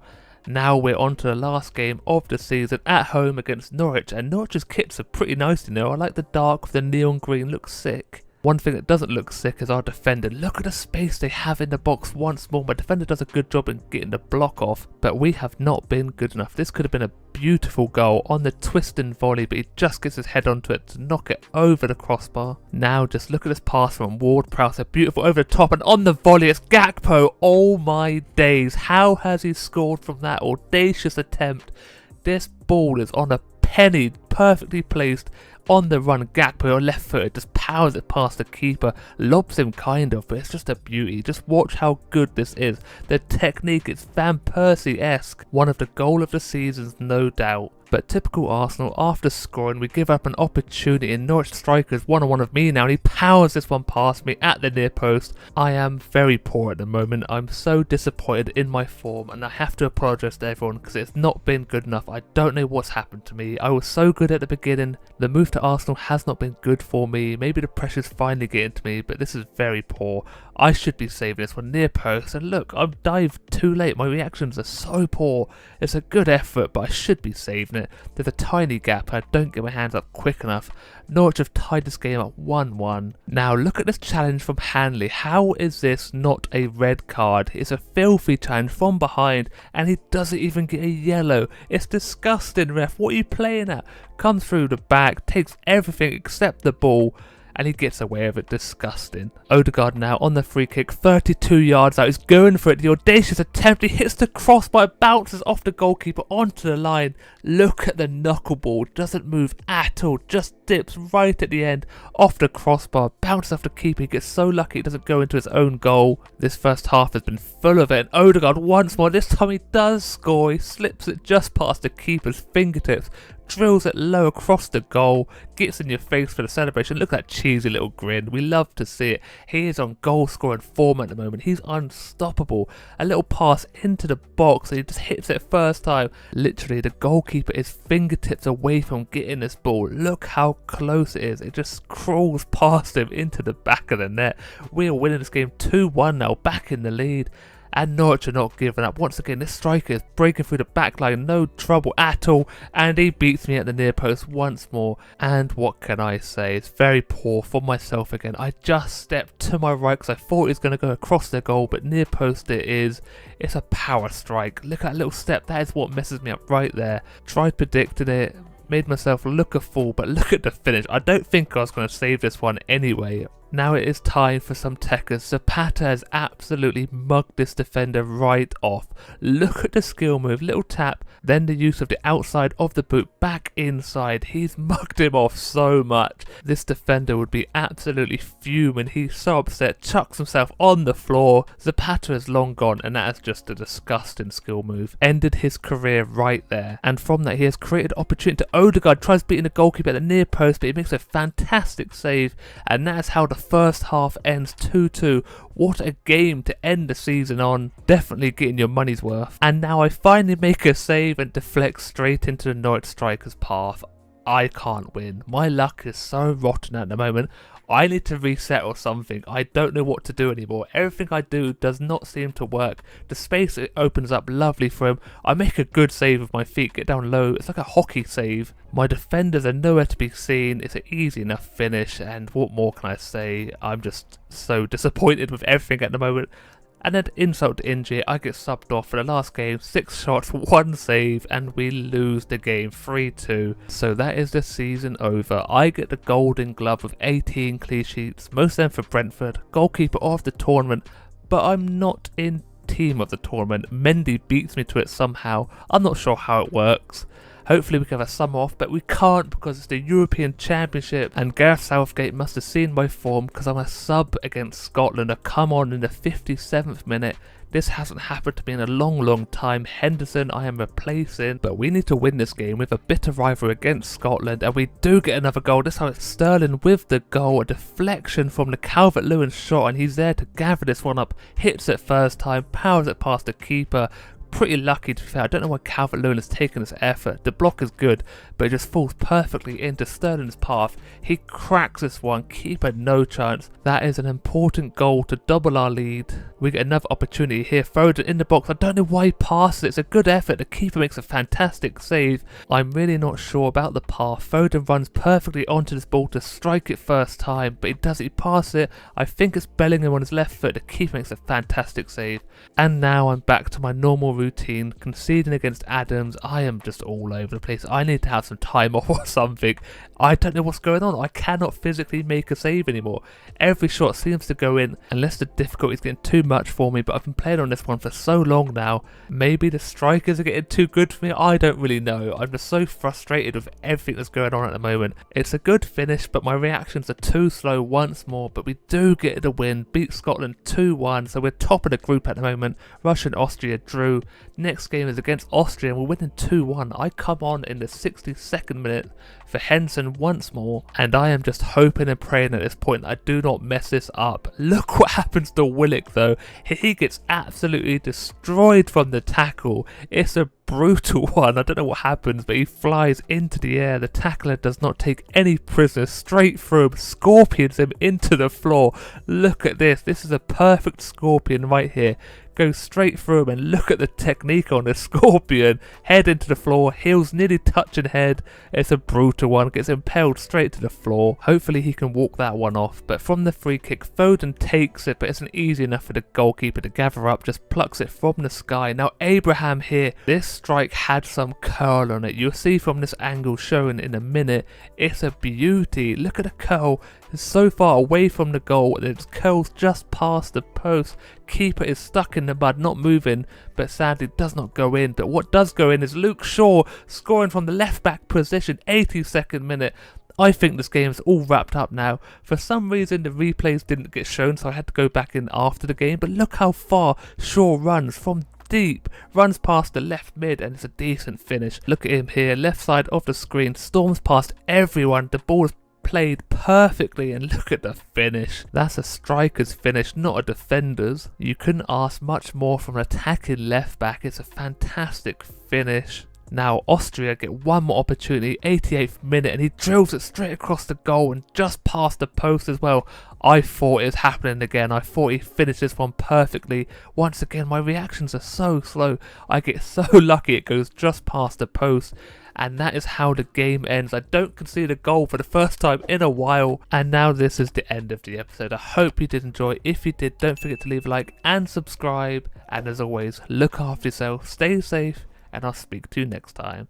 Goodbye.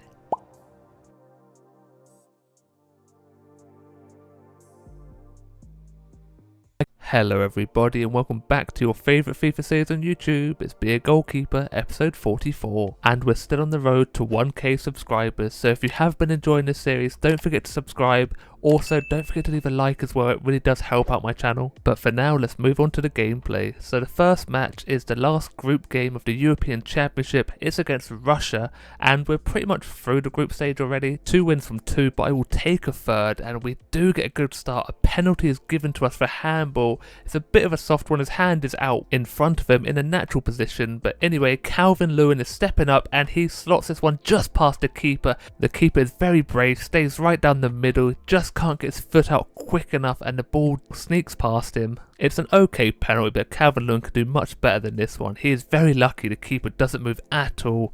Late reaction as well, but stretches his foot out and the ball just goes over the top of his foot. Very unlucky in the end, but we'll take that 1-0 lead.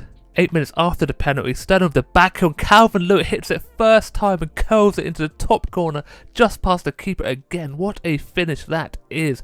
2-0 up within 20 minutes is a great start for us. The ball is driven into Sterling's feet and he has the ability just to backheel it, and it's a perfectly placed pass. The power and the pace of it is perfection and the finish to go along with it. The ball is just bouncing slightly but he catches it sweet as you like into the top corner. A beautiful goal. And we are still not done. This time it's Foden on his left foot. 25 minutes in, 3-0 up. This game could be over already. It's just started, but we are on top of Russia. They can't handle the pace and power of our team at the moment. Nice little pass. Foden in acres of space takes a little touch out from his feet and bangs it past the keeper. It's a good finish. The keeper doesn't really have a chance here. He's just outside the 6-yard box. It's an easy finish and we're still on the attack. This time it's Foden again on his left foot. We just aren't stopping. We have no mercy for Russia right here. This time the keeper is very poor. He should be saving this one, but the run by Foden, the pass by Sterling once more, a little 1-2, and look at that.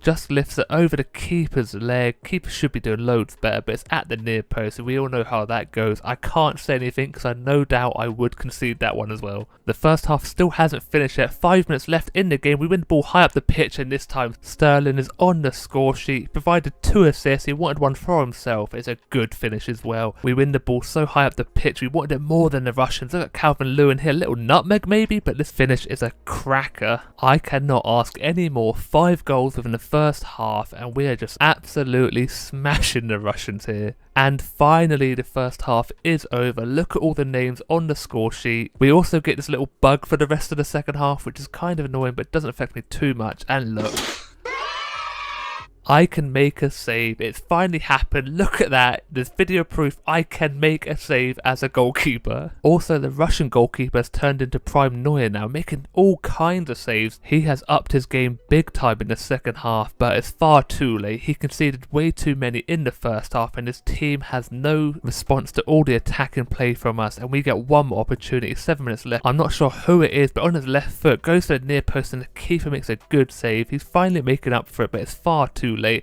There's not enough time left for the Russians to do anything in this game, and they have finally been put out of their misery. 5-0 is the final score. We did all the hard work in the first half and coasted our way through the second. Now moving on to the second game of the episode. It's a quarter-finals against Portugal, and Portugal are a very good team, but hopefully we can keep this form running. But it does not start very well. This pass, and look at the finish at the near post. What am I supposed to do? I try closing down the angle, but I'm not quick enough. He takes the shot just as I start charging out to him. The pass is absolutely ridiculous, timed to perfection. He runs straight onto it and hits it so hard past me. I can't get my hands up quick enough, and that is not how we wanted to start this game. We had a big win last time and we don't start this one off quick enough, but we do finally get an opportunity. This time it's Calvin Lewin and he has beat their keeper at the near post as well. And this goalkeeping might be worse than mine. He fumbles the bag big time. Calvin Lewin doesn't get too much power on this shot.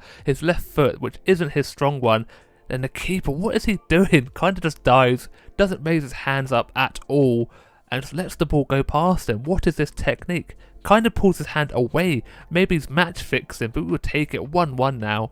and I make another save. Look how good I'm getting at making these saves. Now into the 34th minute, Portugal have a corner. They play it short and we get on it. Trent Alexander-Arnold pounces on it, and look at the speed of it. He runs down the wing, charging it, plays a beautiful pass to Sterling. No one closes him down. He runs into the box and bangs it past the keeper, straight across the keeper into the far post, and it's a beautiful counter-attacking play. Alexander-Arnold gets all the plaudits there. It's a great run and a great pass. No one closes down Sterling. Look at the power he gets behind this one. Keeper might have thought he was going to the near post, but he does not. He hits it straight and true and just past the keeper. Can't get his fingertips to it, into the side netting. We're leading this game 2-1. Portugal now have started making a few more attacking opportunities, and there's one here that I make a good save, and now they're in the box. It's Fernandes. He hits it straight past me just before the half-time whistle, and look at all the space he had. We don't win the second ball in the air. They header it down to him. Maybe it's Calvert-Lewin. Actually, yeah, he does win the header straight to a Portuguese player, passes to Fernandes, and look at that finish. I do even step to the right direction and I can't get my hands up quick enough. I feel very disappointed I did not save that one, but that is half time. We go into the dressing room 2-2. It's all level and there's so much to play for in this game, and we need to step it up in the second half. But this is not the start we want. Portugal are in our box. They take a shot and look at this save. I'm kind of finding a little bit of form again. It's a fantastic save. Get down nice and low. It's Fernandes this time on his left foot. He drills it low and I get down so quick and just palm it just past the post. It's a fantastic save and I'm happy with that one. Now Sterling tries his chance at running it. The man loses the ball but wins it back. Little chip ball to the edge of the box. Willock wins the header, but it's an easy enough save for the goalkeeper. And again, we're still on the attack. This time it's to Calvert-Lewin, pass across to Foden, and it gets blocked. This one could have been sneaking in. And then I don't know what happens to Bellingham. I think he gets abducted by aliens. But we don't have time to talk about that one. From the corner, whip it in far post, win the header, it's just over. And now Portugal on the attack. We don't win the second ball here. They go for the cross. It's blocked by Harry Maguire, but the referee gives a penalty. 72nd minute. What is going on here? I don't even know how this is a penalty, but we have to deal with it.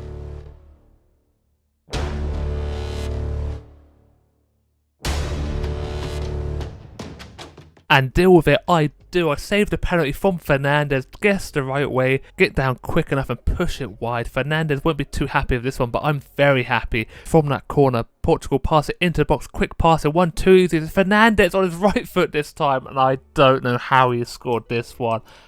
After that beautiful penalty save, I've let myself down. It's actually Neves who scored it. I can't believe it. I'm so disappointed. Look how quick they pass this ball back and forth. No one near it. He hits it first time. And I just can't believe it. No one marking him. I'm very disappointed. Look at the legs. I get jelly legs. I can't save it. And that is how the game ends. 3-2. We have been knocked out by Portugal. It is a great game all round, but we can't do anything with it. This is how the quarterfinals ended. No big upsets, but Belgium and France go to penalties and Portugal beat Germany. So it's France-Portugal in the finals and France win it 1-0. I can't be too disappointed losing to Portugal when they made it that far. Now we're on to the first game of the new season against Leicester. Oh, no. We have a few new faces. Osimhen is signed from us from Atletico Madrid. Also Konate from Liverpool. Two big signings. Hopefully we can bring in some more before the transfer window ends. But we need to focus on this game in front of us right here. And this has Gakpo with the head of it straight to Onana. I'm sorry, but I'm probably going to do that every time I say his name. It's stuck in my head. But that's all what happened in the first half. 0-0. Pretty boring half all in all. But hopefully the second half can be a load better. And Leicester get on the attack in the first 12 minutes. A through ball and they get beaten again. This time I try learning from my mistake in the Portugal game. I take a step to my right and this time Daka hits it across goal and I can't get my feet to this one. They play it through pretty decently and look at the through ball. My centre back, I think it's Cedric playing centre back for some reason. Konate needs me to go with that one. And that little step back, I do kind of backtrack, but I can't gather my feet underneath me quick enough, and we're losing 1-1. But now Gakpo using his pace puts the burners on, he drills it past Onana, and we're tied this game 1-1. It's a beautiful goal. Gakpo has pace to burn, burns the defenders all day long. 1-2s, look at him, takes a big touch and just drills it past Onana. Okay, I'll stop saying his name like that now, but look at this finish. The pace is too good. Onana does take a little step, but look at this fall. He kind of just drops down. No real reaction to it, but we have tied the game up and I get subbed off. 5 shots, 1 save, and look at this final score. 2-2. What is going on here? 2 goals in 90th minute. It's a shambles. At least we didn't lose, so we move on to the next game against Burnley, the dreaded claret and blue, and I am hoping we can finally get our first game of the season. Let's start the season off right, and we do start off pretty quickly. Look at us play through the midfield. We pass it out wide into Odegaard, little left to Osimhen, who gets his first goal for Arsenal, and it's a beautiful worked goal all the way from the kickoff. He kicks the corner flag. It's a beauty. Look at this pass and play. Burnley are nowhere near the ball, and look at the space. Powers it past Nick Pope, who Nick Pope is a pretty good goalkeeper whenever we play against him, but this time he's not good enough. Leading the game already, couldn't ask for much more. Now Osimhen with the hold-up play passes toward Prowse. I think it's to Gakpo on his left foot, hits it straight at Pope, gets the rebound, and we are winning 2-0 within 15 minutes. Nick Pope is very unfortunate this time. He makes a fantastic save at the near post, but the ball falls perfectly back to Gakpo, and he's not going to miss from there. On his right foot, hits it into the side netting, and we have just started this game on fire. We are burning up. I don't want to get too ahead of myself, but maybe this could be our season. A couple more signings and we've got a good old team behind us, or technically in front of me, but Burnley now with the attempt at the near post. I was kind of scared of that one. Now Nick Pope makes a fantastic save again. Osimhen to Gakpo, who finishes it, but he is offside. I thought the first pass was actually offside, but it's not. Gakpo just wanders into an offside position. Osimhen could have taken a shot, but he's unselfish, passes it across. It's a good finish, obviously an open goal, but he's just offside. Half time is here, and I'm hoping we can get our first clean sheet of the season. Hopefully we can start the second half just as quick as we did the first. And look at this shot from Odegaard. This was unbelievable. I wanted everything in my body to make this go in. It's a beauty outside of the foot. And look at the goal. Nick Pope flies. He's Superman in that goal. Look at the goal. It's so good. It just overcurls it. Gives Nick Pope just the opportunity to save it. And we can't quite finish it. But Osimhen finishes that one on his left. He has 2 goals in 2 games now. He's a little bit of a bright spark to begin this season. Hopefully he can carry it through for the rest of it. Look at the finish. The power. Nick Pope can't get down quick enough. And he just drills it low and hard. Just past his foot and his hand. We're still only 10 minutes into the second half and Burnley get an opportunity, and look at that for a finish. I have absolutely no chance with that one. It's a beautiful finish. You've got to hold your hands up sometimes. No keeper in the world is saving that one. Gets past Cedric way too easy. That's 2 mistakes in 2 games for Cedric now, but he just picks out that top corner perfectly. Hits it so hard as well, lasers into it, side netting, no chance for me. I don't know why I'm getting myself dirty. And then I get subbed off for Leno. No save this time. But we do get the win, 3-1, and that is where this episode ends. I hope you did enjoy it. If you did, don't forget to leave a like and subscribe. Road to 1K, remember that. And as always, look after yourself, stay safe, and I'll speak to you next time. Goodbye.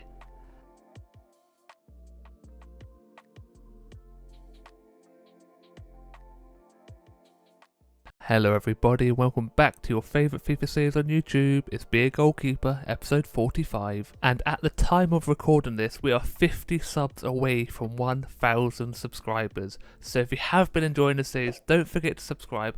Also, don't forget to leave a like as well, it really does help out my channel. Also, one more thing, because I don't plug it enough, I am also on Twitter, and the link is in the description if you want to follow me. But enough of all of that, let's get into the gameplay. The first match is a Carabao Cup game against Brighton in a round of 2 away from home. At this moment in time, we are still undefeated in this season. We're going for the invincible season. Let's hope we can continue it here, and we get off to a cracking start.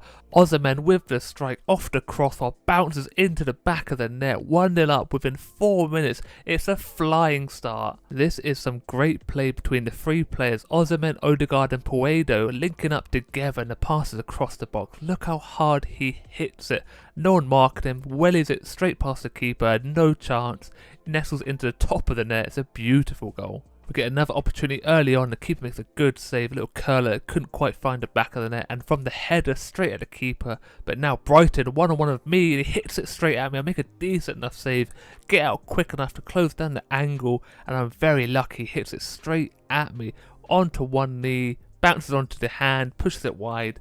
I'm keeping my clean sheet at the moment. We make another chance here. We've had so many, just can't get past the keeper anymore. And that is how the half ends. 1-0 to us. It was a good start, but we can't seem to get our finishing boots on for the rest of them. Brighton loft this one into the box. I'm in no man's land. He gets his head to it, bounces off the crossbar. I am very lucky they do not score from that one. And this time, Osimhen hits it so hard at the near post, and the keeper makes another fantastic save, and he saves it with his face. And I have picture evidence of the resulting injury right here. I'm sorry for that one. I just think it's way too funny. I don't know why, but we'll carry on with the game, okay? We get another opportunity right here. Hits the post again. We are hitting the post constantly. Brighton take a long shot, which doesn't come to nothing, and we win that game 1-0, and I keep a clean sheet. These stats don't quite tell the full story. My defenders made so many blocks, and they're getting so much better at it now, so I don't have to face as many shots. On to the next game. We're at home against Stoke City in the league, and Stoke, I think, are a newly promoted side, so we shouldn't have too much trouble with this one. But we are Arsenal, so you never know what's really going to happen. I make a decent enough save there, straight at me, easy enough for me to gather up, and their keeper is on smoke already. It's a fantastic save, but they can't do nothing from the header, from the corner. It's a good finish from Konate, but it's given as an own goal, which I think is absolutely ridiculous. This is a power header into the top corner. Defender gets his head into it, but it was going in either way. It's Konate's goal all day long. Ridiculous stuff from the powers above. Either way, I will take the lead. Now Stoke take a long shot, and I thought this one snuck in, but it didn't. It went straight over the bar. He had some ferocious power behind this one. Straight over though. I had no chance to react. It's like a bullet coming at me. Just before half time, and their keeper makes another fantastic save. He is on it already, and look at it. Another one. All over the place. Still not even end of the half. And another save. It's ridiculous stuff. This save is outrageous. I'll show you the replay now. It is half time, but look how good this save is. Smith Rowe wellies it straight at him, and he gets a hand to it. It bounces up onto the crossbar, just doesn't go in, onto the line, and then the defender clears the ball away. It just seems to be whenever we play a team, their goalkeeper has the game of their life, and this one is no different. He is just unbelievable. But now Zapata's come on for Osimhen. He gets the opportunity, and he finishes it very nicely, curls it around the keeper, but it's a fantastic build-up play again. The passing is crisp as you like. 1-2s with Zapata, passes back to Smith Rowe, and look at the run, leaves the defender in his dust. He's pulling it back, but he has the composure to slot it past. It has to be hard for Zapata. He was the main man last season. Osimhen has come in and take the position. He's on the back burner, but he comes on and finishes like that. He'll work his way back into the starting 11. One last opportunity for Stoke now. It's an easy enough punch, and that is how the game ends. 2-0, and you are seeing this right. That's back-to-back clean sheets. I know, it's unbelievable. You are definitely not dreaming. But now I wanted to show you who we signed in the transfer window. The new faces: Konate 85 rated, Rosier 82 right back, and Osimhen is the only players we signed, but I think they've added some needed quality to this team now. On to some international games, which are all friendlies. I didn't play in the first one at all, didn't get subbed on. Now I do get subbed on, but I do skip it because I don't really want to play international friendlies. Just give me the games that mean the most. But we did win both there, one against the USA, one by Iceland as well, 4-0. And now we can move on to what matters most in the league again, at home against Aston Villa. And we all know I do not perform against claret and blue teams. I'm hoping it can all change, but we have to see right here. We do get off to another quick start, but Martinez is there as always. He's the most ridiculous goalkeeper we've ever come against. He makes fantastic save after fantastic save. Look at this, how quick he is to get across his line. Good strong hand to him. Another chance here. Osimhen flicks it over. Martinez dives out, and it falls to Maitland-Niles, but the defender makes a fantastic block to keep them in this game. Now, once again, look at the save. How is he saving that? It's a tight angle for Puedo to finish that one, but once again, the defender and Martinez are there to block it. I have a feeling this is going to be a long game if he keeps performing like this. What's that? You want another chance? Osimhen again, but who is there? Martinez. Ward-Prowse with a special free kick from 28 yards out, but once again, Martinez, easy enough save. Now finally, Aston Villa get a chance, but I make another save. This one is a beauty. It's Bailey who scored so many goals against me. I'm lucky again, he hits it straight at me, into my gut. It's still a good save. I've had nothing to do the whole half, and I come out and make that save, and that is how the half ends. 0-0. Martinez is definitely keeping them in this game. I'm hoping he has a mare, but I don't think he's going to. Ozyman with the acrobatic attempt there, gets the little volley, then goes for the scissor kick. Ridiculous stuff. How has he got the agility to whip that one out? Look how quick he is.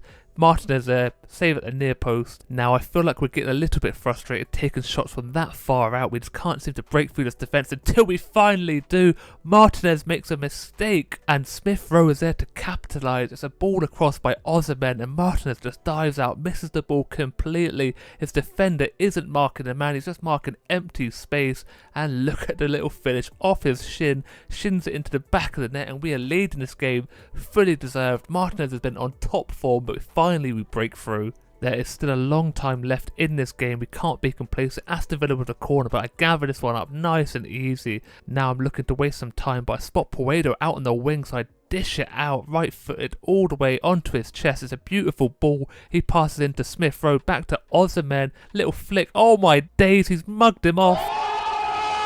Defender is left in the dust, and now Smith Rowe finishes it in the 90th minute. That is all down to me. I deserve an assist. That ball for me is ridiculous, but the pass from Ozyman sliding across the floor, then the little roll back by Smith Rowe leaves the defender in his dust, and the finish to go along with that one. Martinez has no chance, and we win this game 2-0. Finally we beat Aston Villa, and once again I keep another clean sheet. I didn't have a lot to do, but it was a big save against Bailey. Now onto the last game against Brentford, and look where they are in the table, joint on points with us. We are third, they are fourth, and they went big during the transfer window. They spent over 119 million. All that money came from the sale of me, so I did them a favour by getting sold to Arsenal. But we are still on the invincible season here. We have not lost a game yet, and this time against Brentford we start off quick. Little flick, another little flick, and it's Puedo who finishes this one.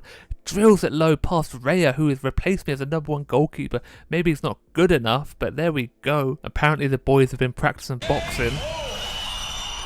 But how many flicks did we want to dish out in this move? One or two, there we go. Ozyman's a little flick, a little back heel as well. Then the first time finish, drills it so low, keeper cannot get down quick enough. The power and just out of his reach, unfortunate. But 1-0 is the score already. It's a cracking start from us. Now Brentford get the attack and they tie it up already.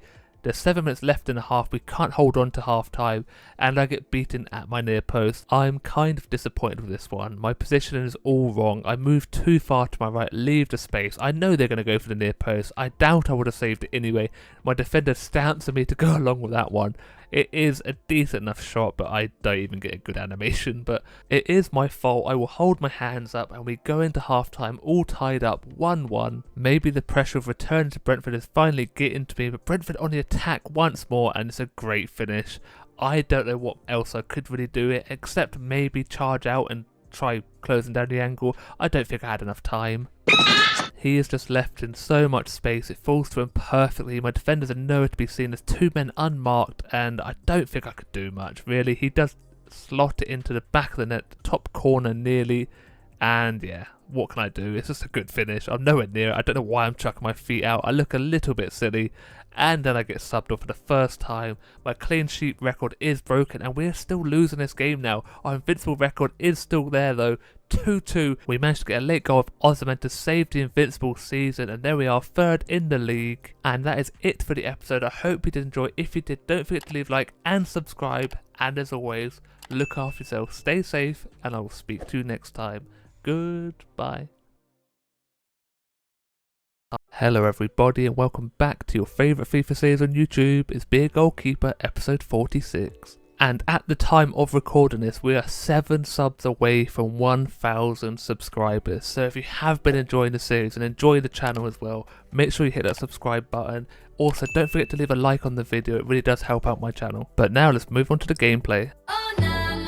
And we are playing Leicester City again. This time it's in the Carabao Cup round of 3, and Onana is there again. We'll have a bit of Onana. We are still unbeaten in this season, so hopefully against Leicester we can beat them once more or draw. But the Carabao Cup is important. It's probably our best opportunity for a trophy, and Ozyman starts off strong with the goal. Onana with the mistake, and Ozyman strikes it past him, but this is very poor from Onana. It's great play on the right wing. Look at these little passes to Ozyman, who hits it, and Onana, what is is he doing? That is a very poor dive. He dives totally the wrong way. He just palms it into the back of his own net, and we're in the lead here 1-0 within 15 minutes. Smith Rowe here with a spraying ball to the right wing against Puedo. Mistake from the left back. Puedo's all over him, strikes at the near post but hits the crossbar or the post, I can't quite tell. And that is pretty much the whole half already. I gathered this ball up in half time. We are leading 1-0. Leicester City haven't even had one shot on goal, not even really been in our half. So we have been cruising through the first half. Into the second, Osimhen bursts through the defence and he strikes it past Onana. 2-0 within 48 minutes now. That's a quick start once more. The defence just opens up nicely for Osimhen just to burst through it. Look at the little play here. Look at the space he has. Just uses his burners and taps it past Onana. I don't know what he's doing. Lays out a lazy leg to try blocking the ball, but it's not good enough. The power wasn't even there on the strike, it just dribbles past him, but 2-0 gives us the cushion that we need. Leicester finally have an opportunity here, it's a good ball in, but look at that save, straight in my face. I take this one to the chin, and we all know what happens here. Ow, my face! That could be a devastating injury to my beautiful face, and I'll show you the resultant injury. Look at that! Every time, it's so stupid. Why do I like it so much? But I am willing to put everything on the line to keep a clean sheet, but I cannot do it. It's a good strike past me. 10 minutes left in this game, so this game's not over yet.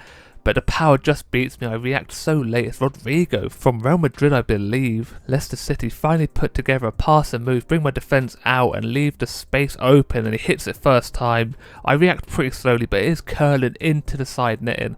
I think I could have saved it, but it did have a bit of power behind it. I just react so slow. But Leicester City have a great chance for a comeback now, but we're on the attack. Whip the ball and it hits the hand, and that is a penalty all day long. Alex Tellers with his hands raised above his head. This one will be a penalty majority of the time, but then I get subbed off, which I don't even get to see the penalty. 3 shots, 1 save. I decide to watch the penalty. With the save, Muriel very poor. What is going on with our penalty taking recently? It is so poor. Zapata last season, Muriel now. It's his big opportunity to make a name for himself, and he does that. Very poor, but we do get the win 2-1. But look how poor we were. 38 possession is not good enough. But the next game we move on to is against Wolves, and I get my own Tifu back, and it looks so good up there. We've not seen it in so long. If I remember correctly, Wolves are 10th position at the moment, so they're not going to be a pushover, but we get another quick start. It's Lekonga with the strike at the near post, but the keeper makes a good save. He steps to his left, so I thought we could squeeze it in there, but he steps quickly back to his right, pushes it out for a corner. Wolves have a throw in deep into a half, no one marking the man. He passes it into the box, he hits it at the near post, but look at this for a save. A good strong hand by me, and it's a miracle I saved another shot at the near post. We're getting a little bit better at them. Now Wolves with a defence splitting through ball straight through the middle, but I make the save. He tries chipping me. I've never been chipped. It's never going to happen. I will not let it happen. Half time, it's 0-0, so it's been very poor from both teams at the moment. We are finally starting to play around the Wolves box, pass into middle to Smith Rowe, who hits it straight at the keeper. It's a very poor strike, but once again we're in the box. Osimhen this time, and he shows you how to finish it off. 7 minutes later, he curls it straight past the keeper to put us into the lead. The build-up play was just moving the Wolves defenders all around the box, and a cheeky little back heel here to Osimhen. He curls it, but the keeper doesn't quite react quick enough. It's not in the side net, and it's just past the keeper's fingertips, but it just has enough power to beat the keeper. 19 minutes left in this game. Wolves strike it first time. I make a decent little save there. I'm getting my mojo back. I'm starting to make some fantastic saves overall, but my reaction is a little bit slow. You see, I haven't reacted. I finally react, and the ball is halfway to me. I get my hand up nice and quickly, push this one out nice and wide so the Wolves can't make an opportunity from the rebound. 10 seconds left in this game. Wolves with another through ball, one-on-one with me. Pretty much he runs down the right side of the pitch and he crosses it in. It's an easy enough tap in for Neto. Very disappointing. Very poor defensively. What has gone on there? I've been let down big time. I was in no man's land. I didn't know whether to run out to him or cover off the cross. Either way, I had no chance, to be honest. I do make the step to block the cross and I mistakenly go backwards. Either way, I don't think I had a chance in saving this one, and we've just let ourselves down so badly. We had 10 seconds left and everyone is so far pushed up the pitch. For no reason, we just had to keep the ball, and that is where the game ends. 1-1, and I'm a little bit annoyed, you know. I made some decent enough saves, but we should have got 3 points all day long, and we didn't. As another draw, at least we didn't lose, but now Man City is our next opponent, who are actually really low down in the table, so hopefully we have a chance this time. But it's Man City, they are always so dangerous. And Foden, look at this, 1 block, 2 block, 3 blocks and 4, but then the referee gives a penalty because the ball bounces off onto Konate's hand. It's a very poor decision, but we have to live with it. And Kane is the one stepping up against me. Can he score? He's gone left, I've gone left, but he's tucked it into the top corner. That is the most ridiculous penalty I've ever seen, and I'm pretty mad that I didn't save that one.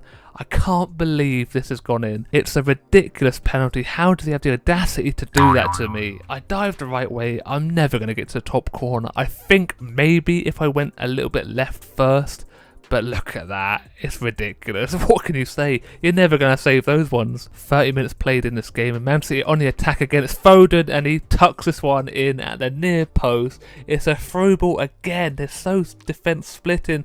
We do not cover ourselves in glory at all, but look, it runs off every defender, hits it first time as I'm charging out.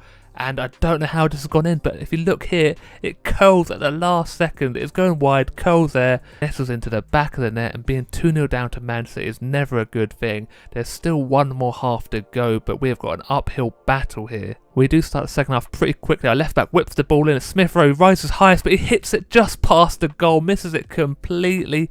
Edson probably would have saved this one, but he gets a decent header to it, just past the post. That could have been enough to bring us back into this game, but he does not do it. Man City get a little half chance here with a header, but look at the power he generates from a standing jump. Osimhen is in Man City box. He passes it across to Smith Rowe, who drills it low past Ederson. We have got a goal back in this game. Only one more to get now to get a draw from it. I join in with the celebration finally. Everyone leaves me out normally. But once again, it's pretty decent build-up play. 1-2. The pass to Osimhen is a beauty. And then the pass across, no one marking Smith Rowe.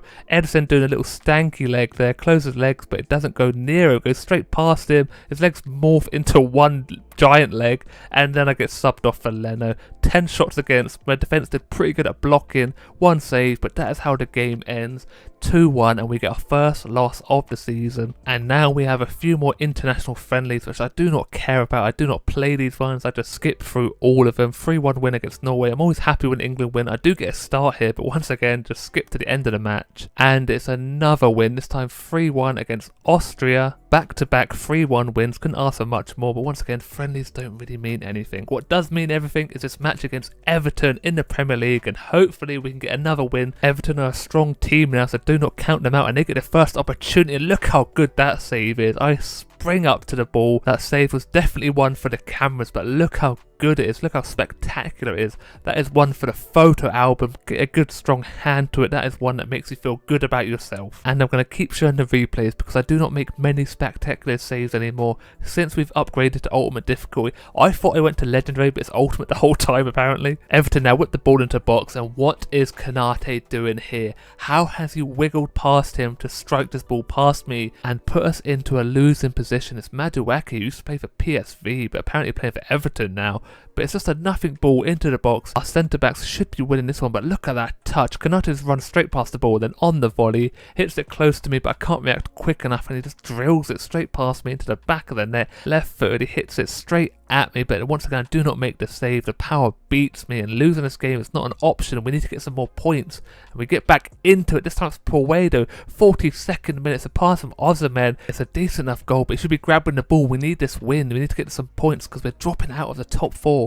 It was actually Lakonga, I think, with the pass, or Maitland-Niles, I'm not too sure. I cannot see from this far away, but it's a decent enough strike. Beats Ramsdale, the ex-Arsenal goalkeeper. The power is just too much for him. He gets his leg stuck in the floor, does a little stanky leg himself, and that's how the first half ends. 1-1, and we have not created enough opportunities. We need to start upping our game a little bit. We've dropped off the pace in the last few games, but now we get the ball into the box once more. Osimhen hits it at Ramsdale. It just bounces off his hip over the crossbar. Anywhere else at that goal and we'll be leading this game, but it hits it straight at Ramsdale off the hip, and it doesn't matter how you save it as long as you save it, but it's disappointing on our end. But now we get a penalty, which I think is kind of soft. His hands are in the air, and I think he's on the line, and on the line is actually in the box, so it is a penalty, and our track record is not very good, but it's Osimhen, our top goal scorer, stepping up, and surely he cannot miss this one. We need this goal.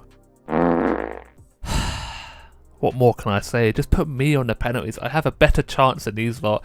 They are outrageously bad with these penalties. What is going on? We've just let ourselves go so much. And now we could lose it in the 90th minute again. But this time I make a fantastic save. And Konate with the block as well. We have saved this game for ourselves. Get the draw maybe. But look at that save straight at me. But the block from Konate doesn't know a lot about it. But I gather it up and I'm happy to do so. And the game ends 1-1. And I'm just disappointed. We started the season off so strongly. And we're just falling away from the top 4. We need to start scoring more goals. Making less mistakes. That's what's costing us all these games. We are 5th now. Brentford are above us. But that is it for today's episode. I hope you did enjoy. If you did, don't forget to leave a like and subscribe. And as always, look after yourself, stay safe, and I'll speak to you next time. Goodbye. Hello everybody and welcome back to your favourite FIFA series on YouTube. It's Be a Goalkeeper, episode 47. And we have officially gone and done it. 1,000 subscribers on YouTube. And I can't thank you all enough. I appreciate all the support so much. It's amazing. I cannot believe we've made it this far and we've still got so much further to go. So if you have been enjoying this series, don't forget to subscribe and leave a like. It really does help out the channel. But for now, let's get on with the video. So we have some bad news. Last episode I noticed Odegaard wasn't playing and Arsenal have gone and sold him. I cannot believe they have done this. It's a ridiculous thing to do. He was a star player last season and they also got rid of Gakpo, another star player. They've ruined this team. We had a nice little squad starting to be built and then they sold 2 of the star players. So other players are going to have to step up big time. But anyway, we will move on to the first game, which is against Southampton away from home. And the first opportunity comes to us in the 17th minute. It's Lokonga, one of my favourite names to pronounce. I don't know why, it's just fun to say. But he scores, curling it round the keeper. Could be his first goal of the season, possibly. Maybe the first goal I've ever seen him score. It's a decent enough finish. But we worked the ball very well through the midfield. Quick passing, 1-2s, and look at the finish. Curls it around the keeper. Keeper should be saving this one. It's not too far away from him. There's not enough power behind the shot either. Just gets a little finesse to it, can't get his hands out quick enough to stop it, but being the lead is great for us. 1-0, just before half time we get our second goal. This time it's the main man Ozyman stepping up. You're never gonna catch me. You're wasting your time. This time it's Lokonga with the assist. Great passing once again, playing through Southampton like they're not even there. Look at the space Ozyman has, and you cannot give him that type of space. He drills this past the keeper. He has no chance. The power's too much for him. 2-0 already, and that is where the first half ends. And Southampton haven't even had a shot on goal yet. It's ridiculous how well we are playing. They finally get an opportunity, but we cut this one out. I dished the ball up to Ozyman, who heads it down to Smith Rowe, plays it out wide to Puedo, I believe. Look at this passing. Smith Rowe's in the box. I pass it because Ozyman, who gets a strike, makes it 3-0. That's his second goal of the game. That is a beautiful team goal, starting off with me. Ozyman does really well to header it down to Smith Rowe. Then he continues his run. The ball from Puedo is perfect. And the ball across from Smith Rowe to Ozyman, doesn't even have to move on the volley. It's a beautiful strike just past the keeper's fingertips. He actually shins it past the keeper, so it's not a beautiful strike, but a goal is a goal, and that is where the game ends. 3-0, and you can see Southampton had one shot which got blocked, so I had nothing to do the whole game. Just sat there twiddling my thumbs, but I will take it.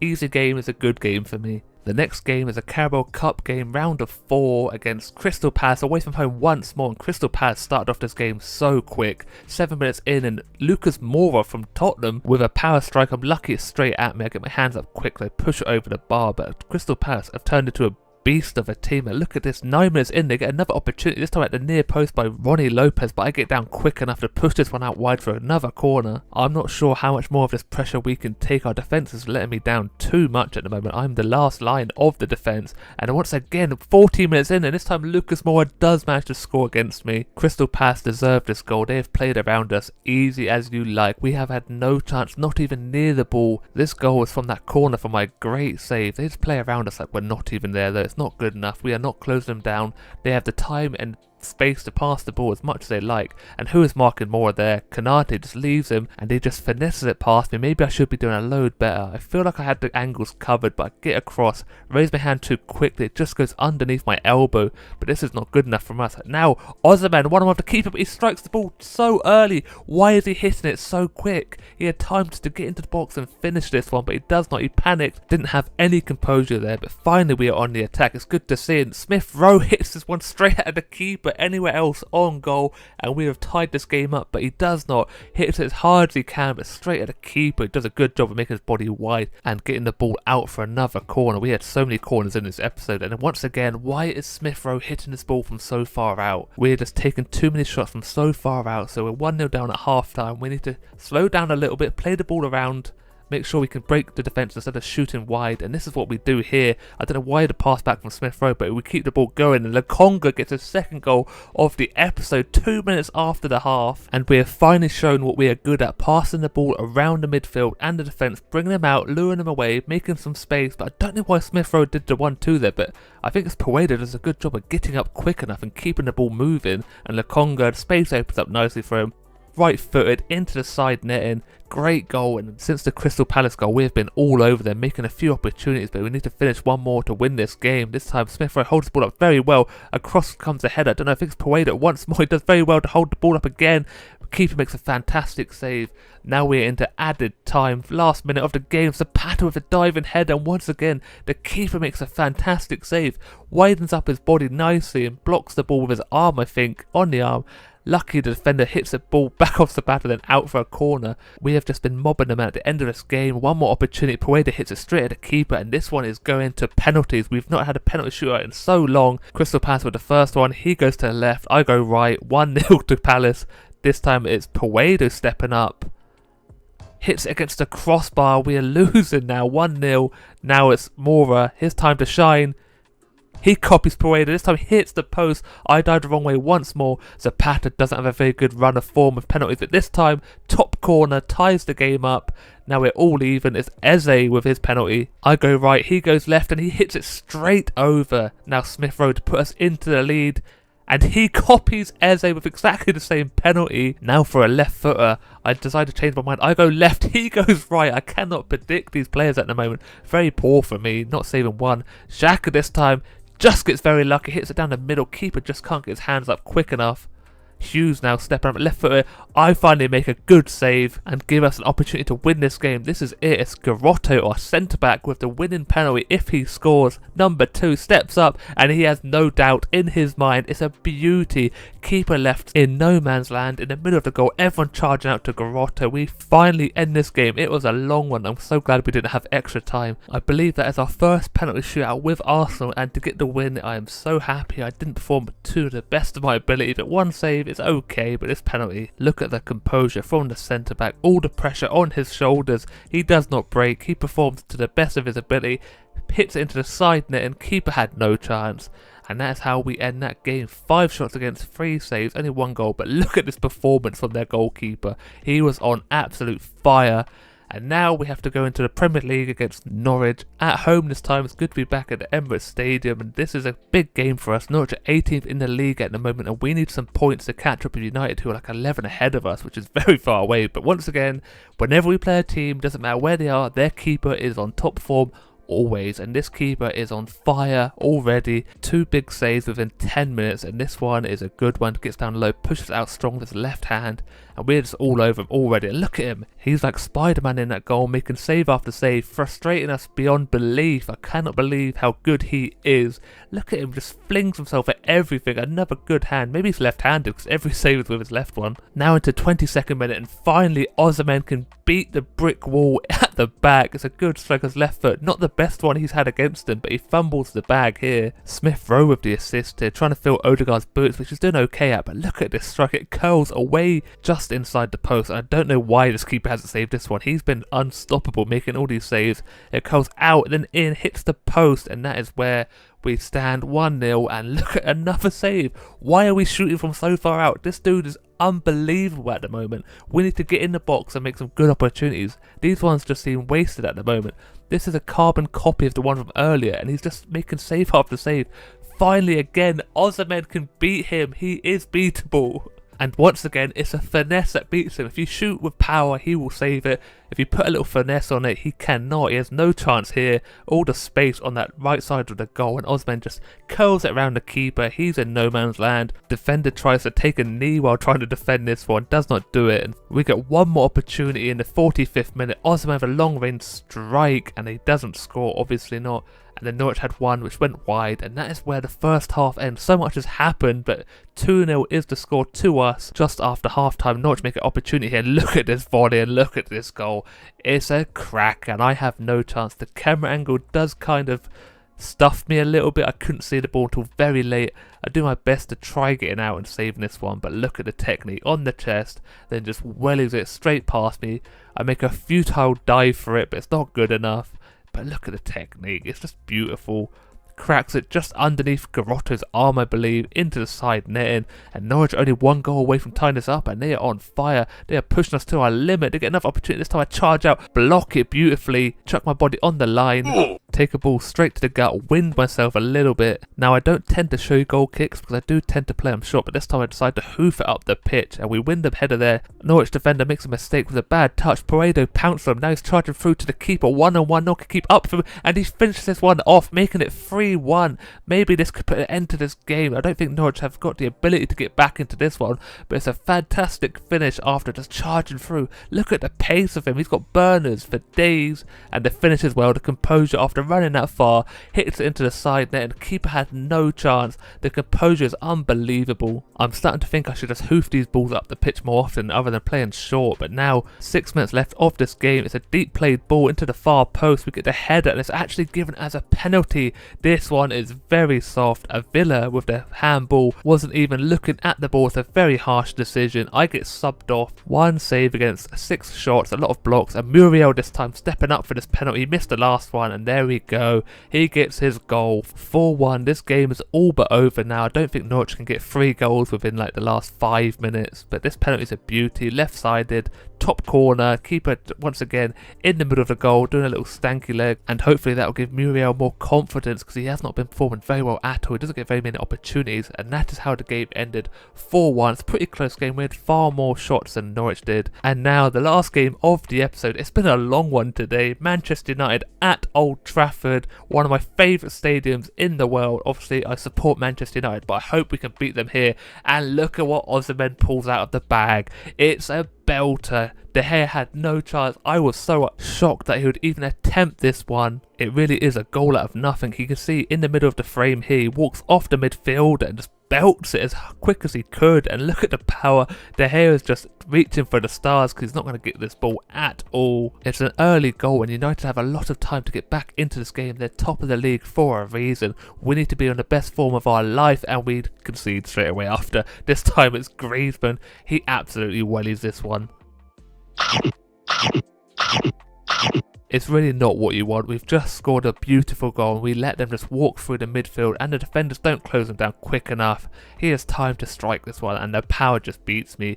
I do my best effort, but it's not good enough. I look like a fool just sliding across the floor. I think this might be the only game that I will happily take a draw, and that is how the first half ends 1-1. There's still so much time left and I'm a nervous boy at this one. But 5 minutes into the second half, and look what Lokonga pulls out the bag. What is going on here? That's a belter, little scissor kick. I think as Smith Rowe hits the ball so hard against the post, no one is marking Lokonga, and he just pulls this one out. He doesn't want to do an easy header. He wants to do a spectacular scissor kick, bicycle kick, whatever you want to call it, but the technique is unbelievable. Gets up so high, and to finish this one, it is beautiful. But we all know United are not going to take this one lying down. Sarr with the effort. That's another spectacular save for myself. I made a few good ones this time. That ball is moving all over the place, and look at him on the attack again. This time Grimaldo at the near post, and I saved one. I saved the near post shot. Miracles happen. Every time it happens I am shocked, but it's a good save. Get my hand up quick, push it out for a corner. But this pressure from United is getting unbearable. They only attack once more, and this time they get given a penalty for a handball. Kanate puts his hands up. There's no need for it. It's probably going to get given a handball all day long. And it is Bruno stepping up to take the penalty. I hope I can save this one, but I cannot. It's a beautiful one, top corner. Even if I went the right way, I don't believe I would have even saved it. Every time I thought we had this game under some sort of control, United just put us under so much pressure. This constant attacks tires out our defence and the midfield. They get a penalty. It's a bit harsh, but it is probably a handball. He does lift his hands up, stops the cross coming in, and Bruno's always going to score a penalty. We know this one. Now they get a free kick. It's Bruno once more. This time he hits the post. It's Ronaldo-esque technique. The run up, hits it No movement, just up and down, straight as an arrow. I'm nowhere near this one. Top corner it would have been. I clatter into the post for good measure as well.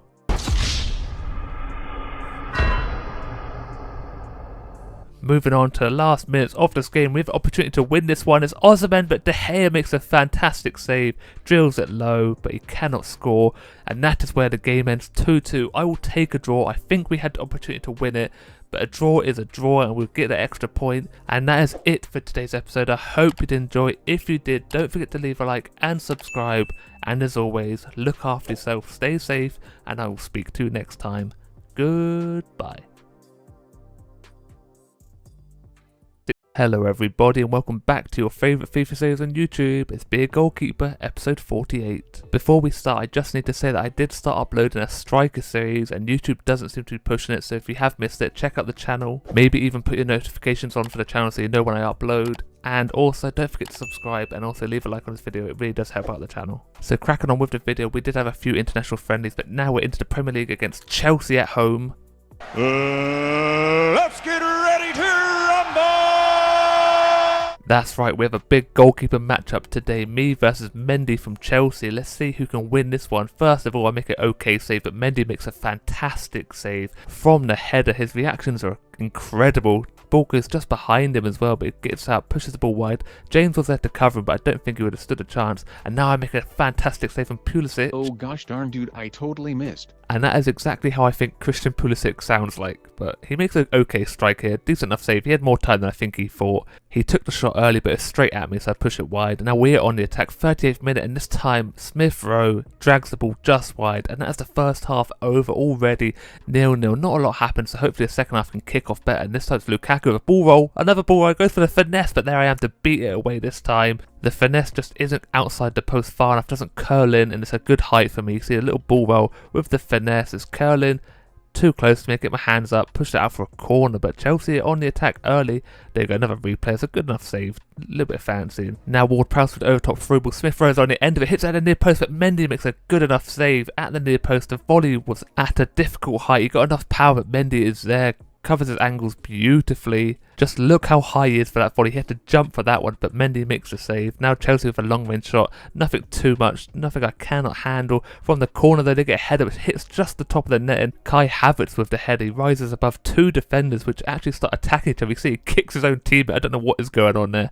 Ridiculous stuff, but the header can't loop in. I think I would have had it covered anyway. Hits the top net, and this game is still 0-0. But now Puedo shows off his dancing feet. Look how quick he's moving. Little through ball to Zapata. He's just come on and he's won us the game in the 92nd minute. This game is over. What a goal, and Puedo is the one that made that one. Zapata was on the pitch for about 4 minutes. He came on in the 88th minute just before that corner, and look what he does. Does what Ozyman cannot, but Puedo with the dancing feet, he's making them go all over the place. They can't seem to keep an eye on him. Then the through ball was absolutely perfect. Zapata first time, Mendy this time cannot get to it, and I think that is the win. We have beat Chelsea, who were second in the league, and I think we can say I am better than Mendy here.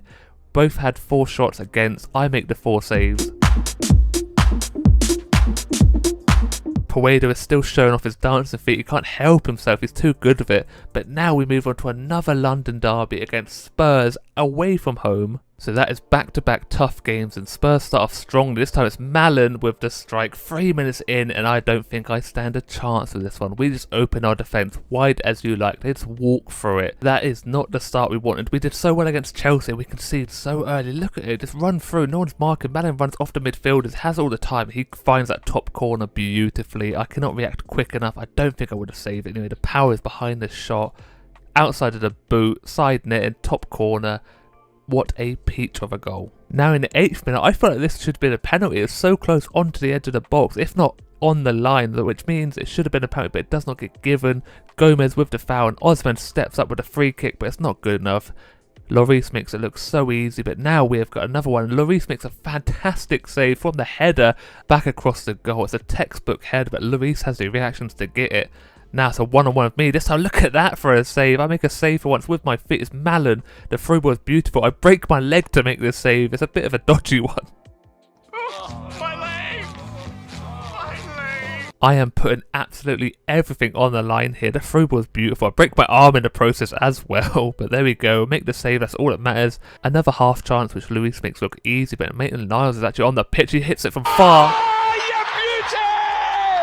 What a head, son! What a head! That is a ridiculous strike from Maitland-Niles. He's finally getting an opportunity in the first team, and look what he does. Walks off, no one near him, just bangs it. The power, Luis nowhere near it either. He's reaching for the stars because he's not getting that ball at all. It's a beauty. Cannot take anything away from him. He's pulled that one out of the bag. Now the game is all tied up, and that is where we go into half-time. 1-1. We finally got back into this game. 40 minutes it took us to get that goal. And now we move on, 10 minutes left of the game, nothing happened, that is all we had, and then I get subbed off, so it's pretty disappointing. Only one save, only 2 shots against, but we do actually get the win. Smith Rowe gets the goal just as I come off the pitch.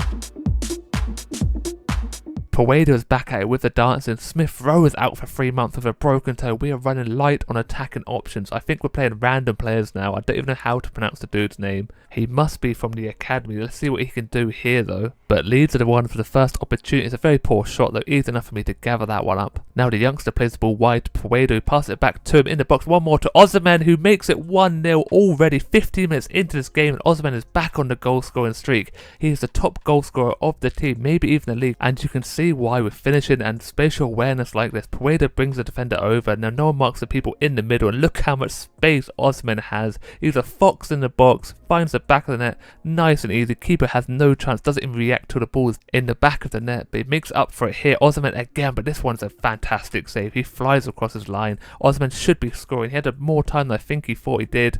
Takes a shot early on the swivel, doesn't quite get the power behind it, but that is where the first half ends. 1-0, and hopefully we can keep this going. Leeds aren't doing too well in the league at the moment. I think they're in the bottom half, so we need to make the most of this opportunity win to get some points in this game. And once again, Osimhen puts some more power behind it, and the keeper makes up for it. He's on fire since conceding that first goal. Look at the power, and he's there again near post. He gets 2 hands to it, pushes it wide, and we are still not happy once again. And look at him, he's ridiculous. Something sparked in him, and he's just turning up his performance. This is a beautiful play. Look at the space once more, the run from the midfield, left footed, and he is there at the near post once more. This time he does a little crisscross with his saving technique, showing off a little bit there. It's crisscross, it gives a hand to it as well, bends his arm a little bit, but it's a good save. But we have been on the attack constantly. Osimhen with a little flick, Puedo with a little chest on the volley, and it's good enough for the keeper once more. But this is ridiculous, little flying back heel. Puedo doesn't want to be outdone, flicks it up onto his chest, does a little jump, gets the power behind it for the pass.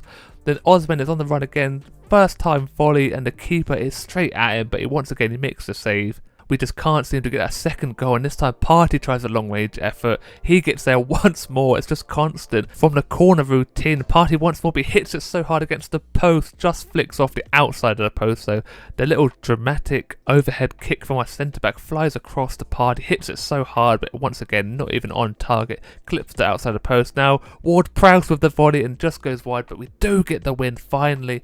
1-0 is all we could muster, but a win is a win. We have won all 3 games in this episode, and the next one is against Blackburn Rovers away from home. Once again, they're in the bottom half of the table, maybe even bottom.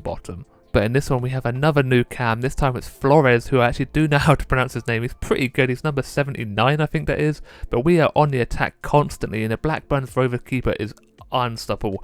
Like I always say, their keepers always perform so well when it's against me. I don't know what happens. Maybe they're trying to prove himself.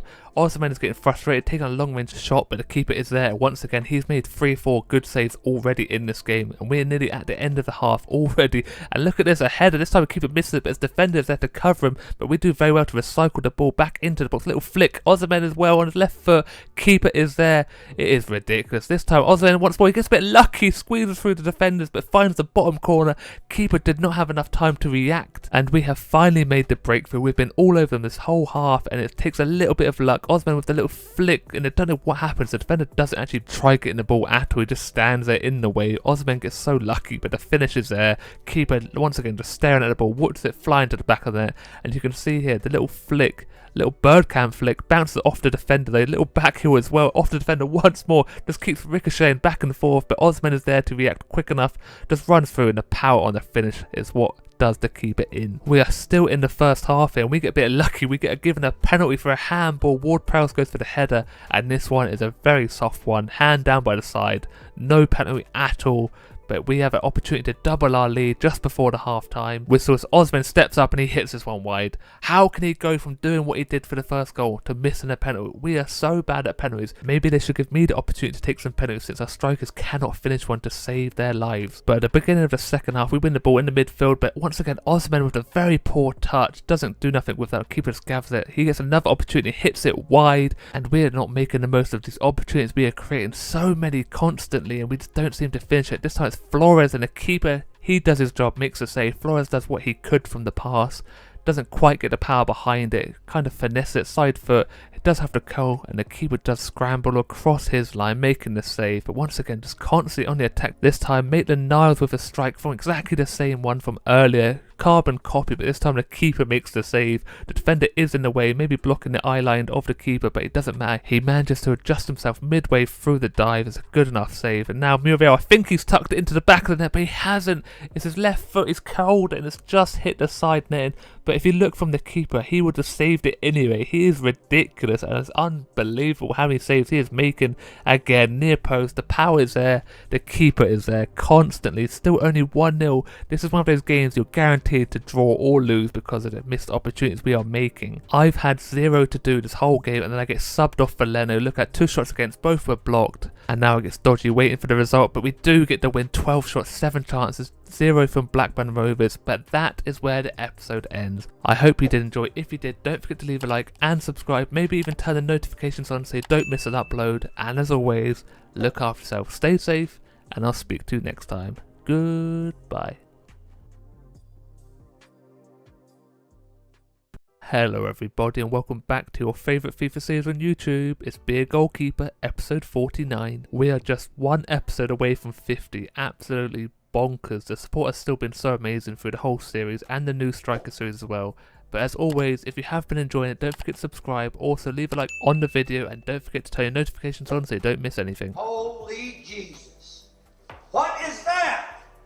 What the fuck is that? Moving on to the first game of the episode, and look who it is, Liverpool, and that team is absolutely monstrous. It's crazy how good they have been at signing all these players. The two teams are not comparable. We're on 2 different spectrums here. They are over the top of all these good players. We are not, and they start off the game so strong, 2 minutes 44 seconds into the game, and they have scored already. We had the kickoff as well. We lose the ball so easily, and they just walk straight through my defence. It's Manny once more, and the pass to Jota hits it side-footed, and look how much power he gets behind it.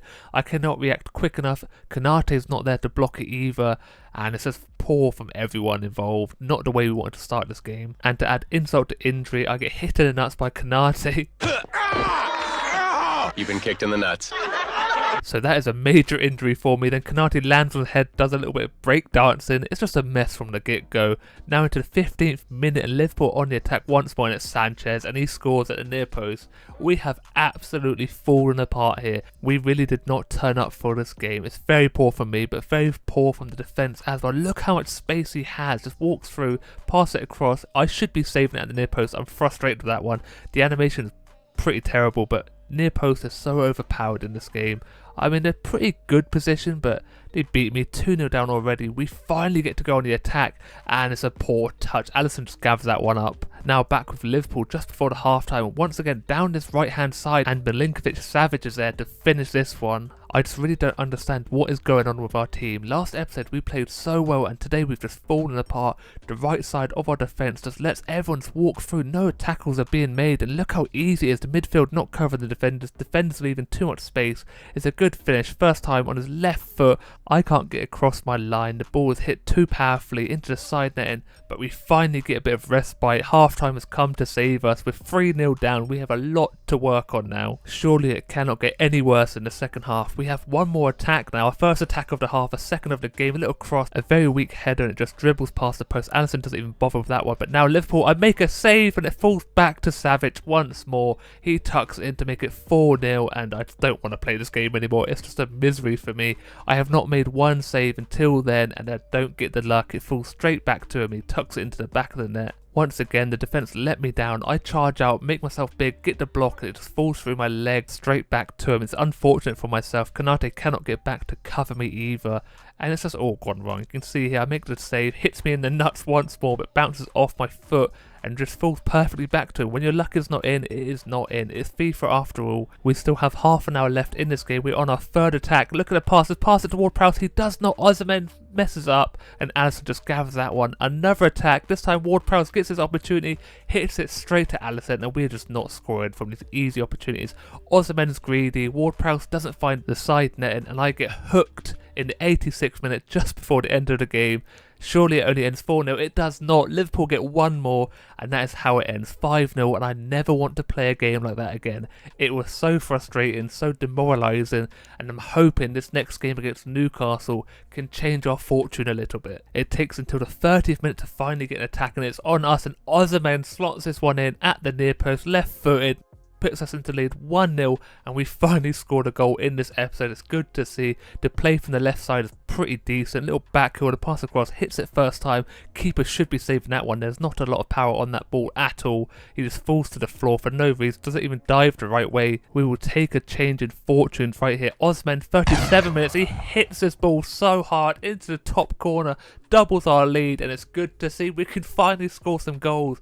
It's against the lower league teams, but finally some goals for us, and this one is an absolute beauty. Just takes a little touch out and wellies this one. Newcastle keeper had absolutely no chance. He's reaching for it, but he's reaching for the stars because he's never going to get to that ball. I am just so happy we finally decided to turn up to this game, a game in general. We started pretty slowly. We got our first goal in the 30th minute. 7 minutes later, we get this absolute screamer.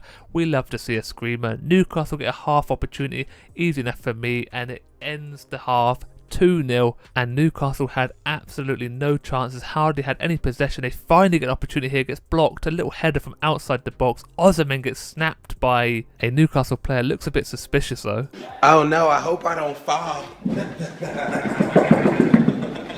No. Now just 1 minute in the game, Newcastle break my clean sheet. It is gone now, and I'm so disappointed with that one. I had nothing to do the whole game. The first time they get a shot on target and I can't even save it. I'm just so disappointed. This pass is ridiculous from the midfield. Look how far that ball travels. No one near it, and he just slots it past me. I can't believe it. I don't know why my feet have not stretched out. I kind of put my feet together like he's nutmegged me. He did not. He finds the back of the net. Chris Wood scores, and that is how the game ends. We get the win. I don't keep my clean sheet. I'm pretty annoyed at that one, but a win is a win, and we move on to the next game, which is against West Brom, who are at the bottom of the table, I believe. So if we do not win this one, I'm going to be absolutely fuming. We do get the first opportunity, which is hit straight over the bar, not even on target. From the corner we get later on, another header over the bar. We can't even hit the target. Osimhen finally hits the target, but it's a good enough save from Johnston. Osimhen really didn't set himself before he hit this ball, didn't get the power behind it. It did just bounce up before the keeper though. Hits the floor just there, bounces, but he gets a good strong hand to it, pushes it wide for a corner. From the corner, Osimhen rises highest, and it's over the bar once more. Now we're just before half time. I think it's Lokonga on the right side of the pitch. Header from Ward-Prowse hits the crossbar, and we just can't seem to work our way into the back of the net. Half time is here, and it's gone. Start of the second half, it's 0-0, and we are still on attack. Flores with a shot from outside the box. Johnson is there to save that one. It takes into the 75th minute for West Brom to get the attack, and he slots it in at the near post, and I just can't believe what's going on. I cannot make a save for my life at the moment. Very disappointed. Once again, the right side of my defence is so poor. What is going on there? That slide tackle was just shocking. He was nowhere near the ball. Probably would have given a penalty away. And I don't know what more to say. I should be saving it. The hand is there. The ball flies past me. I get subbed off. Fully deserved. One shot against and I concede. It's just terrible. We do actually lose that game, and just look at that. Just shocking all around. And we have to go into a Carabao Cup match, the quarter-finals against Wolves away from home. And we need to win this. We need some uplift in our lives at the moment. We do start off pretty strongly. Osman on the right side of the pitch, little cross. And who is there? Lokonga. If that was Cody Gakpo from last season, he would have scored that one, no doubt. But Lokonga does get his goal. Flores passes it to him. He hits it first time. Beats the keeper at the near post 13 minutes into this game, and we are winning, and it's good to see. It's so happy when we finally score and actually perform in a game. He leaves the defender, the right back, for dead, hits the ball so hard. The keeper doesn't really do himself any favours here, just kind of falls. It does stretch out, but it's not there. 1-0, fantastic stuff. Wolves take a long range shot here, no trouble for me at all, and that is all for the first half. Very few opportunities, 1-0 to us. Hopefully we can carry on, hopefully I can keep a clean sheet. 10 minutes into the second half, we got first opportunities. Lokonga again was right for this time. The layoff by Osman is beautiful. From that corner, Osman rises highest and finds the back of the net. 2-0, the lead has been doubled. Osman scores with his head. I think that's one of the first goals he's actually scored with his head. It's a very good one. Ward-Prowse with the delivery into the mixer, straight on the penalty spot. Osman rises higher, and the defender on the line does not do well at all. I don't have a clue what he is doing. Scared of the ball even, maybe. Look at that, straight at him. He ducks underneath it. Very poor. But 2-0 is where this game is at the moment. A little cross from Traore there, but easy enough for me to gather, clatter into the man, but it doesn't stop me. I charge out at someone's feet here, gather that one up as well. Performing very well finally, and Ward-Prowse gets his first goal of the season, making it 3-0 just before the end of the game. Hits it first time. The keeper does get a fingertip to it. They lose the ball very high up the pitch. We put the high press on. The ball is played perfect to Ward-Prowse, and the keeper is very unfortunate. Maybe needs to work on his hand strength a little bit. There's not too much power behind it. He does get a fingertip, pushes it into the back of his own net. 3-0 is where this game ends. It's a beautiful one. Finally scored some goals, and I finally keep a clean sheet as well. So we had 2 wins, 2 losses. The biggest loss of my career so far. 5-0 to Liverpool. So disappointing. But we have some good news. January is just round the corner, so hopefully we can bring in some good players to push on in the rest of the cup competitions we have. Maybe even win the league. We're not that far behind first place yet. But that is it for today's episode. I hope you did enjoy. If you did, don't forget to leave a like and subscribe. And as always, look after yourself, stay safe, and I will speak to you next time. Goodbye.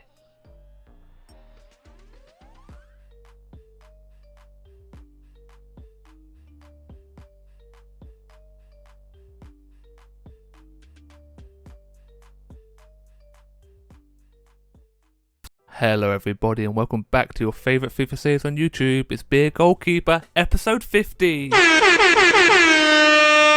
That is right, we've made it so far in this goalkeeper career, and I couldn't have done it without all your support. It's been absolutely incredible stuff. I've also set myself a goal of trying to hit 2,000 subscribers by the end of the year, so don't forget to subscribe. Also, smash that like button into the top corner, turn your notifications on, and let's get into this episode. So first game is against Crystal Palace away from home, and Arteta is absolutely doing my head in. I do not know why we are not playing wingers in this game. Every time it's a centre mid. Also, we conceded a goal within the first 11 minutes, which is ridiculous, but play some more wingers. We just put centre mids, Ward-Prowse, Samba, always on left mid, right mid. It's ridiculous stuff. I'm getting a little bit annoyed with it. Also, I'm getting annoyed with conceding goals like this. Look at the space he had. No one near him. Took a little deflection to get the ball into the box, but look at that. I tried covering my near post because everyone goes near post. He went across, tucked it in the bottom corner. Not much I really could do about it. It's disappointing, 1-0 down. We did get a half chance with Osimhen. He hits it straight into the centre back there. Good block. Doesn't quite make the connection. And that's half time already. Not a lot happened in the first half. We have been very poor. Hopefully the second half will be a load better because we need some big points here. We finally managed to get an opportunity here. Ward-Prowse gets the ball a target, but it's not a very good shot at all. Keeper gets his hands to it. Had a little bit of power behind the shot, but just didn't have the direction. Keeper didn't really have to move too much. Easy enough save. Still not good enough. We are fighting to win this league. We're not that far behind United or Liverpool. This is not good enough from us, and we concede another goal. 2-0 down against Crystal Palace. It's just very shoddy defending overall. No one is closing the ball down at all. It's Karte of all people as well. The centre-back CDM shouldn't be scoring. No one near him. Look at the passing. No closing down. Hits it. Konate can't get the block in. I can't move across my line quick enough. Centre of the goal. goal. It's just disappointing from everyone. We have let our team down here big time. We're near the end of the game now, and Sambi gets a good opportunity. One of the keeper hits it low, but the keeper gets his foot to it. And again, the left side seems to do very well. This time it's straight at the keeper. Very disappointing. I get subbed off. 4 shots against, 0 saves. 2 blocks in there as well, and we lose 3-1. Leno always comes on and concedes a goal. It doesn't matter what time it is, he will find a way to concede. We score and concede, so technically I'm still #1 keeper. So we move on to the next game. We're playing at home against Burnley, our bogey team. We always perform very badly against them. 8 minutes into the game, but Osman changed that. Look at that strike. That is ridiculous. I have no idea how he squeezed it at the near post. The touch, he chips it up as well, ridiculous stuff. The passing play around the box, nice quick passes, 1-2s. Look at that, he just chips it up to himself, takes a touch and just wellies it past the keeper on the half volley. The keeper is very sus here, he should be performing much better. He dives too early, doesn't even put his hand up. I don't know what he is doing. Maybe it's his first time, maybe it's Premier League debut or something. Maybe he is feeling the nerves, but this goal is ridiculous. He has no right to be scoring from that angle. Somebody who should be scoring is Flores here, and look at this. I don't know how he has missed the goal completely. He's whiffed his lines straight past the post. He had a bit of time, took it first time though. Just skews his shot past the post. He should be doing a load better. Very disappointing. I know he's young, but that is half time. 1-0. Osman with the goal. Burnley haven't really given us too much trouble in the first half. Hopefully they can in the second half. I make my first save. Be the ball.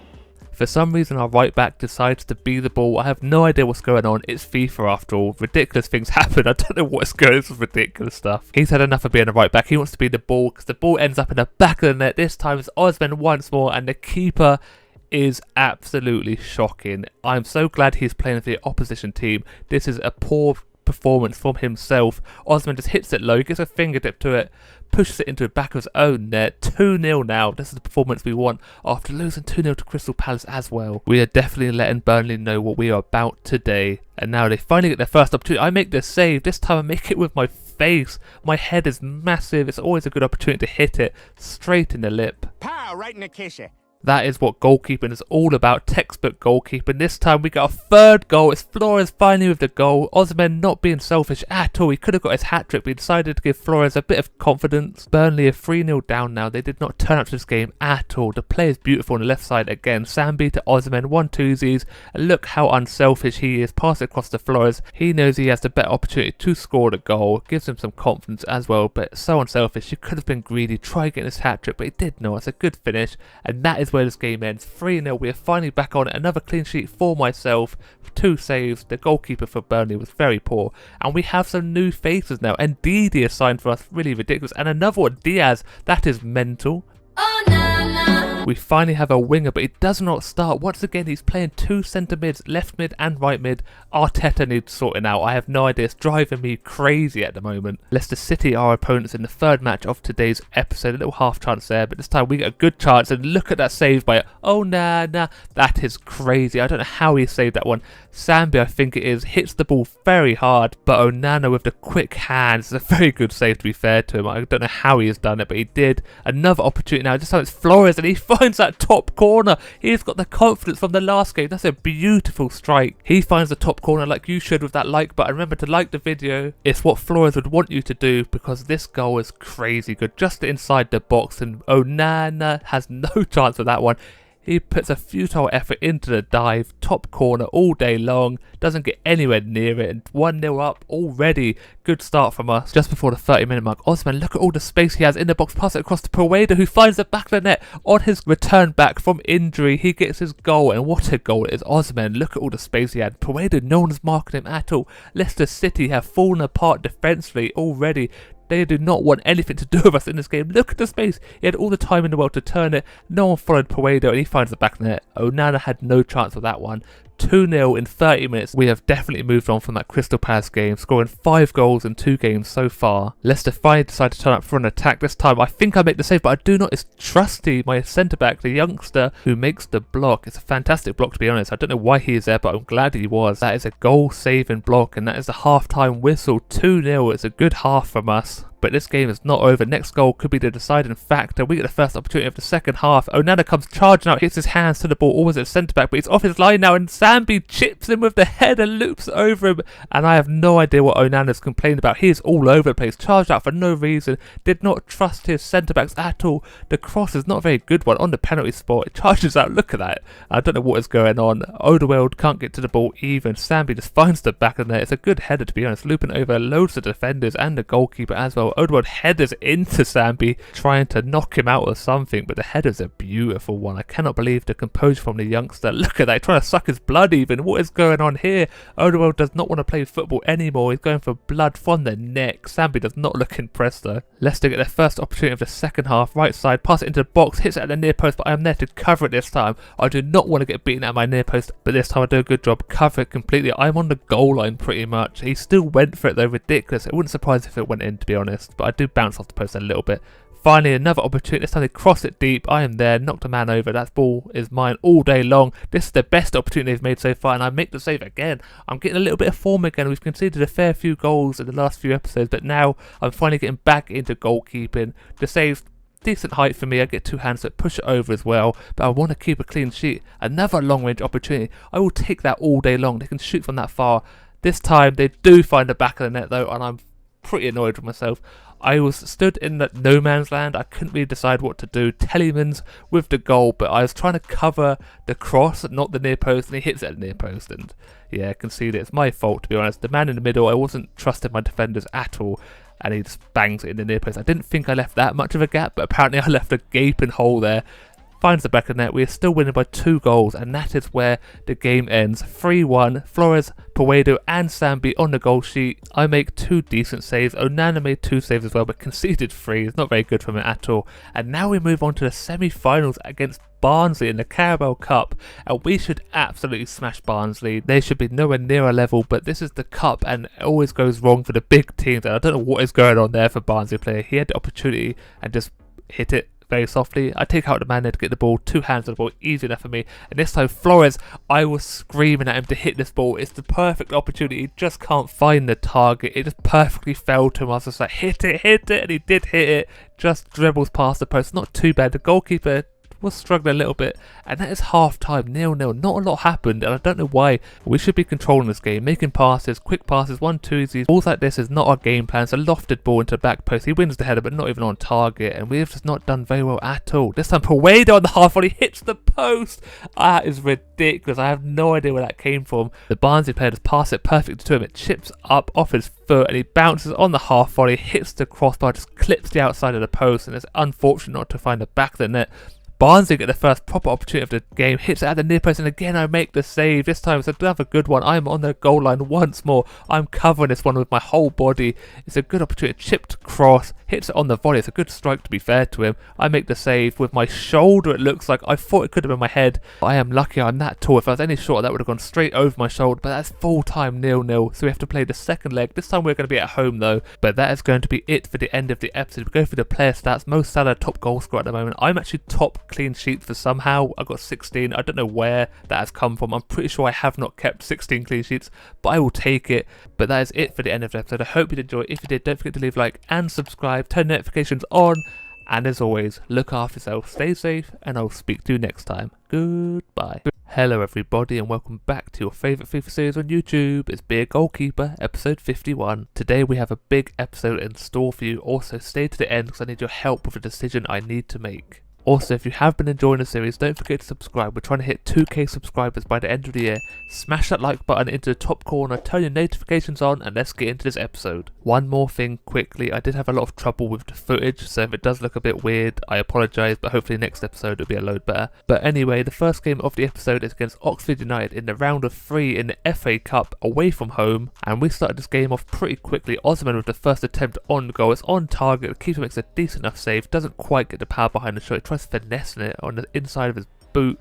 Keeper gets a good hand to it, pushes that for a corner. Skip to the 13th minute, we finally get the ball into the box. It falls to Diaz, who gets his first goal for Arsenal, left-footed. The keeper does not cover himself in glory, but it's a decent enough strike. It's actually our cam, I think it's Mahand on the left wing, and he drives it into the box and passes it across to Ozyman, who gets tackled, and it falls perfectly to Diaz, but the keeper, I don't know what's going on with keepers. You'll see a lot of funky stuff going on. I don't know what EA have done, but after the patch which they released FIFA 23 by accident, keepers don't seem to be very good, and I don't know why. Even I've been struggling. The animations seem a little bit dodgy, but that animation was perfect. Good save, 2 hands to it. They shouldn't beat me from that far out, to be honest. I'm way too good to be conceding against Oxford.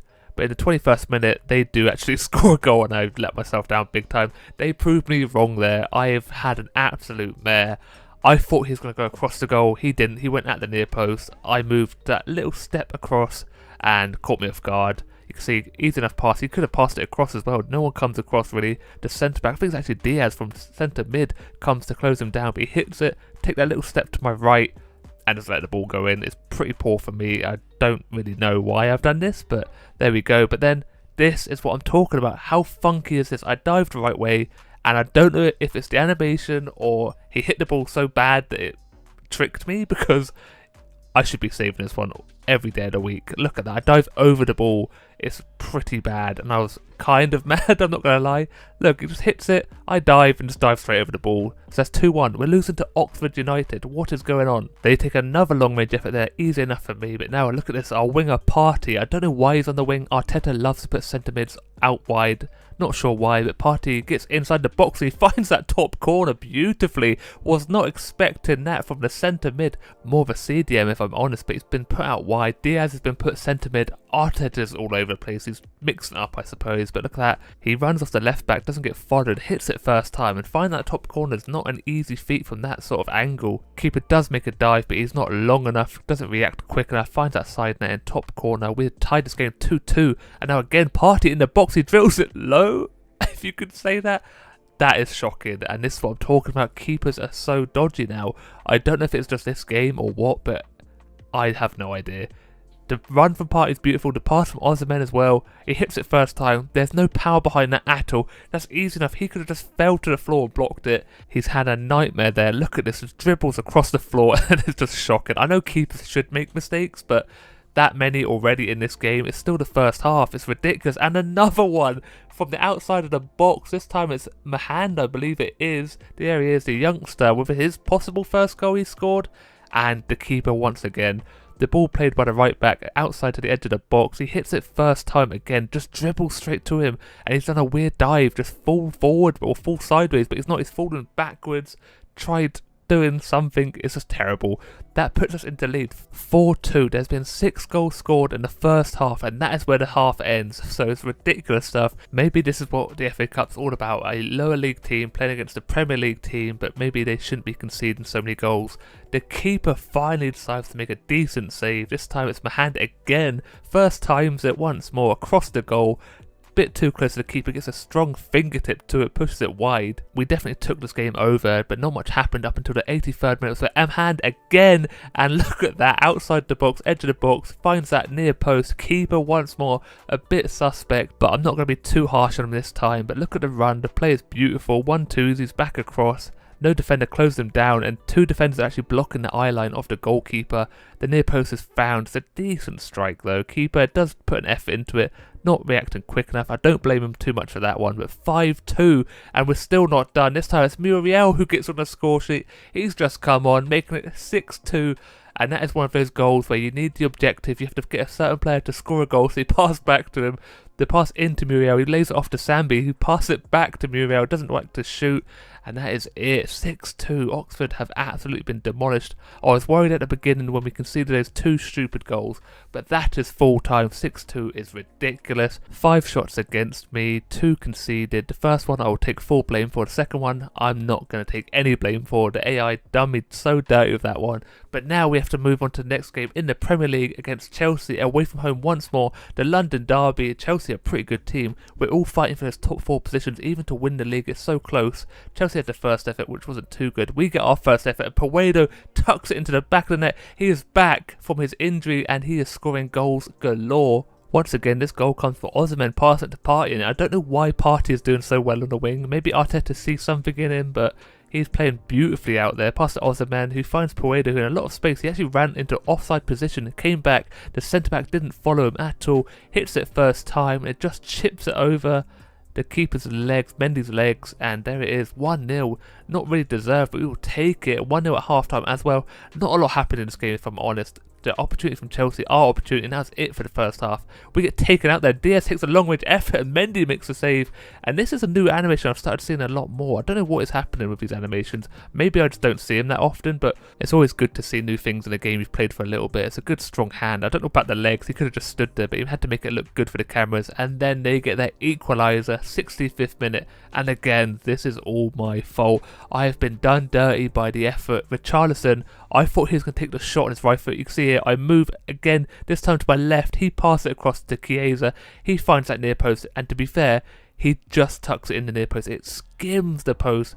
I flail a leg out pointlessly, but there we go, tied up. They get another opportunity, easy enough save for me. Once again, I do have to move a little bit. It's Pulisic with the effort this time, and once again, I step to my left. I need to stop moving when I'm on my line. I'm setting myself up for disaster, not being able to set myself for the save, but that is it. 1-1 at half-time. Not a lot happened. A lot of shots were just blocked, but now we move on to the next game, which is against Manchester United, my favourite team, and they are top of the league, and you're going to see why. Maybe not. But we have started this game. Diaz gets a little flicker to Puedo, who takes a little touch, hits it at the near post. There was a defender on the line, but De Gea makes that save. And we have started this game very strong with Puedo this time. He does tuck it into the back of the net, but he is offside, and it is literally such a good run. He just mistimes it. The defender stays still this time, does a very good job, to be fair. Osimhen did very well to find him, but look like just runs too early. The defender didn't actually know where he was. I think it's Jimenez. But now United get their first opportunity. Calvert-Lewin passes across to Brand, and he finds the back of net on the volley. It's a good goal, but it's very disappointing from our end. We've done so well in the beginning, and we've let ourselves down. Rosier doesn't close down Calvert-Lewin quick enough, gives him the time, and he just chips it across to Brandt, who has the audacity to try the scissor kick, and he does find the back there. I tried coming across, not quick enough. It's a good stroke, to be fair to him. Hits it with decent enough power, can't react, and that is the first goal. And I'm just kind of annoyed. Look at that, my hands do get out, but I kind of left them over the ball. Pretty poor for me, pretty poor defensively, but attacking, we've had so many opportunities that they've all come from Puedo, and once again he can't find the back of the net, this time with a header, which we haven't scored a lot of in the whole season, but it does rise highest in front of the right back, on the way to the back of the net, and De Gea it once again with the save. This time Osimhen chips into the middle box as Puedo's there again. This time he can find the back of the net. He heads it nice and low, and De Gea can't get down quick enough, and he ties this game up with a header. Osimhen with the provider this time, which is ridiculous. He should be in the box. He's loads taller than Puedo, but Puedo rises like a salmon and heads it right down to the bottom corner. It's good to see Osimhen making these runs down the lanes, and the chip on his left foot. Puedo, I don't know how he beat Soule and Jimenez to get this ball.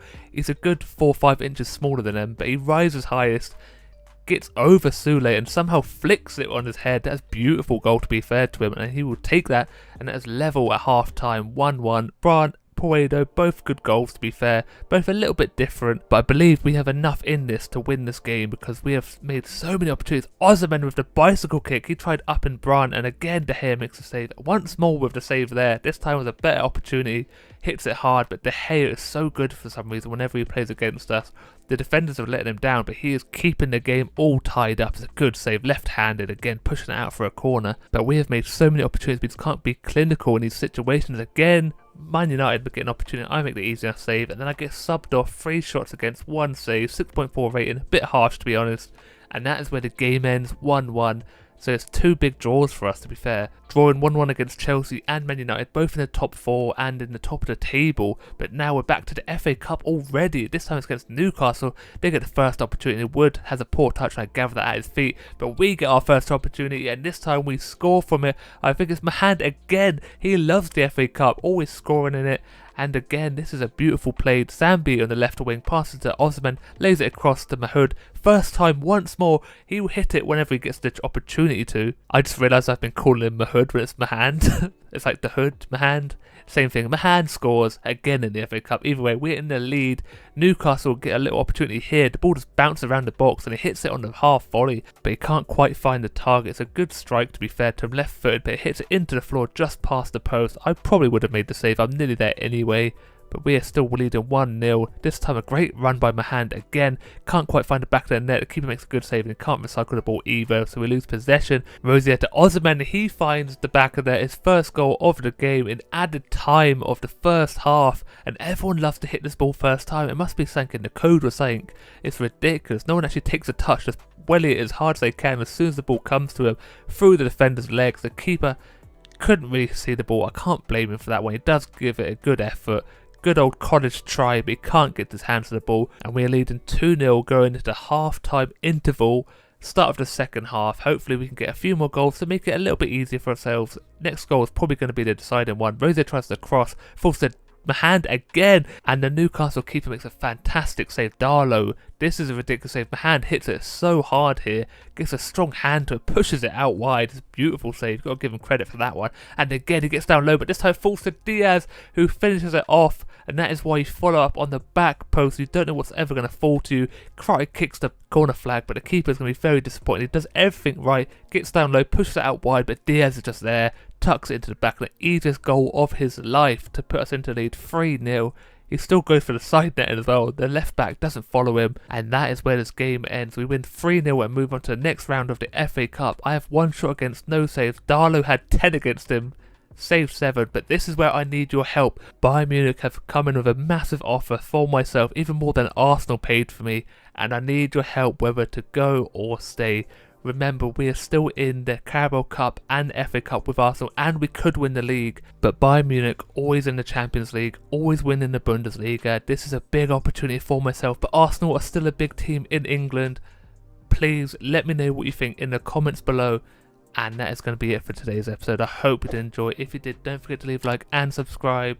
And as always, look after yourself, stay safe, and I'll speak to you next time. Goodbye. Hello everybody and welcome back to your favourite FIFA series on YouTube. It's Be a Goalkeeper episode 52.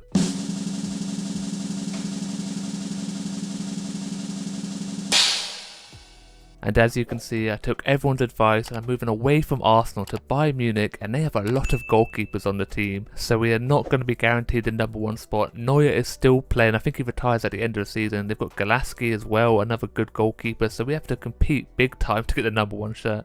We also have Saka. There's a lot of English players as well. Stones, Shaw. It's crazy to see that everyone seems to go to Bayern Munich. A lot of ex-Arsenal players, obviously Gnabry, Saka. Crazy. But looking at the team overall, it's a pretty decent one. Then we decided to sell Isaac, Carvajal and Goretzka, but Goretzka isn't leaving until the end of the season, so that's nice to see. But now we move on to my first ever game in the Bundesliga against Mönchengladbach away from home in the snow, which I absolutely hate. You can hardly see the ball. The red line helps a little bit, but even that doesn't really help too much. But you can see Volland had the first opportunity against me, and I thought I conceded a goal within the first 2 minutes of my debut, but I'm very lucky that just went past the post, keeping my clean sheet alive. And then Gnabry absolutely skins the left back. I don't know what's going on here. The burst of pace to change the direction is ridiculous. Look how quick he is.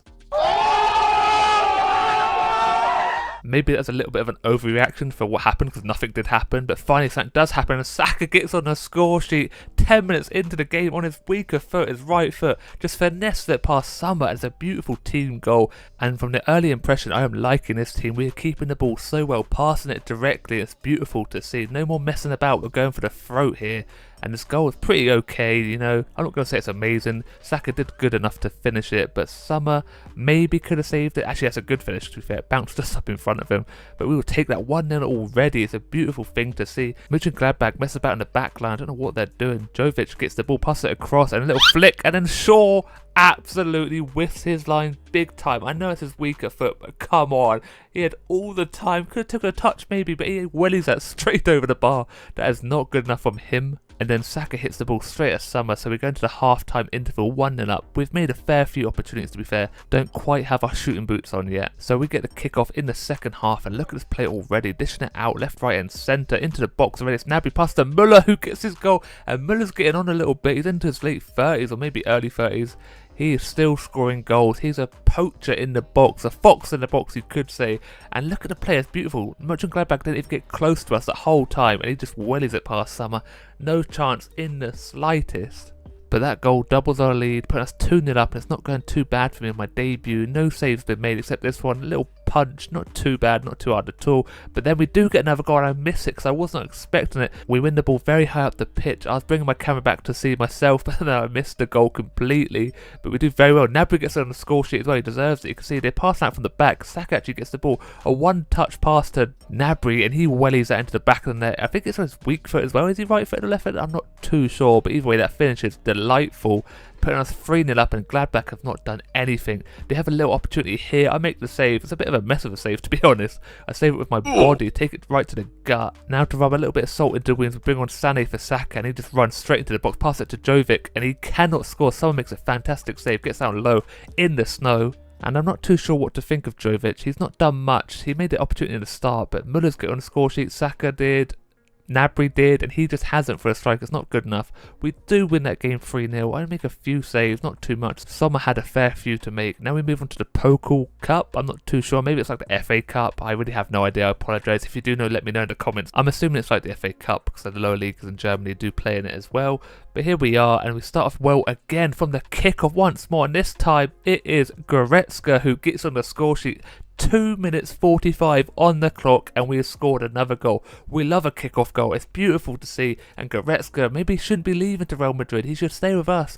Look at the play. No one's marking him. He does kind of get a little bit of pressure, but hits it low and hard. The keeper, a bit unfortunate. Maybe it's not warmed up enough yet. Does he get a fingertip to it? No, just over his hand. But 1-0 already, and that's not a good start for the other team. And now it could go bad to us as Saka in the box again, but this time the keeper makes a fantastic save. He springs across his line, keeping the lead only to 1. It's a good save. Saka on his weak foot again. It's a good effort, to be fair to him. Nearly finds the side net, but the keeper is there. And from that corner, again the keeper, the looping header, he makes a save. They are all over the place early on in this game. The keeper is keeping him in. It could be 3-0 already. I think it might be John Stones. It's a looping header. It's one of those ones that you're guaranteed to go in, but the keeper does fantastic. And then from that corner, it's Gnabry. The keeper is there again. He needs to be drug tested because this is ridiculous. This strike is decent. Maybe the man on the line could have made the save, but look at that. It's a beautiful save. Fingertips pushes it wide. And then from that corner again, this time we hit the post. We are so unfortunate and we have been all over them in the first 50 minutes. Again, another opportunity. This time it goes to Kimmich, I believe. He finishes this time, doubles our lead, and we fully deserve that. We have been all over them. We have been mobbing them. They have no answer to the pressure we are providing here. Muller makes a run to the box and does pretty well to hold up the ball. A little pass from Jovic, I think this time. Was it Goretzka? Could be Goretzka. It's a good pass into box and Kimmich is not going to miss from there. On the penalty spot pretty much. Finds the back of the net, doubles the lead, 2-0. And look at just the pressures building constantly. And Muller can find the back of the net. They're just passing around everyone. It's ridiculous. You're never gonna catch me.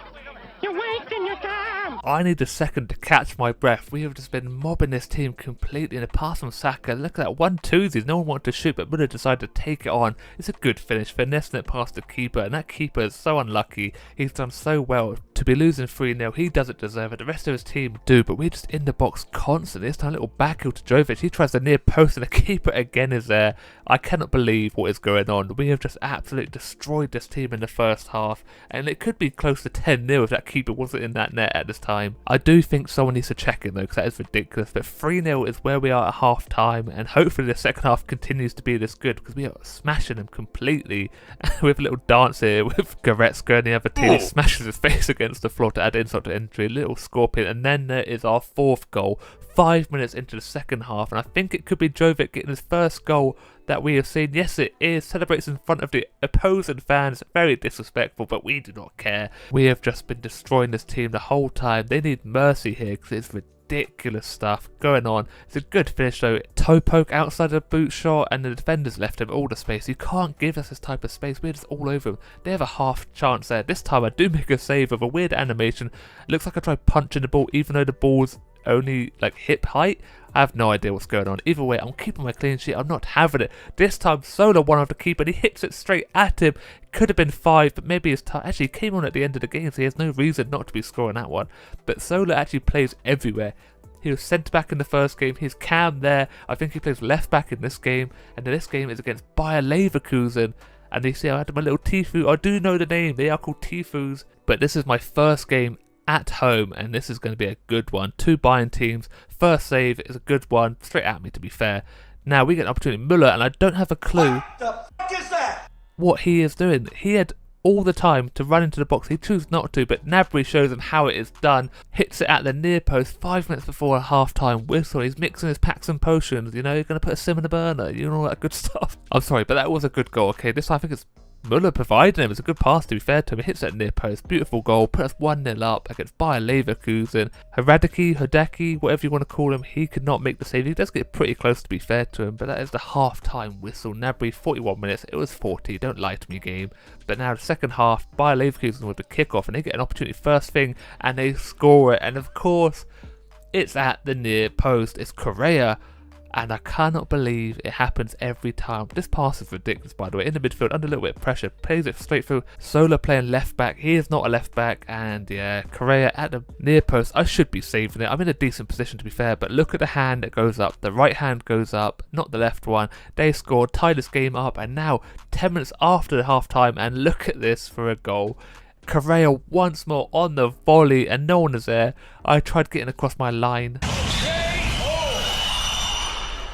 Not really too much I could do. The right back does put him under a little bit of pressure, but he has time just to cross it. And look at the finish, to be fair. I don't know why we've got this camera angle now for the replays. We're only getting one replay. We had it fine, now it's just changed. If you know why, let me know, because I don't really like it that much. I want more replays so I can talk more. But 2-1 is the score, and they get another opportunity, long range, and he finds the top bins. It's all gone wrong for me. On my home debut, it's worse this time with an absolute banger. And once again we get that weird camera angle. I want more camera angles, not just this one that moves around. To be fair, outside the box he does find that top corner, but we can't see it because they give me a stupid camera angle. I want to see from a different angle so I can see it just go straight in top bins. I'm not saving that, to be fair. He hits it pretty well. It had the power behind it. Then I get subbed off. Not what I want on my home debut. It's pretty bad, to be fair. 2 saves, 6 against, and we lost 3-2. Kimmich with a late goal, but we just didn't turn up for the whole game. Now we move on to the last game of the episode against FC Union Berlin, and this stadium is terrible for me. The camera angle is shocking, and you're going to see it a lot. I had so much trouble here. And you can see right here, I make a save, but there's a TV above that goal for some reason, and it blocks the camera, and it's terrible news. But now we get a first opportunity. Jovic makes the keeper dive because of the block. Goretzka manages to finish it, and it's very unlucky for Berlin, to be fair to him. Jovic takes the shot. The defender does well to block him. The keeper dives for it, didn't trust his defender. I suppose he had to do it. But it's very unlucky. It bounces straight back to Jovic as well, which makes it even worse. And he'd pass it across to Goretzka, and it's an open goal. He's never going to miss from that angle. And now we go back to the normal replays. I don't know, is it just good goals that they put the good replays on? But we've had so many screamers in this series. I have no idea what is going on with them. But now Berlin get a through ball here. 1-1 with me, and I do make the save. And again, you cannot see anything. What is that? It's a good save with my foot, though. I did change my boots to match the orange kit, not quite the same orange, but again, a good save at the near post. This time I do take a step to my right, but I get lucky. It comes off my thumb and pushes it out wide for a corner. They try a long ranger this time, and I make the save. This time I'm on it. I feel good about myself, making good saves, keeping a clean sheet at the moment.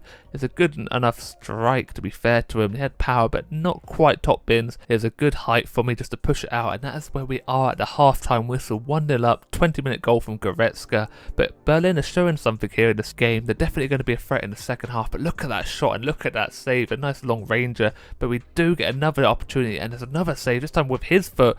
And we're just all over him now in the second half, and we get our second goal, 76th minute, and it's Gnabry once more, mixing those packs and potions, you know, he loves it. Maybe he's a sorcerer, could be, he's played pretty well in these last few games. And again, we get this weird camera angle. I'm going to have to start getting my own camera angles, because this is ridiculous. I don't want to see it, maybe because it's on the volley, and they're classing it as a good goal. Is this something that the Bundesliga just does? I'm not too sure, you have to let me know, but it's kind of a little bit annoying because I like to have different camera angles. I'm going to have to do it myself. But there we go. We do win this game 2-0. Another clean sheet for myself. But that TV needs to go because that's ridiculous. The camera just goes straight over it. I had to keep moving it back and forth. And I'm lucky that I did keep the clean sheet. But that is going to be it for today's episode. I hope you did enjoy it. If you did, don't forget to leave a like and subscribe. Turn your notifications on. And as always, look after yourself. Stay safe. And I'll speak to you next time. Goodbye.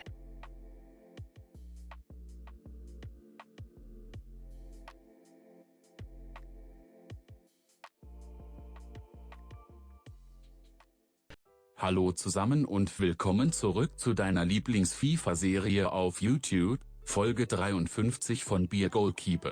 And if you don't understand German, hello everybody, welcome back to your favourite FIFA series on YouTube. It's Beer Goalkeeper, episode 53. And as always, if you have been enjoying the series or the content on our channel, make sure you subscribe. We're on the road to 2k subscribers. Hopefully we can hit that by the end of the year. Leave a like on the video and don't forget to turn your notifications on. So the first game of the episode is against Stuttgart, and we're at home this time. We didn't have a very good home debut, so hopefully this one will be a load better, because the last one was pretty terrible and this one starts off pretty terrible. I have no idea what I'm doing. I'm just all over the place. I tried getting to the ball, I missed it completely, way over my head. He heads it back across the goal, tucks it into that bottom corner, maybe just comes off the post as well, but I'm in no man's land. All over the place, disgusting from me, but there we are, 1-0 down already. Shocking stuff. Imagine if I didn't just run out and just stayed on my line. It would have been the easiest save of my career, but it's not, and there we go. Now I just need to hope that my team can bail me out of this one. We do get a long range shot there, just over the bar, and I make up for it a little bit with the save. It's not too difficult, but it's at the near post, and we all know near post is overpowered, and EA have broken the goalkeepers. I've played a lot on stream recently, so check out the live stream as well, but yeah, goalkeepers are pretty terrible now, and you can just watch the live stream and see how bad they really are. But this goalkeeper did alright here. Maybe Saka does just miss it. I think the keeper would have saved it, yeah. Misses it completely. Saka, right-footed again. He loves using his right foot. I'm pretty sure he is left-footed, but he is not apparently. And then Stuttgart get a second goal of the game. But lucky for me, I am bailed out by the offside flag. He's miles offside. I knew it. I didn't want to get too dirty for that one. I am pretty glad that this was offside, because I'm pretty sure I should have saved it. I moved across the box pretty well, and the goalkeeper doesn't like to put his hands out, but they do score as offside, so it doesn't really matter. But now, what a save again. The shot is through the defender. He couldn't see the ball till late on. It's Muller with the strike, and look at this. It goes like in between the kneecap, or just behind the kneecap. Keeper gets a good hand to it, pushes it out for the corner, and then on the half time, we get a free kick, and it hits the nothing. It goes just over the bar. I thought it hit the crossbar, but no. And that is the half-time whistle, 1-0. And we really just haven't turned up for this game. We're at home. The fans should be behind us, but we are giving them nothing to cheer about. Now we do give them something to cheer about, though. It is Gnabry with the strike on the edge of the box, and this one looks so slow. It's like lost into the top corner, but it's 1-1. Look at that, 5 minutes into the second half, and this camera angle is still a thing. I have no idea why. It's so annoying. It's not even that good, to be honest. It takes ages, but you can kind of see the strike. He's under a lot of pressure, to be fair to him. He's like lofts it over the keeper into that top corner. Didn't look like it had too much power, but maybe it did. Keeper no chance. Smack the flag. 1-1. And hopefully we can get a second one. But Gnabry in the box. Look at 1-2 of Kimmich to Muller. And Muller finds the back of the net. 62 minutes on the clock. And we're in the lead. This is a stark contrast to the first half. We have been all over Stuttgart in this second one. Muller, look how happy he is. He could be retiring at the end of the season, which would be very sad. But the play is beautiful in the box. 1-2s with Kimmich to back to Gnabry. A little back heel. And Muller's always going to find the back of the net with all that space in the box. Good finish. Keeper didn't really stand a chance. He can't quite get set.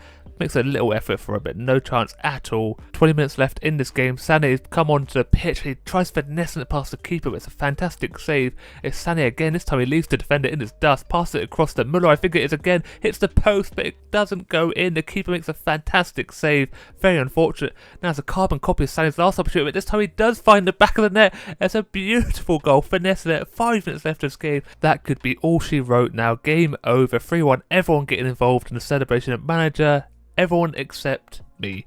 I never get a chance. Everyone always celebrates. By the time I get there, they walk off. But the finesse is beautiful. Literally a carbon copy of the chance he had earlier. But this time, the keeper does get a fingertip to it. He maybe hits it onto the post as well. We can see from this angle. Little touch. And he does flick it onto the post, into the back of the net. And that is all she wrote. 3-1. We came back. I'm so happy my team managed to do this for me. They bailed me out big time.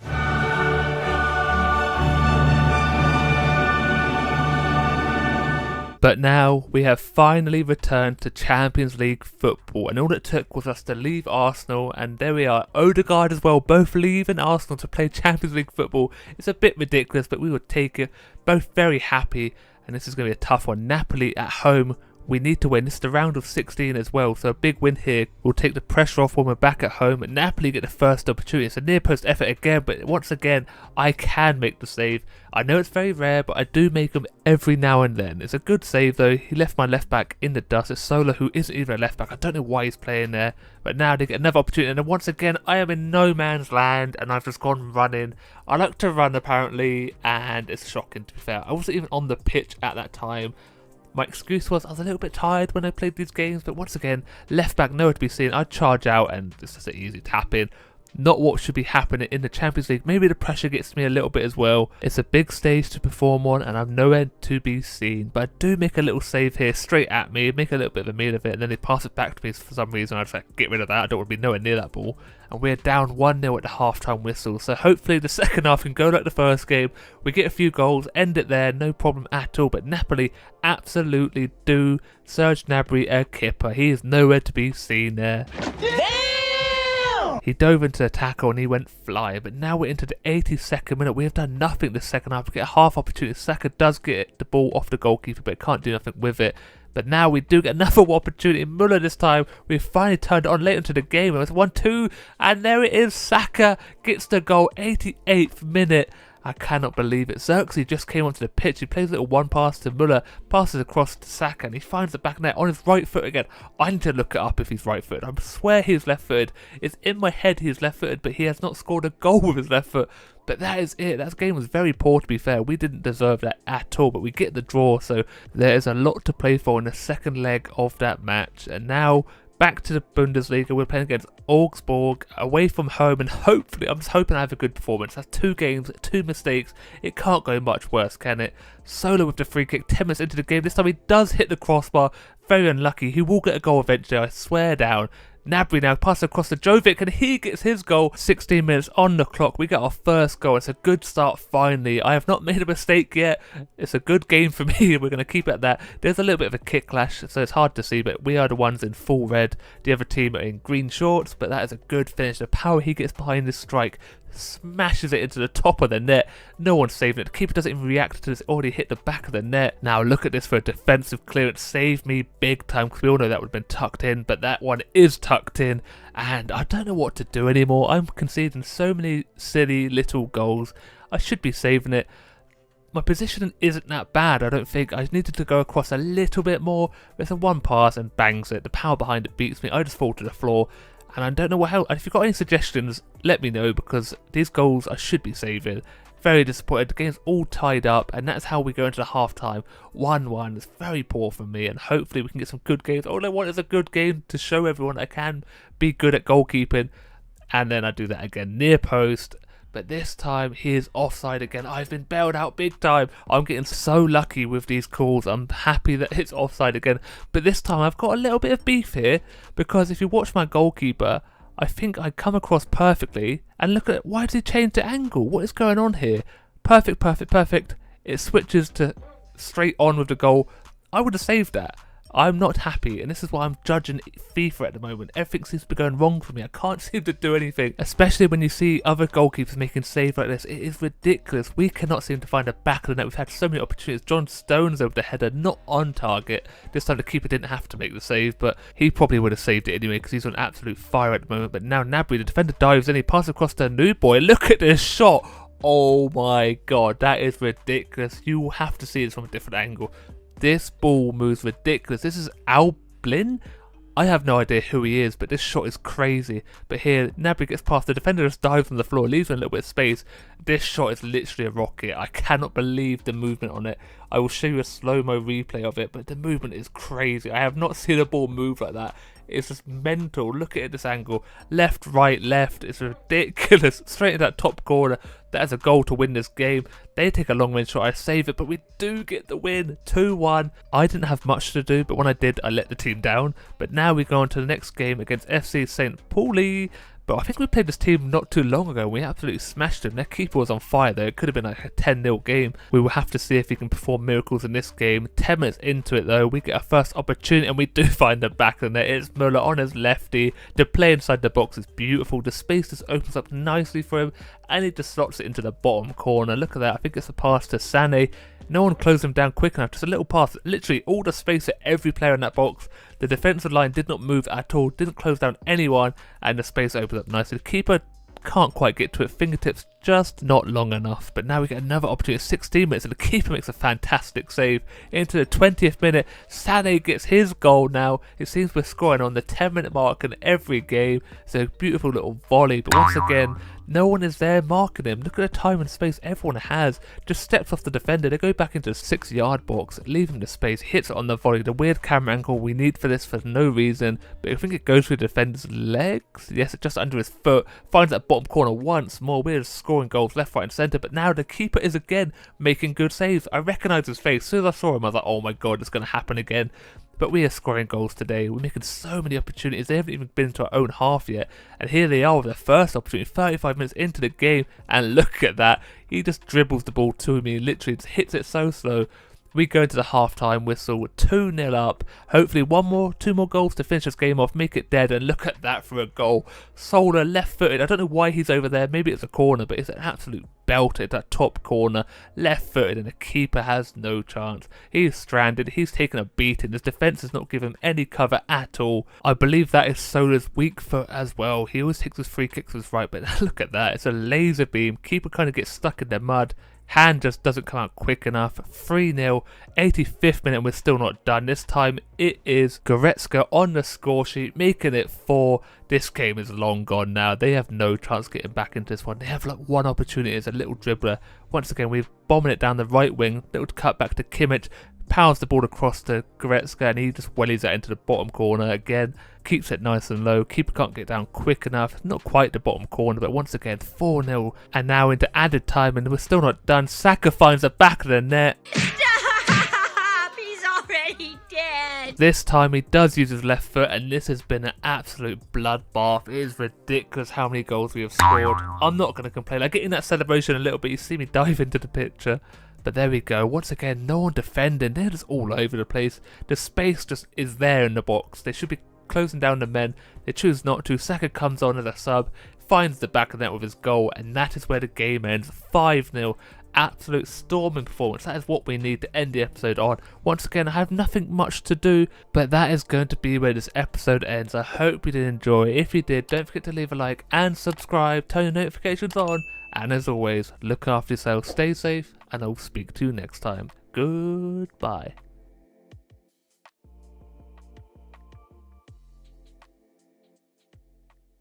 Hello everybody and welcome back to your favourite FIFA series on YouTube. It's Be a Goalkeeper episode 54. And as always, if you have been enjoying the series, make sure you subscribe. We're aiming for 2,000 subscribers by the end of the year, so we have about 3 months left. Also, leave a like on the video, it really does help out the channel. Turn your notifications on, and let's get into this episode. One last thing, if you haven't been watching live streams on YouTube, you're missing goals like this. This is a beauty by one of my youth academy players.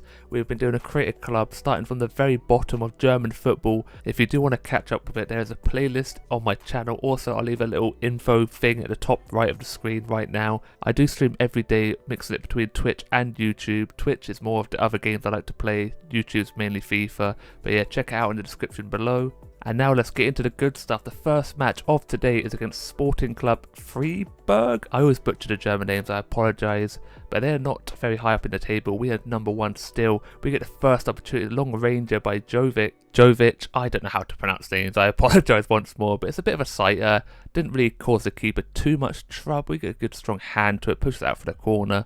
Second chance of the game, falls to us once more. And this time it is Saka who finds the back of the net on his weak foot once more. What is his problem? He hates his left foot. It says he's left-footed, but he never scores with it. But we will take that goal, putting us 1-0 in the lead. The play around the box is pretty decent. Gnabry keeps the ball pretty well. A little ball roll, pass across, and the space in the box is ridiculous. No one marking Saka. And Babu, playing right back, leaves him. Look at it, just walks off him. Who is he marking? No one at all. Marking empty space, but Saka punishes him for it. This time he does use his left foot, but the keeper makes a fantastic save, and we're just putting him under all sorts of pressure. Müller finds the back of the net 20 minutes into the game, 2-0 up, and Müller has scored so many goals this season. He's getting on a little bit, he's into his late 30s, but still, he has that presence in the box and finds that space once more.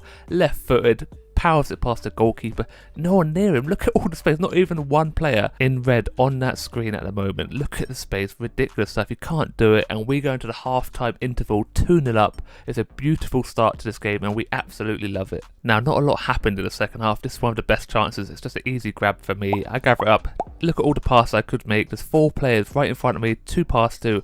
And then I decide to just whip it up front for no reason. Lose possession of the ball. Quick passes. And Tom Davies finds the back of the net. dribbles it past me, and I cannot believe I lose my clean sheet over something so stupid like that. He can't decide what he's doing, he's running back and forth. What is he doing? I don't have a clue. There you go, a little weird thing, but I actually aimed left-sided. I don't know what happened. I don't know why FIFA does this to me. Lose my clean sheet though. I nearly saved it, to be fair to him, but this team had a lot. As you see, Ivan Toney there, Tom Davies, a lot of English players are playing in the Bundesliga now. I suppose it's good to see a mix and match of English players moving abroad, but we do win that game 2-1. Lucky we held on to that win. Moving on to the next game against Eintracht Frankfurt at home, and you know I always struggle at home. Look at that Philip Lahm Tifu though, I love that one. I love the old school ones of the legendary players in the game, but we do start off the game with the first opportunity 2 minutes into it, whipping a little cross, but it's just over the crossbar with a head, but we get another opportunity. Simon Jovic does find the back of the net. 7 minutes into the game, left footed, he's getting the scoring boots on, he's scored a couple in the last few episodes. Once more, we love to see it. 1-0 up, Muller gets the assist, runs off celebrating with him, and Gnabry's always involved with every goal we score, but the pass from Muller's beautiful. Once again, the defence parts waves like the Red Sea. It's a good finish though, first time strike. I don't even know what foot Jovic is. Good enough strike though. Keeper, his hair flowing in the wind, can't get his fingertips to that one, putting us into the lead, and hopefully we can keep this going. Another strike, this time Jovic once more on his right foot, straight down the goalkeeper's throat. Easy enough save, but it goes through the defender's legs just there. He jumps over it nearly actually, but straight down his throat. Easy save, pushes it over, and we are still on the attack after attack. Little 1-2-zy in the box, and this time Muller finds the back of the net. Keeper left stranded, rooted to the floor, didn't even make an attempt to save this one. Muller doubles the lead, and he is inevitable. I am inevitable. Once again, Frankfurt's defence is not doing well at all. The space is just all over the box, no one near anyone. How many players do we have? 4 or 5 players just in the box, no Frankfurt player near him, and Muller's so dangerous, dribbles it past the keeper, he's just watching it go past. 2-0. And now Solar, our makeshift left back, plays a beautiful ball, a little backward. It's Muller again. This time he finds that top corner with a beautiful strike. He is gunning for that golden boot. Mopé, who plays for Frankfurt, was number 1 at the moment, and Muller's just overtaken him with that goal. And look at the run from Solar, just charges through, leaves the defenders in his dust. The little back heel by Jovic, and Muller just finds that top corner, top bins, pick that one out. Muller is aging like a fine wine. It's just, you love to see it. I don't know what more to say. I'm so shocked. He's literally carrying his team at the moment. Now, as a goalkeeper, you know we like to try getting a counter-attack, but for some reason Gnabry just chose not to run at all then. I dish it out beautifully. Thought he'd have the pace to beat the man. He does not do anything. And yeah, pretty annoyed. He glitches out a little bit, runs back and forth. But we go into the half-time interval, 3-0 up. I have had literally nothing to do. I show me gathering crosses and stuff because that's literally all I did for this whole game at the moment. It's easy enough. Pick it up, pluck it out of the sky, picking those apples. Now it goes back to us attacking constantly. A strike from Muller, I think it was, then Sané with the little header. The keeper did well to get up quick enough to get his fingertips this one, push it wide. Couldn't quite get the power on the head. It did alright. Keeper just diving, good hand to it. And once again, it's just me plucking apples from the sky, easy enough crosses. I'm doing pretty well at dominating my box at the moment, making sure the crosses do not come in and cause any trouble at all. Jovic has a decent attempt here, but he wasn't quite set to take the strike. The ball is just behind him, hits it decent enough. Keeper did make a little bit of a meal of it, but either way, if you keep it out, that's all you're paid to do. Now this is Frankfurt's best opportunity, but look at the blocking from my 2 centre-backs. We have Luke Shaw playing centre-back and John Stones, and maybe it was the midfield as well getting involved, but defensive team unity is what we need. What else we need is Sabitzer finding that top corner with a beautiful finesse. Keeper had no chance of that one. Top bins, and I have been saying that a lot this episode, but everyone is on top form, finding those corners beautifully. But look at the little turn, takes a little touch out, just finesses it past the defender and the keeper. He's reaching for the ball, but he may as well reach for the sky because he's nowhere near it. Varela does a good job of getting out of the way, blocks the keeper's view as well, but look, it's so good, it's just perfect. Well, maybe not perfect, but it's good enough to score, making it 4-0, and Frankfurt have just been nowhere in this game. They do get an opportunity one-on-one with me now. I hold my ground, make a good save, probably one of the best saves I've made in this episode, because it's the only proper save I've made this episode. Hits it powerfully, but look at the hand, nice strong hand, pushes it out, elbows it out. Keeper, now look how pumped I am, make one good save and I'm buzzing. One more save from the corner, padding my stats, and that is the game over. 4-0, keep a clean sheet and 9.2 rating. Pretty good for me, to be fair, for the way I've been playing. Not too well recently, but there we go, 9.2. And now we move on to the Champions League, second leg of the round of 16 against Napoli. This time we are at home. 1-1 is the scoreline at the moment. I make a fantastic save in the first 10 minutes. Again, Napoli putting us under pressure. This one is easy enough. There I am, dominate my box once more with a good old punch. Our first opportunity, and we find that top corner once more. Jovic with the goal, 25 minutes in this game, putting us in the lead. 2-1 on aggregate. It's a beautiful strike. He powers this straight off his boot, and it's just ridiculous, like a rocket going off. Pow! Keeper no chance to curl away from him as well. It's just a belter. First time, little bouncing ball, hits it so well. No keeper in the world is saving that one. 10 minutes after our goal, Napoli play over top through, a little pass into the box, and they find that near post. I am so disappointed with this one. Tying the game up 1-1. 2-2 on aggregate. Lozano with the goal, but I'm disappointed. The over top through ball, left back who isn't a left back playing, Luke Shaw playing centre back, doesn't make the tackle, and I thought he had this angle covered so good. A charge out, a stop, not quick enough, can't get down low enough. He finds a back net, tying this up, so annoying, but that is football. Another opportunity, so I charge out, dominate my box once more. So good to be able to relieve the pressure from the defence by dominating the area, making sure my defenders don't have to come back too quick. But half time has been and gone. 1-1, all tied up. Again, this time in the box, punching it decent enough, clearing the area, and we get an opportunity. Look at that for a save. I have no idea how he's done it. The power and pace behind this ball is ridiculous. Through the defender's legs as well. Just look how strong his hand is to push that wide. It's a beautiful save. Got to give him respect for that. And another save to add to his collection. We are so late on in this game. We just cannot seem to break it. We hit the crossbar with that belter as well. We just can't seem to break through. Another save. We have just turned it on in this last 20 minutes of this game. But their keeper is matching everything we have. He is the only reason they are still in this game. They have just fallen apart defensively. But the keeper is being strong at the back. And there we go. The end of the second half. 1-1. And we are going to extra time. This could be the first game I've played in extra time. I've been to a few penalties, but extra time not so much. Another cross in, and I gave that one easy enough. Gnabry in the box, and he finds the back of there. It's like a little chip into the top corner, beats the keeper. He has no chance. He saved all the power shots, but this time a little bit of finesse, a little bit of chippiness. That's a word I've just made up. Hello there. But it stays. We chip the goalkeeper, Gnabry does. The space opens up once more. Defensively, they've just been so poor. He runs off the left back, and look at that. The power is not even there. It's just pure finesse. Left-footed as well. Just like beautifully curls around the keeper. No chance at all. Putting us into lead, making it 3-2 all in all. Now all we need to do is hold on defensively. Make sure Napoli do not get an easy goal. That is the end of the first half in the extra time. That's a bit of a mouthful. On to the second half of extra time. Here we go. Last 50 minutes of this game and nothing happens in it at all. We win the game 3-2 on aggregate. Oh, and I get man of the match somehow with a 7.2 rating. That's how poor the game has been. We have injuries galore. Saka out, Sola out, Kimmich out for 3 months, broken toe. I get called up for international duties though, which we don't play. There's no point of playing friendlies anymore. And now we move on to the final game of the episode against Mainz. I think that's how you pronounce it. Mainz? I'm not German, I apologise once more. Here we go, kick off, hopefully we can get a win. Dortmund only 4 or 5 points behind us, so we need a win to keep this lead, build in, hopefully the Dortmund lose. But there we go, first opportunity is a header, this time Müller, and he finds the back of net once more. I told you he is inevitable, finds the back of net, except in Champions League, he plays pretty poor. But in the Bundesliga, he dominates, left foot, dribbles it across the floor, keeper no chance. Tries getting down low, but he can't get quick enough. Bounces off the back post up to the top of the net as well. 1-0, and this is what we need. Just keep building this lead, one after the other.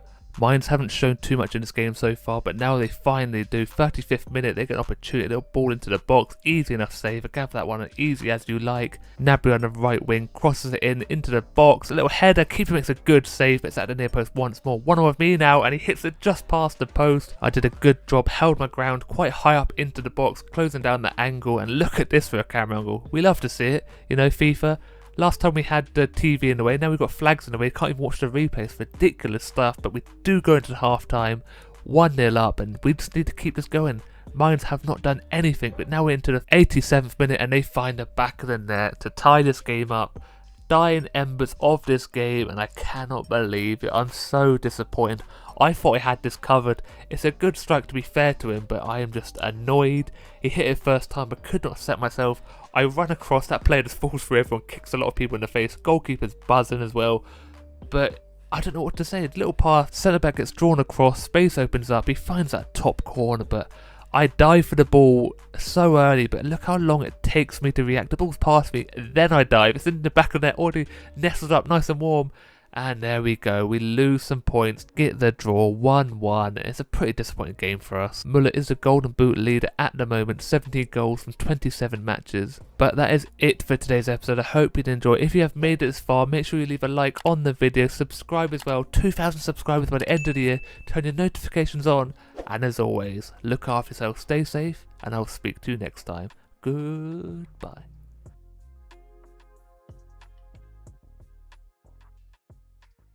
Hello everybody and welcome back to your favourite FIFA series on YouTube. It's Be a Goalkeeper episode 55. And we have an absolute doozy of an episode today, so strap yourself in and let's get ready for it. But before we get into that, don't forget to subscribe. We're aiming for 2,000 subscribers by the end of the year.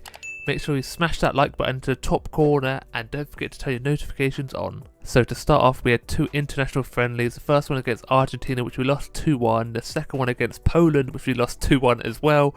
So 2 losses, but once again they're friendlies. We don't play them, it doesn't really matter. But moving on to the first game of the episode, it is against Werder Bremen, who I believe were 14th in the table, so we should smash this team, to be fair. If not smash them, we should definitely get the win. And we start off pretty strong here. 6 minutes into the game and Jovic finds the back of the net with a little daisy cut, just drills it into the floor pretty much. Keeper had no chance. He was pretty much on his doorstep there, took the shot nice and early, and the keeper just stood there and accepted his fate because there's definitely nothing he could do. The passing was pretty quick, powerful, dishing it into the box, and look how close he was to the goalie when he hit this one.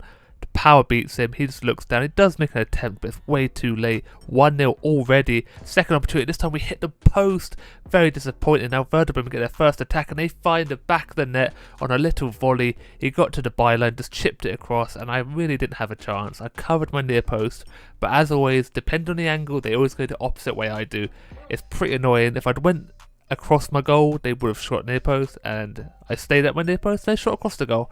But no one in the box marking him, finds the bottom corner, easy enough for them, it's all tied up already. They get another volley from a corner this time, it just skims past the post. I don't even think I would have had this covered. It's a pretty decent strike, to be fair to him.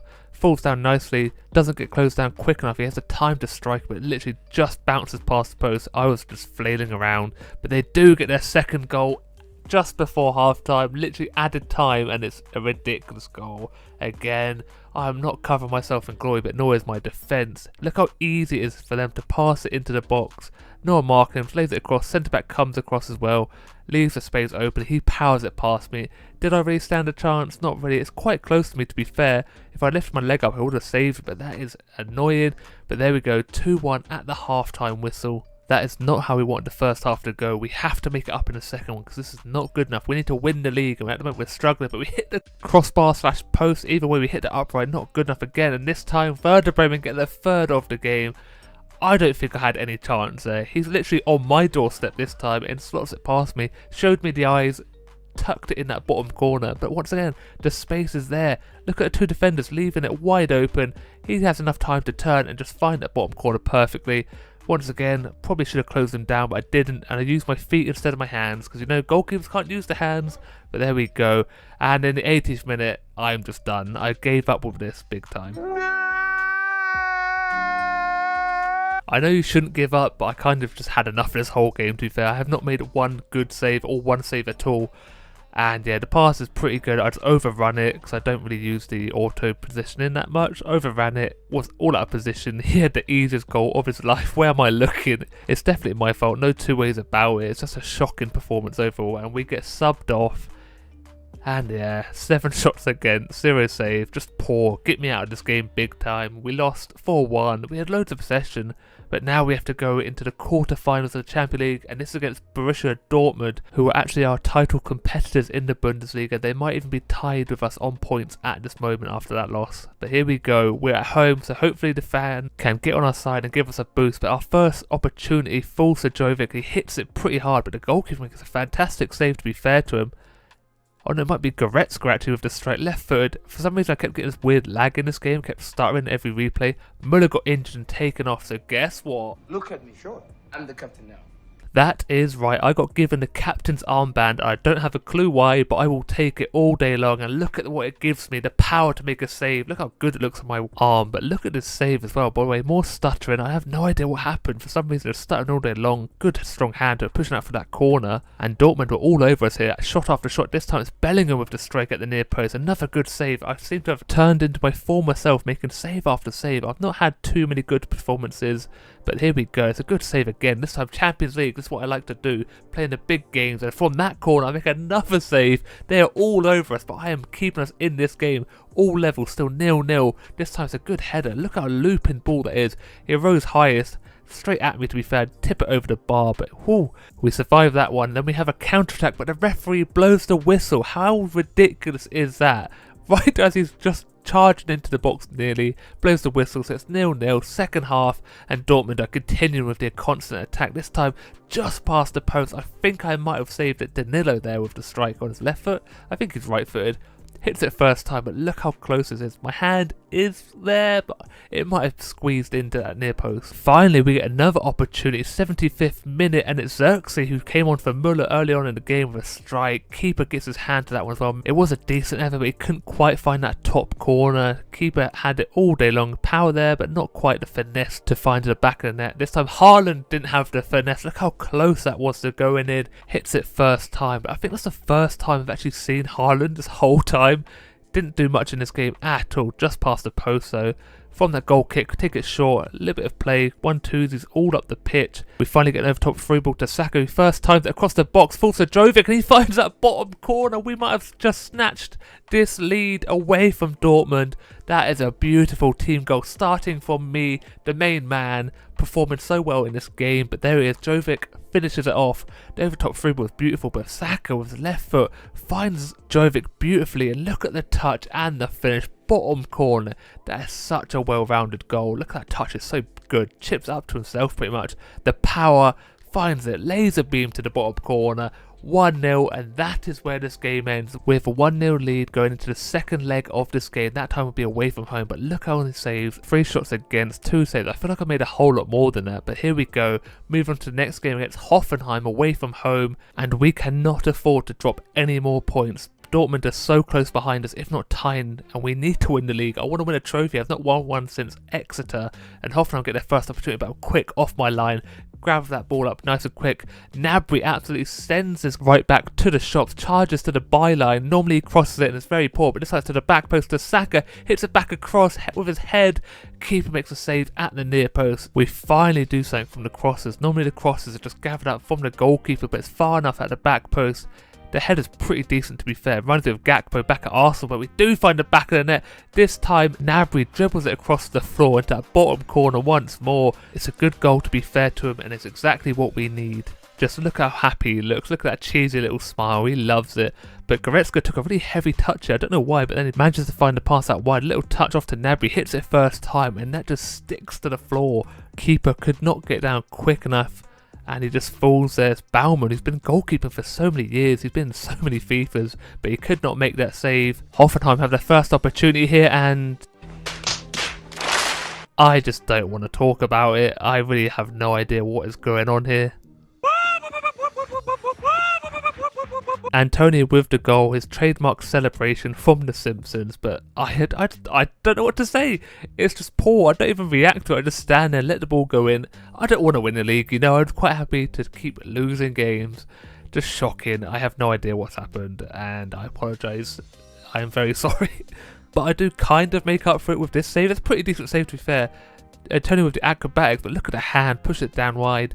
And there we go, 1-1 at the halftime whistle. It should not be 1-1. I am disappointed, I'm frustrated, but that is football in a nutshell. But look at this strike from Gnabry. If this had gone in, I would have been happy I would let that one in. It's a good enough strike, but I can't believe it just went wide. And there we go, closing down people at the feet again. Sabitzer here saves my blushes. He puts us back into lead 2-1.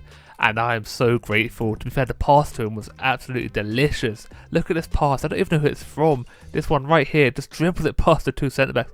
Keeper stuck in no man's land. Didn't know whether to charge out, stay on his line, get stuck in between the two. And the power, he does actually get a hand to it, but the power breaks his arm, puts the ball into the back of the net, and I'm so happy. And there we go. We get the win. I'm just I need to buy Sabitzer a meal. I'm so happy. But there we go. Get the extra 3 points to add to the tally. And here we are, the second leg of the quarterfinals of the Champions League against Dortmund. And this is one you need to watch. It is a massive game, but it's such a good game. And just watch what happens. 3 minutes into the game, Dortmund keeper a very poor pass out. Saka wins it, runs into the box, passes it across, and Jovic, or Müller actually, finds the back of the net. And Dortmund are their own worst enemy. Shocking stuff from them. The goalkeeper has had an absolute nightmare. I'm glad it's not just me making mistakes, but Saka closing down quick enough. Uses his time wisely. There's so many people in the box not marked. He finds Müller and he's never going to miss. 6 yards out. Just hits it hard and across the goalie as well. Can't react at all. And 2-0 now on aggregate. It's a good start. But now Dortmund on the attack. So it's Bellingham again. Hits it at the near post. And there I am once more. I like to perform in the Champions League. The strike from Bellingham is a good one, to be fair to him. Takes his time. Takes a shot just under Stones' leg, but I get the save, and now Dortmund once more. This time he hits it again off of Shaw, I think it was, just over the post, and then from the corner I make a diving save. That's a beauty. Could be one of my saves of my career. It's a good one. That once again they're dangerous from the corner. Looping cross, rises high once more. Look at that for a save. Push it out for the another corner. But Dortmund are constantly on the attack. This time I close down Haaland quick enough. He's one with me. Tries cheeky chipping me. No chance for that. I just gather that up nicely. Sola gets a chance here, but he hits it low, but the keeper makes a fantastic save. This game is back and forth. It's like a basketball game, a constant attacks. He probably should be scoring it. He hits it nice and low, but the keeper does a good job of getting down quick enough and pushing out for a corner. Now we start whipping out the 1-2s. It's Müller to Jovic back. He's charging into the box, hits it from outside. He finds that top corner on his left foot, putting us 2-0 up, 3-0 on aggregate. It's an absolute belter. And I'm so glad he was scoring. Look at the teamwork here. 1-2s. The space opens up nicely. Gets close down a little bit. Decides to take the shot from range. And he lasers that into the top corner. Such a good goal. Little toe poke. Or toe punt it looks like. It's a beauty though. Keeper no chance. He's reaching for nothing. He is nowhere near it. Now, I nearly make another mistake here. I dawdle on the ball. Get close to my two men. Panic a little bit. But I get so lucky. Hit off the Dortmund striker. Out for a goal kick. Saves my blushes. But look at this for a strike. I think it's Jovic once more with the finesse into that top corner on his right foot this time. He loves a screamer and I absolutely love him as a player. He is performing out of his skin in this match. We're just all over Dortmund now, finding the back now easy as you like. Defensively they've been so poor. I think it could be because they're all tired.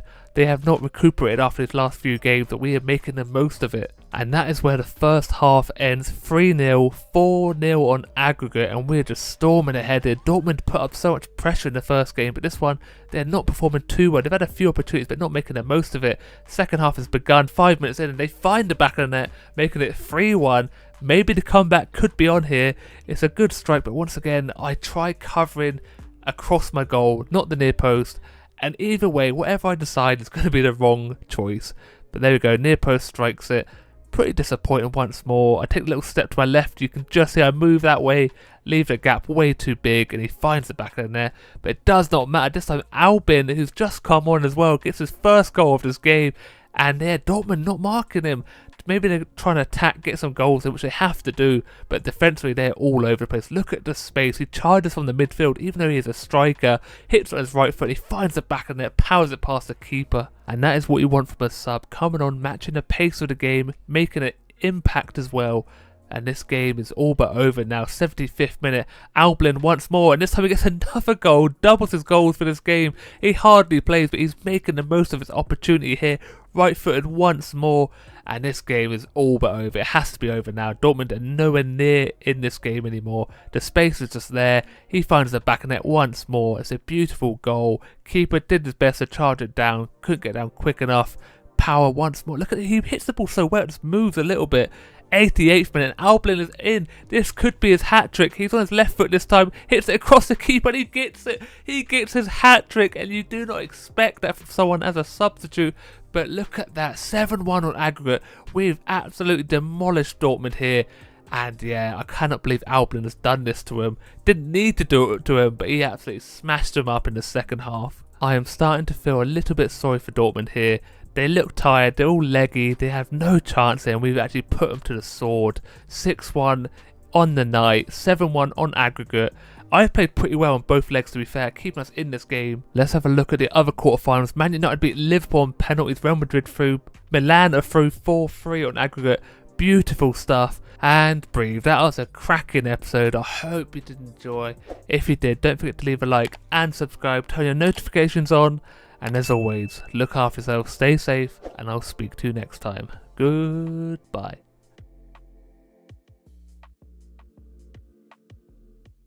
Hello everybody and welcome back to your favourite FIFA series on YouTube. It's Be a Goalkeeper, episode 56, and we are just days away from the new FIFA, so this is going to be the second to last episode of Be a Goalkeeper. So if you have enjoyed the series, make sure you leave a like on every episode you've watched. It really does mean a lot and it really does help out the channel. Turn your notifications on and also subscribe. We're trying to hit 2,000 subscribers by the end of the year. So the first game of today's episode is against Wolfsburg, and we are away from home. To be fair, I really like the Wolfsburg kit. I'm a big fan of green though, to be fair, but here we go, let's get into it. First opportunity we get is from a corner, don't clear their lines, and we get a little strike off. I think it's my centre back, I don't actually know who he is, but he doesn't find the back of the net. The keeper does a great job as Castells. I think he's a stand-in centre back. We are running thin on players. A lot of players are injured, everyone is tired as well. We have back-to-back games constantly. We're having 2 games a week at the moment, so everyone's a little bit tired. But Jovic here has a long-range effort, left foot. I actually don't know what foot he is, but it's a decent enough strike. Castells, no trouble for him. He's a top-class goalkeeper. And that's it for the first half. We had a bunch of corners, but we never do anything from the corners. But I'm hoping in the second half we can make more opportunities and do something from them. But over top through ball, Stanley is there, beats the defender and the goalkeeper who is in no man's land and finds the back of the net. It's a little cheeky header. Unexpected, to be fair. We did try that early on in the game, which came to nothing, but this time the ball was played to perfection. Centre back couldn't get it, goalkeeper ran out, didn't really know what to do, and Sané just charges in, little dolphin dive, heads it into the back of the net, and we take that 1-0 up against Wolfsburg just at the start of the second half. It's a good thing to see. To be fair, he fully committed to that one. He could have got absolutely clattered by either the goalkeeper or the defender, but he didn't. He finds the back of the net. Now Wolfsburg get their first proper opportunity, hits the post. I had a look here to see if I was going to save it, and I definitely was not. The power, he absolutely bangs it against the post. We have a half chance here, goes for near post, keeper saves it, and then Wolfsburg get a final opportunity in the last second of the game. He's actually offside, I believe. That is why it didn't count. And Castells made a fair few saves. I didn't actually have too much to do, but either way, move on to the next game, which is a Pokal semi-final against RB Leipzig. If we win this game, we move to the final. And Leipzig are a pretty good team. We start off strongly. Goretzka on his lefty powers it into the top corner. I thought this was going in, but the keeper pulls out an outstanding save. To be fair, the power is there, but he sets himself well on 1 foot, hops up, pushes it out wide for a corner. But now we're not done here. Another opportunity. This time it's a little half chance. It's a good pass, to be fair. Keeper dodgy there with the ball. I don't know what he is doing. Leipzig get an opportunity. The ball bounces perfectly, but I set myself as well. I was going the wrong way, but I catch myself just in time. And lucky for me, he doesn't get the power behind it. Tries finessing it, but there I am reacting. 2 hands to it. Good save, pushing that one out wide. Leipzig get another chance into the box, hit it at the near post, but I stand tall and strong, pushing that one out wide, and from that corner, they get a head that's looping and just loops past the post. I was nowhere near this one. I thought I was going to save it, but it was actually going to loop over me, and I'm so lucky. The curl just took it away from the goal. Look at me reaching for everything I can, nowhere near it, and half time is 0-0. This has been a close game, both teams making chance after chance with the keepers, but just 2 minutes into the second half we got our first opportunity, a little cross to Muller, and he finds the back of the net, breaks the deadlock on a volley on his left foot, and it's a good goal. To be fair, the defence drops back way too much, gives Sabitzer all the time in the world. He's actually playing left mid because I think Saka's injured, but the cross is to perfection. Look how much space Muller had. You can't give him that sort of space. He's top goal scorer. I think he has top assists as well. He's on the form of his life. Near the end of his career as well. Performing top. And we love it. And again, on his left foot, Sabitzer to Muller. And he finds it on the volley. This time in the bottom corner. Keeper had no chance with that one. Muller is just on fire. Your defence should be petrified. Sabitzer with all the space. Defender's not coming back. And it's pretty much a carbon copy of the first goal. But he hits it into the bottom corner this time. Literally, if I put the two together, it would look exactly the same. Good goal though, and Muller has doubled the lead. Leipzig with the kickoff from that goal, and they worked their way into a half pretty easily, to be fair. No closing down at all. Immobile with the run through. I try to close him down. He hits it through my legs and finds the back of the net. He halves the lead already, literally like 2 minutes after our goal. They score, and I'm pretty disappointed with that one. I kind of got stuck in the mud. I tried to close him down. I didn't react quick enough. To be fair, no one gets close until Luke Shaw playing CDM does. But yeah, I should close your legs. You always close your legs. It's disgusting. Look how wide they are open. He pretty much hits me in the nuts as well to add insult to injury. But now this game's got a little bit more terrifying. 2-1 is a dodgy scoreline. It's a bit of squeaky bum time, but it doesn't matter because we do get the win. We're moving on to the final of the Poco Cup. And guess who we play in our next match? Yes, that's right. It's RB Leipzig once more. Back-to-back games. Back-to-back at home as well.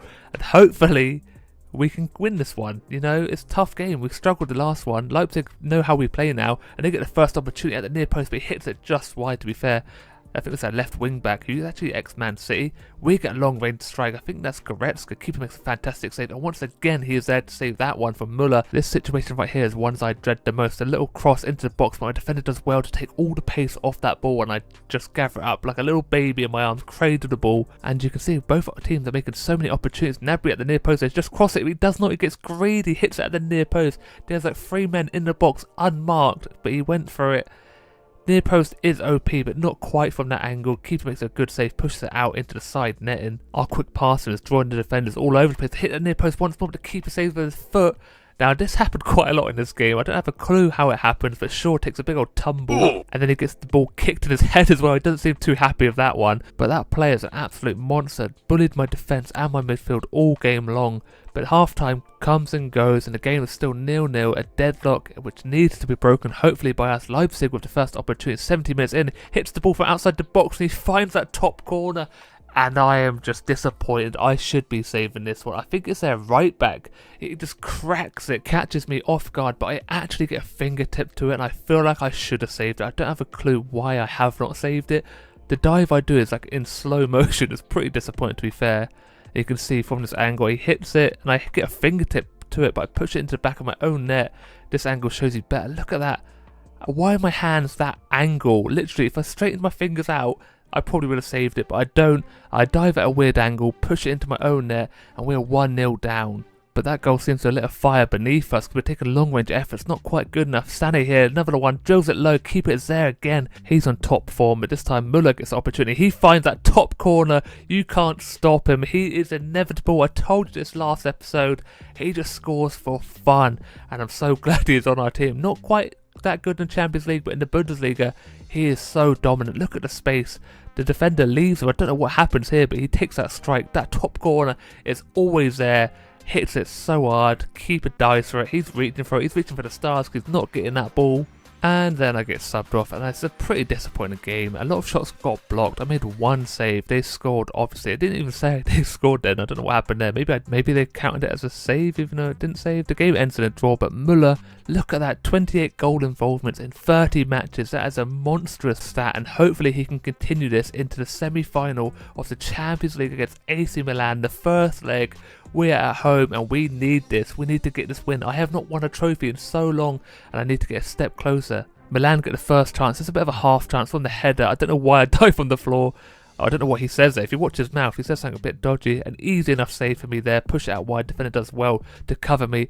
And then this happens. Why do I always do this to myself? It is ridiculous. It's getting frustrating now. I don't have a clue. The ball just hit straight at me and I just fall to the floor. It's an easy enough save. It's a dodgy situation, to be fair. He cuts back and just passes it across, but I should be saving that one. I just fall underneath it and I don't know why. Just stand tall and it's an easy enough save, but nope. I do a weird little motion and we're 1-0 down against Milan at home. We need to get something from this game. We can't afford to go into the second leg, but there it is. We have tied it up and Saka scores with his left foot. Yes, he does have a left foot, and it's the easiest goal of his career. The passing in the box was pinpoint accurate. It's just beautiful. Look at it. No one actually wanted to shoot. Muller decides to take it on. Keeper makes a brilliant save. He's so unfortunate that it just drops perfectly down to Saka, and he's never going to miss from that. If he did, he'd deserve to get subbed right off. Now the game's all level. We get another opportunity. Saka again running into the box. Just cut it back. Yes, he does. Hits at the near post, and I think it's Jovic who does hit at the near post on his lefty as well. And the keeper, I think it's Magnan, is it? The French player. He's 90 rated for Milan at the moment. He should be saving it though. Near post, OP though. We all know it. It happens every game, every episode. It's a decent enough strike though. The curl is there. Not quite the power, but Magnan does not cover himself in glory at all. Even my dog wasn't happy with that one, as you can hear in the background. But it's a 2-1 lead going into half time. And to be fair, we didn't perform too well, but hopefully second half, make a few more opportunities. We do get an opportunity here, driving with a decent enough effort, but to be fair, he just messed himself up. He stopped the ball dead for some reason. You can see, Sandy passed to him, take a touch, one more touch, he's holding off the player, but he cuts back, tries chipping my nan. Does not, still 2-1 from the corner, they whip it in. It's Gnabry with the header, but straight at the keeper. We do not score from headers, we're pretty bad to be fair. Another opportunity, Xerxes trying to get his first goal of the season, but Manyan is there again, good save. Milan get an opportunity in the 90th minute, but he's offside as well. I get very lucky, and that game ends 2-1, and we go into the second leg with a 1-goal lead. But looking at the table in the Bundesliga, we're joint top with Dortmund, exactly the same, and Dortmund are our final game of the season. We've got 2 more in the Bundesliga, then Dortmund, and then we have the Pokal final and the Champions League semi-final, possibly final. You have to wait and see in the next episode, which will be the final episode. But that is it for today's episode. I hope you enjoyed. If you did, don't forget to leave a like and subscribe, turn notifications on, and as always, look after yourself, stay safe, and I'll speak to you next time. Goodbye.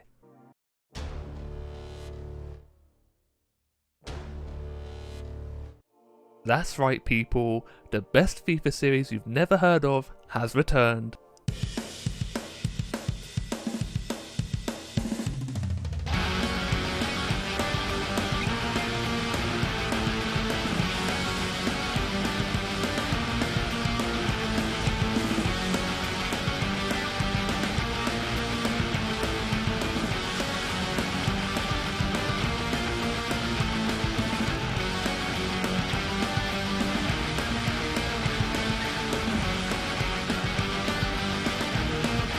Hello everybody, welcome back to your favourite FIFA series on YouTube. It's Be a Goalkeeper, episode 57, and it's the final episode of Be a Goalkeeper. This is where it ends. As this is the final episode of Be a Goalkeeper, I have a big ask for you. It's a tall task.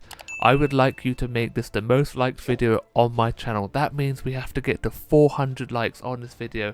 I believe you can do it. Also, we're aiming for 2,000 subscribers by the end of the year, so make sure you leave a like and subscribe, turn your notifications on, and let's get into this episode. The first match of today's episode is against Arminia Bielefeld, and we start off atrociously. That is a strike and a half. He finds that side net in top corner with absolute beauty, and I'm very disappointed that I conceded this goal. Look at the touch and look at the accuracy. It's beautiful. Maybe I could be doing a little bit better. My angles are not the best, but I tried covering the near post, but he hits it across me. It's a good strike, you have to give it to him. But into the 11th minute now, we get our first opportunity, hit at the near post. Their keeper makes a fantastic save. Now it's Saka gets opportunity, he finds the back of the net across the goalkeeper, making it 1-1, all tied up. And he is finally learning to use his left foot, his strong foot. It's a good goal though. The through ball by Goretzka, I believe. Look at this, the time of the run is beautiful as well. Just hits it straight across the keeper, no chance at all. Finds that side netted, top corner as well. It's a beautiful goal. All tied up now, and this is what we need. We are so close to winning this league, but Dortmund are putting us under so much pressure as well, so every point counts here, and this is where the tide starts to change. We are putting them under so much pressure, and their keeper is performing outstandingly. Look at this save. I thought Müller had this in the back of the net all day long, but look at that, dives across the floor. Makes a good save, push it out for a corner. From the corner, we get a header. He makes another save. He is keeping them in this game, but he cannot stop us forever. And Müller gets his goal. 2-1, 30 minutes into this game, and Müller is inevitable. He scores in every game. Nearly the top goal scorer, I believe. He's got like 20 goals this season. It's an outstanding season from himself. Left-footed, the keeper should be doing loads better though. At the near post, he gets down quick enough, but his hand doesn't have the strength behind it. He pushes it into his own net. Very disappointing on his behalf. Just before half time, they get an opportunity and they tie the game up, but I have no idea how he has squeezed this one in. It's gone straight through my legs. I need to learn to close him. The through ball is pretty good. The centre back doesn't do enough, lets him run off him. I charge him down, but look how quick he is to get to the ball. I have no idea how he's found the back of the net, to be honest. I feel like I did enough. I charge him down, close down the angle, but it's all in vain. They've tied up 2-2. Still, just before half time, and Jovic gets an opportunity. Look at that for a spinning volley. That's a beauty. But once again, their keeper is there. Look how good the technique is from here. He has no right to be attempting that, but he does nearly find the back of the net. This keeper is spoiling all our fun, making save after save. We go into the half-time interval, 2-2, all level. We cannot afford to drop any points. Dortmund are level in every aspect of this league. We need big players to step up, and Gnabry is one of them. Another goal, making it 3-2. We're back in the lead. I mix these packs and potions, long piece till I put a sim in a bin. He's mixing those potions because that was a magical goal. The play from the team is beautiful. Müller holding the ball up and Xerxes getting involved with his first assist of the season, but Gnabry leaves the right back in his dust. He doesn't track him. He finds that bottom corner and the keeper does not cover himself in any glory. Bends his foot the wrong way. Now we're in the dying embers of this game and Xerxes finds the back of the net with his first goal of the season, and once again the team play is beautiful. He runs off the defenders, no one tracking him. He finds that near post and again the keeper does not do well at all. Near post is overpowered. I've been saying this the whole season, and there we go, 4-2. We've put this game to bed and there you go. Game over. Another 3 points to add to our tally. I didn't play too well, 2 goals conceded, but it doesn't matter. We have another big game. Champions League semi-final, the second leg against AC Milan, this time at the San Siro, a beautiful stadium, and it's actually getting demolished in real life, so it's sad to see, but it doesn't matter because AC Milan are getting demolished here. Guerrero finding the back of the net, 22 minutes in, 3-1 up on aggregate now. You don't expect that from a CDM or left back, whatever position he plays, but he storms through the midfield. No one tracking him. Look at that. No one near him. The left back does come across, but not quick enough. He hits it past the goalkeeper, and that's given us that extra bit of cushion that we need. That is a goal of a striker if I've ever seen. We just don't expect it from a left back. We've got people playing in all types of positions, but now AC Milan with the first opportunity hits it straight at me pretty much. It's a good save though. I'll take that all day long. Gives me a bit of confidence. A long range and he finds the back of the net and I'm fuming with this one. I cannot believe it. It's Raya, I believe, who smashes it straight past me. I don't have a clue how I have not saved this. Over top through ball, he gets the time and the space. It curls away from me, finds that top corner, top bins. It's a good goal, but I'm so disappointed. I feel like I should be saving it, but just that little bit of curl there, I'm actually nowhere near it. Don't even get a fingertip close to it. So it's all tied up on aggregate at half-time, but we still have that extra goal lead on aggregate. We do not seem to get any easy games at the moment. Everyone's putting up a fight. It's expected though in the Champions League, but AC Milan on the attack again, and they find the back of the net, making it 2-1, 3-3 on aggregate. This game is so tense. We've blown it big time here. Look at the time and space he has. No one closes him down, lets him turn, passes back across, hits it at the near post, and again I should be saving it, but if you see from this angle, I take a little step to my left, and that is enough that I cannot get close to it. We get a corner in the 52nd minute. We don't do much on corners, but now we do. We get the rebound, and John Stones, of all people on this pitch, puts us back into the lead, tied up on the day, but 4-3 on aggregate. You don't expect Stones to be scoring, but defensively AC Milan do so poorly. The ball just bounces up, Manyan runs out, doesn't get close to it, Stones chips it over him, lofts it over him into the back of the net. That's very poor defensively from AC Milan. The man on the post cannot do nothing, but Manyan falls to the floor in despair. He can't save it even though he should. This game has everything, but now AC Milan on the attack. We get the block here, but he takes a little shot, not too bad. Could be one of the easiest saves of my career, but again AC Milan on the attack. There's a shot from long range again, and I make the save this time. It's Reina once more, and I get the best of him. It's nearly a carbon copy of his first goal, but it's a bit closer this time, and Stones has put him under pressure, but look at that for a strong hand, pushing it out wide. That's what we need to see, but now AC Milan is still on the attack consistently, and look at that for a save. I save a cutback for once in my career. It's unbelievable. I cannot believe I saved this one. It's a good height for me and it's straight down my throat, but I never save these ones and I was shocked. I couldn't believe it, but look at that. That is a game-winning save. There's 2 saves that are the most important saves of my career, putting us into the final of the Champions League. Unbelievable stuff. Now our focus has to go back to the league. We're at home against FC Cologne. Dortmund won their game as well, so we're still all tied up at the top of the leagues. Every point counts here. We start off this game with Saka, who finds the back of it with his right foot. It's an absolute belter. The keeper has a nightmare, but we do not care. 1-0 up within 3 minutes. It's a beautiful goal, and we love to see it. We always love an early goal, but look at the space. Opens up nicely. The keeper definitely should be saving that one. It's a nice height for him. He falls a bit too early. Just stand your ground. He does not. He's flapping his hands at it, but it's not good enough. 1-0 up, and it doesn't stop there. 8th minute in, Gnabry, little cross in, and Müller gets to it. Keeper charges out for no reason, leaves his line empty, and we get our second goal. I cannot believe what the keeper's doing. It's Jovic with the goal, little header. It's an absolute nightmare. This keeper does not want to play here today. What is he doing? Just charges out for no reason. Doesn't trust his defenders. No one covers him on the line. Easiest goal of Jovic's career. The keeper, the blood must have rushed to me. Just charges out. Look at him. No man's land at all. Nowhere near it.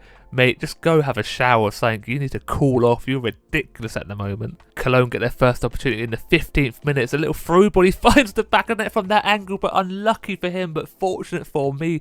He is offside by an absolute mile. I have no idea how he scored from the angle. I covered it perfectly. You can see I come across, cover the near post. He's absolutely miles offside, but it's a good goal to be fair to him. Now into 27th minute, and Muller gets his goal for this game. 3-0 up. 27 minutes in, this game could be over already. They did not want to play. The defences all over the place. Look at the time everyone's got in the box. No one closing them down. 2 men unmarked. The left back couldn't do much. He had to cover Gnabry, but Muller, there he is, left footed. Keeper this time, I let him off. There's not much chance he had with that one, but 3-0. Make that 4-0. Goretzka with an absolute belter from the edge of the box. It's a beautiful goal, and I can't believe what is happening. We're just storming away with this lead. Look at the run from the midfield, takes a little touch out, and he just wellies that past the keeper. The power and the pace with the accuracy as well. Could the keeper save it? We'll see from this angle. Maybe he should. Once again, he's dived to the floor, disappointed in himself. Now we're coming up to half-time, but Cologne get a final opportunity of the half. He hits it straight at me. It's a tame effort. We go into the half-time interval 4-0 up, and I feel like this game is over. Cologne are doing nothing in the attack or defence. Let's blame the midfield as well, because we get another goal here. It's Saka making it 5-0. This game has been put to bed long ago. They do not want anything to do with us. We're just demolishing them. Saka once again goes around the back of the right back. He didn't have a clue where Saka was. Right footed. The power is there. Nearly in the top and middle of the goal. Keeper flailing around once more. Now I need you just to look at this. In my eyes, this was going over, but he finds the back of the net, making it 5-1. How has he scored this? I'm just watching the ball go into the back of the net. He gets given space, but I have no idea how he scored this. It looked like it's going over a mile. I don't even bother, but it's not even that high. It's like middle of the goal, side netting. To be fair to me, he finesses it around John Stones as well. I'm just gobsmacked. I just watched the ball to the back of the net, lose my clean sheet, but that's the way the cookie crumbles sometime. Look at this for a save. The defender absolutely pelts it away. A fan has taken an absolute beating, the ball straight to their face. Cologne are also taking a beating here because Sané gets involved, comes on for Saka, and he finds the back of the net. 6-1, just end the game early, ref. They don't want nothing to do with us. Maybe that one player has scored an okay goal, but we are just demolishing them. The space is there for everyone. What is the right back doing? He runs away from Sané. He's scared of him, but left-footed, drills it past the keeper. No chance at all. The time and space was there, but we are still not done. On the attack once more. 5 minutes left of this game. The first cross gets blocked, but gets enough opportunity. It's to Sané who gets his second goal. This game, oh my god, 7-1. I'm getting tired of commentating. We're just scoring over and over again. It's all different types of goals. The first cross gets the little block. Unfortunate from the defender this time, but Sané once more. Acres of space. He gets the little replay camera for the volley, which isn't the best volley. He's like 6 yards out, but he finds the back of the net and that's all he can do. But finally the punishment has been ended. 7-1, and whew, I can rest a little bit. Here's the league table and look how close it is, all even, and guess who we played? Dortmund, last game of the season, and we are away from home. We could win the league at Dortmund. How crazy is that? It's going to be tough, but if they perform like this, it should be easy enough for us. Keeper here makes a fantastic save. Again, we're on the attack, little back heel, and pass across to Saka, who finds the back of the net 25 minutes in, and he's literally walked that into the back of the net. He could have tapped it. No one was near him. Obviously, he's been practicing his boxing skills, but look at this for a goal. Dortmund are all over the place defensively, no one tracking back, and look at that. He's literally on the goal line when he hits us into the back of the net. Keeper no chance, defenders don't come near him. 1-0 up, and that's the perfect start to this game. But we always knew Dortmund were not going to give up without a fight. They close us down in our own half. They get an opportunity to hit the crossbar from the open goal, then Bellingham whiffs it again. How has he not scored? How have they not scored in general? The first opportunity was easy from under, but Bellingham on the volley is a hard technique, especially on your left foot, which is his weak foot, I believe. But still, Dortmund again on the attack, and they hit the post once more. They're just putting us under so much pressure. A long-range effort at half-time. I save it easy enough. We're in the lead 1-0, and we have to hold on to this. We cannot afford to lose any points. Sané there showing his absolute burners, dishes it across to the edge of the box. Once more Saka at the near post, but the keeper makes a save. No one wanted to shoot until it came to Saka using his left foot, but this is a fantastic save from the keeper. I don't know how he saved it. It's pretty much straight at him, but I feel like Saka should have done a load better. Now look at the strength of Erling Haaland holding off the midfielder. Can't get close to him. Bullies everyone and hits it into that top corner. Oh my god. How has he scored that? How has no one tackled him? He's under pressure the whole way up the field and he just wellies us into the top corner. I stand no chance. He is an absolute monster. Look at him getting pulled and tugged across the pitch. Doesn't care. Gets into the box and smashes it straight past me. I cannot believe he has done this. I was gobsmacked just watching this. Once again, I take a little step to my left. He finds that side net and it's a good goal. I can't take anything away from him. Dortmund now have the confidence. But I make a fantastic save to keep us in this game at the near post. I am proud of this one. Haaland this time on his left foot. He hits it so hard, but look at that strong hand pushing it up. This is from a good angle. Look at that. Been working on my hand strength, pushes it out wide for that corner, but now Goretzka, 84th minute, he bangs it, making it 2-1, and this could be it. This could be our chance to win the league. Goretzka, who's leaving for Real Madrid after this season, charges from the midfield again. No one tracking him. He smashes it past the keeper. He has no chance. He's reaching for the ball, but he may as well reach for the stars because he's nowhere near this one. Puts us into the lead. This could be one hell of a send-off for Goretzka if this is the winning goal, but once again, Dortmund on the attack. We don't manage to clear our lines. Dortmund back in possession of the ball. Hits it at the near post, but there I am making the save. 89th minute. Haaland once more. I am keeping us in the lead. And again, this is a fantastic save at the near post. The power is there. It's a good height for me. Pushing out for the corner. And there we go. We beat Dortmund away from home. And I cannot believe it. That is it. It is all over. The league came down to the final game and we won it. 2-1. They are not happy. Even if we drew, we would have actually won the league, but we put it to bed. We made sure of it. 2-1 on the day, but we win it. And it's the first trophy I've won since I played for Exeter. It's been a long time coming. I deserve it. We deserve it. It's a hell of a season. I got signed halfway through the season, but I've shown my worth here. And look at that. Müller celebrating, lifting the trophy. There I am, front and centre, because I deserve it. I needed this. I could not end my career without another trophy. And there is one for my trophy cabinet. We win the Bundesliga. Bayern Munich are your champions, and look at that. Everyone all together for one last time. Or not, we still have 2 more games to play. But looking at the stats, I only had to make a few saves, but they were important saves to make sure we did win this game. And there we go, the Bundesliga. Haaland gets golden boot. Müller gets third. I cannot believe he didn't win it. It's 2 goals behind him. For assists, again, Müller is up there. And we have a lot of players. I come 6th for clean sheets. But now we move on to the first final of this episode. The Pokal Cup against 1860. And this is another opportunity for us to win a trophy. We got a first opportunity 4 minutes into this game. Holding up the play, Jovic is to Müller. And how has he found the back of the net? 1-0 up within 5 minutes. That is ridiculous. The keeper's had an absolute mare there. The player's okay. Jovic holding the ball pretty well. Pass across to Müller. He has no right to score from that angle. He's not even facing the goal. On his weak foot as well. Look at that. Drills it past the keeper. He just puts his leg out. Nothing too serious. I don't know what he is doing. But now 14 minutes into the game and Jovic gets his first goal of the game. And I cannot believe what is going on. We're just smashing them already. That is very disappointing once more from the goalkeeper, but the run, the centre-back charges out. Jovic has the time and the space, just dribbles it past the keeper. 2-0 up. This game could end in disaster for 1860. They are not performing already. Maybe the occasion is getting to them. I don't know if they go to many finals, but they are suffering here. And again, the keeper this time makes a save. Jovic makes the shot, but save there. Shaw takes a long-range shot. Keeper is there once more. Sola this time, long ranger, but he beats the keeper, lobs the keeper into that top corner, and I couldn't believe he has the audacity to try it. Saka with the over-top through ball, didn't really need to do it. Chips it up, takes a little touch, and on the half volley, he connects with this one beautifully. It's perfectly into that top corner. Keeper is flailing around. I don't know how he's got lobbed from that angle though. He's just diving all over the place. 3-0. This can't get much worse, but Saka tries a long range and the keeper makes a fantastic save. Jovic hits at the near post, keeper makes a fantastic save, but it falls directly back to him and he finds the back of the net. Unfortunate from the goalkeeper. The commentators on this game are having a right go at the keeper. I think he did a fantastic job. He's just unfortunate it falls directly back to him.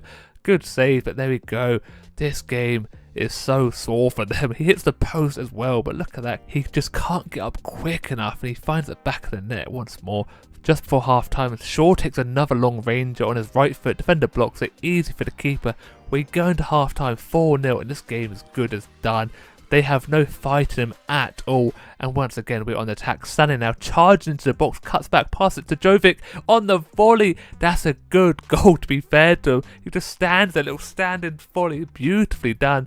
This game, just end it now, ref, please. It's so demoralising for this team. They're just getting absolutely played across the park. Again, the keeper, it's nearly straight at him, but the connection on the volley is perfect. Hits it so hard. Look at that, just jumps up on the spot, but it's straight at him. He falls to his knees. He's begging, please. We are just not letting up, and Saka this time hits it straight at the keeper. It's a good save. Again, the ball falls directly back to him, but this game... It's getting to the stage where I'm starting to feel bad for this other team. It's a bit like the Sidemen charity match. Absolute demolition. This time the keeper does make a good save. He gets up quick as well. He's unfortunate. Not quick enough. He could have used his head, but he doesn't. Just end the game, ref. And he does finally. Puts them out of their misery. And we win 6-0. Can you believe it? In a final at that. That is crazy. And again, we get another trophy, back-to-back trophies, and I'm so happy we're ending the season on such a high, and we still have one more final. We could win one more trophy, but here we are, Muller once more lifting this cup up. I'm there front row once more because I deserve this. I needed this to end my career. I am #1 goalkeeper in the world, and I'm finally showing it with some trophies and medals to add to the collection. The only bad thing about all of this is it's taken me so long to add more. I cannot believe it, how well we've played, but the teams haven't been up to scratch. But this team right here is special. Everyone is part of the team. Everyone likes each other. Look at them, all buddy. And we push ourselves to new levels. You can see I had absolutely nothing to do. Not even one shot on target. We are the winners. Congratulations. 6-0 is a crazy score. Once again, Muller is top goal scorer. Assist, Muller again. Can we get clean sheets? No, we come second to the 1860 goalkeeper. But here we are into the Champions League final against Manchester United. My team. I cannot believe it has come to this. I need to beat my favourite team in the world to get a Champions League trophy. We start off well, but the ball's hit straight at De Gea from Saka. Now Griezmann tries a long range effort. He dribbles this one just past the post. I believe I had this one covered. You see from this angle. Once again, the through ball's pretty good though. He hits it first time on his weak foot. Just snatches at the opportunity just past the post. And again, this time long range from Fernandes. He hits the crossbar. United to find their feet here. Calvin Lewin with a one-on-one. I saved this one, and it's a good save. Look at that. Get out quick. Straight at the hand. And 0-0 at half-time. This game is flying past. United have made the most opportunities, but they are not taking them. Now we need to step up in the second half. And we do. Saka on the ball. Pass it across to Jovic, but he can't find the back net. De Gea with a fantastic save. He's on top form. And again, this time Muller at the near post, but De Gea is there once more. Now they get another opportunity. I make this save. I don't know who took the strike, but he's shot from a weird angle, to be fair to him. It's Calvert-Lewin on his left foot. Hits it at the near post, but I am there to push this one out wide for that corner. And that is all she said for the game. We have to move into extra time. Here we go, kicking off. United start off with possession of the ball. They get a little half opportunity here from the header. It's a good header, to be fair to him, but the power is there, but not quite the accuracy. And look at that for a save from De Gea. Why does he perform so well in the Champions League final of all of them? I want to win this trophy. It's Goretzka, long range, right-footed, and look at that, nearly top corner, but keeper is there. And again, now we're starting to put him under pressure. Gnabry just come on as a sub, but he hits it straight down the throat of De Gea. Why is everyone doing that? The first half ends of extra time. Moving on to the second. We start off with possession, but United get the ball back. They have an opportunity to try finessing it, but defenders as well to block it. They try long range of it just past the post as well. And that is all. We are moving on to penalties. Fernandes with the first one against me. I make the save, diving right. It's a good save, to be fair to me. I fly across my line. Our first penalty. Steps up, hits it wide against the post. That's not what we needed. Ronaldo stepping up for his penalty against me. Tries a little cheeky chip, but I'm not having that. I saved this one as well. Our second penalty is Ablin. He steps up. He hits the crossbar. What is going on here? Now it's Pogba. This run-up does my absolute head in. My noggin is hurting. It takes so long. I'm just stood there staring him in the eyes, but he hits it straight down the middle. I dive out of the way. Very disappointing. Now Sabitzer stepping up for his penalty. His gets saved. United 1-0 up now. Now it's Sancho. He steps up. Right-footed. He goes right, and I can't save it either. I went left. Now, this is it. Gnabry stepping up. He needs to score this so we stay in this match. He steps up, hits it, and he hits it against the post again. That is it.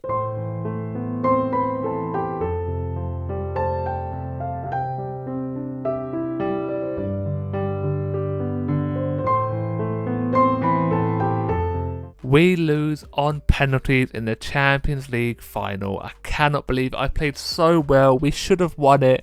And that is it. United win it. It's a bit bittersweet. United win it, but I lose it. And that is it. My career has come to an end. We go through a little bit of it here. Check out the stats. I did pretty well overall. I think I nearly kept a clean sheet in over half of my appearances. We started off at Exeter, moved to RB Salzburg, then on to Brentford, then Arsenal, and we're ending our career at Bayern Munich. We won the league with Exeter City. We won the World Cup as well with England. I forgot about my England career. And we have finally won some more trophies with Bayern Munich. And what a career it has been. I just want to thank every single one of you. This has kicked off my YouTube channel big time. And I appreciate all the support from the start. If you came in late as well, thank you. I do appreciate the likes, the comments. I read it all.